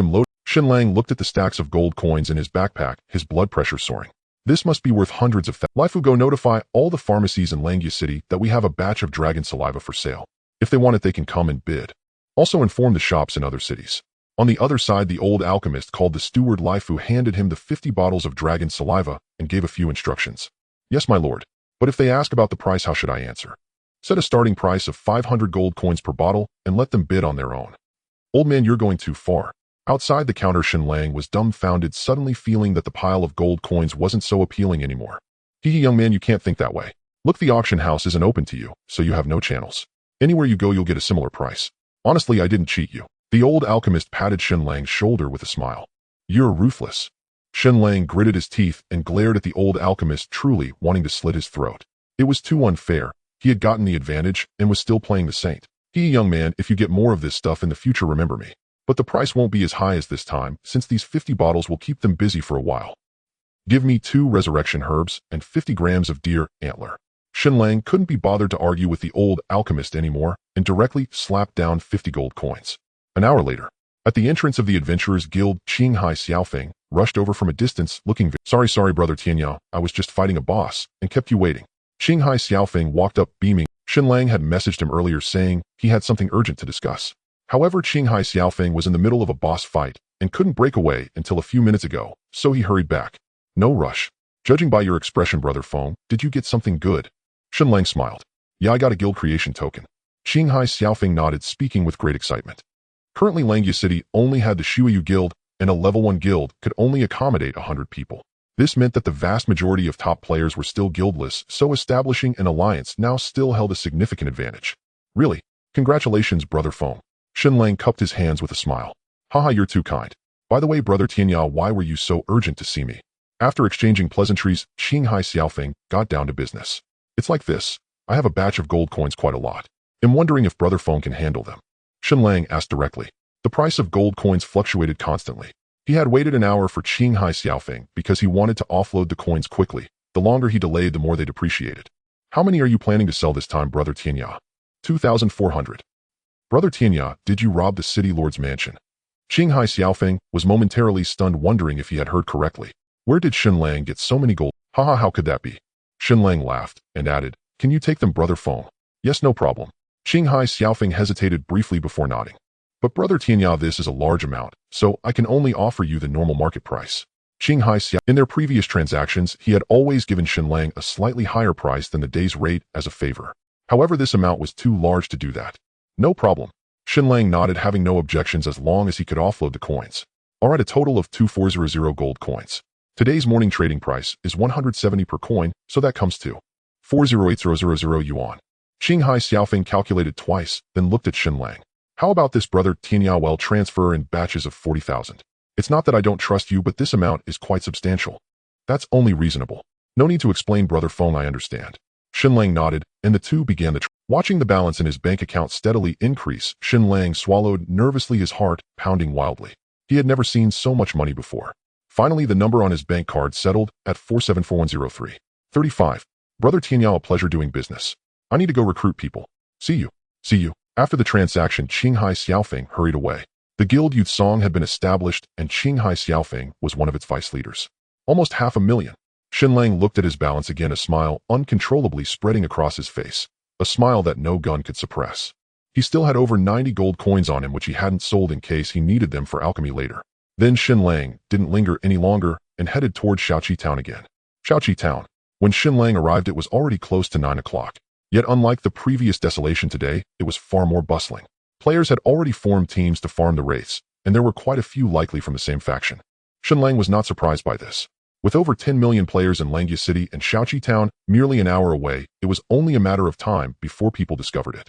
Ignoring the players, Shen Lang activated stealth and headed straight for the depths of Shaoqi Town, where the player density was far lower. In less than an hour and a half, Shen Lang had slain 8 wraiths, finally gathering 100 soul orbs. He then found the witch of Shaoqi Town and handed the orbs to her. Well done, young adventurer. Thank you for retrieving these soul orbs for me. Here is the blood spirit ginseng I promised you. Take it. The old crone, still appearing frail and at death's door, tremblingly retrieved a blood-red ginseng from her bosom and handed it to Shen Lang. Thank you, Granny. Shen Lang quickly took the blood spirit ginseng, carefully placing it into a wooden box he had prepared beforehand. Only then did he finally breathe a sigh of relief. The great task was accomplished. Granny, if I may ask, what do you intend to do with those soul orbs? Having obtained the last medicinal herb, Shen Lang was in exceptionally high spirits and casually inquired. Young lad, do not meddle in affairs that do not concern you, lest you lose your life. The old crone cast a faint glance at Shen Lang before hobbling into a dilapidated hut, leaning on her cane. It seems there's a secret hidden here. Shen Lang blinked, eyeing the hut with curiosity. However, he was not yet prepared to investigate. His priority was still the class change to Shadow Walker. Is that Tianyao Longzi? Just as Shen Lang was about to leave, several players approached from a distance. One of them immediately recognized him. Shen Lang frowned slightly and turned to look at the group. 3 men and 2 women, all strangers to him. It's him. What do we do? Engage. Engage. Record the video. If we kill him, our heaven and earth society will surely make a name for ourselves in Langya City. Then let's go. Hey, he's running. As they spoke, Shen Lang had already activated stealth, vanishing from their sight. Langya City. Shen Lang found the old apothecary once more and handed him the pill formula. How much to refine this pill? Shen Lang asked directly. 100 gold coins. The old apothecary raised a finger. Why don't you just rob me? Shen Lang glared at him. 100 gold coins just to refine a pill. What a ripoff. He, young man, were old acquaintances. Would I deceive you? The old apothecary's face wrinkled with a smile. Besides, I have a 70% success rate in pill refinement. Asking for 100 gold coins is not excessive. 70%. So you can't guarantee success? Shen Lang gritted his teeth, tempted to slap the old man senseless. Of course. In all of Langya City, no one else has such a high success rate. 50% would be their best. The old apothecary declared proudly. No, I need a 100% guarantee. Shen Lang insisted through clenched teeth. This was too important. He couldn't afford to waste his tiger testicles and blood spirit ginseng. Ahem, 100%. It's not impossible. Just name your price. Add another 100 gold coin. 50. All right, 50 it is. The old apothecary hesitated for a moment before finally nodding. If he could swindle 50, he would. After settling the price, Shen Lang produced all 5 medicinal herbs and handed over his only 100 gold coins to the apothecary. Having just killed 8 wraiths, he had exactly 100 gold coins on him.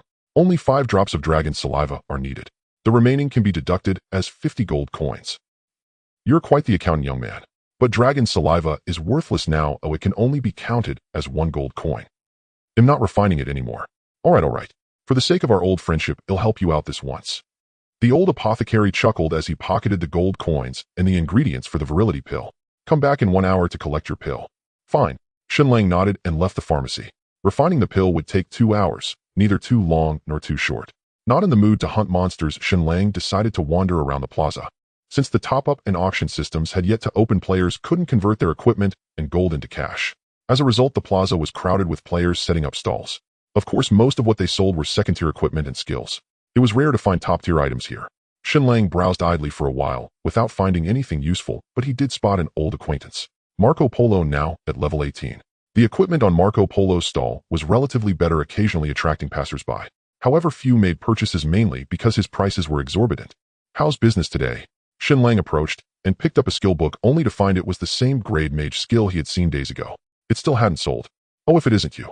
What brings you here to browse? Aren't you out grinding levels? Having added each other as friends, Marco Polo naturally knew Shen Lang's background. I missed you, so I came to see you. With nothing else to do, Shen Lang sat down beside Marco Polo's stall. TSK Tisk, you're being too nice. That's suspicious. Marco Polo rolled his eyes, unfooled by the flattery.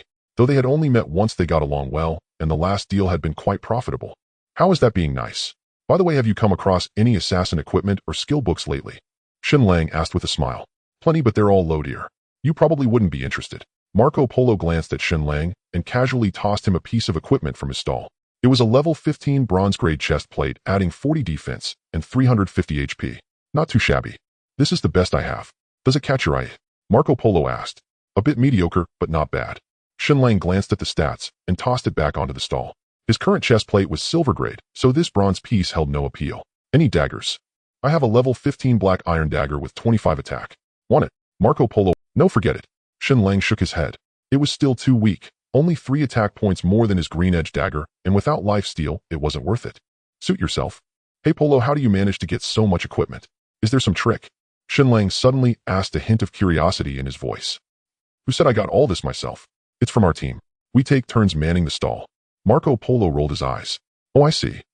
Then why are you always the one at the stall? What can I say? Fate brought us together, and you caught me. Fate, indeed.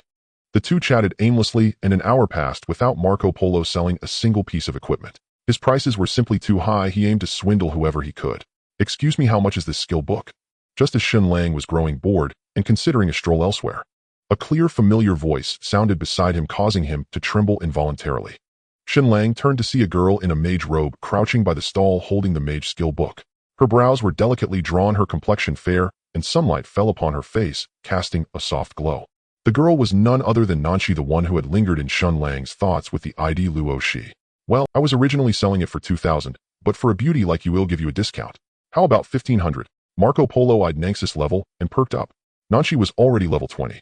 Such high-level players were the most likely to make a purchase. He always sized up his customers. Too expensive. Nanshi put down the skill book and stood up shaking her head. Oh well, then you name a price. If it's reasonable, it's yours, Marco Polo said. 50 bucks. Nanshi pursed her lips, uttering a price that even astonished Shen Lang. She was clearly a skilled haggler. Miss, that's a bit much. This is a great skill after all. Skills don't depreciate. This brother here offered me 1,000 earlier, and I didn't sell. As he spoke, Marco Polo glanced at Shen Lang and gave an imperceptible wink. Brother, your performance begins now. Shen Lang was stunned. How was he supposed to act this time? You offered 1,000. Nanshi frowned slightly and suddenly turned to look at Shen Lang. At the same time, her gaze flickered. Somehow she felt this person was familiar. On the other side, when Nangsis' eyes met his, Shen Lang's heart trembled uncontrollably. Yes. Shen Lang nodded inwardly, hoping Nanshi wouldn't recognize him, yet also wished. It was a rather contradictory feeling. Are you Tianyao Longzi? Nangsis' beautiful eyes narrowed as she recognized him. Yes, it's me. Shen Lang took a deep breath, steeling himself to face Nanshi. Have we met somewhere before? Nanshi spoke again, her eyes fixed on Shen Lang's face. She seemed to recall something, but wasn't certain. Yes, I've seen you on a promotional poster. Shen Lang nodded. Hey, what are you two chit-chatting about? Miss, if you're serious, take it for 1,000. Marco Polo interjected. Shut up. Nanshi shot a glare at Marco Polo, startling him. He hadn't expected the girl to be so fierce. What I mean is, do we know each other? Nangsis' expression turned cold as she fixed her gaze on Shen Lang, her presence imposing. Yes, we do. After a moment's hesitation, Shen Lang finally nodded. It is you. Nanshi stared deeply at Shen Lang, remaining silent for a while. Shen Lang, meanwhile, was both nervous and anxious, almost afraid to meet her gaze. He had imagined their reunion many times, but now that it was happening, he found himself hesitant to face it. Miss, do you still want this book? Marco Polo glanced between them, pushing the skill book forward, speaking, yes. Nanshi took a long look at Shen Lang before finally averting her gaze. She bent down to pick up the skill book and turned to leave. Miss, you haven't paid yet. Marco Polo called out hastily. Help pay. Nanshi didn't look back, leaving them only with a silhouette that spelled their doom. Hey, big brother, stop staring, she's long gone. After a moment, Marco Polo raised his hand and waved it before Shen Lang's eyes, somewhat speechless. You didn't look when she was here, but now you can't stop. Oh. Shen Lang snapped back to reality, let out a soft sigh, stood up, and brushed off his pants. I'm leaving too. See you. With that, Shen Lang turned to go. Hey, wait up, big brother. Seeing Shen Lang about to leave, Marco Polo was stunned and quickly blocked his way. What's up? What's up? She said you should pay up. 1,000 bucks handed over. Marco Polo glared. She told me to pay, so you asked me, yeah. Yeah, what else? Fine, 200. Send me your card number. Big brother, 800. Can't go, don't mess around. 300. Take it or leave it. Ask her for it. 600. 500. Deal. In the end, Shen Lang transferred 500 bucks to Marco Polo, buying the rights to gift that skill book. In the herbal shop, the old pharmacist was punctual. Exactly 1 hour later, he handed the blood red pill to Shen Lang on time. The moment the pill was in his hand, Shen Lang finally breathed a sigh of relief. Dragon Saliva Yang Returning Pill, a profound grade pill, fortifies the foundation and nourishes the origin, locks the Bodis Yang energy without leakage like a dragon or tiger, and aids in stabilizing cultivation. So it really is an aphrodisiac. Shen Lang muttered under his breath, stored the pill in a prepared jade bottle, thanked the old pharmacist, and hurriedly left the shop. Langya Prefectural Mansion. After 7 days, Shen Lang returned here. For guards stood at the gate, long blades at their waists, bodies rigid, standing vigilantly with an air of keep away. Shen Lang stepped forward, stated his purpose, and discreetly slipped 10 silver coins to one guard. A young hero is too kind. Come, I'll lead you in. The guard glanced around, quickly pocketed the coins, and guided Shen Lang into the mansion. The mansion was vast, like an inner city. Under the guard's lead, Shen Lang encountered no obstacles and soon arrived at a secluded courtyard on the western side. Along the way, Shen Lang spotted a few players seemingly there to pick up quests, all in a hurry. All right, young hero, go on in. I want to enter. The guard stopped at the entrance. Thank you. Shen Lang nodded, thanked the guard, and stepped into the small courtyard with a mix of anticipation and anxiety. This time no alluring voice emerged. The courtyard was serene. My lord, the task you entrusted is complete. I have come to report. Shen Lang called out respectfully toward the main hall. Enter. After a moment, a cold, emotionless voice. Hearing this, Shen Lang took a deep breath, opened the door, and stepped into the hall. Lauren was as before, sitting alone on a broad stone chair, his face gaunt and pale, eyes sunken, a clear sign of overindulgence. So it's you. Since you've returned, is the pill refined? Lauren's gaze was icy like a venomous snake as he fixed his eyes on Shen Lang and inquired. Reporting to my lord, I have fulfilled my duty and brought back the pill. Under that chilling stare, Shen Lang couldn't help but shiver. He quickly produced the jade bottle containing the pill, cautiously stepped forward, and presented it to Lauren. Good. You've done well. Lauren took the jade bottle, removed the pill, and sniffed it. For the first time, a smile crept across his gloomy face, though it remained sinister, better left unsmiled. Excellent. Since you've completed my request, I shall make an exception. With that, Lauren produced a scroll from his bosom and tossed it carelessly to Shen Lang. If you can pass the trial of the Shadow Hidden Clan, you may become my personal disciple. Go. Thank you, master. This disciple will take his leave. Shen Lang caught the scroll, carefully stowed it away, and breathed a long sigh of relief inwardly. After countless hardships, it was finally in hand. Outside the hall, Shen Lang eagerly took out the scroll. Shadow Hidden Job Change Certificate S grade item. Once opened, it automatically triggers a quest. Completing it allows job change to Shadow Hidden. Attached Shadow Hidden Growth Stars and Talent Skills. Shadow Hidden S grade Hidden Job. Strength 12 stars. Intelligence 7 stars. Constitution 8 stars. Agility 13 stars. Talent Skills Divine Punishment Shadow Concealment. Holy crap. This is insane. Seeing the growth stars of the Shadow Hidden Shen Lang was 12-star strength growth and 13-star agility growth meant that every 5 levels head gained 12 points in strength and 13 in agility. Ridiculously overpowered.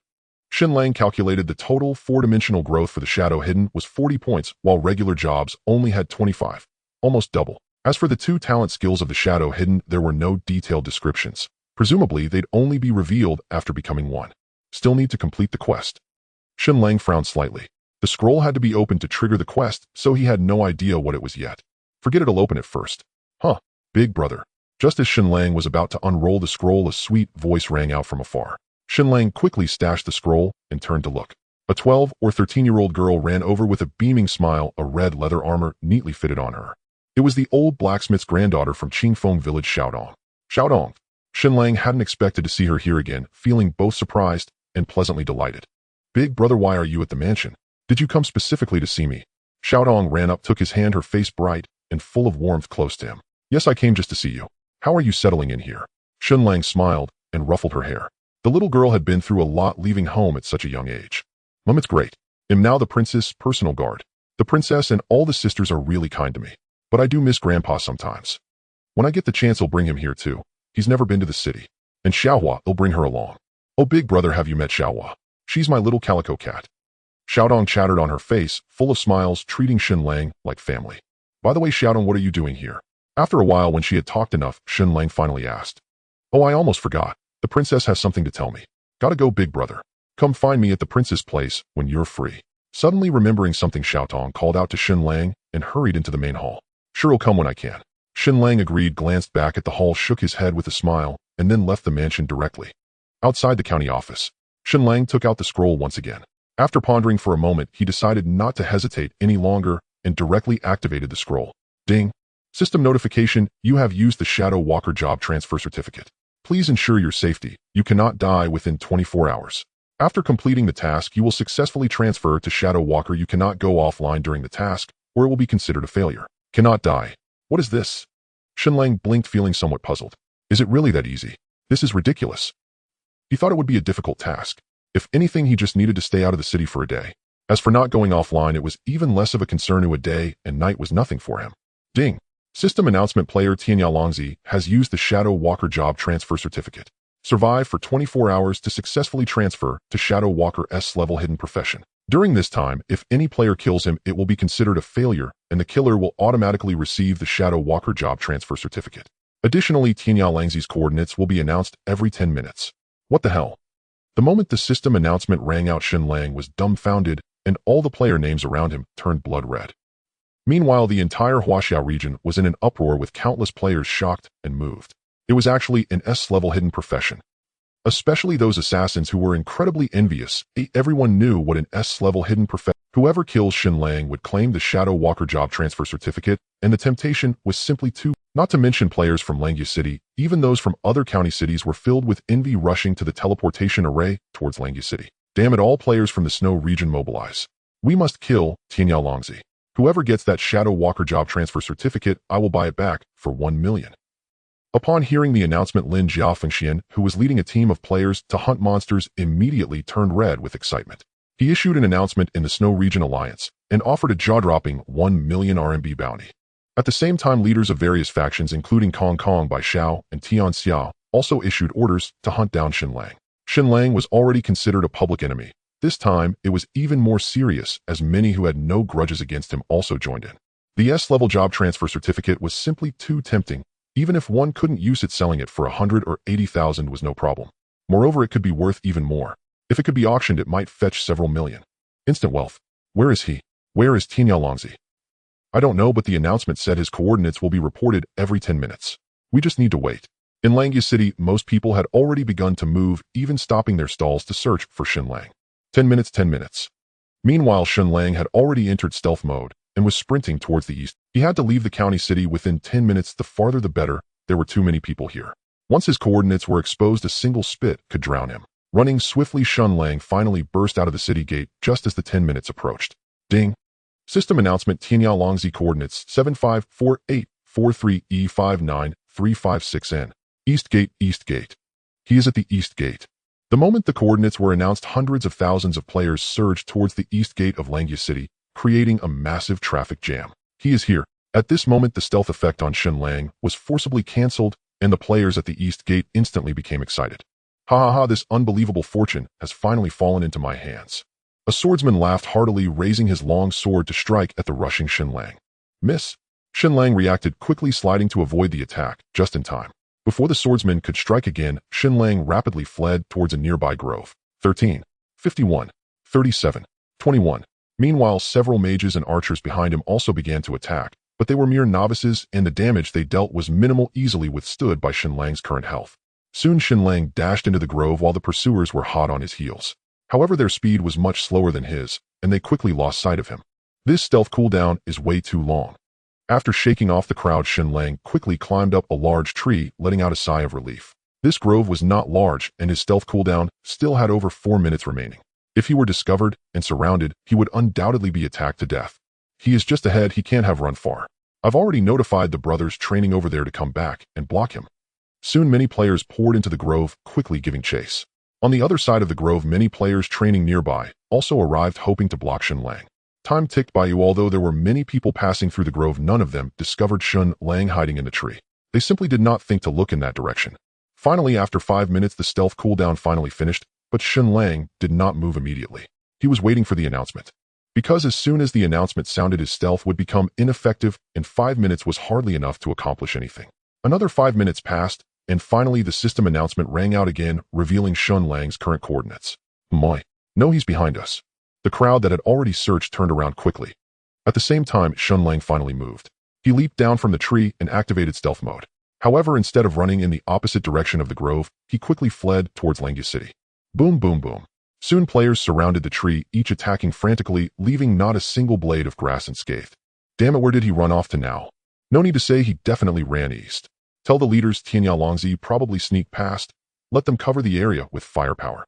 Approaching the city, Shen Lang quickly dashed out of the grove. Although there were quite a few players here, most were newcomers rushing into the mountains. No one would expect Shen Lang to sneak back from this side. In stealth mode, Shen Lang moved quickly. After bursting out of the mountains, he headed north in haste. Beep, beep, beep. His friend list was flooded with incoming call requests, but Shen Lang had no time to pay attention. Escaping was the priority. Receiving voice calls didn't affect his movement speed, but it did disrupt his thinking. After 10 minutes of rushing, Shen Lang's coordinates were announced again, leaving players still in the mountains stunned. Damn it. Are those people outside idiots? How did they let him escape? Who knows, a bunch of useless fools. While cursing, the crowd chased northward. On the other side of the mountains, the group of players was also bewildered, not expecting Shen Lang to circle back. 5 minutes, just hold out for 5 more minutes. Shen Lang's speed was incredible. He wasn't worried about those behind him, as very few could catch up with him at his pace. What he feared was being intercepted by players in front, as there were simply too many players in Langya City training everywhere. As expected, in less than 2 minutes, a group of people appeared ahead, all from the same guild. Youthful Ballad, one of the 3 major powers in Langya City. At the lead was a young man, a level 21 berserker named Drunken Youth, wielding a blood-colored long blade, the very Bloodfang dagger that Shen Lang had sold to Qinghai Xiaofeng. Flanking Drunken Youth were a man and a woman walking shoulder to shoulder. Shen Lang did not recognize the woman, but the man was all too familiar to him. It was none other than Qinghai Xiaofeng. Brother Tianya, you've truly stirred up quite the commotion. The entire Chinese server is buzzing. Qinghai Xiaofeng greeted Shen Lang with a hint of envy. Brother Feng, are you here to block me? Shen Lang halted, eyeing the crowd, while silently counting the time in his mind. Stealth still had over 3 minutes of cooldown. Haha, Brother Tianya, an S-rank hidden class is something everyone wants, but Qinghai Xiaofeng trailed off mid-sentence, then turned his gaze to Drunken Youth beside him. Tianya Longzi, I've heard of you for a long time. Join Youthful Ballad, and I'll guarantee your class advancement. Without any superfluous words, Drunken Youth extended his recruitment offer directly. What do I need to do? Shen Lang frowned slightly, inquiring. Simple. Follow my orders and put me first. Drunken youth said calmly, an air of superiority unconsciously seeping through his expression. Sorry, I'm afraid I can't comply. Shen Lang didn't hesitate for a moment and flatly rejected Drunken youth's proposal. How about this? Let's make a bet. You and I fight. If you can hold out for 5 minutes under me, I'll let you go. If not, you join youthful ballot. Deal. Drunken youth spoke with a tone of unshakable confidence, exuding an aura of superiority. That works. Bring it on. Shen Lang nodded without a moment's hesitation. 5 minutes. That was far too underestimating him. Then let's begin. Drunken youth smiled faintly, and without further ado, charged at Shen Lang with his long blade raised. At the same time, a green light rose as a priest in the crowd lifted a staff, casting a blessing on Drunken youth. Swoosh. The two clashed instantly. Drunken youth thrust his blade at Shen Lang, but Shen Lang parried it with his dagger. With a fluid spin, Shen Lang moved behind Drunken youth and drove the dagger viciously toward the back of his neck. A slightly disappointing number floated up, leaving Shen Lang speechless. With his attack power, a single strike had only dealt 29 damage. Drunken youth's defense had to be over 300 points. For a berserker to have over 300 defense, it was clear just how luxurious his gear must be.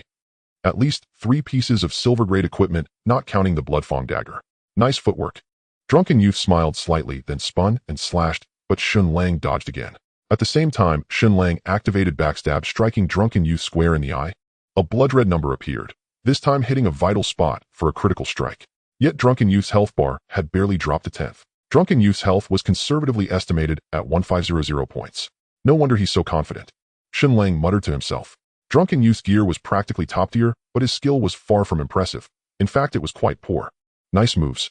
No sooner had Drunken youth praised him than he took 2 more hits from Shen Lang, losing over 90 health points. Whirlwind slash. Drunken youth's expression darkened. He flipped his long blade and swung it fiercely at Shen Lang. This time Shen Lang failed to dodge and took the blow to his shoulder. A terrifying damage number burst forth, jolting Shen Lang into caution. He couldn't afford to be careless anymore. This guy's skills were mediocre, but his attack power was undeniable. After all, Shen Lang's own defense was a solid 265 points.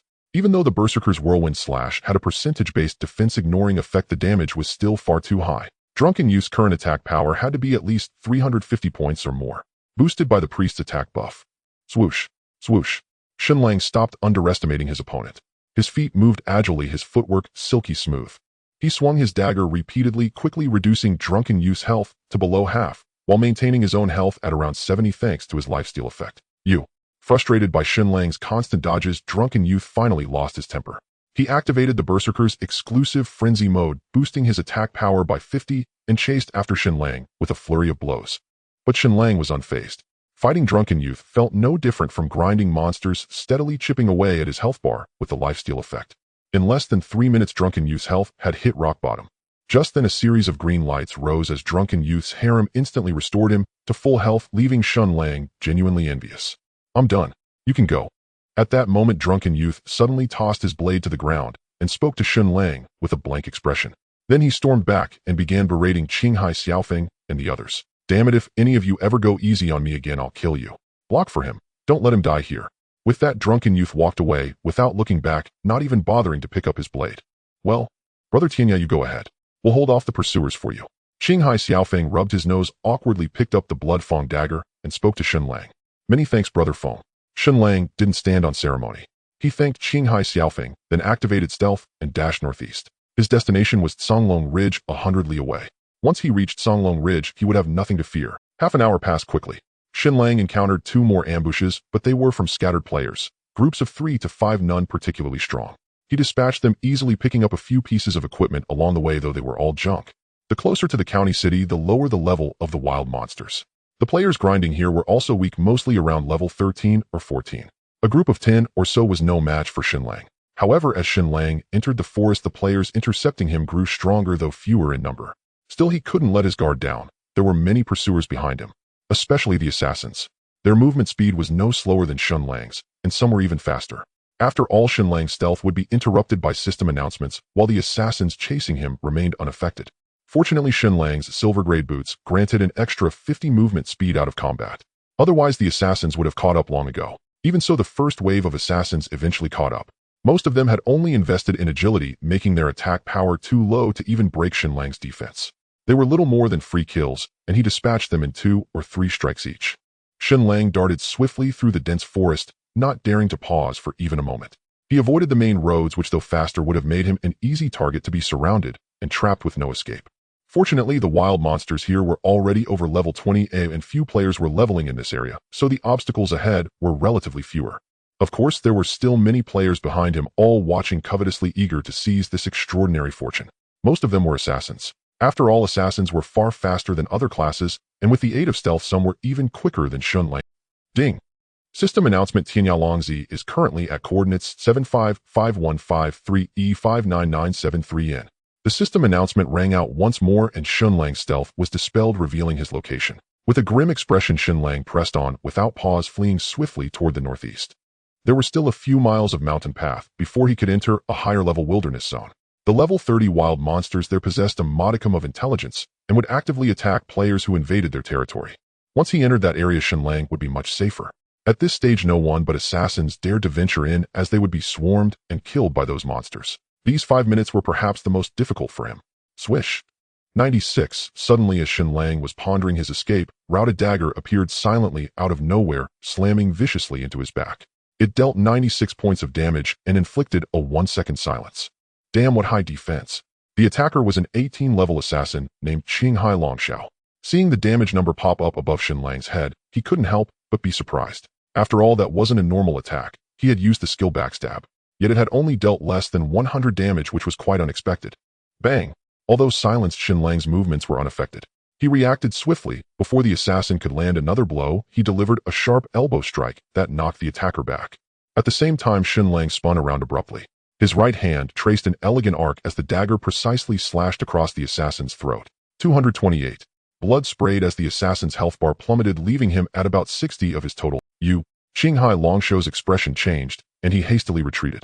Having landed his blow, Shen Lang didn't hesitate. With a flick of his wrist, he hurled the dagger. Without lingering, he turned and fled. Swish! The dagger struck Qinghai Longxiao right between the eyes, dealing a hefty 163 points of damage. Holy shit, you can do that! Startled, Qinghai Longxiao tried to pull out the dagger, but found it stuck fast. Swish! 133. 2 seconds later, the dagger flew back on its own, taking another 133 health points from Qinghai Longxiao. His health bar was nearly empty now, with less than 100 points remaining. Terrified, he quickly gulped down. Damn, looks like this fortune isn't for me. I'll have to wait for the others. Watching Shen Lang's retreating figure, Qinghai Longxiao hesitated for a moment, then decided not to pursue any further. On his own, there was no way he could stop Shen Lang. In terms of level and skill, they weren't even in the same league. He had nearly been killed in a single exchange. My attack power is still too low. On the other side, Shen Lang continued his frantic escape, sighing. If he had attack power like Zue Xiaonian's, none of these assassins chasing him would have made it back alive. But he wasn't discouraged. Once he completed his class change, equipment would come in time. Soon 5 minutes had passed. Shen Lang encountered 3 more assassins, but he managed to shake them all off. Of course, he couldn't kill them either. His attack power was still lacking. By now, the assassins who could keep up were all quite skilled, making it difficult for Shen Lang to one-shot them.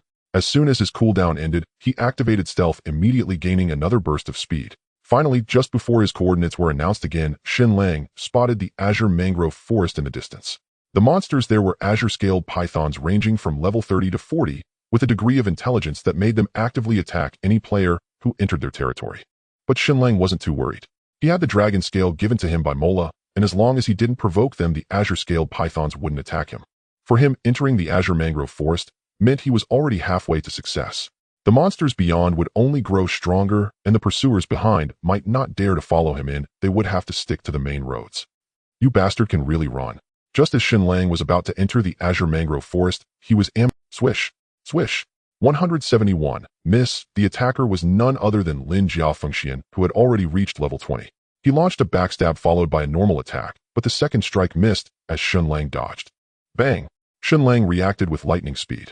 He crouched low to evade Lin Jiafengxian's blow, then delivered a powerful side kick to his opponent's chest, forcing him back and dealing 75 damage. Tianyan was very close to reality. Damage could be inflicted even without weapons, though there was no weapon bonus.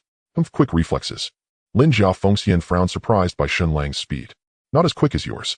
The 1-second silence had ended. With a flick of his wrist, Shen Lang sent his dagger flying straight at Lin Jiafengxian's face, then turned and dashed toward the azure mangrove forest. He dared not linger in such a situation, being surrounded would spell doom. Swish! Damn it! The dagger flew with incredible speed. Lin Jiafengxian couldn't dodge in time, and was struck right in the face, his health bar dropping noticeably. You son of a bitch think you can get away. Lin Jia Fengxian ground his teeth and hurled his own dagger, which struck Shen Lang square in the back. In an instant, Shen Lang's forward momentum halted. He stood frozen in place, completely immobile. Ding! System prompt: Lin Jia Fengxian has used the skill Piercing Void, dealing 223 damage to you and stunning you for 1 second. Damn it!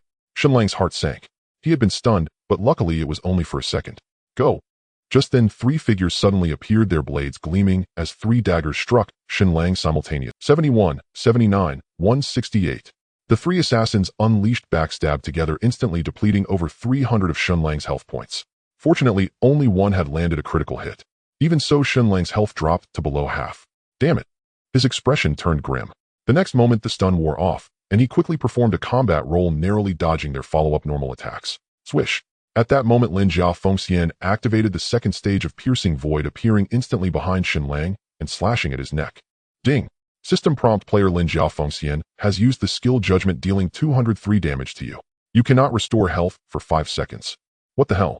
As the system notification chimed, Shen Lang's heart jolted, and for the first time, he lost. The reason he had managed to elude his pursuers for so long was not only due to his skill, but also the health recovery ability of the Azure Ring. With a single strike restoring 50 health points combined with his 265 defense and 1230 total health, it was difficult for 3 to 5 people to kill him.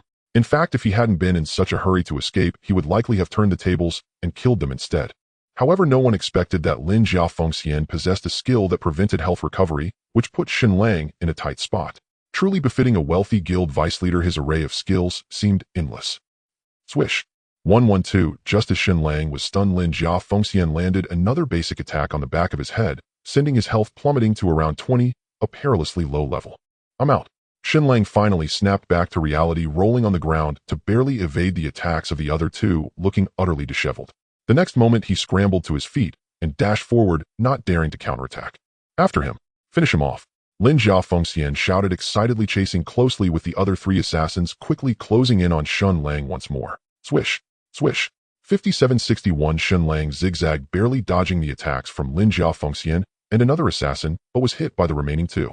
Fortunately, their attacks were not strong and were only basic strikes, reducing his health by just over 100 points. Even so, Shen Lang's health bar was now down to a mere 10.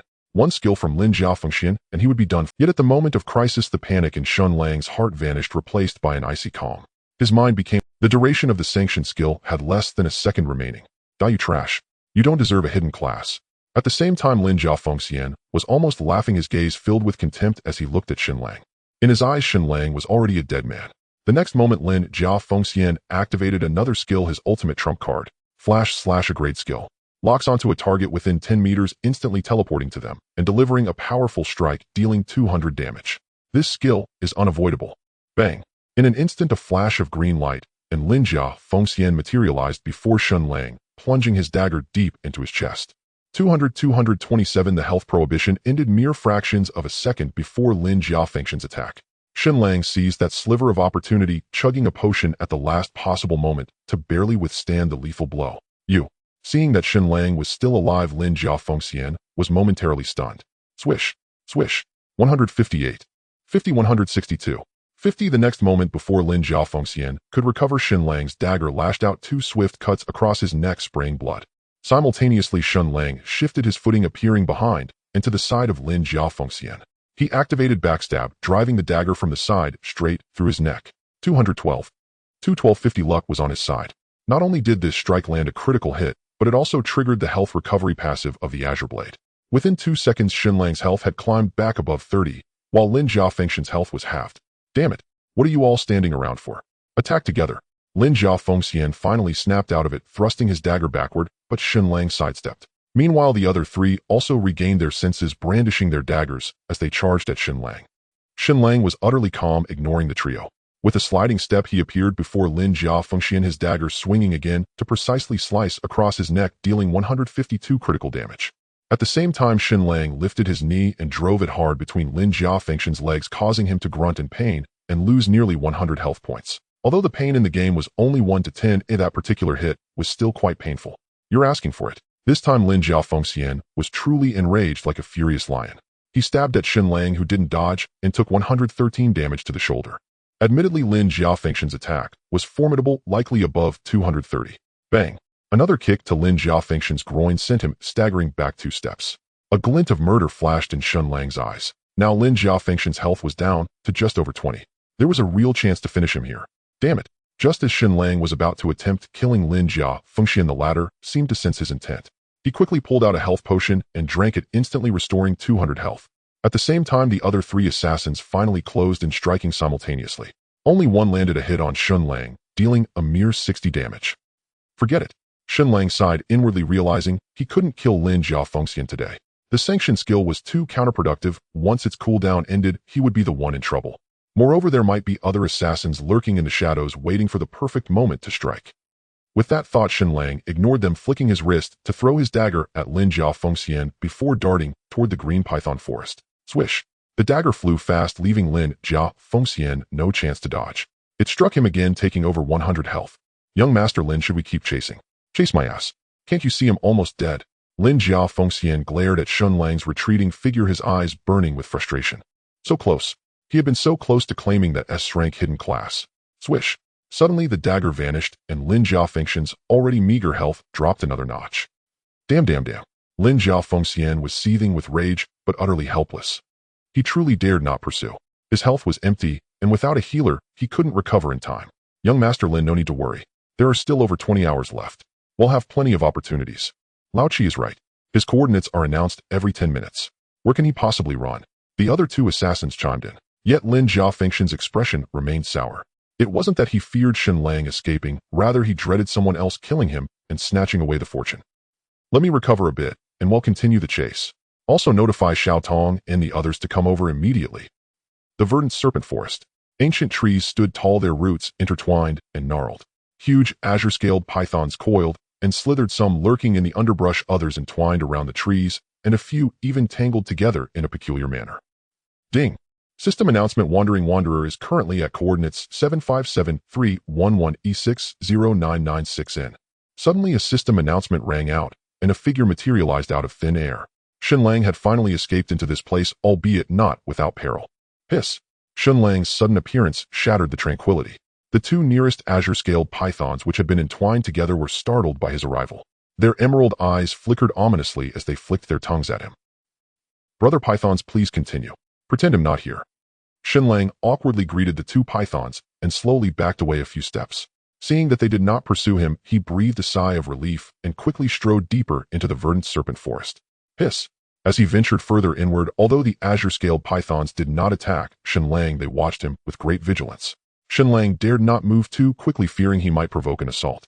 Clearly, these azure-scaled pythons possessed autonomous attacking instincts, but the aura emanating from Shen Lang deterred them from launching an easy strike. At least it's somewhat safer now.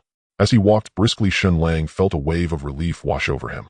Given the strength of these azure-scaled pythons, no player dared to venture in recklessly at this stage, not even assassins. Unless they remained in stealth and never acted, they would likely meet their end here. Nevertheless, Shen Lang did not let his guard down. Until he saw Brother Long, there was no absolute safety. And indeed, Shen Lang had not anticipated the players' desperation. They were willing to risk their lives for the Parthian Shifter class change scroll. He had been inside for less than half an hour when he encountered 3 ambushes. The largest involved 7 assassins, and they nearly succeeded in killing him. Fortunately, those assassins were not exceptionally powerful. Most were around level 16 or 17, with limited attack power, allowing Shen Lang to escape unscathed. If there had been an expert like Lin Jiafengxin among them, he would have surely perished. Faced with this, Shen Lang had to be. Those stealthing assassins were invisible after hours of fleeing. Shen Lang gradually discerned a trick: one could detect them by sound. A stealthed assassin was merely unseen, but still existed. Within 5 meters, faint footsteps could be heard. Another method was relying on intuition to predict. Just as in reality, when someone stared intently or exuded killing intent, a subtle sensation could be felt. The more sensitive a person, the clearer the sensation.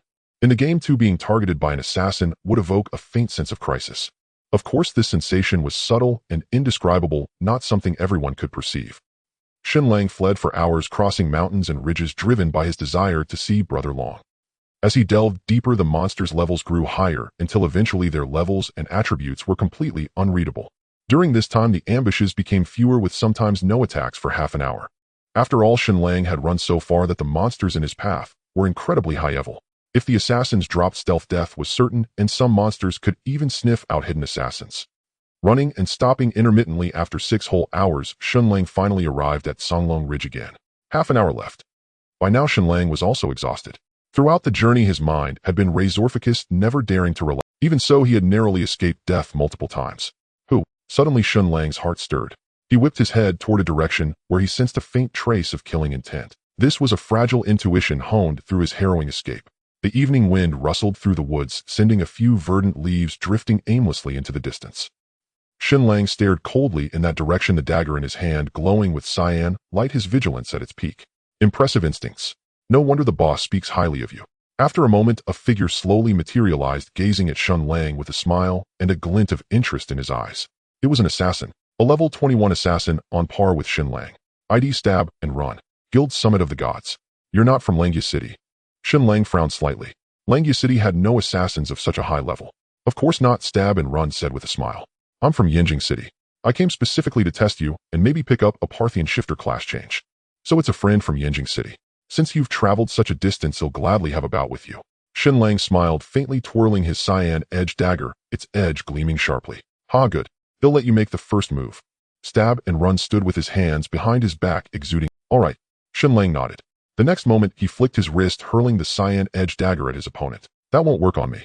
Stab and Run smirked, sidestepping effortlessly to dodge Shen Lang's attack. Keep going. What the hell, why are you running? Stab and Run was about to say more when he realized Shen Lang had already bolted a mile away, leaving him stunned. Only a fool would stay. Shen Lang dashed into Songlong Ridge without looking back, his speed astonishing. Under normal circumstances, he might have been interested in sparring with an expert of this caliber, but now was hardly the time. Kid, stop right there. Stab and Run's expression darkened as he gave chase. Their speeds were comparable, weaving through the forest in a chase.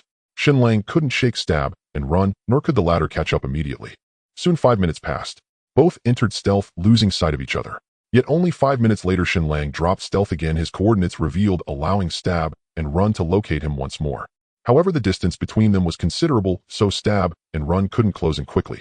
5 minutes later, just as Stab and Run was about to catch up, Shen Lang re-entered stealth, vanishing from his pursuer's sight. This pattern repeated several times, until Shen Lang finally reached the cliff by the mountain stream again. You sure can run. On the cliff, just as Shen Lang was about to climb down to find Brother Long, a figure suddenly appeared out of nowhere not far away, and without a word charged at him to attack. It was Stab and Run. You're asking for death. Shen Lang frowned slightly. This guy was like a sticky plaster. He just couldn't shake him off. Sit down. Stab and Run dashed, enclosing the distance, to Shen Lang. His dagger traced an elegant arc, aiming straight for Shen Lang's face. Seeing this, Shen Lang was startled, but remained composed. He swiftly leaned backward, barely dodging the blade, and simultaneously kicked towards Stab and Run's groin. Bang! However, Stab and Run reacted even faster. He quickly pulled back his right foot and stomped on Shen Lang's calf, neutralizing the kick. You're a sneaky one. Stab and Run smirked. His dagger spun back swiftly and thrust violently toward Shen Lang's chest. Shen Lang hurriedly raised his own dagger to block, but he was a step too late. Shing. 77, a not insignificant damage number floated up. Get lost. Shen Lang's expression turned grim. He quickly slashed his dagger toward Stab and Run's throat, but the move was effortlessly evaded once again. Kid, let me show you what top-tier skill looks like. Stab and Run smiled at Shen Lang. His feet slid swiftly across the ground like a spirit, darting left and right, seemingly predicting every attack Shen Lang made and dodging them with ease. Meanwhile, his dagger flipped and danced continuously, stabbing Shen Lang's arm thigh back. Soon, in less than a minute, Shen Lang's health bar had dropped to about half, while Stab and Run's health remained above. Looks like I've run into a true expert this time. Shen Lang's expression was grave as he struggled to calm himself. Stab and Run's skill was simply too formidable. He could predict Shen Lang's every move, leaving Shen Lang feeling utterly powerless. It could be said that this was the most formidable opponent he had encountered since entering the game, one who could even rival sword-stirring ripples. Although he prided himself on his quick reflexes, his practice time was still too short. He simply couldn't execute such flawlessly smooth maneuvers. Simply put, his mind could react, but his hands and feet couldn't keep up. Stab and Run's movements were like a set of boxing techniques, fluid and connected. Each attack flowed seamlessly into the next with almost no pause. As for Shen Lang himself, to put it metaphorically, each of his punches was fast and accurate, but each punch was isolated. There was no connection between them, and the gaps in between were his weaknesses.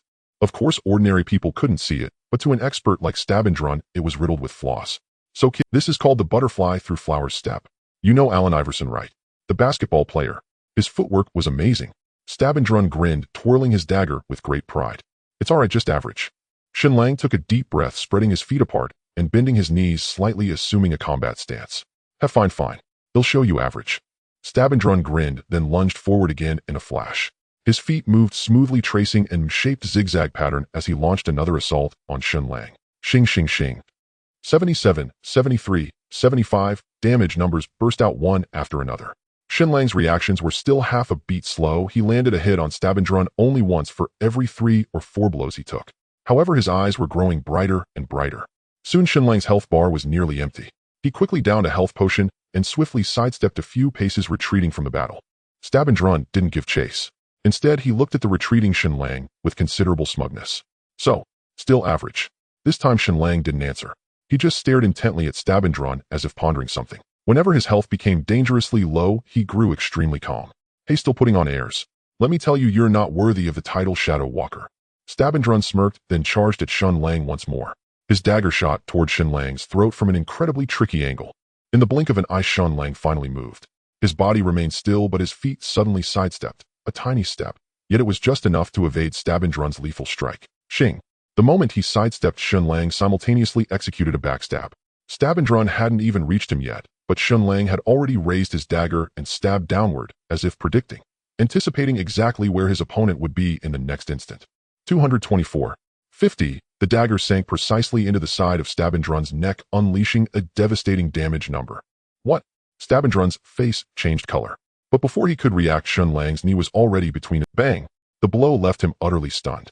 Stabendrun never imagined he would be struck. In the butterfly through flowers step. Seizing the advantage, Shen Lang's feet slid swiftly, darting left and right.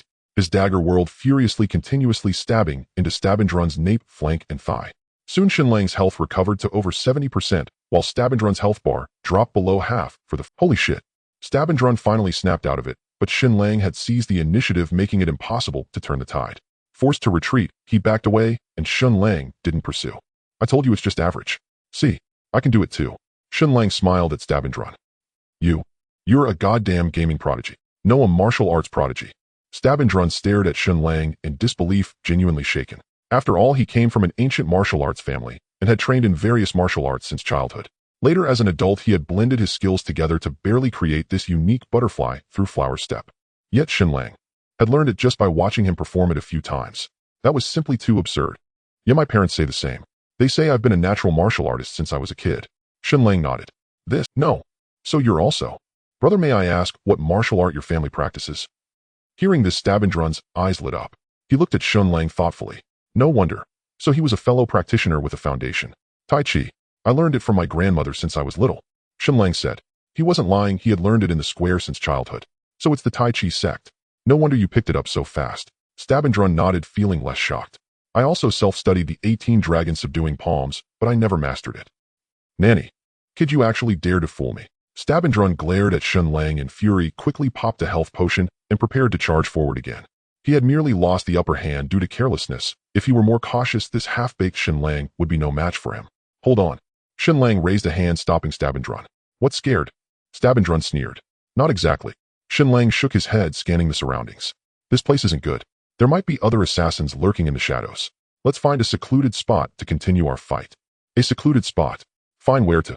Stabendrun frowned slightly, then nodded, finding Shen Lang's reasoning somewhat sound. If they fought to the death here, someone else might swoop in for the spoils, especially since everyone knew Shen Lang's location. Let me think. Shen Lang glanced around, then suddenly pointed toward the cliff opposite them. Below, a massive cave mouth hung on the sheer wall, about 20 meters above the base, partially veiled by the canopy of giant trees, revealing only half of its opening. See that cave? Ordinary people probably can't get there. Huh. All right. Stabendrun's eyes lit up, and he didn't think twice about it. It truly was a good spot. He'll go first. Follow me. With that, Shen Lang didn't hesitate. He pulled out another dagger and began climbing down the cliff with practiced ease. Stabendrun mimicked him, taking out 2 daggers and following closely. Kid, how are you so skilled at this? Within moments, Stabendrun fell far behind Shen Lang and called out with some suspicion. I grew up in the mountains without roads. Since childhood, I've had to climb cliffs to get to school, so I'm quite familiar with it. Shen Lang replied with a straight face. Could this kid really be from an ancient martial arts family? Stabendrun began to doubt. As far as he knew, many ancient martial arts clans were hidden deep in the mountains, unseen by the world. Soon, in less than half an hour, Shen Lang reached the base, while Stabendrun had only climbed 2/3 of the way. Of course, for his first time, he was actually quite fast. Wait for me. Stabendrun shouted from the cliff face. He'll wait for you in the cave and see what's inside. Shen Lang couldn't be bothered to wait. He quickly ran to the other side of the cliff and began climbing up.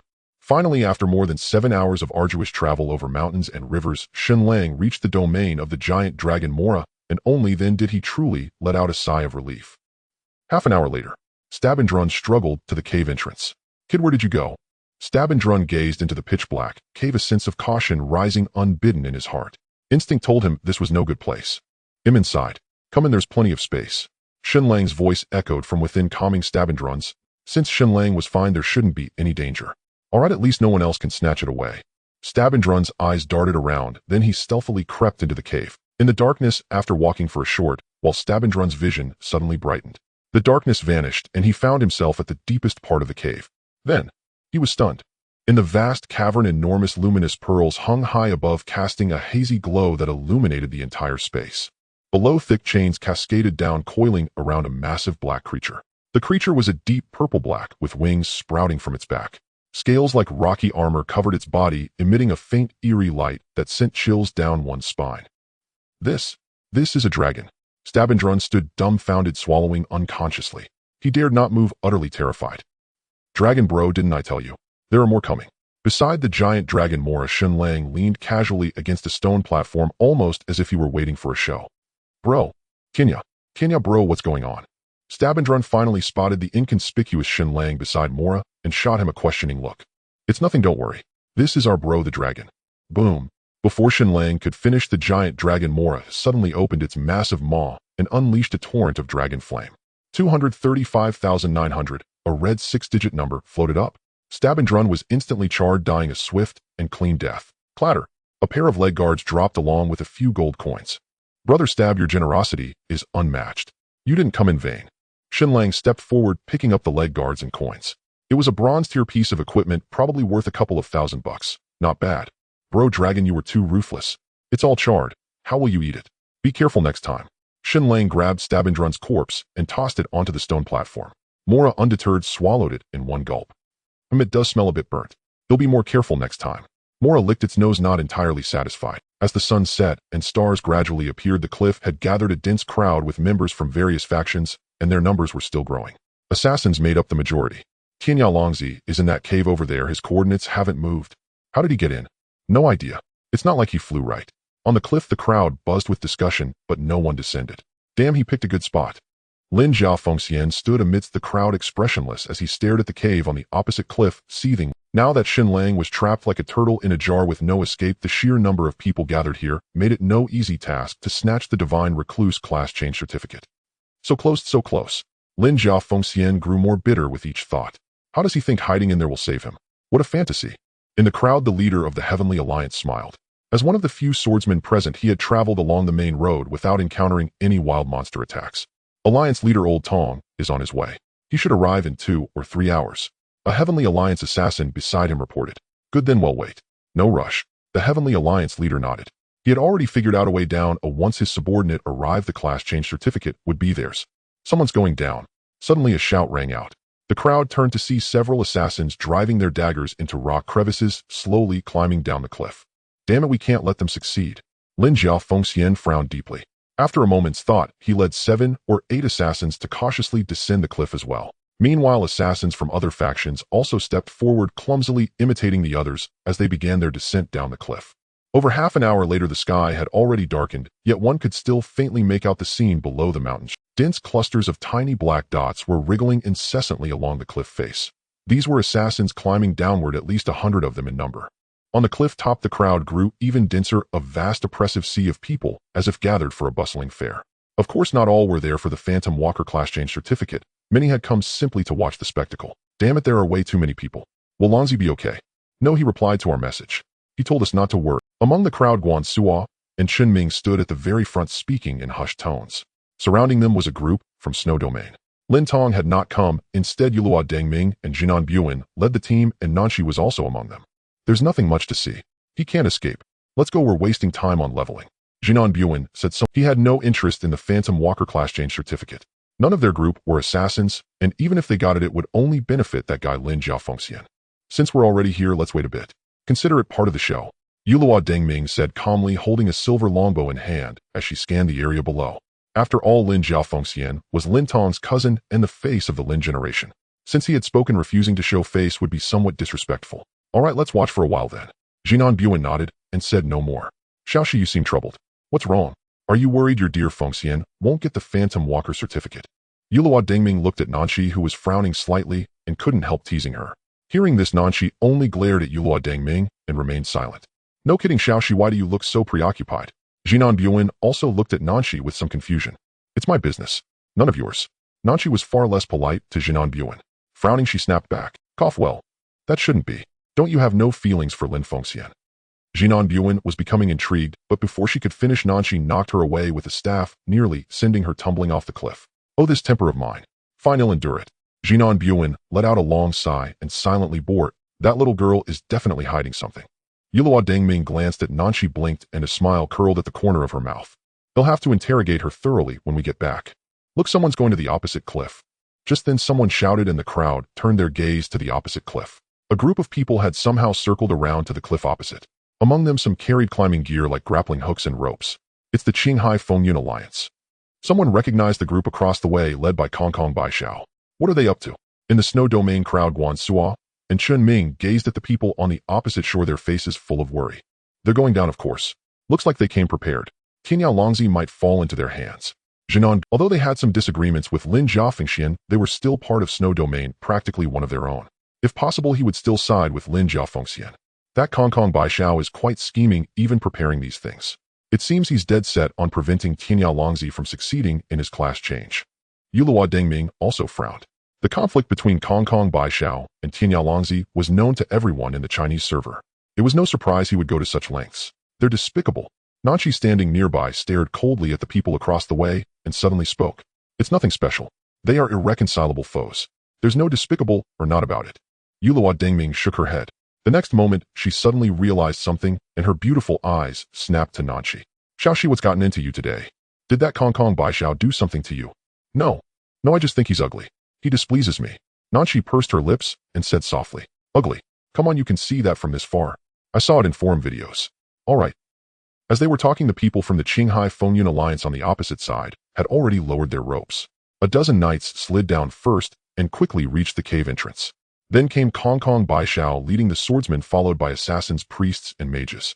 Nearly 100 members of the entire alliance entered the cave. Meanwhile, most of the assassins on the cliff had already reached the bottom and were climbing up the opposite cliff, but they were much slower than Kong Kong Baishao's group. I don't believe he can escape this time. Won't that fortune still belong to our Fengyun Alliance? Kong Kong Baishao stood at the cave entrance, scanning the crowd on the opposite cliff, and sneered. What use were so many people? You had to use your brain. Let's go. Knights in front, assassins go stealth, mages cover with firepower. Be careful not to let him sneak away. With that, Kong Kong Baishao strode into the cave, first followed by the others. Ding. System announcement: Tianyao Longzi, current coordinates 758-819-E6-3281N. 10 minutes later, Shen Lang's coordinates were revealed again. Assassins from various factions had also entered the cave one after another. Yet Kong Kong Baishao's group still hadn't come out, and no news had been sent back. What's going on? Could the cave be so deep that they haven't reached the end in 10 minutes? The crowd began to murmur, somewhat puzzled. Since Shen Lang's coordinates were still being broadcast, it meant he was still alive. Could it be that Kong Kong Baishao and his men were killed by Shen Lang? Someone ventured this guess, but it was dismissed immediately. Impossible. If they had been killed and sent back to the city, our brothers in Langyu City would have sent word. Then what's happening? Maybe he's hiding. They might not have found him yet. After all, no one has ever been inside that cave. No one knows how big it is. You know that's possible. As the crowd discussed, more assassins climbed up to the cave and slipped in quietly. As long as Shen Lang was still alive, everyone still had a chance. Soon another 10 minutes passed. Even a small portion of the assassins had entered the cave, yet there was still no movement from inside. Shen Lang's coordinates were still being broadcast unchanged in the same spot. This time, everyone grew even more confused. This shouldn't be. Sister, I think we should move back a bit. Just then, Chun Ming and Guan Suo exchanged a glance and simultaneously stepped backward, calling out to Yulua Dengming and the others. What's wrong? Yulua Dengming frowned, not understanding. Nothing. It's just dry weather, easy for fires to start. The two smiled and continued to back away. What's the matter with you? Yulua Dengming glanced at the two, muttered to herself, and stood her ground without moving. Rumble, rumble. Just then the entire mountain stream began to tremble as if an earthquake had struck. Even the giant trees not far away started to shake. What's happening? Everyone's expressions changed, completely baffled. Boom! The next moment, before anyone could react, an incredibly terrifying pillar of black flame erupted from the cave, crashing violently into the side of the cliff. In an instant, the entire mountain stream boiled over. The black flame spread in a flash, and damage numbers exceeding 100 floated up. All the assassins in the mountain stream were reduced to ashes in that very moment. Boom! The earth trembled, boulders cascaded down, and boundless flames surged, engulfing the entire ravine in a sea of fire. Everything turned to ash. Even many on the cliffs were caught in the blast, plummeting down to meet an unjust death. Among them was Yu Luo Dengming, who had been so stubborn moments before. Damn! What the hell is this? Did a volcano erupt? The black sea of fire raged, scorching the health bars of those on the cliff, forcing them to retreat. Damn it, a brother sent word back. There's actually a dragon in the cave. What? A dragon? Yeah, dragon. This black flame was spewed by that dragon. Holy shit. In an instant, everyone was stunned. A dragon inside the cave was far beyond their expectations. Ding! System announcement: Tianyalongzi is currently at coordinates 75819-63281N. Just then the system announcement rang out again, leaving everyone bewildered. Why isn't Tianyalongzi dead yet? No idea. Is he in cahoots with that dragon? Probably. Why else would he come here specifically? God damn it. Fuck. Elsewhere among the snow domain members, Yu Luo Dengming, standing too far forward, had unfortunately fallen, while the others were unharmed. This is too brutal. Are all those below dead? Jinan Buin felt a lingering fear. He had been standing with Yu Luo Dengming, and nearly fell too, but managed to steady himself by pushing him off. You better worry about yourself. Wait till we get back. Yu Jia will skin you alive. Nanshi pursed her lips, the frown on her brow having smoothed into a pristine calm. I didn't mean to Xiaoxi, you know that. Jinan Buin argued. Yu Jia has already gone offline to your dorm to find you. Explain it to her yourself, it's useless telling me. Nanshi said with a smirk. Lin Jiafeng Xian has gone mad too, cursing non-stop in the guild channel. I muted him ages ago. Can't see it. Inside the cave, the flames dissipated, leaving a litter of player corpses on the ground, charred beyond recognition. Of course, there was also a dazzling array of equipment and gold coins scattered about, too numerous to count. Jackpot, we've hit the jackpot this time. Shen Lang first gathered all the equipment and gold, grinning uncontrollably as he picked them up.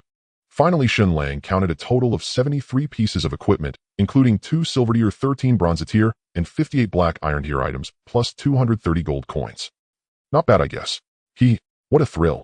Shen Lang couldn't help but laugh like an elder of the soul. No wonder those villains loved laughing like that. It was pure bliss. Then Shen Lang picked up the player corpses one by one and tossed them to Mora. After all, the old dragon had put in a lot of effort breathing fire until its throat was parched. It deserved it. This took nearly an hour. Then Shen Lang leisurely walked to the cave entrance, no longer fearing anyone daring to come down. By now the flames in the ravine had mostly subsided. The once lush greenery was gone, replaced by barrenness. Scattered on the ground were pieces of equipment glimmering brilliantly in the firelight. Shen Lang hesitated, but decided not to go down and pick them up. Equipment dropped by players would depawn in an hour. By the time he climbed down, it would be gone. Not worth the trouble. On the opposite cliff, the crowd had thinned, but still remained. Seeing Shen Lang emerge, they all stared at him. They wanted to see the face of this great demon. You all should head back. Brother Dragon says he's full. Shen Lang waved at them, shouted, then turned and entered the cave. Damn. I'm so pissed. What's so great about having a dragon as backup? Exactly. Fuck it, boring. Let's go back. After a moment of silence, a chorus of curses erupted, followed by flashes of white light, as most chose to teleport back to the city. The situation was settled. With the dragon as an ally, no one dared to covet the divine recluse class change token anymore, unless they had a death wish. Of course, there were those reckless enough, but they were now charred and respawning in the city. Let's go, we're heading back to. Jinan Buin called out to the snow domain members. Coming for the spectacle only to lose Yu Luo Dengming was hardly worth it. They should never have come. Then the snow domain members wasted no time taking out return scrolls and crushing them, teleporting back to Guan Suo and Chen Ming also retrieved their return scrolls. They had only come to check on Shen Lang, unable to help much, and were relieved he was safe. But as they were about to crush the scrolls, someone called out to them. You too. Do you know Tianyalongzi? Nanshi appeared before them, asking sweetly. No. They both paused, then shook their heads simultaneously. Is that so? Absolutely, we don't know him at all. Fine then. Nanshi squinted, scrutinizing them for a moment, then snorted, crushed her return scroll, and shattered it. Is she also an enemy of Longzi? Definitely. At 10 p.m. Shen Lang sat listlessly on a stone platform, his expression pained. Half of the 24-hour period was over, and he had been online for 16 hours. He could handle not eating or staying up all night, but holding his urine was unbearable. For 16 whole hours, even in light sleep, he couldn't hold it any longer, and couldn't focus on anything else. Beside him, the giant dragon Mora Wealth slept soundly, drooling like a faucet, which only made Shen Lang. Damn it, screw it. A living man can't be pissed to death. After a moment, unable to bear it, he gritted his teeth, ran to the cave wall, and let loose. As for wetting the bed, in reality, he couldn't care less now. So what if he did? No one would know. Afterward, Shen Lang returned feeling refreshed and unusually alert. Then he sorted through the equipment. Half were leather armor, but few were useful to him. Only a silver tier helmet was decent. Earth Dragon War Helm, rank silver tier, defense 60, constitution 20, special effect weakness shield, covers the head and neck, reducing the chance of critical hits. Required level 20. Equipping the Earth Dragon helmet directly, Shen Lang's defense instantly broke through 322 points, and his health reached 1350 points, making him a pure tank. So tanky. Shen Lang exclaimed, thoroughly satisfied with his defense and health. After he advanced to the Shadow Divine class, his defense would likely increase further, as the physique growth of a Shadow Divine reached 8 stars, while that of an ordinary assassin was only 5 stars. After rummaging through his backpack for a while, Shen Lang found a dagger, a level 17 black iron weapon with an attack cap of 38 points. He hesitated for a moment, but ultimately chose not to replace the Green Edge dagger. Although the Green Edge dagger's attack cap was only 22, it had a 3 full damage health return effect, which might prove crucial in key moments. Beep, beep, beep. Just then his friend list flickered, and Lu Bu Si Shu sent a call request. Hey, boss, you're incredible. Why didn't you wait for us before setting the fire? We missed the whole scene. On the other end, Lu Bu Si Shu was extremely excited, clearly having heard about what had just happened. Yeah, brother Tianya, we didn't see it either. Qing Tian Xiaoyu chimed in from the side, chattering away. They had been on their way and arrived too late to witness the spectacular sight of the blazing flames. Don't even mention it, I almost kicked the bucket. Have you arrived? Shen Lang said. You just got here. It's all Xiaoya's fault. She runs too slowly. I was running pretty fast, okay? My legs are about to fall off, and you still blame me. You were just slow? Zhao Zihan, are you picking a fight? I'm just stating the facts. I'm telling Mom to beat you up. The two siblings started bickering, instantly leaving Shen Lang speechless. All right, you two. I'm fine here, don't worry. Go back quickly and don't waste time leveling. Okay, we'll head back then. Take care, boss. Goodbye, brother Tianya. The two said their goodbyes to Shen Lang and hung up. As soon as Shen Lang ended the call with Lu Bu Si Shu, his friend list flickered again. This time it was a call request from Guan Suo. What's up, Guan Zi? Shen Lang answered directly. Haha, Lang Zi Lin, Jia Fengxian's silver tier helmet dropped. You should hear him swearing like crazy in the guild channel. He wanted to gather people to hunt you down again, but no one responded. Ha. Guan Suo laughed wildly, more delighted than on New Year's to see Lin Jia Fengxian suffer. So that helmet was his. I wondered who was so generous. Shen Lang couldn't help but chuckle. Also, the forums are in an uproar. They say you've set Langya City players back 3 days. Kong Kong Bai Xiao and his crew have formed an anti-bandit alliance, vowing to fight you to the death. Guan Suo added, don't worry about them. Let them thrash about. They're just a mob of rabble.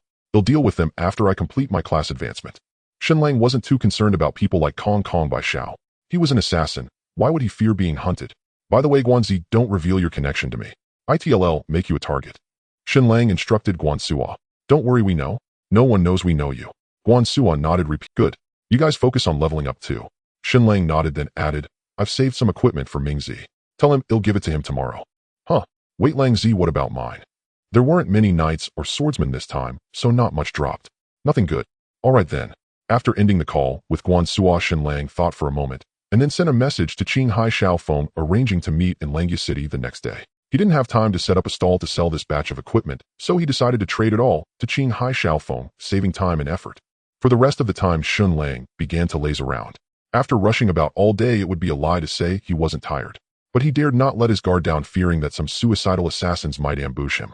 Although the giant dragon Mora was there, it should be fine, but since it concerned his successful class advancement, Shen Lang couldn't afford to be careless. Time slowly passed. The cave was silent. Shen Lang leaned weakly against a stone platform, both sleepy and hungry, wanting to sleep, but not daring to, forcing himself to stay awake. Creak. After an unknown amount of time, just as Shen Lang was about to drift off, a harsh scraping sound rang out. Startled, he jolted upright. What's that sound? Shen Lang gripped his dagger tightly and looked around by the light of a night pearl, but found nothing. Was it an illusion? Shen Lang frowned in confusion. Creak. Just then the harsh sound came again. Startled, Shen Lang suddenly looked at the giant dragon Mora. He saw the giant dragon Mora's mouth open and close, and the sound was coming from within. It was grinding. Damn it, you scared me. Shen Lang let out a long breath, then leaned back against the stone platform and sat. He glanced at the time. It was already past 4 a.m. Less than 6 hours left. Shen Lang sighed. Time was passing unbearably slowly. Brother Dragon, don't sleep. Let's chat. After sitting for a while, sleepiness crept in again. He shook his head, stood up, walked to the giant dragon Mora's head, and patted its lower jaw. Huff! A blast of breath sprayed out, sending moisture flying, drenching Shen Lang, and instantly banishing his drowsiness. What more food? The giant dragon Mora opened its eyes lazily. It had eaten quite well yesterday, and was a bit full. It wasn't that interested in delicacies anymore. No, I'm just a bit sleepy. Let's talk a bit. Shen Lang sat down beside the stone platform and said. The giant dragon Mora glanced at Shen Lang, yawned, and prepared to go back to sleep. Brother Dragon, how about you tell me how you got kicked out of the dragon domain? Kid, if you keep spouting nonsense, I'll swallow you whole in one gulp. Was I kicked out? Mora was stunned for a moment, then glared fiercely at Shen Lang. But it had now opened its floodgates and was unstoppable. Starting from when it was a young dragon, it recounted how it was framed by a female dragon and forced to leave the dragon domain, and later how it was schemed against by Lan Pation and the others and imprisoned here. And Shen Lang listened with great interest, unknowingly passing the time until 10 a.m. Ding! System notification. Congratulations on completing the Shadow Divine class advancement quest and successfully advancing to Shadow Divine. As the first player in the Chinese region to advance to an S-grade hidden class, you are rewarded with 1 level 5 luck and 1,000 reputation. With a flash of golden light, Shen Lang successfully leveled up to 22. Finally, at this moment Shen Lang was so moved, he almost wanted to cry. After staying online for a full 28 hours without a break, he had finally completed this insane task. System notification. Your first class skill backstab rank has been updated. You may now upgrade it. Just as Shen Lang was about to open his character panel to check another system prompt chimed in. He paused for a moment, then clicked confirm. 50 gold coins vanished from his inventory in an instant, causing Shen Lang's heart to ache with regret. That was worth several thousand yuan. But a moment later his regret subsided. System notification. Your first class skill backstab rank has been successfully upgraded to Divine Backstab Strength. Strength. It actually became Strength. A surge of ecstasy filled Shen Lang's heart. Those 50 gold coins were an incredibly worthwhile investment. System notification. Your first class skill stealth rank has been updated. You may now upgrade it. Do you wish to confirm? This time Shen Lang didn't hesitate for a second. He selected confirm and spent another 50. System notification. Your first class skill stealth rank has been successfully upgraded to Divine Stealth Strength. 2 strength skills. Shen Lang felt a thrill of excitement. After waiting for 2 seconds and hearing no further system prompts, he opened his character panel with eager anticipation. ID Tianya Longzi Divine, Recluse Cultivation, None, Level 22, 17. 3W 40W. Attack 193-197, Defense 337, Health 1500, Mana 320, Attack Speed 195, Movement Speed 190, Strength 175, Intelligence 35, Constitution 90, Agility 90, Luck 7, Comprehension 3, Reputation 1000, Talent Skills. Divine Punishment S rank increases critical strike damage to 250 with a low chance to deal 10x damage. Divine Concealment S rank. Upon receiving fatal damage you enter stealth, becoming immune to all damage and control. Every attack during this period is a guaranteed critical strike. Duration 5 seconds.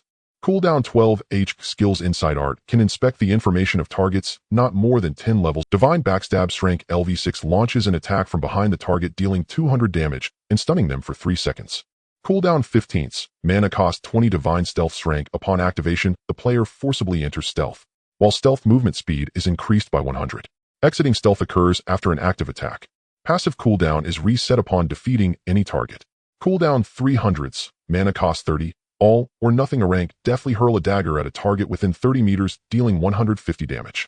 2 seconds after hitting the target, the dagger automatically returns, inflicting a 125 bleed effect. Cooldown 30. Mana cost 30. Damn. Shen Lang gazed at his attribute panel, feeling a bit lightheaded. The Divine Recluse's strength growth star rating is 12 stars, 4 stars higher than an ordinary assassin. This means gaining 4 extra points of strength attack every 5 levels. At level 22, his growth attributes have increased 4 times. Including the initial allocation, that's a total of 5 increments, granting him a 20-point increase to strength attack. Intelligence also increased by 20 points. Constitution is 3 stars higher than an assassin's, granting an additional 15 defense and 150 health points. Agility is 4 stars higher, adding 20 points, which increased both attack speed and movement speed by 20. While these attribute increases seem modest now, he's only level 22 with just 4 growth increments. Looking ahead, the potential is immense. Of course, these stat boosts are secondary. The real highlight is the skills. Both S-Strength talent skills are passive. Divine Punishment elevates critical strike damage from 200 to 250. Don't underestimate that 50 increase. Based on a base damage of 100, the critical strike becomes 250, a significantly boosting burst potential. Moreover, the low chance to inflict 10x damage is even more formidable. With good luck, he could take down a knight in a single blow. As for divine concealment, it's absurdly powerful. 5 seconds of invincibility, immunity to all control effects, and automatic stealth. It's a quintessential life-saving skill. And during those 5 seconds, every strike is a critical hit. These two S-rank talent skills, one offensive and one defensive, complement each other perfectly. The only minor dissatisfaction for Shen Lang was the lengthy cooldown of divine concealment, a full 12 hours. Moving on, divine backstab was upgraded by 2 tiers, increasing its damage from 150 to 200 and replacing the 1-second silence with a 3-second stun. This 3-second stun is truly debilitating. Silence only prevents skill usage, allowing basic attacks and movement, but a stun renders the target completely immobile. With a 3-second stun, no one except a fully geared knight with maxed constitution could survive Shen Lang's blade. Lastly, divine stealth increased its movement speed bonus from 50 to 100. What Shen Lang valued most were the words "forcibly enters," meaning he could activate stealth without needing to disengage from combat, and only an active attack would break the stealth. In other words, being attacked wouldn't interrupt his stealth. And crucially, this skill has a passive. Defeating any target resets the cooldown. That's simply outrageous. Shen Lang could already envision the scenario: initiate with a backstab stun, follow up with a few basic attacks to eliminate one enemy, then forcibly activate stealth, wait for the 15-second backstab cooldown, and take down the next. No wonder it's an S-rank hidden class. It's absolutely godlike. Shen Lang took a deep breath, forcing himself to calm down. This entire week's effort was far from wasted. The Divine Recluse is incredibly worthwhile, worthy of being called the Assassin King. No wonder that Lauren could assassinate the Lord of the Blood Abyss. Haha. The Bandit Suppression Alliance Lin family Fengxian. This time I'll seriously play along with you. A sharp glint flashed in Shen Lang's eyes. He was no saint. Now that he possessed the power, it was naturally time to seek revenge. No, that laugh was wrong. Let me try again. Ha ha ha ha.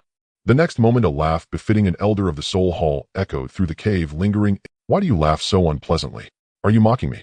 The giant dragon Mola ceased its tail, its enormous eyes glaring fiercely at Shen Lang. Shen Lang's laughter abruptly ceased.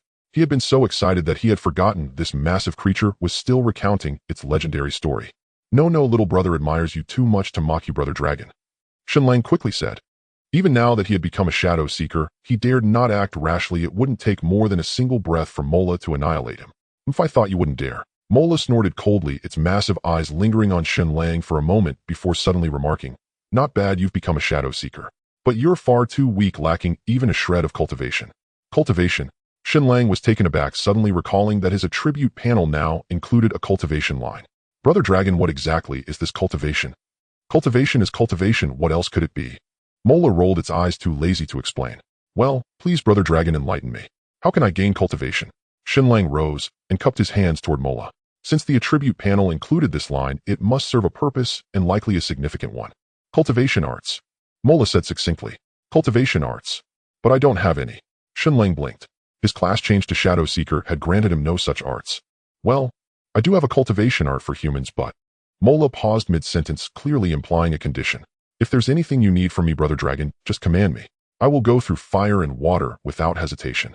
Shen Lang understood immediately and spoke hastily. Good. If you can steal the mystic seal of Lan Patian and free me from this accursed cage, I will give you that art. The giant dragon Mola spoke, its massive body shifting, nearly snapping the chains.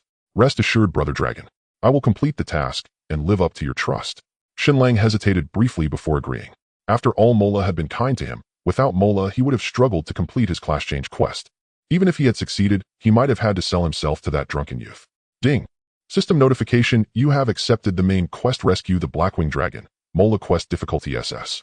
Within 1 month, you must infiltrate Langia City Mansion, steal the mystic seal held by the city lord Lan Potion, and deliver it to Blackwing Dragon, Mola. Upon completion, you will receive a reward from Blackwing Dragon, Mola.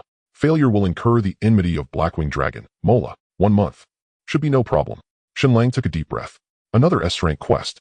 It seemed the cultivation art Mola mentioned was quite valuable, likely not inferior to the Shadow Seeker class change token. Brother Dragon, I'll take my leave now. I'll return once I have the mystic seal. Having accepted the quest, Shen Lang lingered no longer and bid farewell to Mola with a cupped hand. Be careful. Lan Patian is formidable. Even as a Shadow Seeker, it will be hard to evade his perception. It's best to go when he's away. Mola advised. Will be careful. Take care, Brother Dragon. Shen Lang nodded, then without hesitation, he took out a city return scroll and crushed it. Flash. A white light blazed. After a day and a night, Shen Lang finally returned to Langia City. He sent messages to Qinghai Xiaofeng and Chen Ming then found a secluded spot, sat down, leaned against the wall, and closed his eyes for a brief rest. He had been online for nearly 30 hours. If not for the fluctuating prices of equipment and gold, he would have logged off to sleep long ago. Before long, Chen Ming hurried over and roused the dozing Shen Lang. Here, take these. Gear up quickly. Shen Lang opened his eyes and handed Chen Ming 4 pieces of equipment he had prepared earlier, 2 bronze grade and 2 iron grade, all with excellent stats. Thanks, Brother Lang. How much do I owe you? He'll transfer it. Chen Ming took the equipment, beaming. Transfer my ass. Don't be so formal with me. Get lost. Shen Lang rolled his eyes and scoffed. Then I want stand on ceremony. You should log off and sleep too, or you'll... Chen Ming didn't press further. Got it. He'll log off after I deal with this equipment. Go level up, don't worry. With that, Shen Lang leaned back and closed his eyes again. I'm off. Finish up and log off soon. Shen Lang waved a hand without opening his eyes. A moment later, he sensed someone approaching in his drowsiness, but the person said nothing, so he didn't bother looking. Soon, however, he sensed something amiss. The person hadn't left and was staring at him. The next moment, Shen Lang slowly opened his eyes. Before him stood a tall, graceful figure. A blue and white robe rippled, gently outlining a slender waist. The robe reached her calves, leaving her ankles bare, pale and smooth. On her feet were white cloth boots, giving her an airy appearance. Shen Lang froze. When he recognized the visitor, his drowsiness vanished, and he quickly rose to it. You? How did you get here? Staring at the elegant Nanshi before him, Shen Lang's mind went blank. You haven't logged off. Nanx's figure was perfect. Neither too thin nor too full, standing just over 1.7 meters, only a few centimeters shorter than Shen Lang. She gazed at him calmly, her pale face carrying a hint of coldness. Well, no, but I will soon. Shen Lang scratched his head. Under Nanx's cool gaze, he felt a trace. Hearing this, Nanshi said nothing more, merely looking at him quietly. Shen Lang too was at a loss for words. For a moment, they simply gazed at each other, a subtle tension spreading between them. Well, how did you find me? After a moment, Shen Lang mustered his courage and broke the silence. I followed that sun, moon, holy sun. Nanshi pursed her lips. That guy? I told him not to tell anyone I'm connected to him. Shen Lang muttered through gritted teeth. He didn't tell? I figured it out. Nanx's beautiful eyes fixed on Shen Lang as she spoke calmly. How did you figure it out? Shen Lang asked awkwardly. Guess. Nanshi suppressed a faint smile, then immediately withdrew it. Can't guess. Shen Lang shook his head, his mind was struggling to keep up. So dumb. Nanshi muttered softly, then looked at Shen Lang again. You should log off and sleep. I will soon. Shen Lang nodded. Now. Nanshi stared at him, her tone brooking no argument. I still have some equipment to sell.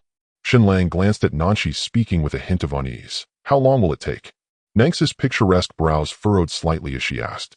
Very soon, very soon. Shen Lang said sheepishly, then quickly sent a message to Qinghai Xiaofeng.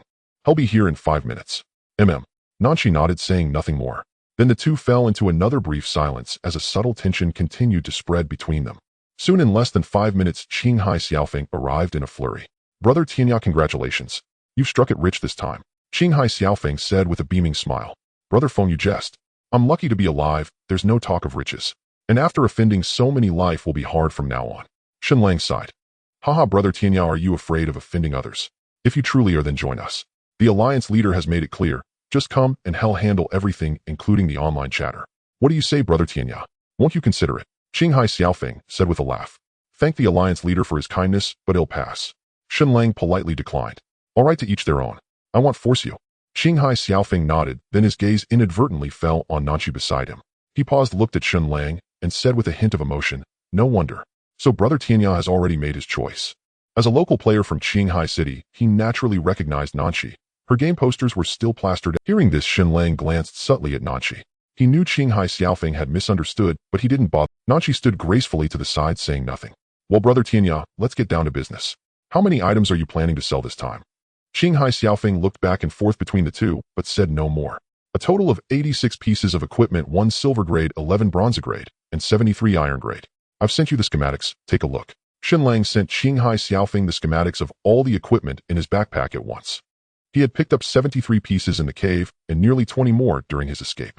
After giving some to Chen Ming, he was left with 86. Good heavens, Brother Tianya, if I may say, so it's a shame you're not an alliance leader. Qinghai Xiaofeng sighed in amazement. With Shen Lang's loot-gathering skills, he could easily support an entire guild. It was simply incredible. Beside him, Nanshi couldn't help but suppress a smile, quickly composing herself. No, I could never be an alliance. Shen Lang shook his head, unwilling to take on such a burden. Haha, how about this, Brother Tianya? I want to inspect each piece individually. I'll give you a lump sum estimate. That silver grade leg guard ill value at 10000. Bronze grade uniformly at 2000. Iron grade at 400. That makes 61200 yuan. How about it? Qinghai Xiaofeng pulled up the system calculator, tallied it up, and quoted the price directly. All right, no problem. Shen Lang pondered for a moment and nodded. He wasn't too particular about the price as long as Qinghai Xiaofeng could buy everything at once. Besides, equipment prices had indeed plummeted and Qinghai Xiaofeng's offer wasn't low. Oh, and I have 150 gold coins here. Let's include those too, Shen Lang added. Fine, but the gold price has dropped to 110 yuan today. That's fine, 110 it is. All right then, that totals 77800. Same as always, 2 transfers. Deal. Soon, with Nanshi as a witness, the two completed the transaction. Another 800 in the bag. Looking at the balance in his bank account, Shen Lang felt a surge of delight. His personal wealth had now risen to over 5600, just a few tens of millions short of a seaside villa. Are you close with him? After Qinghai Xiaofeng left, Nanshi suddenly asked. Yeah, pretty close. We've traded many times. Shen Lang nodded. Oh, so you've traded often. Nangxi's beautiful eyes flickered as she sized him up. Don't misunderstand. I used to farm gold coins and sell them to him. Shen Lang scratched his head, explaining. He didn't want Nanshi to get the wrong idea. Did I say anything?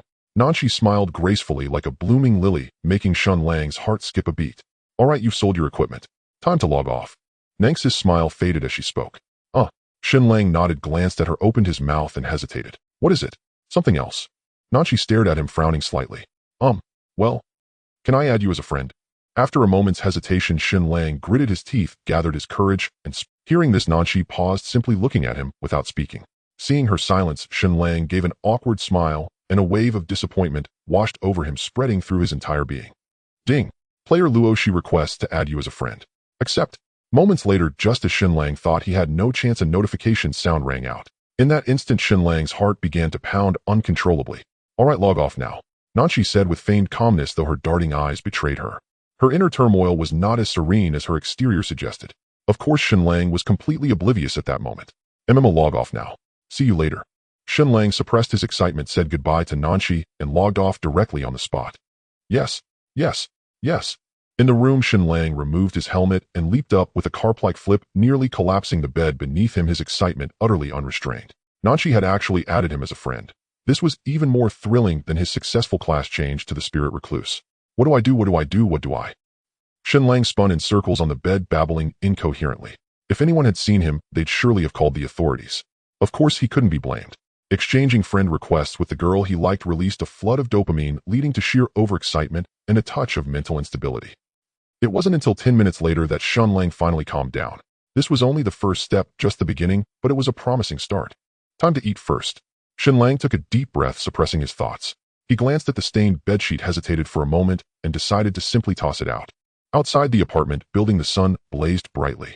Shen Lang dumped the bedsheet and bedding into the trash bin, then headed to a nearby rice bowl restaurant, ordering a beef hot pot and devouring 5 bowls of rice before finishing his meal. After eating, Shen Lang didn't return upstairs, but went to the nearest supermarket, spending 500 yuan on a new set of bedding. By the time he got home, it was already noon. Shen Lang spread out the new bedding, took a shower in the bathroom, and then laid. The new quilt was soft and incredibly comfortable to lie on. Perhaps due to lingering excitement, despite not sleeping for 2 days and a night, Shen Lang didn't feel drowsy. He picked up his phone and browsed the forums. As Guan Suo had said, a day had passed, and the forums were still flooded with posts about him, overwhelming and mostly condemning. As for the so-called Bandit Suppression Alliance, Shen Lang took a look. It had recruited nearly 70 or 80 guilds and factions. Almost every player in Langya City was denouncing him. The Bandit Suppression Alliance, Shen Lang skimmed through the list, spotting guilds like Snow Domain Alliance under Heaven Qinghai, Fengyun Alliance, and Heaven and Earth Society. In Langya City, 16 guilds had been established so far. Except for Youth Song and a guild called Breeze Pavilion, the remaining 14 had all joined this alliance. A truly intimidating lineup.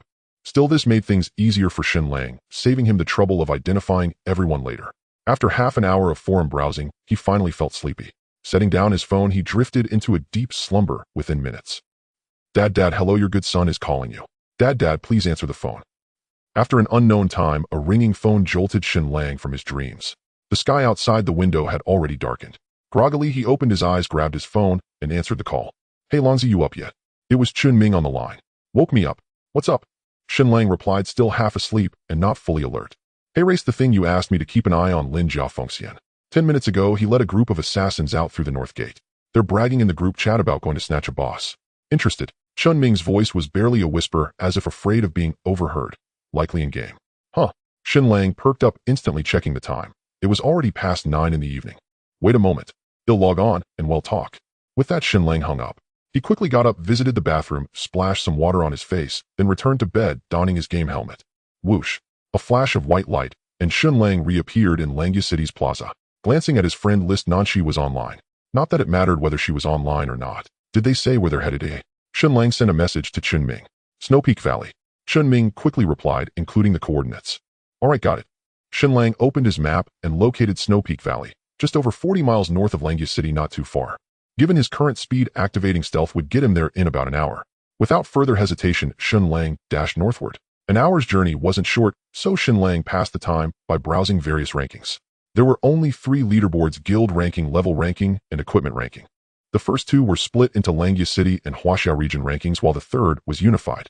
In Langya City, 21 guilds had now been established, 5 more than in the morning.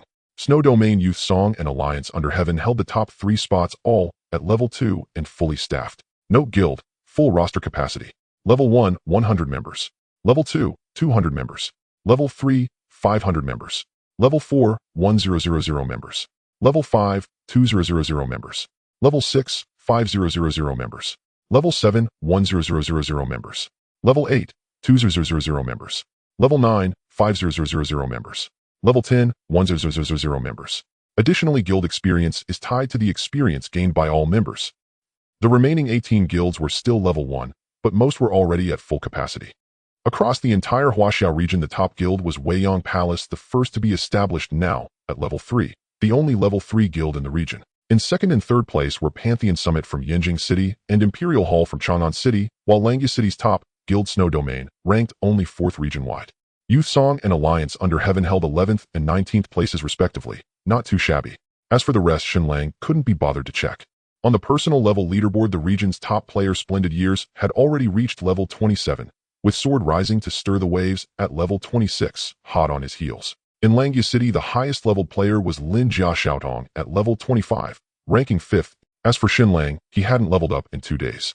Even with a 1-level reward from a quest, he was only at level 22, dropping to 19th in Langya City and nearly 300th region-wide. Of course, Shen Lang wasn't bothered. He had successfully class changed to Spirit Recluse, and his leveling speed would likely increase significantly. He was confident he'd catch up soon. Moreover, levels didn't determine everything. If Shen Lang were to face Sword Rising to Stir the Waves now, he wouldn't be intimidated in the slightest. As for the equipment leaderboard, gold tier gear had already appeared. There were 3 pieces total: a robe, a helmet, and a pair of leg guards held by Splendid Years, Sword Rising to Stir the Waves, and Yu My Sovereign respectively. The rest were a line of silver tier weapons, including a few daggers that made Shen Lang's mouth water. The night was hazy and a light drizzle began to fall, pattering softly. Soon time crept past 10. After over an hour of travel, Shen Lang finally arrived at Snow Peak Valley. Amidst a sea of silver white, the drizzle had turned to snow, drifting gently onto ancient pines. Snow Peak Valley was vast, and with the deep night, its boundaries were invisible. Roar! Shen Lang hesitated for a moment, unsure where to search for Lin Jia Fengxian, when a thunderous roar echoed from the valley's depths. Simultaneously, a blaze of firelight rose stark against the night sky. There! Shen Lang's eyes lit up, and he sprinted swiftly toward the rising flames. In the Snow Peak Valley, a group of level 25 snow demons roamed through the pine forest, their intelligence not high enough to attack players proactively. Shen Lang hastened his steps, quickly arriving at the depths of Snow Peak Valley. Ahead lay an open space, or more accurately, a small lake. However, the surface of the lake was covered with a thick layer of ice, blanketed in white snow, making it appear as if it were just an open field. At this moment, dozens of players were gathered, bombarding a massive snow demon with attacks, creating a spectacular scene. Surrounding them, many players were also engaged in fighting smaller monsters, likely summoned by the snow demon boss. Shen Lang's eyes brightened. The players attacking the boss were all from the same guild, the Tiandi Association, which was also a part of the Thief Alliance. It seemed that Lin Jia Fengxian wanted to play the role of the fisherman. Shen Lang did not see anyone from the snow region among them. Coupled with the information from Chun Ming that Lin Jia Fengxian had only brought a batch of assassins, it was clear he intended to steal the boss. For Shen Lang, this was perfect. Let them fight among themselves, and then he would seize the opportunity to strike. His main goal was to snatch the boss, and killing was just a secondary task. In the distance on the icy surface, the snow demon's health bar had dwindled to the last 30, and it roared continuously, yet it was of no use. Faced with almost an entire guild of players, the snow demon had no means of defense, unable to even kill a single player. The players from the Tiandi Association were quite formidable, having developed some synergy in knights and warriors at the front. Mages, archers, and priests behind their formation was clear, combining offense and defense, more than capable of taking down a silver tier boss. Even the Snow Demon's summoned minions were ineffective. As time passed slowly, the Snow Demon boss health continued to decline. In no more than 20 minutes, it would be defeated by the crowd. Be cautious of the snow accumulation around the boss. Be careful not to let someone steal the boss. All assassins immediately go invisible, surround the boss, and prepare to interrupt its final skill. If anyone from outside our alliance approaches, kill without mercy. The leader of the Tiandi Association, named Chunjilo, had to be said to possess some skill. At his command, everyone took their positions, eliminating any chance of unexpected events. Currently, the majority of archers lacked illuminating arrows, unable to detect the stealthy assassins, so they could, although assassins could become invisible, they could still be touched. Their movements left footprints and made slight sounds, allowing for detection if one remained vigilant. This guy is really cautious. Shen Lang had quietly approached, but he dared not get too close, fearing detection by the players of the Tiandi Association. If they noticed, it would be difficult to steal the boss. Of course, attempting to steal the boss in front of nearly 100 guild members was inherently challenging. If Lin Jiafengxian did not make a move, it would be truly difficult for him to succeed. The chaotic battle continued. Soon 10 minutes passed, and the boss was in a pitiful state from the onslaught, with only 10 health remaining. Shen Lang hid behind the crowd, his gaze fixed on Chunjilo. To snatch the boss, he must first deal with Chunjilo. That way the entire Tiandi Association would fall into chaos, perhaps giving him a chance. Roar! Just as Shen Lang prepared to strike down Chunjilo, suddenly the boss let out a deafening roar. In an instant, its already colossal form grew even larger. At the same time, the white horn atop its head turned gold and gradually spread across its body. Bang! 987-1121. The next moment, the Snow Demon slapped two knights, dealing terrifying damage. One knight, with over half health, was instantly killed, sent back to the city, without even the priest behind him being able to heal him in time. Damn, this Snow Demon has actually evolved into a gold-tier boss. We can't withstand this. The remaining knight, dragging his empty health bar, fled back, his face filled with shock. All swordsmen retreat. Knights, hold the line, use taunts in rotation. We must maintain aggro. Priests, don't fear the consumption. Keep the health up. Archers, continue the output. We must hold on. At this moment, Chunjilo was not discouraged, but rather pleased, hastily directing operations. Although the boss had evolved to gold tier, it was still down to the last 10 health. Even if they had to sacrifice lives, they could kill the boss. Accompanied by a series of roars, white lights flashed continuously. The attacks of the gold-tier Snow Demon were extremely high, and now, in a berserk state, ordinary knights could not withstand it. Even with priests, they would fall instantly. However, the Tiandi Association had nearly 100 members with almost 20 knights. They could barely hold aggro, preventing the Snow Demon from attacking the rear archers and mages. After 5 intense minutes, the Snow Demon's health diminished to the last 5. While the knights of the Tiandi Association had suffered over half casualties. It was at this moment that the hidden Lin Jiafengxian and his group finally launched their attack. Nearly 20 assassins swiftly crept from the lakeside, yet before they could get close, they were spotted by the members of the Tiandi Association. Their footprints were too dense to go unnoticed. 1 o'clock direction, mages use area attacks indiscriminately, interrupt their stealth. Swordsmen form ranks, prepare to kill the thieves. Everyone else continued to kill the boss. Chunjilo remained calm. With a wave of his hand, over 10 mages unleashed their spells. Intertwining skills fell upon the icy surface, forcing Lin Jiafengxian and his group out. Then nearly 20 swordsmen instantly formed a line and charged towards Lin Jiafengxian and his group. Idiot, you can't even execute a sneak attack properly. Can't you spread out and charge? Shen Lang was speechless. He had truly overestimated Lin Jiafengxian. Compared to Chunjilo, he was not on the same level. With the invisibility of Lin Jiafengxian's group broken, it was basically hopeless. Even if a few managed to sneak past, it would be of no use. Looks like I still have to rely on myself. Taking a deep breath, Shen Lang tiptoed and swiftly dashed into the crowd from another side, heading straight for Chunjilo.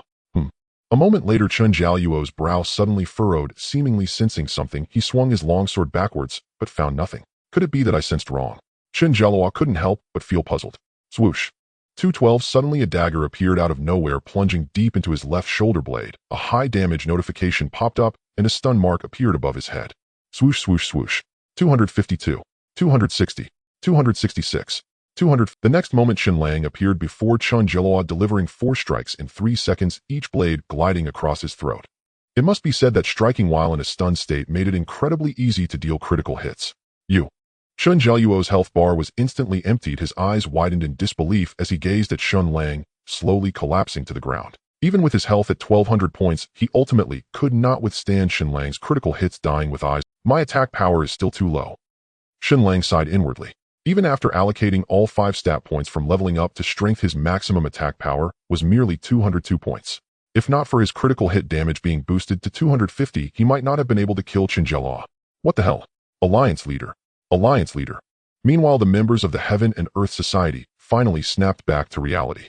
One by one, they stared in disbelief at the slowly collapsing Qinjiao and the still sighing Shen Lang, utterly incredulous. Their attention had been fixed on the boss and Lin Jiafengxin's group, never once imagining that their alliance leader would be taken down by a sneak attack. Moreover, Qinjiao was a swordsman with a full set of top-grade equipment, killed in just a few seconds. It was simply too baffling. While the Heaven and Earth Society members were stunned, Shen Lang swiftly scooped up the 3 gold coins on the ground, then forcibly entered stealth, vanishing from their sight. Damn it, it's Tianyao Longzi. Tianyao Longzi killed the alliance leader. What the hell are you priests doing? The vice-alliance leader of the Heaven and Earth Society erupted in fury. He was a level 21 archer with the ID Liang Lei Cha Dao, a burly man who unleashed a torrent of abuse at the group of priests. Their alliance leader had been beheaded right under the noses of a group of priests. What a colossal joke. If word got out, where would the Heaven and Earth Society's dignity be? Hearing this, the priests exchanged uneasy glances, none daring to speak. Who could have predicted this? Gee. But just then another change occurred. 362. 358. Suddenly, 2 massive damage numbers floated above Liang Lei Cha Dao's head. Shen Lang appeared before him like a wraith, his daggers executing a continuous cross-slash that traced 2 graceful arcs, abruptly silencing Liang Lei Cha Dao's curses. Liang Lei Cha Dao was merely an archer. His defense and health were naturally inferior to those of Chun Jialao, a swordsman. Shen Lang's 2 effortless normal attacks completely emptied his health bar. The Vice-Alliance leader is dead too. Damn it. With Liang Lei Cha Dao's death, the Heaven and Earth Society players were utterly bewildered, their formation thrown into chaos. Some continued attacking the boss, others besieged Lin Jiafengxin's group, while still others scrambled to find Shen Lang. The scene was utter pandemonium. Chi chi chi. Meanwhile, Shen Lang ghost-like weaved through the ranks of priests and mages, killing most with 2 strikes each. In moments, he had taken down over a dozen. This threw the Heaven and Earth Society players into even greater disarray, scattering like headless flies. With the priests gone, the knights besieging the boss could no longer hold on and were quickly wiped out by it. The boss has only 2 health left. Everyone attacked together. Dozens of assassins and archers steeled themselves, believing it would all be worth it if they could secure this gold-grade boss. However, with their low defense and health, not a single one could withstand even one hit from the boss. They could only force their way through by sacrificing lives. If not for the boss area effect skill not activating, they would all have perished. Chi. Shen Lang swung his daggers twice, taking down another priestess. He glanced at the boss health bar, and instead of continuing his ambush, quickly moved closer. Soon the boss health was chipped down by another 2,000 points, leaving only the final one. Of course, a level 30 gold boss had health in the hundreds of thousands. Even that last one amounted to several thousand points. Not an easy feat to eliminate. By then, the assassins and archers were almost entirely wiped out, with only a dozen or so remaining. On the other side, Lin Jiafengxin's group had been nearly annihilated by the Heaven and Earth Society's swordsmen. They had long since disengaged and retreated into stealth mode. The remaining dozen or so Heaven and Earth Society swordsmen, though critically wounded, charged at the boss. Although Chun Jialao had been killed and sent back to the city, he had given them a direct order: secure the boss at all costs. Roar. Just as the boss health was about to be whittled away to nothing, a deafening roar erupted. It finally unleashed its ultimate skill. Layers of mist exploded outward and numbers exceeding 1,000 floated up, turning nearly all players within a 50-meter radius into white light. Shen Lang was no exception. The Blood Demon's ultimate attack stripped him of nearly 1,000 health points, reducing his health bar to a third. However, his stealth remained unbroken. Ha ha ha, what a rush. This gold-grade boss is finally mine. Lin Jiafengxin's stealth was broken by the boss' ultimate attack, but he survived with a sliver of health. At this moment, he was ecstatic beyond words. Only he and 1 Heaven and Earth Society swordsman remained near the boss. That swordsman's health had also hit rock bottom, and the boss dispatched him back to the city with a single slap. I am truly the chosen one. Lin Jiafengxin's eyes were bloodshot with excitement. He quickly downed a health potion, resolutely raised his dagger, and prepared to deliver the final blow to the boss. Chi. 158. But just then a modest damage number appeared above Lin Jiafengxin's head, forcibly interrupting his skill and stunning him in place. Haha, watch closely. Let me show you how to kill a boss. Shen Lang appeared beside Lin Jiafengxin, as if from nowhere, patting his cheek with a smirk. Then with a flick of his wrist, he hurled his dagger, striking the snow demon directly in the eye. Boom. The next moment, the snow demon's last sliver of health was finally depleted. Its massive body crashed to the ground, kicking up a cloud of snow. Meanwhile, Lin Jiafengxin's 3-second stun was about to end. Gritting his teeth, he glared at Shen Lang, before him flames of fury burning in his eyes. Idiot, bye-bye. Chi. The instant the stun ended, Shen Lang swung his dagger, slashing it across Lin Jiafengshan's throat and draining his last hit points. Ah! A roar of unwillingness echoed, filled with boundless hatred. Ding! System notification. Congratulations, player, for defeating Snow Demon Gold Tier boss. You have earned 5000 EXP. Ding! System notification. Congratulations, player, on leveling up. Mana 10-5 free attribute points awarded. Keep up the good work. A golden radiance descended as the boss' massive experience points propelled Shen Lang directly to level 23. Leveling up by snatching bosses is really fast. Shen Lang grinned with delight. He wiped his dagger, then laboriously shifted the boss' massive corpse, revealing a pile of items beneath. A pair of silver bracers, a ring shimmering with iridescent light, a dagger gleaming with golden radiance, and a damn, finally got myself a dagger. At that moment, Shen Lang's eyes were fixed solely on that dagger. He was so excited he could almost cry. He had been using the bronze dagger he got at level 3 for so long. Judging by its appearance, this dagger was likely a gold tier piece of equipment. Huff. Taking a deep breath, Shen Lang suppressed his excitement, quickly stowed away all the equipment skill books and gold coins, then entered stealth mode, swiftly swept the battlefield clean, and finally departed. A short while later, perched on the branch of an ancient pine tree, Shen Lang sat astride it, eagerly pulling out that dagger. Abracadabra, supreme divine artifact, reveal thyself to your emperor. Shen Lang muttered to himself, then finally examined the dagger's stats. Snowblade. Grade Gold. Attack 205,225. Strength 35. Special effect Gale. Increases attack speed by 50 after a critical hit. Required level 25. Phew. Good thing that bastard Lin Fengxian didn't snatch this away. Looking at the stats of the dagger in his hand, Shen Lang felt an overwhelming sense of awe. As expected of a gold-tier dagger, its maximum attack power reached a staggering 225 points, plus a 35-point strength bonus. This meant the dagger's effective maximum attack was a terrifying 260 points. Absolutely monstrous. And it even had a special effect of 50 attack speed boost after a critical hit. Wasn't this practically tailor-made for him? Of course, daggers are inherently designed for assassins. Level 25. Just 1.5 more levels. Shen Lang took a deep breath, gazed at the Snowblade dagger for a long while, then carefully stowed it away. Next, he took out the pair of bracers. Snow Demon Bracers. Grade Silver. Defense 50. Constitution 18. Attack Speed 20. Required level 25. The defense and constitution bonuses were average, but the 20 attack speed increase was decent, a minor treasure. These bracers also required level 25 to equip, so Shen Lang put them away directly. Then Shen Lang brought out the ring shimmering with iridescent light. Ring of Hoarfrost. Grade Gold. Intelligence 55. Constitution 25. Mana 100. Special effect Hoarfrost. Increases damage of all frost-type skills by 20. Required level 25. What do I do now? Shen Lang looked at the resplendent ring in his hand and couldn't help scratching his head. This ring was undoubtedly top-tier equipment for a mage. Not only did it grant 55 points of intelligence, but it also added 25 points of constitution and mana, greatly enhancing a mage player's survivability and sustainability. The 20 boost to frost skill damage was particularly remarkable. Logically speaking, this ring was most suitable for Nanchi, but Shen Lang had no idea how to give it to her. Would giving a ring right after just adding her as a friend seem a bit abrupt? Forget it, he'll just try giving it. If she doesn't want it, then so be it. After pondering for a moment, Shen Lang decided to give it to Nanchi anyway.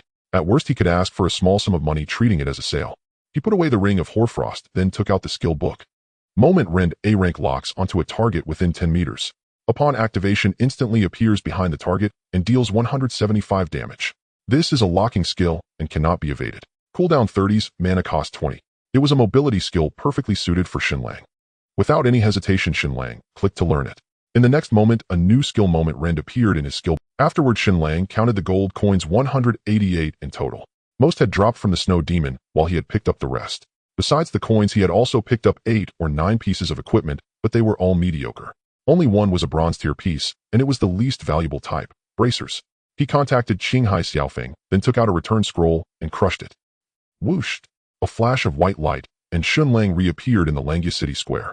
Although it was nearly 11 o'clock, there were still plenty of players in the Langya City Square, making it quite lively. Beep. Just then, Shen Lang's friend list suddenly flickered. He glanced at it. It was a message from Nanchi. Did you kill Lin Fengxian? Just this one sentence. Looking at Nangx's words, Shen Lang frowned slightly, feeling a bit uneasy. What? Was she blaming him for killing Lin Fengxian? Shen Lang pondered for a moment, feeling a surge of irritation that dampened even the excitement of obtaining the gold-tier dagger. Could she possibly like Lin Fengxian? Why else would she ask that? Countless thoughts raced through Shen Lang's mind, making him even more agitated. Yes, I just killed him. After a moment, Shen Lang sighed, gritted his teeth, and finally shot back a reply. Good, well done. Within seconds, Nanchi responded. Seeing Nang's message, Shen Lang's eyes lit up, and his gloom instantly vanished. She said it was well done. Shen Lang read those 4 words over and over, growing more excited each time, his grin so wide it was uncontrollable. TSK tisk, brother Tianya, you've made the headlines again. Made a pretty penny this time, huh? Just as Shen Lang was still basking in the joy of those 4 words and about to reply to Nanchi, Qinghai Xiaofeng arrived, interrupting at the most inopportune moment. Not at all, just picked up a couple of trash pieces. Preoccupied with other thoughts, Shen Lang shoved all the gold coins and the equipment he had picked up into Qinghai Xiaofeng's hands. Qinghai Xiaofeng calculated it all to be worth about 20500 yuan. Nanchi, I have a piece of mage equipment I just got. Do you want it? After sending Qinghai Xiaofeng off, Shen Lang hesitated for a long time before finally composing a message to send to Nanchi, revising it several times. This time, he waited for a long while, but Nanchi didn't reply, causing Shen Lang's mind to spiral into wild conjectures again. Truly, a first love can affect one's emotions to the greatest extent. Even a single word, or even silence, could stir 1,000 thoughts. Why not? He'll take it. 10 minutes later, just as Shen Lang felt like his brain was about to explode from overthinking, Nanchi finally replied. The excitement Shen Lang felt was absolutely indescribable. The night was deep. Stars twinkled across the sky, and a magnificent Milky Way stretched from south to north, piercing the entire firmament. In a corner of Langya City Square, Shen Lang sat alone on a stone platform, idly playing with the dagger he had just acquired, his gaze somewhat distant, as if betraying the turmoil within his heart. After an unknown span of time, a slender figure approached from afar, holding a scepter, her robe gently, swaying her steps light and graceful. It was Nanchi. You're here. Seeing Nanchi, Shen Lang quickly stood up, a hint of restraint in his manner. What am I that frightening? Why do I feel like you're a bit scared of me? Nanchi gazed at Shen Lang, her eyes clear and bright, shimmering with a faint. No, not at all. How could that be? Shen Lang quickly shook his head. Humph. Nanchi let out a light snort, her beautiful eyes rolling as she shot him a glance. What equipment are you giving me? Here, it's this. Hearing this, Shen Lang hurriedly took out the ring of frost, placed it in his palm, and extended it forward. Under the hazy moonlight, the ring of frost lay quietly in his hand, emitting a faint, delicate glow. Nang's gaze lingered on the ring for a moment before shifting to Shen Lang. You wanna give this to me? Yes, it's a mage's equipment with pretty good stats. Shen Lang scratched his head and said. Hearing this, Nanchi blinked, then suddenly asked, have you ever given a ring to anyone else? No, never. Shen Lang quickly shook his head. All right then, thank you. Nang's eyes sparkled as she gave a slight smile, then reached out and took the ring from his palm. Her fingertips lightly brushed his palm, sending a tingling sensation into his heart, the beginning of a gentle touch. This is a gold-tier piece of equipment. When she saw the ring's attributes, Nang's eyes lit up, and she couldn't help but show a hint of surprise. After all, there were fewer than 10 gold-tier items on the equipment leaderboard. Yes, it's gold-tier. Seeing Nang's surprised expression, a trace of pride rose in Shen Lang's heart. This piece of equipment could sell for at least 40 or 50,000 yuan, and you're just giving it to me. Nanchi looked at the shimmering ring of frost in her hand, then shifted her gaze to Shen Lang, a strange glint in her eyes. Well, you're my only mage friend, Shen Lang said with a smile. You're quite generous to your friend. Nanchi stared at Shen Lang for a moment, murmured softly, then directly slipped the ring onto her left hand. How does it look? Nanchi extended her hand, waving it before Shen Lang's eyes, a gentle smile blooming on her face. Though Nanchi was not yet level 25, she could still wear the ring of frost, though its attributes wouldn't take effect. Beautiful, it's very beautiful. Shen Lang quickly nodded, speaking honestly. The girl's skin was as fair as jade, her fingers slender and delicate like scallion whites. Truly a sight to behold. Humph. Nang's lips curled slightly, clearly pleased by Shen Lang's compliment. Well, you've given me such a valuable item, and I have nothing to give in return. How about I treat you to a meal? Nanchi suddenly said. Huh, sure, Winnie. Shen Lang was taken aback, then quickly recovered and agreed. The day after tomorrow. There are no classes on the weekend, so they'll treat you to the cafeteria. Our school's food is delicious. Nanchi thought for a moment and said, all right, the day after tomorrow it is. Shen Lang nodded. Will be off then. Be careful of Lin Fengxian. He won't let this go easily. Nanchi said, don't worry, he's the one who should be careful. Shen Lang replied, all right, then see you the day after tomorrow. See you then. Oh, by the way, what's your name? Nanchi was about to leave, but stopped, turning to look at Shen Lang. She still didn't know his name. Shen Lang. Shun as in Shun Lang, as in Lang. Shen Lang chuckled. What kind of introduction is that? Nanchi rolled her eyes at him, then pursed her lips in a smile. My name is Nanchi. I know you know. After parting ways with Nanchi, Shen Lang's heart remained unsettled for a long time, a sense of anticipation for their second meeting the day after tomorrow stirring within him. He stood there for a while, calming his emotions, then glanced at the time. It was already 1145. Want to grab a drink? Since it was almost midnight, and he didn't plan to level up, he sent messages to Chun Ming and Guan Suo. Sure. All right, my treat, the usual place. Soon Guan Suo and Chun Ming replied. Shen Lang then logged off directly. Midnight. The three met at the entrance of a 24-hour barbecue joint. Though it was late, the place was still bustling with customers. Most of them were young people players who had just logged off discussing in-game matters. The name, Tianyao Longzi, even came up a few times. It was undeniable that Shen Lang's name had become popular, though for all the wrong reasons. They found a secluded spot, ordered a case of iced beer, and each downed a bottle before the food even arrived. It was late summer, and the night was still sweltering.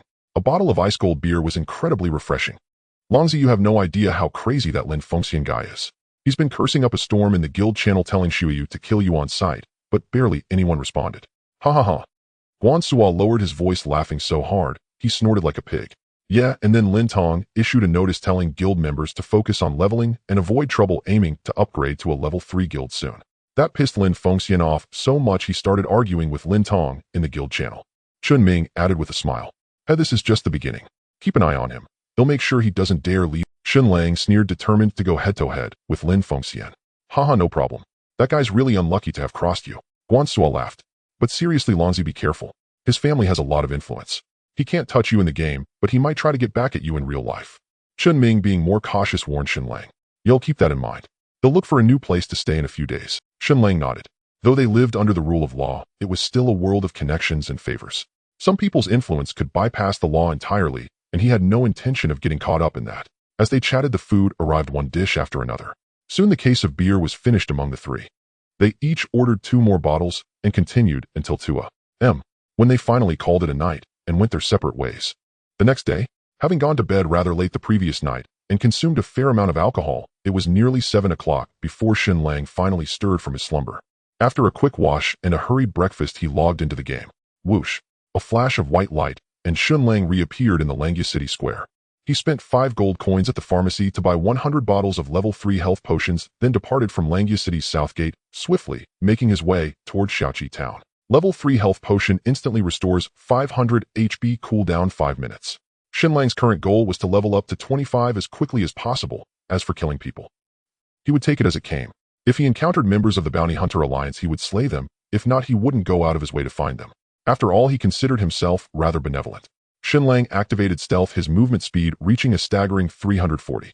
It took him only 40 minutes to reach Shaoqi Town, located 20 li away. However, Shaoqi Town was no longer the tranquil place it once was.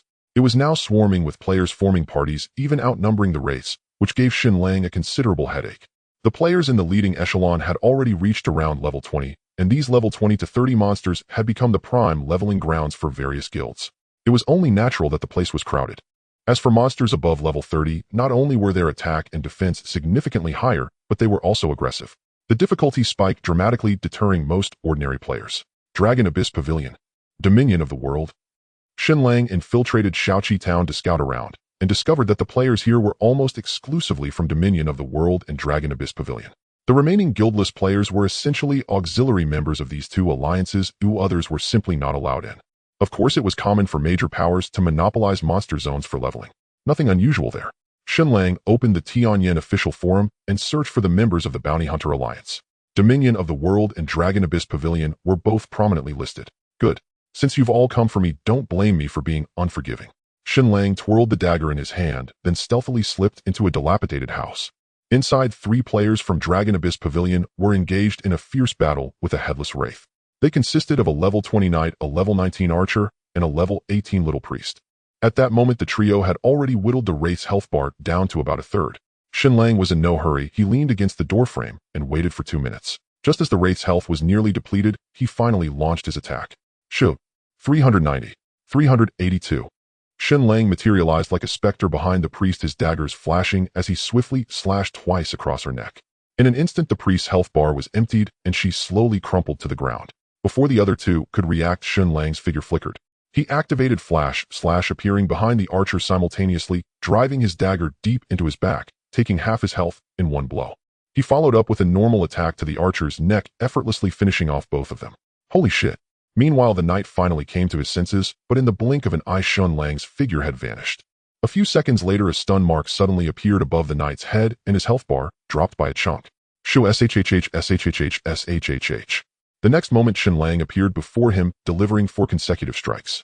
Each blow was a critical hit, draining the last of the knight's life force. Shoot. 1,250. Then Shen Lang whirled around and plunged his dagger into the wraith's heart, dealing an incredibly devastating blow. The wraith let out a miserable shriek, dissolved into a wisp of smoke, and dropped a small pile of silver coins. Not easy. Shen Lang was somewhat surprised. This was the first time he had triggered a 10x damage multiplier since his class advancement. The probability was indeed quite low. Ding. System notice. Congratulations. You have slain Wraith. Gained 3,000 experience points. Bonus experience 1,200 points. A system chime sounded. Shen Lang was now level 23, and the experience gained from killing level 25 Wraiths had diminished significantly. It wasn't particularly efficient. Of course, since this was essentially stolen experience, it wasn't a bad deal. Including the waiting time, the whole affair took less than 3 minutes. All things considered, it was quite worthwhile. The experience required to go from level 23 to 24 had skyrocketed to 5,000. Shen Lang's current experience was still under 3,000. To reach level 24, he would need to slay over 50 more Wraiths. Stealing bosses is much more satisfying. Shen Lang sighed, picked up the silver coins dropped by the Wraith, and then collected the 2 gold coins and a pair of boots dropped by the 3 players. He activated stealth and headed toward another building. Over the next 2 hours, Shen Lang ambushed players everywhere, reaping a bountiful harvest. His experience points climbed to 4,000. However, as the number of players he killed grew, he began to notice something amiss. The players had stopped fighting monsters. Even when they did, over a dozen players would surround a single Wraith, hacking at it with extreme vigilance. This left Shen Lang somewhat frustrated, as he found no opening to strike. Though he wasn't afraid, he didn't want to waste time. His priority was reaching level 25. Forget it. He'll just hunt on my own. Shen Lang had no choice but to start hacking at Wraiths himself. Since he had killed quite a few of the enemy players, and the remaining ones had clustered together, the town had become relatively empty again. Shen Lang wasn't worried about running out of Wraiths to kill. Of course, encounters with players from the 2 guilds were inevitable. Shen Lang didn't hesitate. He took care of them on the spot. By the time a large group arrived in force, he had already made his getaway. By nearly 1 o'clock in the afternoon, Shen Lang had finally reached level 24. He was just 1 level away from equipping the gold-grade dagger Snow's Edge. However, the experience bar from level 24 to 25 had increased again, reaching a daunting 6,500. Moreover, since he had leveled up, the bonus from killing higher-level monsters had decreased. To reach level 25, he would need to slay nearly 200 Wraiths, a truly monumental task. But Shen Lang wasn't in a hurry. He decided to continue after eating.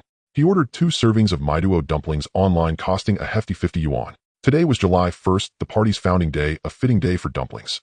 Why order 2 servings? Because 1 was far too little. It simply wasn't enough. Half an hour later, after taking down a few more Wraiths, the delivery phone finally rang. Shen Liang climbed the nearest large tree and chose to log off right there. He savored the 2 servings of cabbage and pork dumplings. Idly, he opened the official forum. Then he discovered he had made the headlines again. It was a post personally written by the Guild Master of Dominion of the World, denouncing Shen Lang's banditry in Shaoqi Town and vowing that Shen Lang should wait. He would bring the guild's main force to confront him. Beneath the post was a torrent of curses from countless players, along with screen recordings posted by players from Dominion of the World and Dragon Abyss Pavilion, showing Shen Lang ambushing them. So you're allowed to hunt me down, but am not allowed to ambush you. Shen Lang was speechless. These people were truly deranged. They had forced him into the role of a villain and then expected him not to retaliate. A bunch of hypocritical moral saints, quick to judge others, but lenient with themselves. He scrolled through a few pages of comments, but didn't bother to defend himself. He simply closed the forum. After all, his reputation had long been tarnished by public opinion. It didn't matter anymore. After finishing his meal, Shen Lang took care of some personal needs before logging back into the game. A flash of white light flickered, and he reappeared atop the towering tree. He observed for a moment and noticed that there were significantly fewer players in Shaoqi Town than before, which caught him somewhat by surprise. The Tianxiao Alliance had declared on the forums they would come to confront him, yet they had withdrawn their own members. It seemed they were not ready to deal with him for now. On second thought, it made sense. Stalling the entire alliance's progress for the sake of one person was hardly worth it. After all, the Tianxiao Alliance was only level 2, with a mere 200 members. If they were all bogged down by him, how could they compete with the other 2 factions? It simply wasn't practical. But this suited Shen Lang just fine. Fewer people meant less disturbance while he leveled up. Without further hesitation, he set off once again on the path of grinding and monster hunting. For the entire afternoon, Shen Lang dealt with Wraiths of various forms. Although he was now 2 levels higher than his last visit, his attack power hadn't increased by much. Consequently, his pace of killing Wraiths remained slow. He had slain fewer than 60 in the whole afternoon, leaving a long stretch of experience points before reaching level 25. As the sun set and night began to fall, each Wraith mutated into a vengeful spirit, their strength soared. The players from Tianxiao Alliance and Longyuan Pavilion seemed aware of the secret here. They all returned to the city after sunset, choosing not to stay and confront the mutated spirits hidden. Of course, they couldn't have handled them anyway. They would have been utterly annihilated. But this time Shen Lang did not leave. He crept stealthily near the wicker fence courtyard of the Shaoqi town, which maiden where the vengeful spirits were fewer with many isolated ones. Exactly the targets he sought. The level 30 vengeful spirits boasted an attack of 325 points, but for Shen Lang at his current state, they posed little threat. He was no longer the Shen Lang from 40 chapters ago. Now he had successfully advanced to the Shadow Seeker class, and his equipment had been almost entirely replaced, doubling his defense and health points. He had no fear of the vengeful spirits. Still, his attack remained a weakness. Each normal strike chipped away less than 100 health points from a spirit. Fortunately, his technique had improved, and with increased critical damage his efficiency was decent. He could take down one spirit every 13 or 14 minutes. Each vengeful spirit yielded a hefty 600 experience points. With Shen Lang killing monsters 6 levels above him, the total experience per spirit reached a staggering 13200 points. Quite exhilarating. Of course, he occasionally drew the attention of other spirits.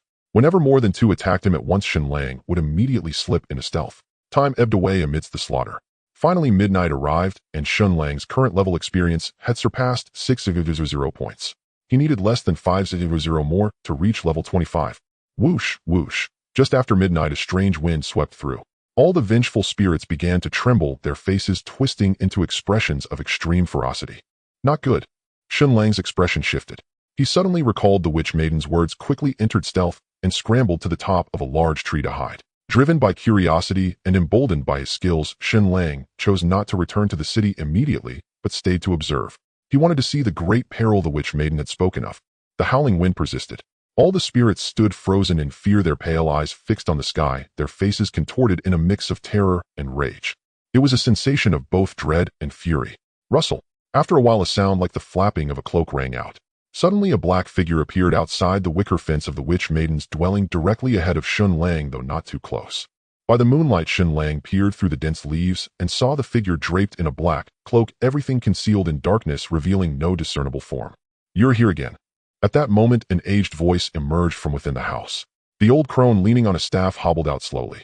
"How are things progressing?" A deep, authoritative voice came from within the cloak. "Almost there. I've collected quite a few soul pearls these past days. It should take at most another month to finish.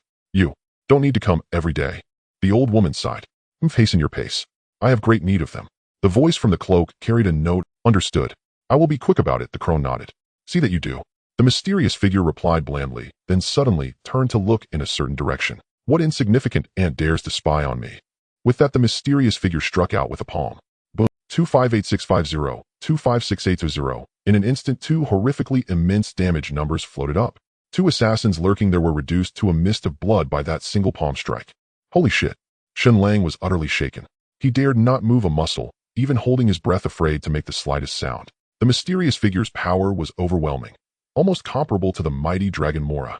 Whether it was because the tree Shen Lang hid in was farther away, or because the Shadow Seeker's stealth was harder to detect, the mysterious figure seemed not to have noticed Shen Lang's presence. "Why didn't you kill them outright? With your cultivation, you should be able to, shouldn't you?" The old crone glanced at the spot where the blood mist had burst, suddenly uttering words that baffled Shen Lang. Hadn't he just killed them? They didn't hear any secrets. It's fine. Even if they can resurrect, it doesn't. Moreover, that forbidden power isn't something to be used lightly. It would alert the beings of the divine domain and cause great trouble. The mysterious figure shook his head and sighed softly.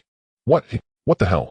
Meanwhile, Shen Lang, hidden in the tree, was utterly stunned, his face a mask of shock. The mysterious figure actually knew that players could resurrect, and more importantly, his later words seemed to imply that he could use a forbidden power to kill the players. True body. How is that possible? The mysterious figure's words completely shattered Shen Lang's understanding, overturning his comprehension of the game. It was nothing short of fantasy. If this were true, then was this even a game anymore? Impossible. Shen Lang instinctively chose not to believe it, but a deep intuition told him it was likely real. This information was far too shocking. If it got out, it would certainly trigger a worldwide tsunami. Well, no, probably no one would believe it. The night was vast, deep, and silent, carrying a hint of terrifying unknown. When Shen Lang came to his senses again, the mysterious figure had long vanished, and the hunchbacked old woman had returned to her dwelling. Mora must know. Shen Lang took a deep breath. This news was too shocking for him, nearly suffocating. He needed to confirm the truth, or he wouldn't be able to sleep. It was too terrifying. He just wanted to play a game to earn some money, losing his life in the process would not be worth it. The next moment Shen Lang stealthily took out a return scroll and carefully crushed it. Although he could log off directly, Shen Lang felt this place was unsafe, a creeping unease that the mysterious figure might find him, trace him through the network, and kill him at home. Whoosh! A flash of light, and Shen Lang was back in the Langya City Square. Seeing the familiar scene, his tense heart finally relaxed, and he let out a long sigh. Safe. Time to log off. Inside the room, Shen Lang removed his gaming helmet, his mind unable to calm down for a long time. This was a law-abiding society in the 21st century, yet NPCs in the game could actually kill people. How absurd was that? Forget it, I'll ask Mora tomorrow. At worst, he'll just avoid those beings. Lying in bed for a while, Shen Lang finally took a deep breath, sat up, shook his still dazed head, then sneaked downstairs for a midnight snack, nearly getting caught by the owner as a thief. Shen Lang did not sleep well that night. He always felt a pair of eyes watching him. He woke up before 4:30 and couldn't fall asleep again. In the end, he decided not to sleep anymore and logged in without eating. He couldn't wait to find Mora and ask for the truth. Whoosh! A flash of white light, and Shen Lang appeared in the Langya City Square. Since it wasn't even 5 a.m., and the sky hadn't brightened, the square was empty with almost no players. Without hesitation, Shen Lang left through the northern gate of Langya City and quickly ran toward Songlong Ridge. This time it took him less than 4 hours to reach the cliff beside the mountain stream. Then Shen Lang took out a dagger and skillfully climbed down the cliff. 40 minutes later, he arrived at the cave dwelling again. The dragon Mora was quite surprised by Shen Lang's arrival, thinking he had already succeeded. Kid, why did you come back without getting the mystic seal? Learning that Shen Lang had not obtained Lan Potion's mystic seal, the dragon Mora was somewhat disappointed. Well, Brother Dragon, to be honest, I came to ask you a few questions. Shen Lang threw a wild wolf he had caught on the way to Mora and spoke quite respectfully. Just ask. Mora devoured the wolf in a few bites and mumbled, "Thank you, Brother Dragon." Shen Lang nodded and then asked, "Does Brother Dragon know who we adventurers really are?" "You? Of course I know. You are ants. I mean humans from another world," Mora said casually. "And do you know that we can come back from the dead, oi?" Shen Lang continued. "Yes, I also know that every time you die your vital energy decreases, but it can gradually recover," Mora said. Vital energy. Shen Lang frowned slightly, then realized that Mora was referring to the manifestation of levels and attributes. Then, "Brother Dragon, do you know of any being that can directly obliterate us from another world? I mean completely erase us with no chance of resurrection?" Shen Lang pondered for a moment and finally asked his ultimate question. "Complete erasure." Hearing this, the dragon Mora narrowed his eyes. He looked at Shen Lang thoughtfully and said in a deep voice, "Why do you ask? It's related to stealing the mystic seal. Just tell me if such beings exist in this world." Shen Lang looked at Mora nervously, his heart somewhat uneasy. "Of course there are. I can do it." As soon as Mora said this, Shen Lang's heart trembled violently and his whole body turned cold as if plunged into an icy abyss. "So it's true. It's true. Who designed this game? And what is its purpose?" Shen Lang was utterly shocked. He had discovered a huge secret. "But don't worry, even if we have that power," Mora added. "Why, oi?" Shen Lang asked instinctively. "Because it is a forbidden power. Forbidden means untouchable. Touching it invites great terror, and even we would face the risk of perishing. So unless it's a life or death situation, no one will use that power." Mora shook his head with a light sigh, evidently also fearful of the great terror he mentioned. "I see." Shen Lang pondered for a moment, nodding thoughtfully, then asked, "What level of cultivation is needed to wield that forbidden power?" "Better safe than sorry. If I encounter it, Oran. Heavenly Realm. Once one's cultivation reaches the Heavenly Realm, they can break the dimensional barrier. But as I said, the consequences are severe and normally no one would do that," Mora said. "Heavenly Realm." Shen Lang frowned slightly, recalling something. His perverted master Lauren seemed to have been at the Heavenly Realm, though he later fell from that realm due to kidney problems.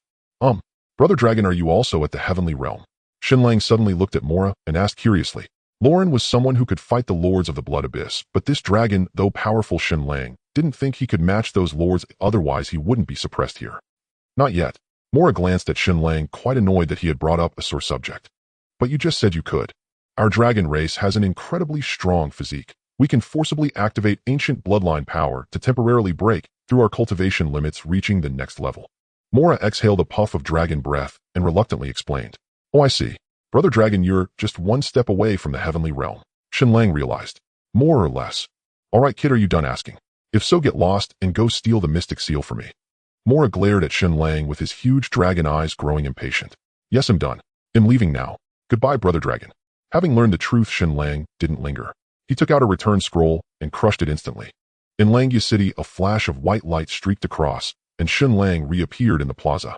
The square was already packed with players, a dense sea of figures. Shen Lang sat down on the steps beside the Adventurers Guild, gazing at the crowd with a dazed expression. He had essentially confirmed the fact that players could indeed be killed within the game.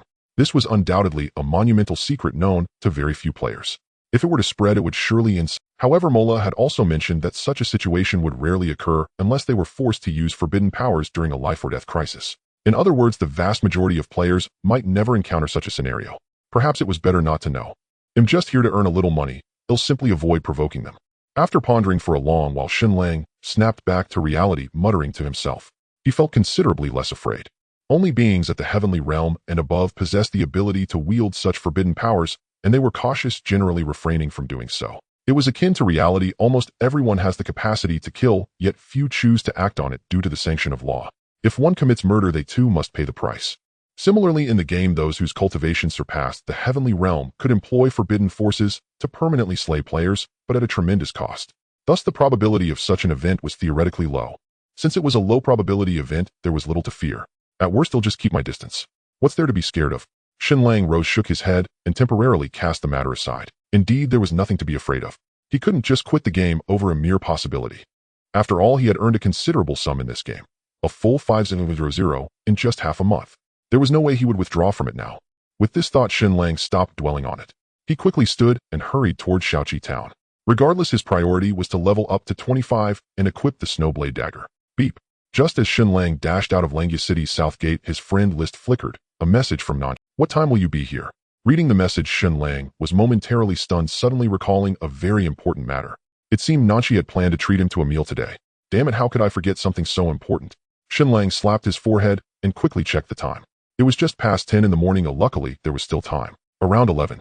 I just finished a quest and am heading over now. I should be at your school by 11. Shen Lang swiftly replied to Nanchi. Okay, call me when you're close to the school and he'll come out to meet you. Nanchi responded, followed by a phone number. All right. Shen Lang quickly saved Nanxi's number to his phone via the real-time connection, noting it as Nanchi. Afterward, he found a secluded spot and logged off directly. Removing his helmet, Shen Lang swiftly got up from the bed, dashed into the bathroom, and took a quick shower, washed his hair, and brushed his teeth, all in under 10 minutes. Then he picked out a clean set of clothes, adjusted himself in the mirror, and hurried out the door. In fact, Zhonghai University was only 5 bus stops away from Shen Lang's place. Walking would take less than half, but the weather was hot, and walking would surely make him sweat profusely. Shen Lang didn't want to meet Nanchi reeking of. He spent 10 yuan on a DD ride. When he arrived at the gate of Zhonghai University, it was just 10:40. Perhaps due to the heat, there weren't many students on campus. A few strolled in pairs along the paths. Shen Lang stepped through the gate, hesitated for a moment, then called Nanchi. Hello. After a few seconds, the call connected, and a familiar voice came through. Nanchi, it's Shen Lang. I'm almost at your school. Shen Lang took a deep breath, suppressing his nervousness, and tried to keep his tone steady. While you're here, he'll be right there. Wait a moment. On the other end, Nanchi was somewhat surprised that Shen Lang had arrived so early. Hurried footsteps sounded as Nanchi seemed to be walking briskly outside. It's fine, no rush. I haven't arrived yet. It'll probably take another 7 or 8 minutes. Shen Lang said quickly. Okay, see you soon. After hanging up, Shen Lang casually slipped his phone into his pocket and wiped the sweat from his palm on his sleeve. Meeting Nanchi again, it was hard not to feel nervous. After waiting less than 10 minutes, Shen Lang saw a graceful figure approaching from a distance. Nanchi wore a white short-sleeved dress, her delicate collarbones exposed, fair and luminous. On her feet were white sandals adorned with tiny bare ears, adding a touch of playfulness. Shen Lang was captivated, his heart pounding uncontrollably. For a moment, he couldn't find the words to speak. All his earlier rehearsals were forgotten. Why don't you recognize me? Nanchi approached, noticing his tense expression, and couldn't help but smile. No. It's just that you look different from in the game. Shen Lang took a deep breath, trying to calm himself. Of course it's different. I don't have my robe here. Nanchi blinked, then said, come on, it's hot here. Let's head to the cafeteria first, we can talk on the way. Okay. Shen Lang nodded and followed Nanchi into the campus. The summer breeze carried a hint of moisture, brushing his face and stirring the girl's hair, bringing a faint, delicate fragrance. They walked side by side under the shade of trees, stepping on a path paved with pebbles. Shen Lang's thoughts tangled, but he still didn't know where to begin. Do you live nearby? After a moment, Nanchi broke the silence, but as soon as the words left her mouth, she paused and a blush tinted her fair cheeks, making her look remarkably charming. At that moment, Shen Lang didn't know how to respond either. It was indeed a difficult question to answer. On campus, the two walked side by side along a small path, both counting the ants on the ground. For a moment, neither spoke, the atmosphere quite delicate. If it's all your fault. After a moment, Nanxi's complexion finally recovered. She tilted her head to glance at Shen Lang, gently biting her rosy lips, and let out a soft snort. Yes, it's all my fault. Shen Lang nodded, not daring to retort. What's your fault? Nanxi's beautiful eyes blinked as she glanced at Shen Lang again. Shen Lang was at a loss for words, completely unable to keep up with Nanxi's rhythm. You dullard. Weren't you quite the talker that night? Nanchi shot Shen Lang a glance, pursed her lips, and smiled softly, her expression lively. Recalling the first chapter when Shen Lang sat on the roadside stone and chatted with her for over an hour without pause, now he had turned into a block of wood. It was different back then, Shen Lang murmured. What was different? Nanchi grew interested, lifting her delicate chin slightly, and pursued with a smile. It's just, back then we didn't know each other, and I had no particular thoughts about you, so naturally, I said whatever came to mind. Shen Lang's gaze fell on Nangx's face, speaking earnestly. Oh, so does that mean you have thoughts about me now? Nangx's eyes flickered as she looked at Shen Lang, a knowing smile playing on her lips. This? Shen Lang was momentarily tongue-tied, unsure how to respond. Nangx's gaze remained fixed on his face, watching him with keen interest. After a moment, Shen Lang's heart stirred. He took a deep breath and said half-jokingly, "Of course I do. You're so beautiful, anyone would be tempted." Once the words were out, the tension in his heart eased significantly, as if a heavy stone had finally settled. Shen Lang's words caught Nanchi off guard. She hadn't expected him to be so candid about his feelings. In that instant, she felt both joy and worry, unsure how to reply. The two walked slowly along the stone path until they neared the cafeteria. Finally, Nanchi spoke, looking at Shen Lang with sincerity and caution. "Well, Shen Lang, this is only our second meeting. I don't know much about you yet, and your understanding of me is only superficial, so can you understand what I mean?" "I understand completely. I feel the same way." Shen Lang quickly nodded. "Really?" Upon hearing this, Nangx's face brightened again, her clear black and white eyes fixed on Shen Lang. "It seems we do have some chemistry." "Absolutely." Shen Lang chuckled. "All right, let's go eat. I haven't had breakfast and am starving." Nanchi patted her flat stomach, gave a slight toss of her head, and walked into the cafeteria first. Shen Lang followed closely behind. He hadn't eaten breakfast either. The cafeteria of Zhonghai University was spacious and clean, divided into 2 floors. It wasn't yet 11 o'clock, so there were few students inside. They went straight to the second floor and found a seat by the window. Shen Lang sat down immediately. "Hey, do you expect me to carry 2 trays myself?" Nanchi suddenly glared at Shen Lang. "Isn't it brought to us?" Shen Lang asked, puzzled. "Dream on. Did someone serve you when you were in college?" "No. But isn't today your treat?" "Yes, it's my treat, but you carry the tray." Nanchi rolled her eyes at Shen Lang and pulled him up from his seat. "What do you want to eat? I'll get it for you." At the counter, Shen Lang held a tray in each hand, while Nanchi picked up a pair of tongs to choose dishes. "Some braised pork. It looks delicious." "It is delicious, even though I've never tried it." "Then how do you know it's good?" "You said it looks delicious." "Anything else?" Nanchi placed 7 or 8 pieces of braised pork on the tray and asked again. "Shredded pork with garlic sauce. It looks good too." "I've had that. It's a bit sweet, just a little." 2 swimming crabs. One for each of us." "I want some too. They don't make you gain weight." 10 minutes later, they returned to their seats. The table was piled high with a variety of dishes, a dozen or so in all. "Let's dig in. I'm starving." Shen Lang didn't stand on ceremony. He greeted Nanchi and began eating. "You ordered all this, so you have to eat it all. No wasting." Nanchi smiled at Shen Lang as she picked up a mantle. "Don't worry." Shen Lang nodded while eating. "Can I take the leftovers home?" "You want to eat and take away too?" Nanchi laughed, her tone playful, which only whetted Shen Lang's appetite. "I was just saying in case we can't finish it. Even if we can't, you can't take it. It's so hot now, it'll go bad by evening." Nanchi peeled the shrimp and said with a smile. The girl's skin was fair and delicate, her fingers long and slender, her nails a healthy pink. She peeled the mantis shrimp and handed it to Shen Lang, saying with a smile, "Here, you're the guest today. No need to be shy." "I'm not shy. Peel a few more." "Dream on. Just this one. Peel your own if you want more." Nanchi gritted her teeth and glared at Shen Lang, surprised by his thick skin and lack of courtesy. With that, Nanchi picked up a rib and nibbled it gently, very ladylike. "So how's our school's food?" Nanchi paused her eating to pour Shen Lang a glass of sour plum soup. Very tasty." Shen Lang nodded, popped the shrimp into his mouth, and mumbled, "This shrimp is even always joking." Nanchi chided playfully, the corners of her mouth involuntarily curving into a beautiful arc. Chatting and laughing, the meal lasted a full 40 minutes. Most of the dishes ended up in Shen Lang's stomach, while Nanchi ate sparingly. Nanchi cleared the table and then brought back 2 cups of fruit tea. "Are you going back to level up this afternoon?" Nanchi propped her chin on her hand, sipping her tea, and looked at Shen Lang. "Yeah, I still need a bit more to equip that new dagger." "Why, something up?" Shen Lang nodded. He was still 500 experience points short of reaching level 25. Once he equipped the snowblade, he could roam the level 30 training zones without any pressure. "Nothing. I was thinking of showing you around campus, but leveling is more important." Nanchi set down her tea and suddenly added, "By the way, why don't you defend yourself against all the slander on the forums?" She had browsed the forums and naturally knew about Shen Lang's situation. He had become a sensation, not just in Langya City, but across the entire Chinese server. "No time. Besides, with things like this, you can't prove yourself. The more you explain, the worse it gets. Let them curse." Shen Lang said nonchalantly. "True. People parrot each other, it's impossible to clarify. Nanshi nodded slightly. If she hadn't known the truth about the Kong Kong Baishao incident, she might have thought Shen Lang was a big villain too. It doesn't matter. They can't do anything to me anyway. They're the ones who should be worried. Shen Lang said. That's true. You've almost driven Lin Jia Fengxian crazy. He suffered quite a few losses at your hands. Nangsis' beautiful eyes curved into crescents, her smile radiant. On the second floor of the university cafeteria, it was mealtime and students were gradually streaming in to eat. These students were also the main force of Tianyan. Since it was the weekend and there were no classes, most had just logged off from the game, hurriedly eating while discussing in-game matters. Some recognized Nanshi and came over to greet her, to which she responded politely. If you're not in a rush to head back, how about we go to the library? It's quieter there. The cafeteria grew increasingly crowded. Nanshi furrowed her brow slightly and said to Shen Lang, for she was not fond of bustling places. All right.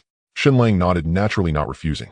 As for returning to level up or such trivial matters, they could wait, it made no difference. Then the two rose and walked out of the cafeteria one after the other. Oh, Xiaoxi. Just as they reached the cafeteria entrance, two girls happened to be walking in. One of them seemed familiar to Shen Lang. She was the priest he had seen with Lin Tong, before named Mu Huaxi, if he recalled correctly. Weren't you going out for something? Why are you eating at the cafeteria too? Mu Huaxi looked at Nanshi in mild surprise. This girl had rushed out earlier saying she had something to do and wouldn't join them for lunch, yet here she was sneaking in on her own. Well, the food outside didn't agree with me, so I came back to the cafeteria. Nanshi blinked, somewhat taken aback, not expecting to run into Mu Huaxi. Is that so? Mu Huaxi eyed Nanshi suspiciously, then caught a glimpse of Shen Lang from the corner of her eye, and a jolt of surprise went through her heart. Well, Xiaoxi, keeping such a big secret from us. Who's this handsome gentleman? Aren't you going to introduce him? Mu Huaxi smiled, playfully, her gaze darting between the two. This? Nanshi turned to look at Shen Lang, her eyes flickering, at a loss for how to introduce him. Hello, I'm Shen Lang, a friend of Nanshi. I heard the cafeteria at Zhonghai University is good, so I shamelessly asked her to treat me to a meal. At that moment, Shen Lang nodded politely to the two girls and spoke. He only suffered from verbal sluggishness around Nanshi, with others he was perfectly fine. Nice to meet you. I'm Li Sisi. I'm Wang Xiaoya. Mu Huaxi and the other girl introduced themselves. By the way, Xiaoxi, what's with you? Why hide the fact that your friend came? Don't tell me there's something more going on. Mu Huaxi winked at Nanshi and teased with a smile. I'm not hiding anything. Nanshi bit her lip, lightly, her cheeks flushing. So handsome, Shen, when did you and our... Mu Huaxi turned to Shen Lang, continuing her gossip. Actually, not long ago, we met in a game. Today is our second meeting. Shen Lang glanced at Nanshi, then said with a smile. Oh, so you met in a game. And what? All right, Sisi, we have other things to do. We'll talk later. Before Mu Huaxi could probe further, Nanshi interrupted, grabbing Shen Lang's wrist and hurrying out of the cafeteria. That girl, when did this start? She kept it so well hidden. After they left, Mu Huaxi gazed thoughtfully at their retreating figures and muttered under her breath. She shared a dorm with Nanshi, ate and slept together almost every day, and spent most of their time in the game together, yet she had no idea about Nangsis' romantic involvement. Hey Cece, don't you think that Shen Lang looks familiar? Like we've seen him somewhere before. Wang Xiaoya suddenly remarked. Familiar? Mu Huaxi was taken aback, then chuckled. I think you're just lovesick. Tomorrow I'll have Tong Tong introduce someone to you. Oh, I'm being serious. So am I. It's all your fault. Now they'll make fun of me when I get back. On the other side, after walking a considerable distance until the cafeteria was almost out of sight, Nanshi finally let go of Shen Lang's hand and said with a coquettish pout. Seeing the girl's charming expression, Shen Lang's heart stirred. He wanted to pinch her cheek, but felt it wasn't appropriate, so he suppressed the urge. Well, it's really nothing. They'd find out sooner or later anyway. Shen Lang smiled faintly, his gaze unconsciously drifting to his own wrist where the warmth of her palm still... What do you mean sooner or later? Nangsis' pretty face flushed, and she glared at Shen Lang, half shy, half annoyed. Sorry, I misspoke. I apologize sincerely. Shen Lang quickly said. That's more like it. Nanshi gave a light snort, the corners of her mouth turning up in a smug little expression. It's so hot. Come on, let's go to the library. All right. The midday sun bathed the entire campus. Shen Lang and Nanshi chatted leisurely as they strolled down a red brick path lined with ginkgo trees, passing by an old antique teaching building, indifferent to the glances of passing students. If only this path had no end. Even though the weather was hot, Shen Lang still felt the road was too short, wishing they could walk on forever. Are you an idiot? The library has air conditioning.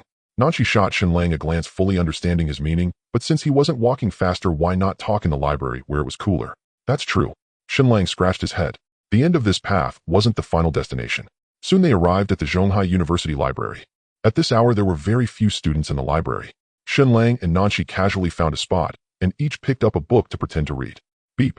Not long after they sat down, Nangsis' phone chimed with a notification. She picked it up and glanced at it, her eyes lighting up. What's up? Shen Lang, who was always attentive to Nanshi, couldn't help asking. Nothing much. Our snow domain just leveled up to a level 3 guild, 4th in all of China. Pretty impressive, huh? Nanshi put down her phone and said with a smile. A level 3 guild could already accommodate 500 members, which was quite a decent size. That is impressive. A guild built by a group of students managed to break into the top 5 in China. How embarrassing for those major powers. Shen Lang praised without reservation. Of course, Tong Tong and the others are amazing. It's just that summer break hasn't started yet, and we still have 2 classes in the morning. Otherwise would definitely be in the top 3. Nanshi said, cheerfully proud of Snow Domain's achievements. By the way, aren't you going to create a guild? Nanshi suddenly looked at Shen Lang. I haven't thought about it. Besides, even if I did create one with my reputation, I doubt anyone would dare to join. Forget it, Shen Lang said with a self-deprecating laugh. He had offended too many factions. If he really started a guild, the players in it would probably be ganged up on and killed the moment they left the city gates. The sun blazed brightly outside the window, while inside the library it was as cool as spring. On a small table near the northern window, Shen Lang and Nanshi sat facing each other, each holding a book in their hands. You're quite self-aware, aren't you? Nanshi smiled lightly. What Shen Lang said was true. He now bore a notorious reputation. It was only because he was an assassin that he hadn't been slain back to level 0 by the righteous factions of Langya City. If he truly established a guild, no one would dare to join, as it would mean facing the hostility of nearly every player in Langya City. Well, perhaps even more than that. After all, when Shen Lang changed his class, many assassins had spent a gold coin to travel from other cities only to end up roasted as well. Then how about considering joining Snow Domain? Nanshi suddenly suggested. No, I have a grudge against that Lin Fengxian. Besides, if I join Snow Domain, you'll all be targeted as well. Shen Lang shook his head firmly. Although Snow Domain was the top guild in Langya City, it couldn't withstand the opposition of so many players and would be crushed by other guilds. Of course, the main reason was Lin Fengxian. Shen Lang still wanted to take him down. How could he do that if they were? That's true. Nanshi nodded, then added, but you still need to join a guild. It offers plenty of stat bonuses. Stat bonuses? Shen Lang was taken aback. He hadn't known that.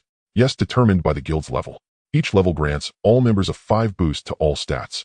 Snow Domain is level 3, so that's a 15 boost. 15. And all stats. Shen Lang was slightly surprised, a hint of envy stirring within him. A 15 boost was substantial, especially since it applied to all stats, and that was just from a level 3 guild.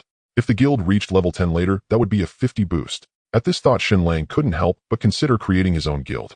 But it was just a fleeting thought. Establishing a guild was no easy feat. For one, the guild creation token alone was a hurdle, costing at least 200 and likely unavailable for purchase. Moreover, even if he founded a guild being alone, how could he level it up? See, isn't it tempting? Nanshi blinked, looking at Shen Lang with a playful smile. Snow Domain was something she and Lin Tong had built together like their own home. If possible, she truly wanted Shen Lang to join. For one, Shen Lang's gaming skills, especially after becoming a divine shadow, placed him among the elite in Langya City and even the entire Huaxiao region. Having him in Snow Domain would be a tremendous asset. On a personal note, she genuinely enjoyed being with Shen Lang. Of course, she knew it was impossible for now. Not only would Snow Domain struggle to bear the pressure of his joining, but Lin Fengxian would certainly object. As for expelling Lin Fengxian from Snow Domain, she wished she could, but it wasn't her call. He was Lin Tong's cousin. It is tempting, but I prefer to stay free. Shen Lang smiled, not too disappointed. For now, players' base stats were generally low and guild levels weren't high, so the bonuses were modest. As for the future, he would deal with it when the time came. What if I asked you to come to Snow Domain? What would you choose? Nanzai's eyes were like clear pools as she gazed at Shen Lang and suddenly asked, Whoa. Shen Lang was silent for 2 seconds, then abruptly stood up and turned to leave. What are you doing? I was just saying. Nanzai's expression changed as she hastily called him back, biting her lip, a hint of grievance on her fair face.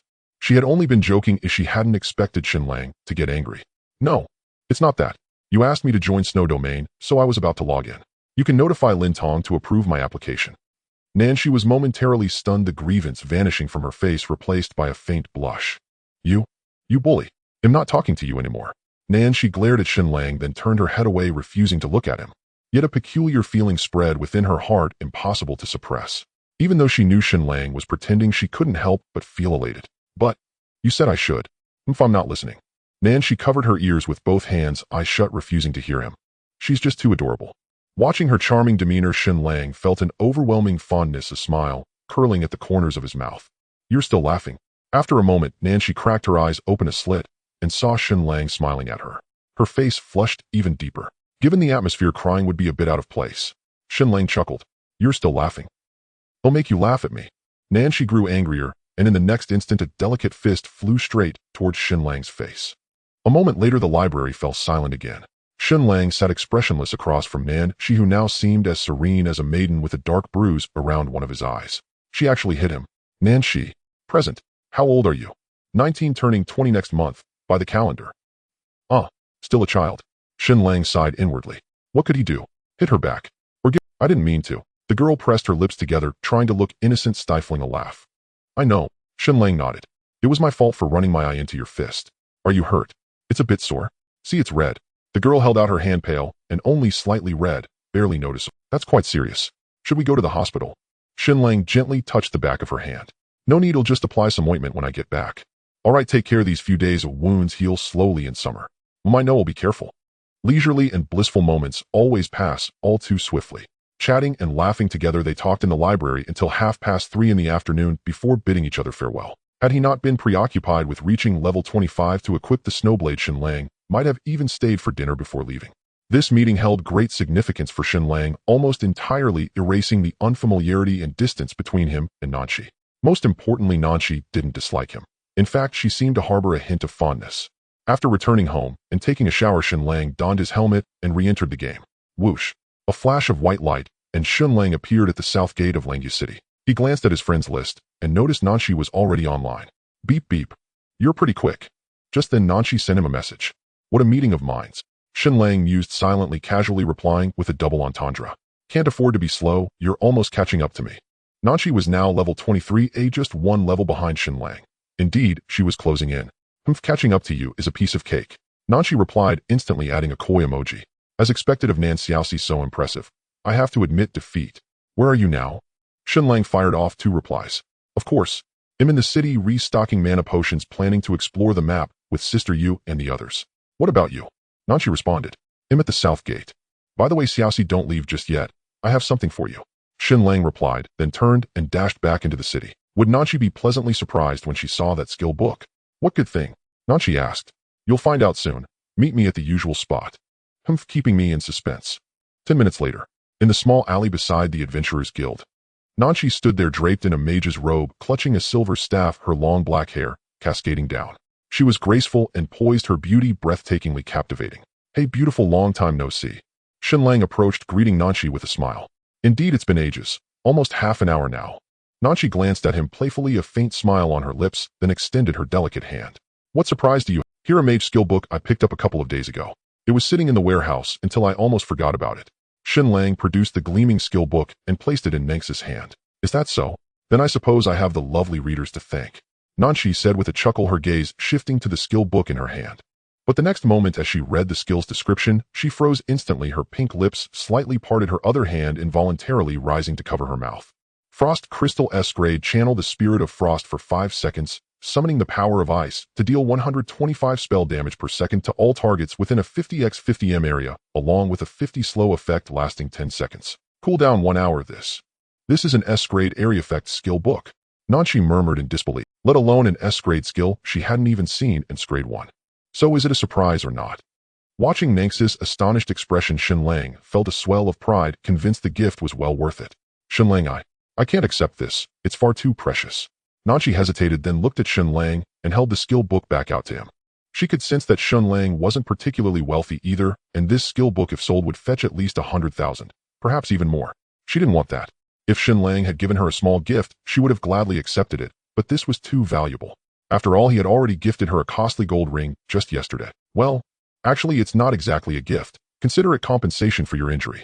Shen Lang said with, Is this how you always charm girls? Nanshi stared at Shen Lang, gently biting her lower lip. Ahem, well, I told you it's compensation. Shen Lang scratched his head, grinning. This skill is frost-based, and it complements the effect of the frost ring perfectly. With it, leveling up will be much faster. Otherwise, catching up to me would be tough. The frost ring had a 20 damage bonus for frost-type skills, boosting the total damage of this SS skill to 1500. Truly formidable. I suppose you have a point. Nanshi hesitated for a moment, but ultimately accepted the S-Grade skill book. It was simply too powerful and enticing, with a beautiful name and an elegant skill icon. She couldn't bear to give it to anyone else. Moreover, as Shen Lang had said, with this skill book her level would skyrocket, potentially propelling her into the top tier. Then, how should I thank you this time? Though she had decided to accept the invaluable skill book, a trace of unease lingered in her heart. She hadn't even repaid the debt from the ring last time, and now this. As if sensing her dilemma, Shen Lang's heart stirred. He took a deep breath and looked at her sincerely. Nanshi, I want you to know that whether it's gear or a skill book, my only intention is to make you happy, nothing more. If you're troubled over how to thank me, that's the last thing I want to see. You? Meeting Shen Lang's earnest gaze, Nanshi was momentarily stunned. Her pink lips parted slightly, a mist gathering in her eyes as an unfamiliar emotion swelled within her, impossible to suppress. You liar. Suddenly Nang's expression shifted, and she glared at Shen Lang with a pout. What? Shen Lang was baffled. This wasn't right. Shouldn't she be moved to tears? How am I a liar? You told me in the library that you've never been in a relationship. Nang's beautiful eyes fixed on Shen Lang, a hint of suspicion flickering within them. This guy was far too smooth with girls. She was already falling for him in no time. How could he have never been in love? What a liar. TCH player. I swear I really haven't. Shen Lang's head spun. Did girls' minds always jump around like this? Sister, you said men's words can't be trusted. I'm not buying it. Watching Shen Lang's slightly flustered look, Nanshi felt a secret thrill but refused to let up verbally. That sister you of yours might have been hurt before. Don't listen to her. I'm not lying, I swear on my conscience. Shen Lang hurriedly said. If you are. All right, I'm done with you. Sister, you and the others are waiting for me. See you later. Just wait, Nanxiaoxi. Sooner or later you want to escape my grasp. Watching her elegant figure depart, Shen Lang reached out and clenched his hand, muttering to himself. But the next moment, Nanshi glanced back at him from afar, startling him into hurriedly lowering his hand. After a moment, when her silhouette finally vanished from sight, Shen Lang turned and headed in the opposite direction. Over 20 minutes later, Shen Lang arrived once more at Shaoqi Town. The area was still crowded with players, but most were casual wanderers. Almost none from the Tianxiao Alliance or Longyuan Pavilion were present. Shen Lang paid it no mind. This suited him fine, as it wouldn't hinder his leveling. Time slipped by, and soon an hour and a half had passed. After slaying nearly 20 wraiths, a golden light descended, and Shen Lang finally reached level 25 as he had wished. Without a moment's hesitation, Shen Lang equipped the Snow Blade and Snow Demon bracers, causing his attributes to undergo a dramatic transformation. ID Tianyao Longzi Divine Shadow Cultivation, None level 25 1-3 attack, 448, 468 minus Green Edge Dagger Defense 392 HP, 1700 mana, 350 attack speed, 223 movement speed, 203 strength, 243 intelligence, 42 constitution, 110 agility, 103 luck, 7 insight, 3 reputation, 1000 talent skills. Divine Punishment S rank critical damage increased to 250 with a low chance of dealing 10x damage. Divine Shadow S rank, upon receiving fatal damage, enters stealth immune to all damage and control. During this time, every attack guarantees a critical hit for 5 seconds. Cooldown 12H. Skills Insight Art reveals information on targets up to 10 levels higher than the Divine Backstab rank LV6 launches an attack from behind the target, dealing 200 damage and stunning for 3 seconds. Cooldown 15th. Mana cost 20. Divine Stealth rank. Upon activation, the player forcibly enters stealth, gaining 100 movement speed. Exits stealth after an active attack. Passive resets cooldown upon killing any target. Cooldown 300th. Mana cost 30. All or nothing. A rank flings a dagger with finesse, dealing 150 damage to a target within 30 meters. After 2 seconds, the dagger returns, causing 125 bleeding damage. Cooldown 30th. Mana cost 30. Damn attack power is finally no longer a weakness.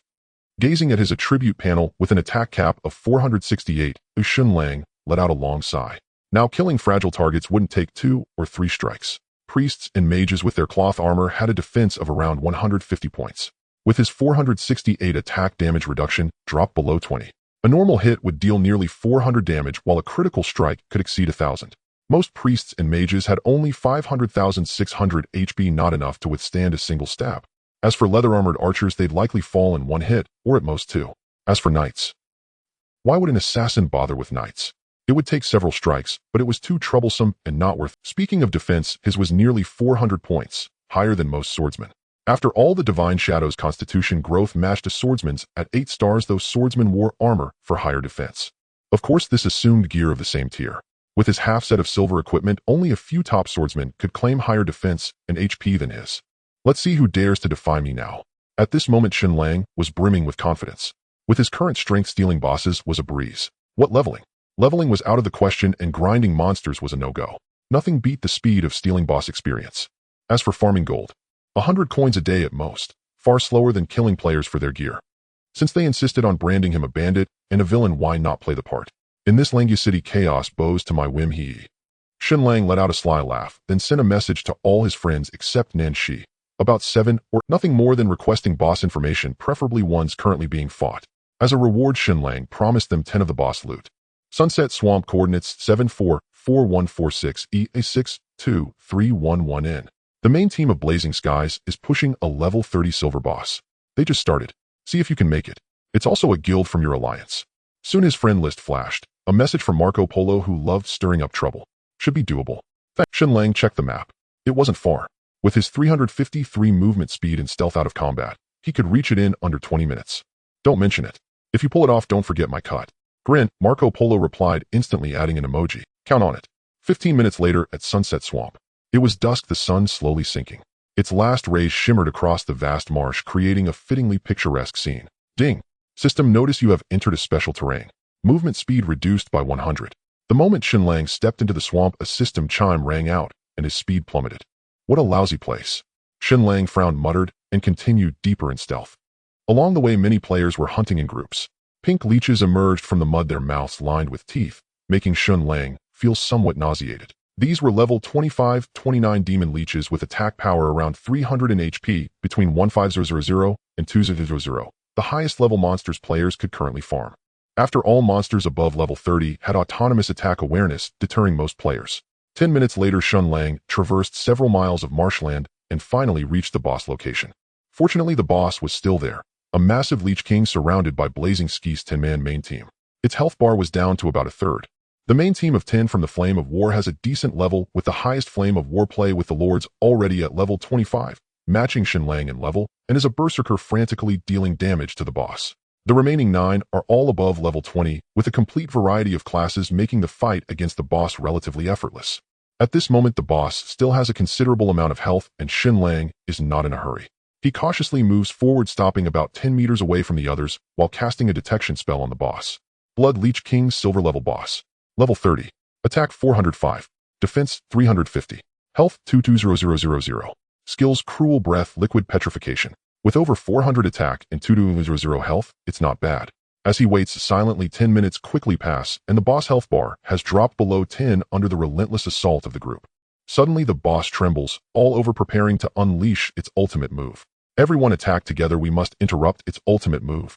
Seeing this Flame of War play with the Lords, quickly shouts, and everyone is already prepared. 2 knights rush forward while the assassin takes a swift step forward to deliver a backstab. Hiss.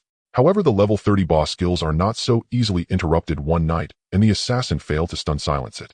Fortunately, another knight successfully charges in, interrupting the boss skill and causing it to enter a stun state for 1 second, with its defense suddenly reduced by 50.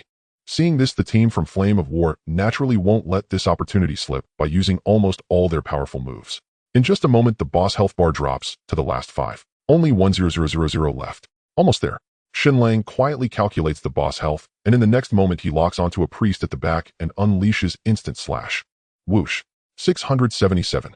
In an instant, Shen Lang appears behind the priest, and without needing to strike, the little priest is directly taken down by instant slash, collapsing slowly with a dazed look. Whoosh. Without pausing, Shen Lang swiftly appears in front of another priest, his snow blade tracing a beautiful arc as it swiftly cuts across her neck. 1022. A 4-digit damage number floats up. The second little priest doesn't even have time to react before following the fate of the first. After that, Shen Lang quickly enters stealth mode and disappears from sight. What's happening? Meanwhile, the others also react, shocked and alarmed. It's Tianya Longzi Xiaoqian, and the others were taken down by Tianya. Whoosh. 1050. However, before that mage could finish speaking, Shen Lang from behind swiftly slits his throat. After that, Shen Lang enters stealth mode again. Damn it, Tianya Longzi, you should die. Flame of War play with the Lords is furious, but is entangled by the boss and cannot escape. Of course, even if he could escape, he wouldn't be able to locate Shen Lang. Whoosh. 1922. 3 seconds later, an even more terrifying number floats above a marksman's head as Shen Lang executes backstab, stabbing into his neck and dealing nearly 2000 damage. The damage from the backstab is already a 200 bonus. Combined with a critical hit, it directly delivers 500 damage, which is indeed quite frightening. What the hell? He must be hacking. The remaining 6 are completely stunned. This damage is simply too high. What kind of thing is this? Whoosh. While everyone is in shock, Shen Lang has already taken down another marksman, and thus all the ranged players in the 10-man team have been killed by him. From the moment Shen Lang started until now, it has taken less than 10 seconds. Damn it, you bastard, Tianya Longzi. A knight roars in anger and charges forward, but is easily missed by Shen Lang, who casually slashes. 2650. In the next moment, an even more terrifying number floats up. Even Shen Lang didn't expect that this strike would result in 10 times the damage. Report. Damn it, definitely need to report. The remaining 4 are utterly confused. This is a knight with a defense of 400 points. Easily taken down. They must report this. How can they continue playing? On the other side, Shen Lang doesn't care what they think and charges towards Flame of War play with the lords too lazy to even use stealth. Soon, in less than 3 minutes, the remaining 4 are taken down and Shen Lang has lost less than a third of his. It must be said that the attack power of the golden level dagger is truly high, and combined with the critical hit bonus from Divine Punishment, it is simply invincible. Even the entire group of knights can't withstand a few hits from him. Among the 4, only Flame of War play with the lords has somewhat better skills. Most of the health points Shen Lang lost were due to him, but unfortunately the attribute gap is too significant, and he simply cannot do anything to Shen Lang. It's not an exaggeration to say that even without using stealth, Shen Lang could easily kill this 10-man team. However, that would take quite a bit of effort considering that the marksmen have piercing arrows and the mages have slowing skills. Of course, why not use strong stealth? Ding.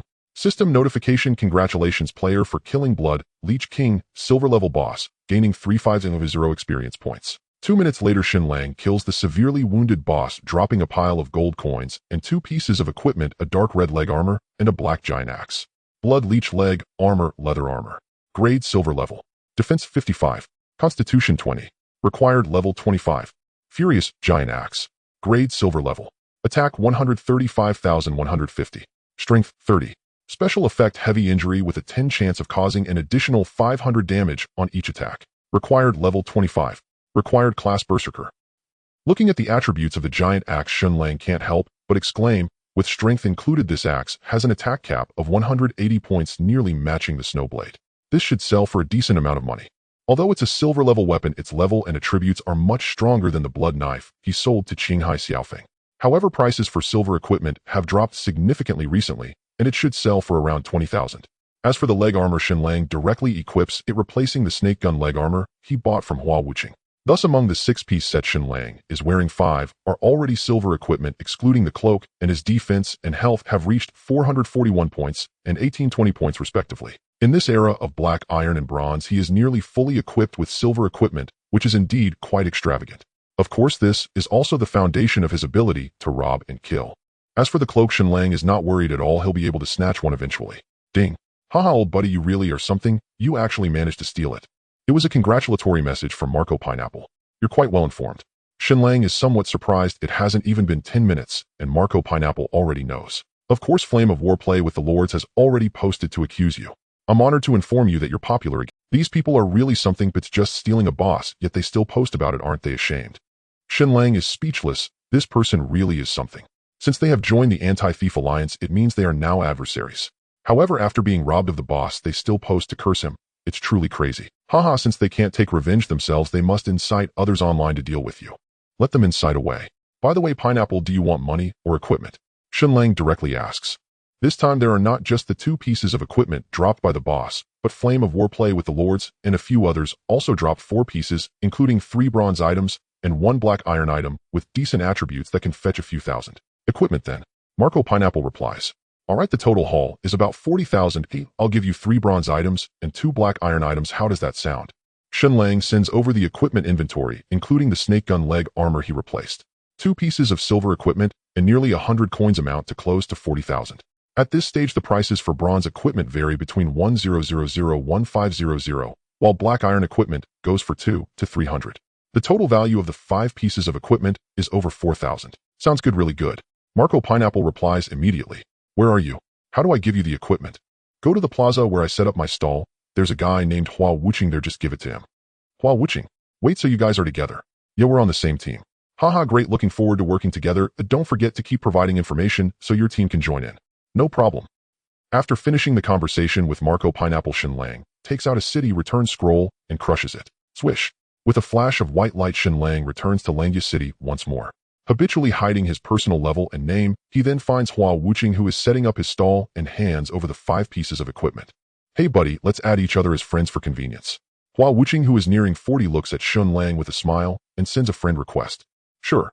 Shen Lang accepts, immediately chats with the old man for a bit, and then leaves the plaza. There are too many people here, making it easy to be recognized. Although attacking is prohibited in the city, being recognized is still not a good thing. Ding. System announcement. Congratulations player Jinxiu Nianhua for successfully reaching level 30.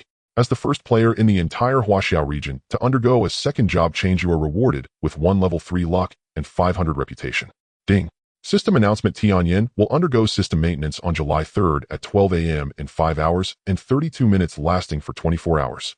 Players, please prepare in advance. Just then, 2 system announcements sound in succession and the entire plaza becomes lively. 24 hours. Why does a system maintenance take 24 hours? Exactly, they still need to farm gold and sell stuff, or a whole day is wasted. They should be opening the recharge feature soon along with the auction house. Yeah, something like that. Hearing the players' discussions, Shen Lang suddenly remembers something and hastily sends a message to Qinghai Xiaofeng. He still has over 100 coins and he can't just leave them sitting there if the system opens up the recharge feature that would— Brother Tianya, I have something going on. It's not convenient for me for the next few days. Let's talk the day after tomorrow. Qinghai Xiaofeng replies politely, but Shen Lang naturally knows he's dodging, yet there's nothing more to say. Damn, it seems like I really might be left holding the bag.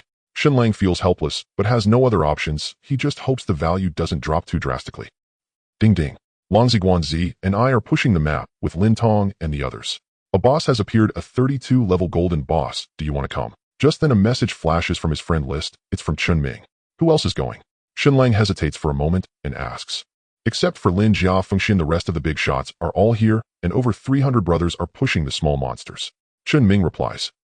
Are you trying to send me to my death? Shen Lang is speechless. Although he is very confident in his strength, there's no way he can snatch the boss from over 300 people, especially with a master like Lin Tong in there. Not to mention if Nanshi uses frost crystal on him again. That would be disastrous. He wouldn't be able to escape. Ding ding. Shen Lang, we've pushed the boss out. Just then the friend list flashes again. It's a message from Nanshi along with a short video recorded from her perspective. Are you guys pushing a level 30 monster? Shen Lang is slightly surprised. He has been to this place before, which is the Qingmang Forest. Snow Domain lives up to its reputation as the only level 3 alliance in Langya City. They are quite impressive. Yeah, the skill you gave me is amazing. My damage output ranks first in the entire alliance. Even Lin Tong can't catch. Nanshi opens a short video. In it, hundreds of Snow Domain players are very orderly fighting against a group of green pythons. Suddenly dark clouds gather, lightning streaks across the night sky, and huge ice pillars fall from the sky, smashing into the group of green pythons, raising a cloud of mist with dense damage numbers floating above the heads of the green-scaled pythons. Incredible, it seems your level will surpass mine very soon. Shen Lang is somewhat shocked. The speed they are killing monsters is indeed too fast. Nanshi's spell attack should be above 500 points plus the buffs from the priest, and the marksman's piercing arrows against the green-scaled pythons. After a big move, the health bars of over 100 green-scaled pythons must drop by more than a third. You must know that these are level 30 wild monsters, each with over 2,000 health. If a big move drops a third of their health, that amounts to over 100 monsters. And in guild, leveling experience isn't equally divided. It's calculated based on damage output, damage taken, healing, etc. With Nanshi's output, it's impossible for her to level up slowly. Yeah, I only need 700 experience to reach level 25, so I should level up once we finish off the boss, and then I'll be just like you. Alright, then I'll see if I can snatch the boss. I'm just free right now. If I won't talk to you anymore, we're going to fight the boss. Staring. Within the Azure Serpent Forest, a colossal golden python coiled and hissed, locked in fierce combat with the Snow Domain's main force led by Lin Tong. To vanquish this golden tier boss, Lin Tong had summoned nearly all of Snow Domain's elite players, forming a party of 30. The remaining hundreds of Snow Domain members were scattered around, organized by class, in layered formations, coordinating to clear the Azure-scaled pythons. Level 30 monsters possessed autonomous aggression, deterring ordinary players, even discovering the boss. Only a third-tier guild like Snow Domain, with its formidable players numbering in the hundreds, could advance steadily from the periphery, avoiding attacks from both sides. As the top guild in Langya City, Snow Domain attracted elite players. Nearly all members were above level 20, making the Azure Serpent Forest their ideal leveling ground. Amid the clash of battle, the Golden Python's health bar dwindled as Snow Domain members under Lin Tong's command besieged the boss in an orderly fashion. Several knights charged in turn to control aggro swordsmen, and berserkers unleashed close-range fury archers, and mages delivered ranged devastation, while priests sustained with healing and buffs.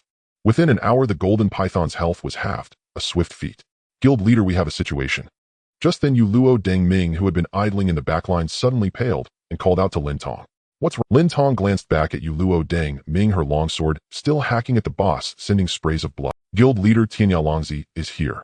Yu Luo Deng Ming said gravely, his expression dark. What? Tianya Longzi. Her words sent a shock through the Snow Domain players encircling the boss, their faces shifting. Even with their numbers, the mere mention of Shen Lang's name stirred unease. He was infamous, a boss-stealing specialist with a ruthless touch notorious across the entire Chinese server. Where is he? Lin Tong frowned, swiftly retreating. He's on the outskirts killing mobs. The brothers didn't dare act and sent a message asking for instructions. Killing mobs. Lin Tong was taken aback.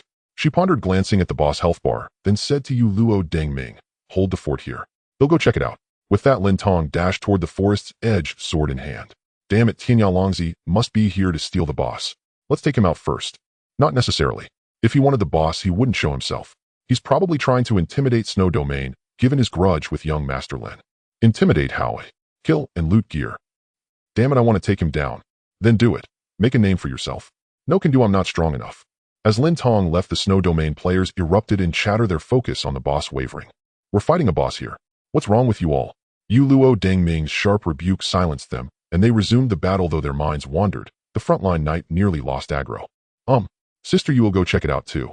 From the mage group at the rear, Nan Zai's eyes sparkled. She quickly spoke to Yu Luo Dengming, then lifted her robe and dashed after Lin Tong. I'm going too. Kill Tianyalongzi and make a name. Me too. Enough. Focus on the boss. The guild leader will handle it. Yu Luo Dengming's reprimand silenced them. Meanwhile, at the forest's edge, Shen Lang was locked in combat with an azure-scaled python, devastating damage numbers floating above its head as its health plummeted. Despite its 325-point defense, the python was nothing to Shen Lang.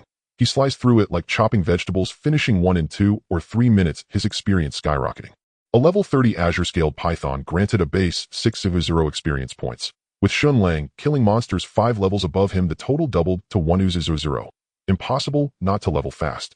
Nearby, a group of Snow Domain players watched Shen Lang with intense wariness.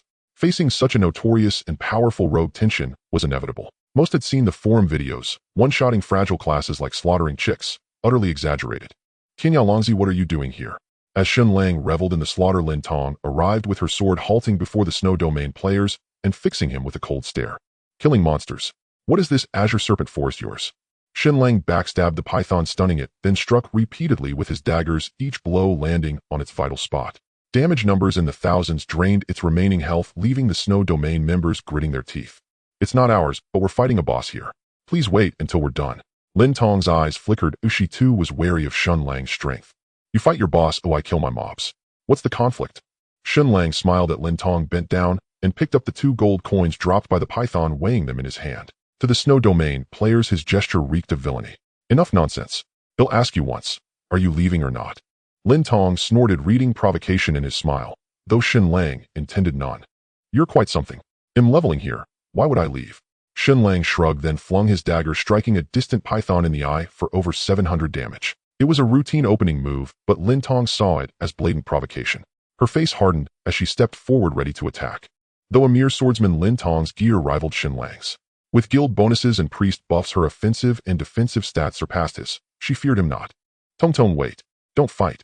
Just as Lin Tong prepared to strike, Nan, she came running over, lifting her mage robe like a sprite. Xiaoxi, why are you here? Lin Tong turned, surprised to see Nan Shi. Shen Lang's heart stirred at her arrival. Leveling was only half his purpose here. The other was to chance upon Nan Xiaoxi. I was just worried about you. Nan Shi cast a covert glare at Shen Lang before addressing Lin Tong. What's there to worry about? Go back now and let me deal with this scoundrel. Lin Tong shoved Nan Shi behind her, then fixed a cold stare on Shen Lang.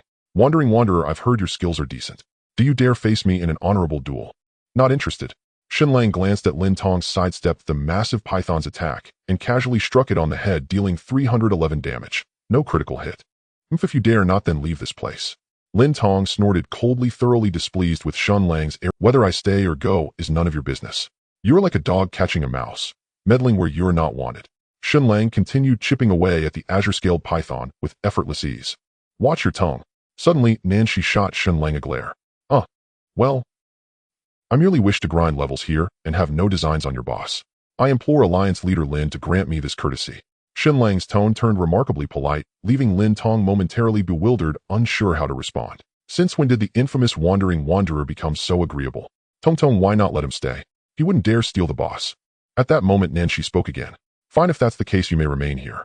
But I warn you, wandering wanderer, if you dare kill any Snow Domain player, I will show you no mercy. Seeing Shen Lang yield, first Lin Tong refrained from pressing further and offered him a way out. As for stealing the boss, Lin Tong had no fear. All the experts of their alliance were present. Yulua Dengming held illumination arrows, and Nanshi gripped frost crystal ready. Not just one Shen Lang, but even 10 couldn't snatch the boss. Hell, I've killed snow domain players before. I give you face and you dare threaten me. You're climbing up my nose. Watch your tongue. Final just grind here and won't touch a single snow domain player. Rest assured, Alliance leader Lin. Shen Lang nodded with utmost sincerity. You too. This time, even Lin Tong's dull senses caught something amiss. She tilted her head to glance at Nanshi and saw the girl gazing at Shen Lang with a look of mixed affection and reproach. Her heart jolted. Nanshi knew Wandering Wanderer, and their relationship was delicate. It was a woman's intuition. Then she recalled the S-rank skill Nanshi had just obtained. Could it be? From Wandering Wanderer, the thought flashed through Lin Tong's mind. But that shouldn't be. She had seen the skill's illustration before. It was sent by Guan Sanyi. Later Lin Fengxian wanted to buy it for Nan Shi, but Guan said it was sold. Yet it ended up in Nan Zai's hands. Something's definitely fishy. Lin Tong's gaze shifted between Shen Lang and Nan Shi. Though unsure of their exact relationship, she was certain they knew each other. Tong, why are you staring at me like that? Meeting Lin Tong's scrutinizing eyes, Nan Shi blinked her heart. What do you think? Lin Tong gave a knowing smirk. How should I know? Nan Zai's voice faltered with guilt as she averted her gaze. Oomph. Lin Tong snorted lightly but pressed no further. Some things were better left unsaid. What if her suspicion was true? After all, Shen Lang was now the public enemy of all Langya City. Though they couldn't harm him, they could target his friends. If Nan Zai's connection to Shen Lang were exposed, Snow Domain would become a target. Thus, under no circumstances could their relationship be revealed, even if it was just her conjecture. Wandering Wanderer, let's keep our distance. I hope you won't attack Snow Domain players, and in turn we won't target you. Lin Tong took a deep breath. As Snow Domain's leader, she had to consider the bigger picture. Shen Lang wasn't truly her enemy, especially with Nanshi in the picture. Naturally, Shen Lang nodded then added, but some in Snow Domain see me as a thorn in their side and keep provoking me. I won't go easy on them. They'll try to talk to them. Lin Tong frowned and sighed. She knew exactly who Shen Lang meant, but knowing didn't mean she could do anything. No need, Alliance leader Lin. I doubt you can persuade them. They'll handle it myself. If you have objections, come at me. I'm game. Shen Lang said with a smile. If I don't care about your grudge with him, but you must not harm other Snow Domain players. Otherwise. With that, Lin Tong suddenly pursed her lips in a smile and pulled Nanshi close. Otherwise, I'll sacrifice little Zai's dog head first. Oh, and she's born in the year of the dog.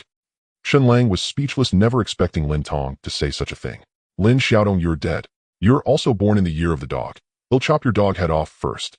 Nanshi instantly lost her composure like a bristling puppy and tussled with Lin Tong.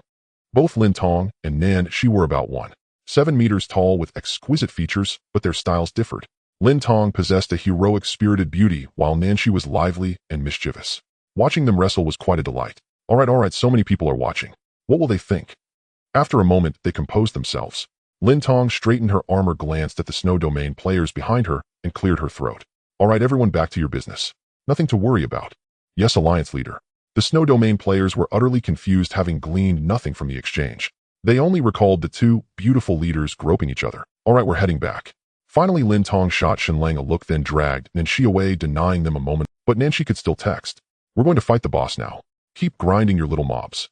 Sure, give me a heads up when it's almost done so I can steal the boss. Shen Lang replied. Got it. He'll use my ultimate and take down Tong Tong and the rest. Laughing. Nice plan. As expected of you. Then all the loot will be ours. No will take you down too, so all the good stuff will be mine. Shen Lang was speechless, rubbing his forehead. He had underestimated Nan Zai's ambition. Xiaoxi, why are you grinning so much? Win the lottery. In the distance, Lin Tong's voice rang out. It must be said that with the Snowblade dagger in hand, Shen Lang's monster-slaying efficiency soared to new heights. Even though the green-scale python boasted a health pool of 20,000, it was no match for Shen Lang's relentless assaults. In less than 2 hours, he had ascended to level 26, a pace that left the members of Snow Domain envious. Meanwhile, Lin Tong and her team had successfully slain the Golden Python boss, though its final ultimate attack was not interrupted, dealing a heavy blow to Snow Domain's main forces. After defeating the boss, the Snow Domain players did not disperse, but instead continued grinding on the lesser monsters. After all, the Greenscale Pythons offered decent experience, and with the system maintenance scheduled for midnight, the remaining 3 hours left little else to do. Thus, Shen Lang blended in among the Snow Domain players each side, maintaining an unspoken truce, grinding until midnight. In the final moments, he reached level 27, reclaiming a spot among the top 10 in Langya City. He secured the 10th position. Ahead of him stood Nanshi. Empowered by the Frost Crystal, Nang's leveling speed surpassed even Shen Lang's. With a single ultimate skill, her damage output exploded, propelling her from outside the top 100 in Langya City into the top 10 within just one afternoon and evening. a truly remarkable feat. As for the 10 free attribute points gained from leveling up, Shen Lang allocated them all to strength. He was now pursuing a one-crit kill playstyle where a single lethal strike could quickly refresh his stealth ability. Speed was sufficiently covered by his agility growth, which boasted an impressive 13-star rating, ensuring he was no slower than other assassins even without additional agility investment. At 11:58 p.m. Shen Lang bid Nanchi farewell and logged off directly on the spot. In his room, he removed his gaming helmet, visited the bathroom, then headed downstairs for a late-night snack. It was too late for anything elaborate. Shen Lang walked to the 24-hour convenience store near his neighborhood, spent 8 yuan on a large bowl of instant noodles brewed with hot water from the store, and finished it in 10 minutes. After returning home, he took a shower and climbed back into bed. It was nearly 1 in the morning. Shen Lang browsed the forums for a while, most discussions revolving around the upcoming Tianyan update. However, no one had any concrete details on what was changing. The official announcement had yet to be released, leaving players to speculate. After half an hour, drowsiness crept in. Shen Lang set his phone on the nightstand and soon drifted off to sleep. The next day, outside, the world was already bright, sunlight streaming through the window to cast a glow on the white walls. A melodious ringtone sounded, rousing Shen Lang from his slumber. He groggily picked up his phone to glance at it. It was a call from Nanchi. His drowsiness vanished instantly. He rubbed his eyes and quickly answered. "Hello, Nanchi. Lazy pig, you're not still sleeping, are you? Look at the time." On the other end, Nang's voice was clear and melodious. "It's not even 8 yet. What's up? Don't you have classes?" Shen Lang checked the time. It was only 7:40. "Summer break is almost here, so there's hardly any classes left," Nanchi said. "All right, summer break. I forgot." Shen Lang put the phone on speaker, set it aside, and sat up to stretch. He hadn't woken up this late in a while and felt a bit out of sorts. "Of course. By the way, do you have any plans today?" Nanchi asked. "What plans could I have?" "Actually, I'm thinking of moving to a new place. They'll look for some apartments later." Shen Lang replied after a moment's thought. His reputation was now thoroughly tarnished. Though no one had yet discovered his address, and the young couple next door likely hadn't recognized him, it was wise to plan ahead. Besides, he had long wanted to move out. Sharing an apartment was inconvenient, but previously his finances had been tight, forcing him to endure it. "Huh, you're moving?" Nanchi was somewhat surprised. "Yeah, why? Got any good recommendations?" Shen Lang asked casually while getting dressed. "I do. The apartments across from our school are really nice. Sister Yu and the others live there. The environment is great." Shen Lang had only been asking casually, but Nanchi actually had a suggestion. "All right, I'll go check it out later," Shen Lang said. "What's there to wait for?" "Huh, let's go now." Nang's voice was slightly breathless, as if climbing stairs. "Now, what's the rush? I haven't even gotten up yet," Shen Lang said, exasperated. "Then hurry up. I'm already at your doorstep," Nanchi suddenly said. "Huh." Shen Lang was momentarily. "Are you joking?" "Who's joking? Get up and open the door." "Just wait a moment. They'll be right there." Snapping back to reality, Shen Lang fumbled to pull on his pants, quickly folded the summer quilt, tidied the bed, and then dashed out of the room in his slippers. Standing at the entrance, Shen Lang rubbed his face, took a deep breath, and opened the door. Before him was that familiar and captivating face, tinged with a hint of playfulness. The girl stood gracefully outside, wearing a white t-shirt, a small crossbody bag, a dark knee-length skirt, her fair calves exposed, and white sneakers on her feet. For a moment, Shen Lang felt a wave of youthful vitality wash over him. "A few big lazybones, you sure can." Tiny beads of sweat still lingered on Nang's nose. She cast a sidelong glance at Shen Lang, pursed her lips in a smile, and then walked into the room on her own. "It's rare to have a day off for system updates. I figured I'd sleep in," Shen Lang said with a smile as he closed the door behind him. "I'm lazy anyway." Nanchi walked familiarly into Shen Lang's room, then turned to him and said, "Hurry up and wash your face and brush your teeth, then we can go see the apartment." "All right, make yourself comfortable." Shen Lang nodded and quickly headed into the bathroom. He was ready in 5 minutes. When he emerged, he found Nanchi standing expressionless by the bed, her gaze wandering as if lost in thought. "Why aren't you sitting down?" Shen Lang asked without thinking, sitting on the bed to put on his shoes. "I'd rather not. I wouldn't want to dirty your blanket." Nanchi glanced at him, her voice cool and distant. "Huh, what's wrong?" Shen Lang finally sensed something amiss. He looked at Nanchi, utterly baffled. She had been fine just moments ago. How could she suddenly be angry? "Nothing. I just remembered I have something to do at school, so we'll head back first." With that, Nanchi opened the door and walked out, leaving Shen Lang sitting on the bed, completely bewildered. Shen Lang was utterly bewildered, completely at a loss as to what had transpired. He was certain that little Nanchi was angry, but the reason for her ire eluded him. He truly had no clue why. "Nanchi, wait." After a moment, Shen Lang snapped out of his daze, hastily slipped on his shoes, and dashed after her. Yet by the time he reached the door, the elevator had already descended to the 3rd floor. Without a moment's hesitation, Shen Lang raced down the stairs, taking 3 steps at a time. He finally caught up with Nanchi at the entrance of the building. "Nanchi, what's wrong?" "Everything was fine just a moment ago." Shen Lang blocked her path, a cloud of confusion hanging over his brow. Nanshi glanced at him, a hint of grievance coloring her delicate features. Without a word, she quickened her pace toward the exit of the residential complex. Wait. Seeing this, Shen Lang hurried forward a few steps and stopped her once more. Classmate Nanshi, at least let me die with some clarity. What have I done to offend you so deeply? At that moment, Shen Lang felt as wronged as Do-e herself. You don't know? Nang's face was expressionless as she finally spoke, her voice cold. I truly don't know. Could you give me a hint? Shen Lang was at his wits' end, utterly clueless. Fine, let me ask you this, where is your original betting? Nanshi bit her lip, the rims of her eyes reddening slightly. Betting? Shen Lang was taken aback. Could the quilt really be the source of all this trouble? Yes, your betting is all new now. Where is the old one? Nanshi stared at him, her voice laced with grievance and a glimmer of hope. The last time she had visited, she had folded that quilt herself. It was still quite new, not old at all. Yet Shen Lang had replaced it inside and out completely and utterly. Clearly he was disgusted by her. Of course there was a slim chance he had merely stored it away, but that possibility was minuscule. She had searched the room just now, and it was nowhere to be found. I threw it away. Shen Lang scratched his head, speaking tentatively. How exactly as I thought? Hearing this, the last thread of hope in Nang's heart snapped. She let out a cold laugh, her eyes shimmering with unshed tears, a sight that genuinely pained Shen Lang. I'm sorry, it's all my fault for getting it dirty. I'm sorry. Nanshi bit her crimson lip, her eyes red and swollen. She gave Shen Lang one last lingering look before striding quickly out of the residential complex. So that's why she was angry. Only then did the realization dawn on Shen Lang. It really was all because of that. Nanshi, wait. Shen Lang caught up to her in a few quick strides, but Nanshi ignored him completely, walking on with determined steps. Just let me say one thing. Hear me out, and then you can leave if you still want to. Shen Lang grabbed her wrist. Fine, say it. Just one sentence. Nanshi struggled to suppress the sorrow threatening to spill over her voice. I see. Well, I did throw away the quilt, but there was a reason for it. Shen Lang felt a wave of embarrassment. It was such a mortifying incident that he really didn't want to speak of it. It was too humiliating. But meeting her still cold gaze, he knew he had no choice but to come clean. It's just, last time during that class change to Shinobi, I couldn't log off for 24 hours and, well, I just couldn't hold it anymore and I had an accident. As he spoke, Shen Lang felt like he could have dug a hole and buried himself. This was a level of embarrassment beyond the, you wet the bed. As Shen Lang recounted the tale, Nang's beautiful eyes gradually widened, her fair face a mask of utter disbelief. She had imagined many possible explanations just now, but this was the last one she would have expected. Is this really true? Of course it's true. Shen Lang's face was ashen. He had already thrown caution to the wind. Dignity was a lost cause at this point.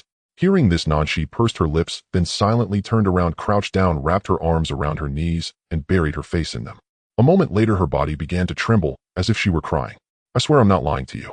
I had no choice but to throw it away. There was no way for me to wash it. Shen Lang scratched his head, completely at a loss for how to console her, and could only babble on with his explanation. After a long while, Nanshi finally lifted her head. She wiped away her tears, took a deep breath, stood up, and gave Shen Lang a blank, expressionless look. Come on, let's go see the apartment. Shen Lang stared at her, bewildered. That was it. She was over it already. What are you staring at? Let's go. Nanshi lowered her head, but Shen Lang caught the faint smile tugging at the corner of her mouth. Were you laughing at me just now? No, absolutely not, I swear. Nanshi raised 3 fingers as delicate as scallion whites and swore to the heavens, but she couldn't quite suppress the smile on her lips. I feel like you were laughing at me. Truly I wasn't. Shen Lang, you have to believe me. Nanshi took another deep breath, trying her best to put on a cold expression. Fine, let's go then. Shen Lang shot her a suspicious glance, but decided not to press the matter. Wait, let me find a place to sit for a moment. They hadn't taken more than a few steps when Nanshi stopped, her hands pressed against her lower abdomen, her brow furrowed slightly. What's wrong? Should we go to the hospital? Shen Lang looked at her with concern. No, it's nothing. I just laughed a little too hard and got a stitch in my side. They'll be fine after I sit down. You said you weren't laughing. I wasn't. Across from the east gate of Zhonghai University stood a 22-story building, the very apartment complex Nanshi had mentioned. Many of the university's unmarried faculty members resided there. Shen Lang and Nanshi, both wearing masks, entered the building. The ground floor served as a reception area, simply and cleanly decorated, leaving a rather favorable first impression on Shen Lang. Welcome, esteemed guests. How may I assist you? A staff member warmly greeted them as soon as they stepped. Would like to rent an apartment, a long-term lease. What price ranges do you have? Nanshi inquired directly. We have options at every price point. Let me first show you around the premises, and once you've found something you like, we can discuss the price. The staff member was both enthusiastic and articulate, immediately leading them upstairs to browse the available rooms, while continuously detailing the amenities on offer. The environment was indeed quite pleasant. Every apartment was bright and airy with clean windows and a view of the sea. However, the price was a bit steep. Of course, Shen Lang wasn't exactly strapped for cash these days. In the end, they settled on a single-bedroom apartment on the 10th floor. It featured a living room, a bedroom, a kitchen, and a bathroom totaling about 60 square meters. It was spacious, decorated in soft pink and white tones, cozy and tidy, and left a very pleasant impression.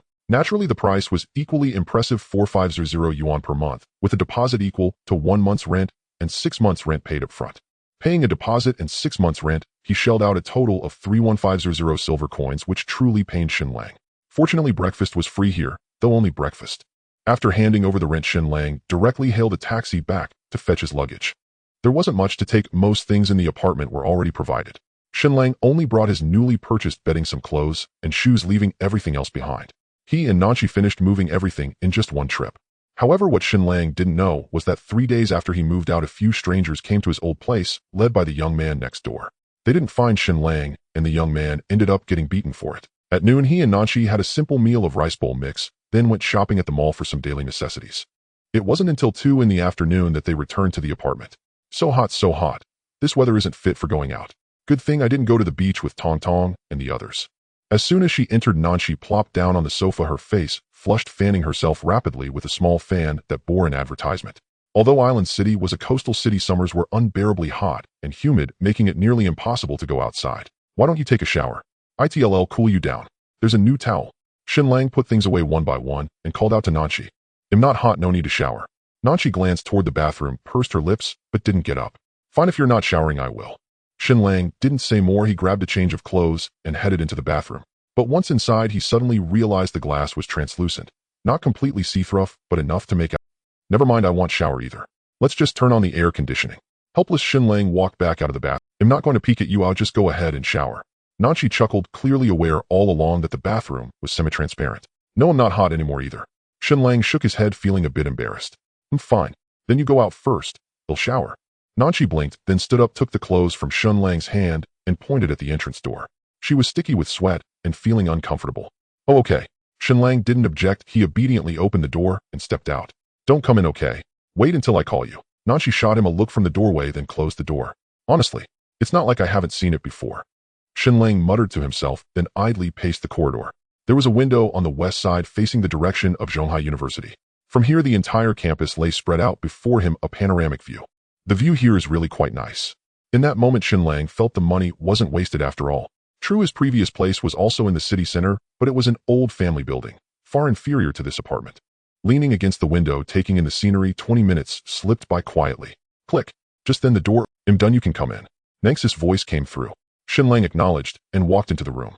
She was now wearing his t-shirt, drying her hair with a towel. The shirt was clearly 2 sizes too big, serving as a dress covering half of her fair, smooth thighs. On her feet were a pair of black slippers Shen Lang had just bought. Seeing Nanchi fresh out of the bath, Shen Lang was struck by her stunning beauty. He swallowed imperceptibly, his gaze involuntarily drifting to her legs. Nang's legs were beautifully shaped, long, straight, and fair. Now half covered by the t-shirt, they were even more alluring. What are you staring at? Keep it up, and I'll gouge your eyes out. Noticing his gaze, Nanchi pursed her lips, then kicked her slippers toward him and padded barefoot into the bedroom, which had no door. Go ahead and shower without worry. I definitely won't peek at you. Shen Lang snapped back to reality, feeling a bit speechless. He should have just stayed outside earlier.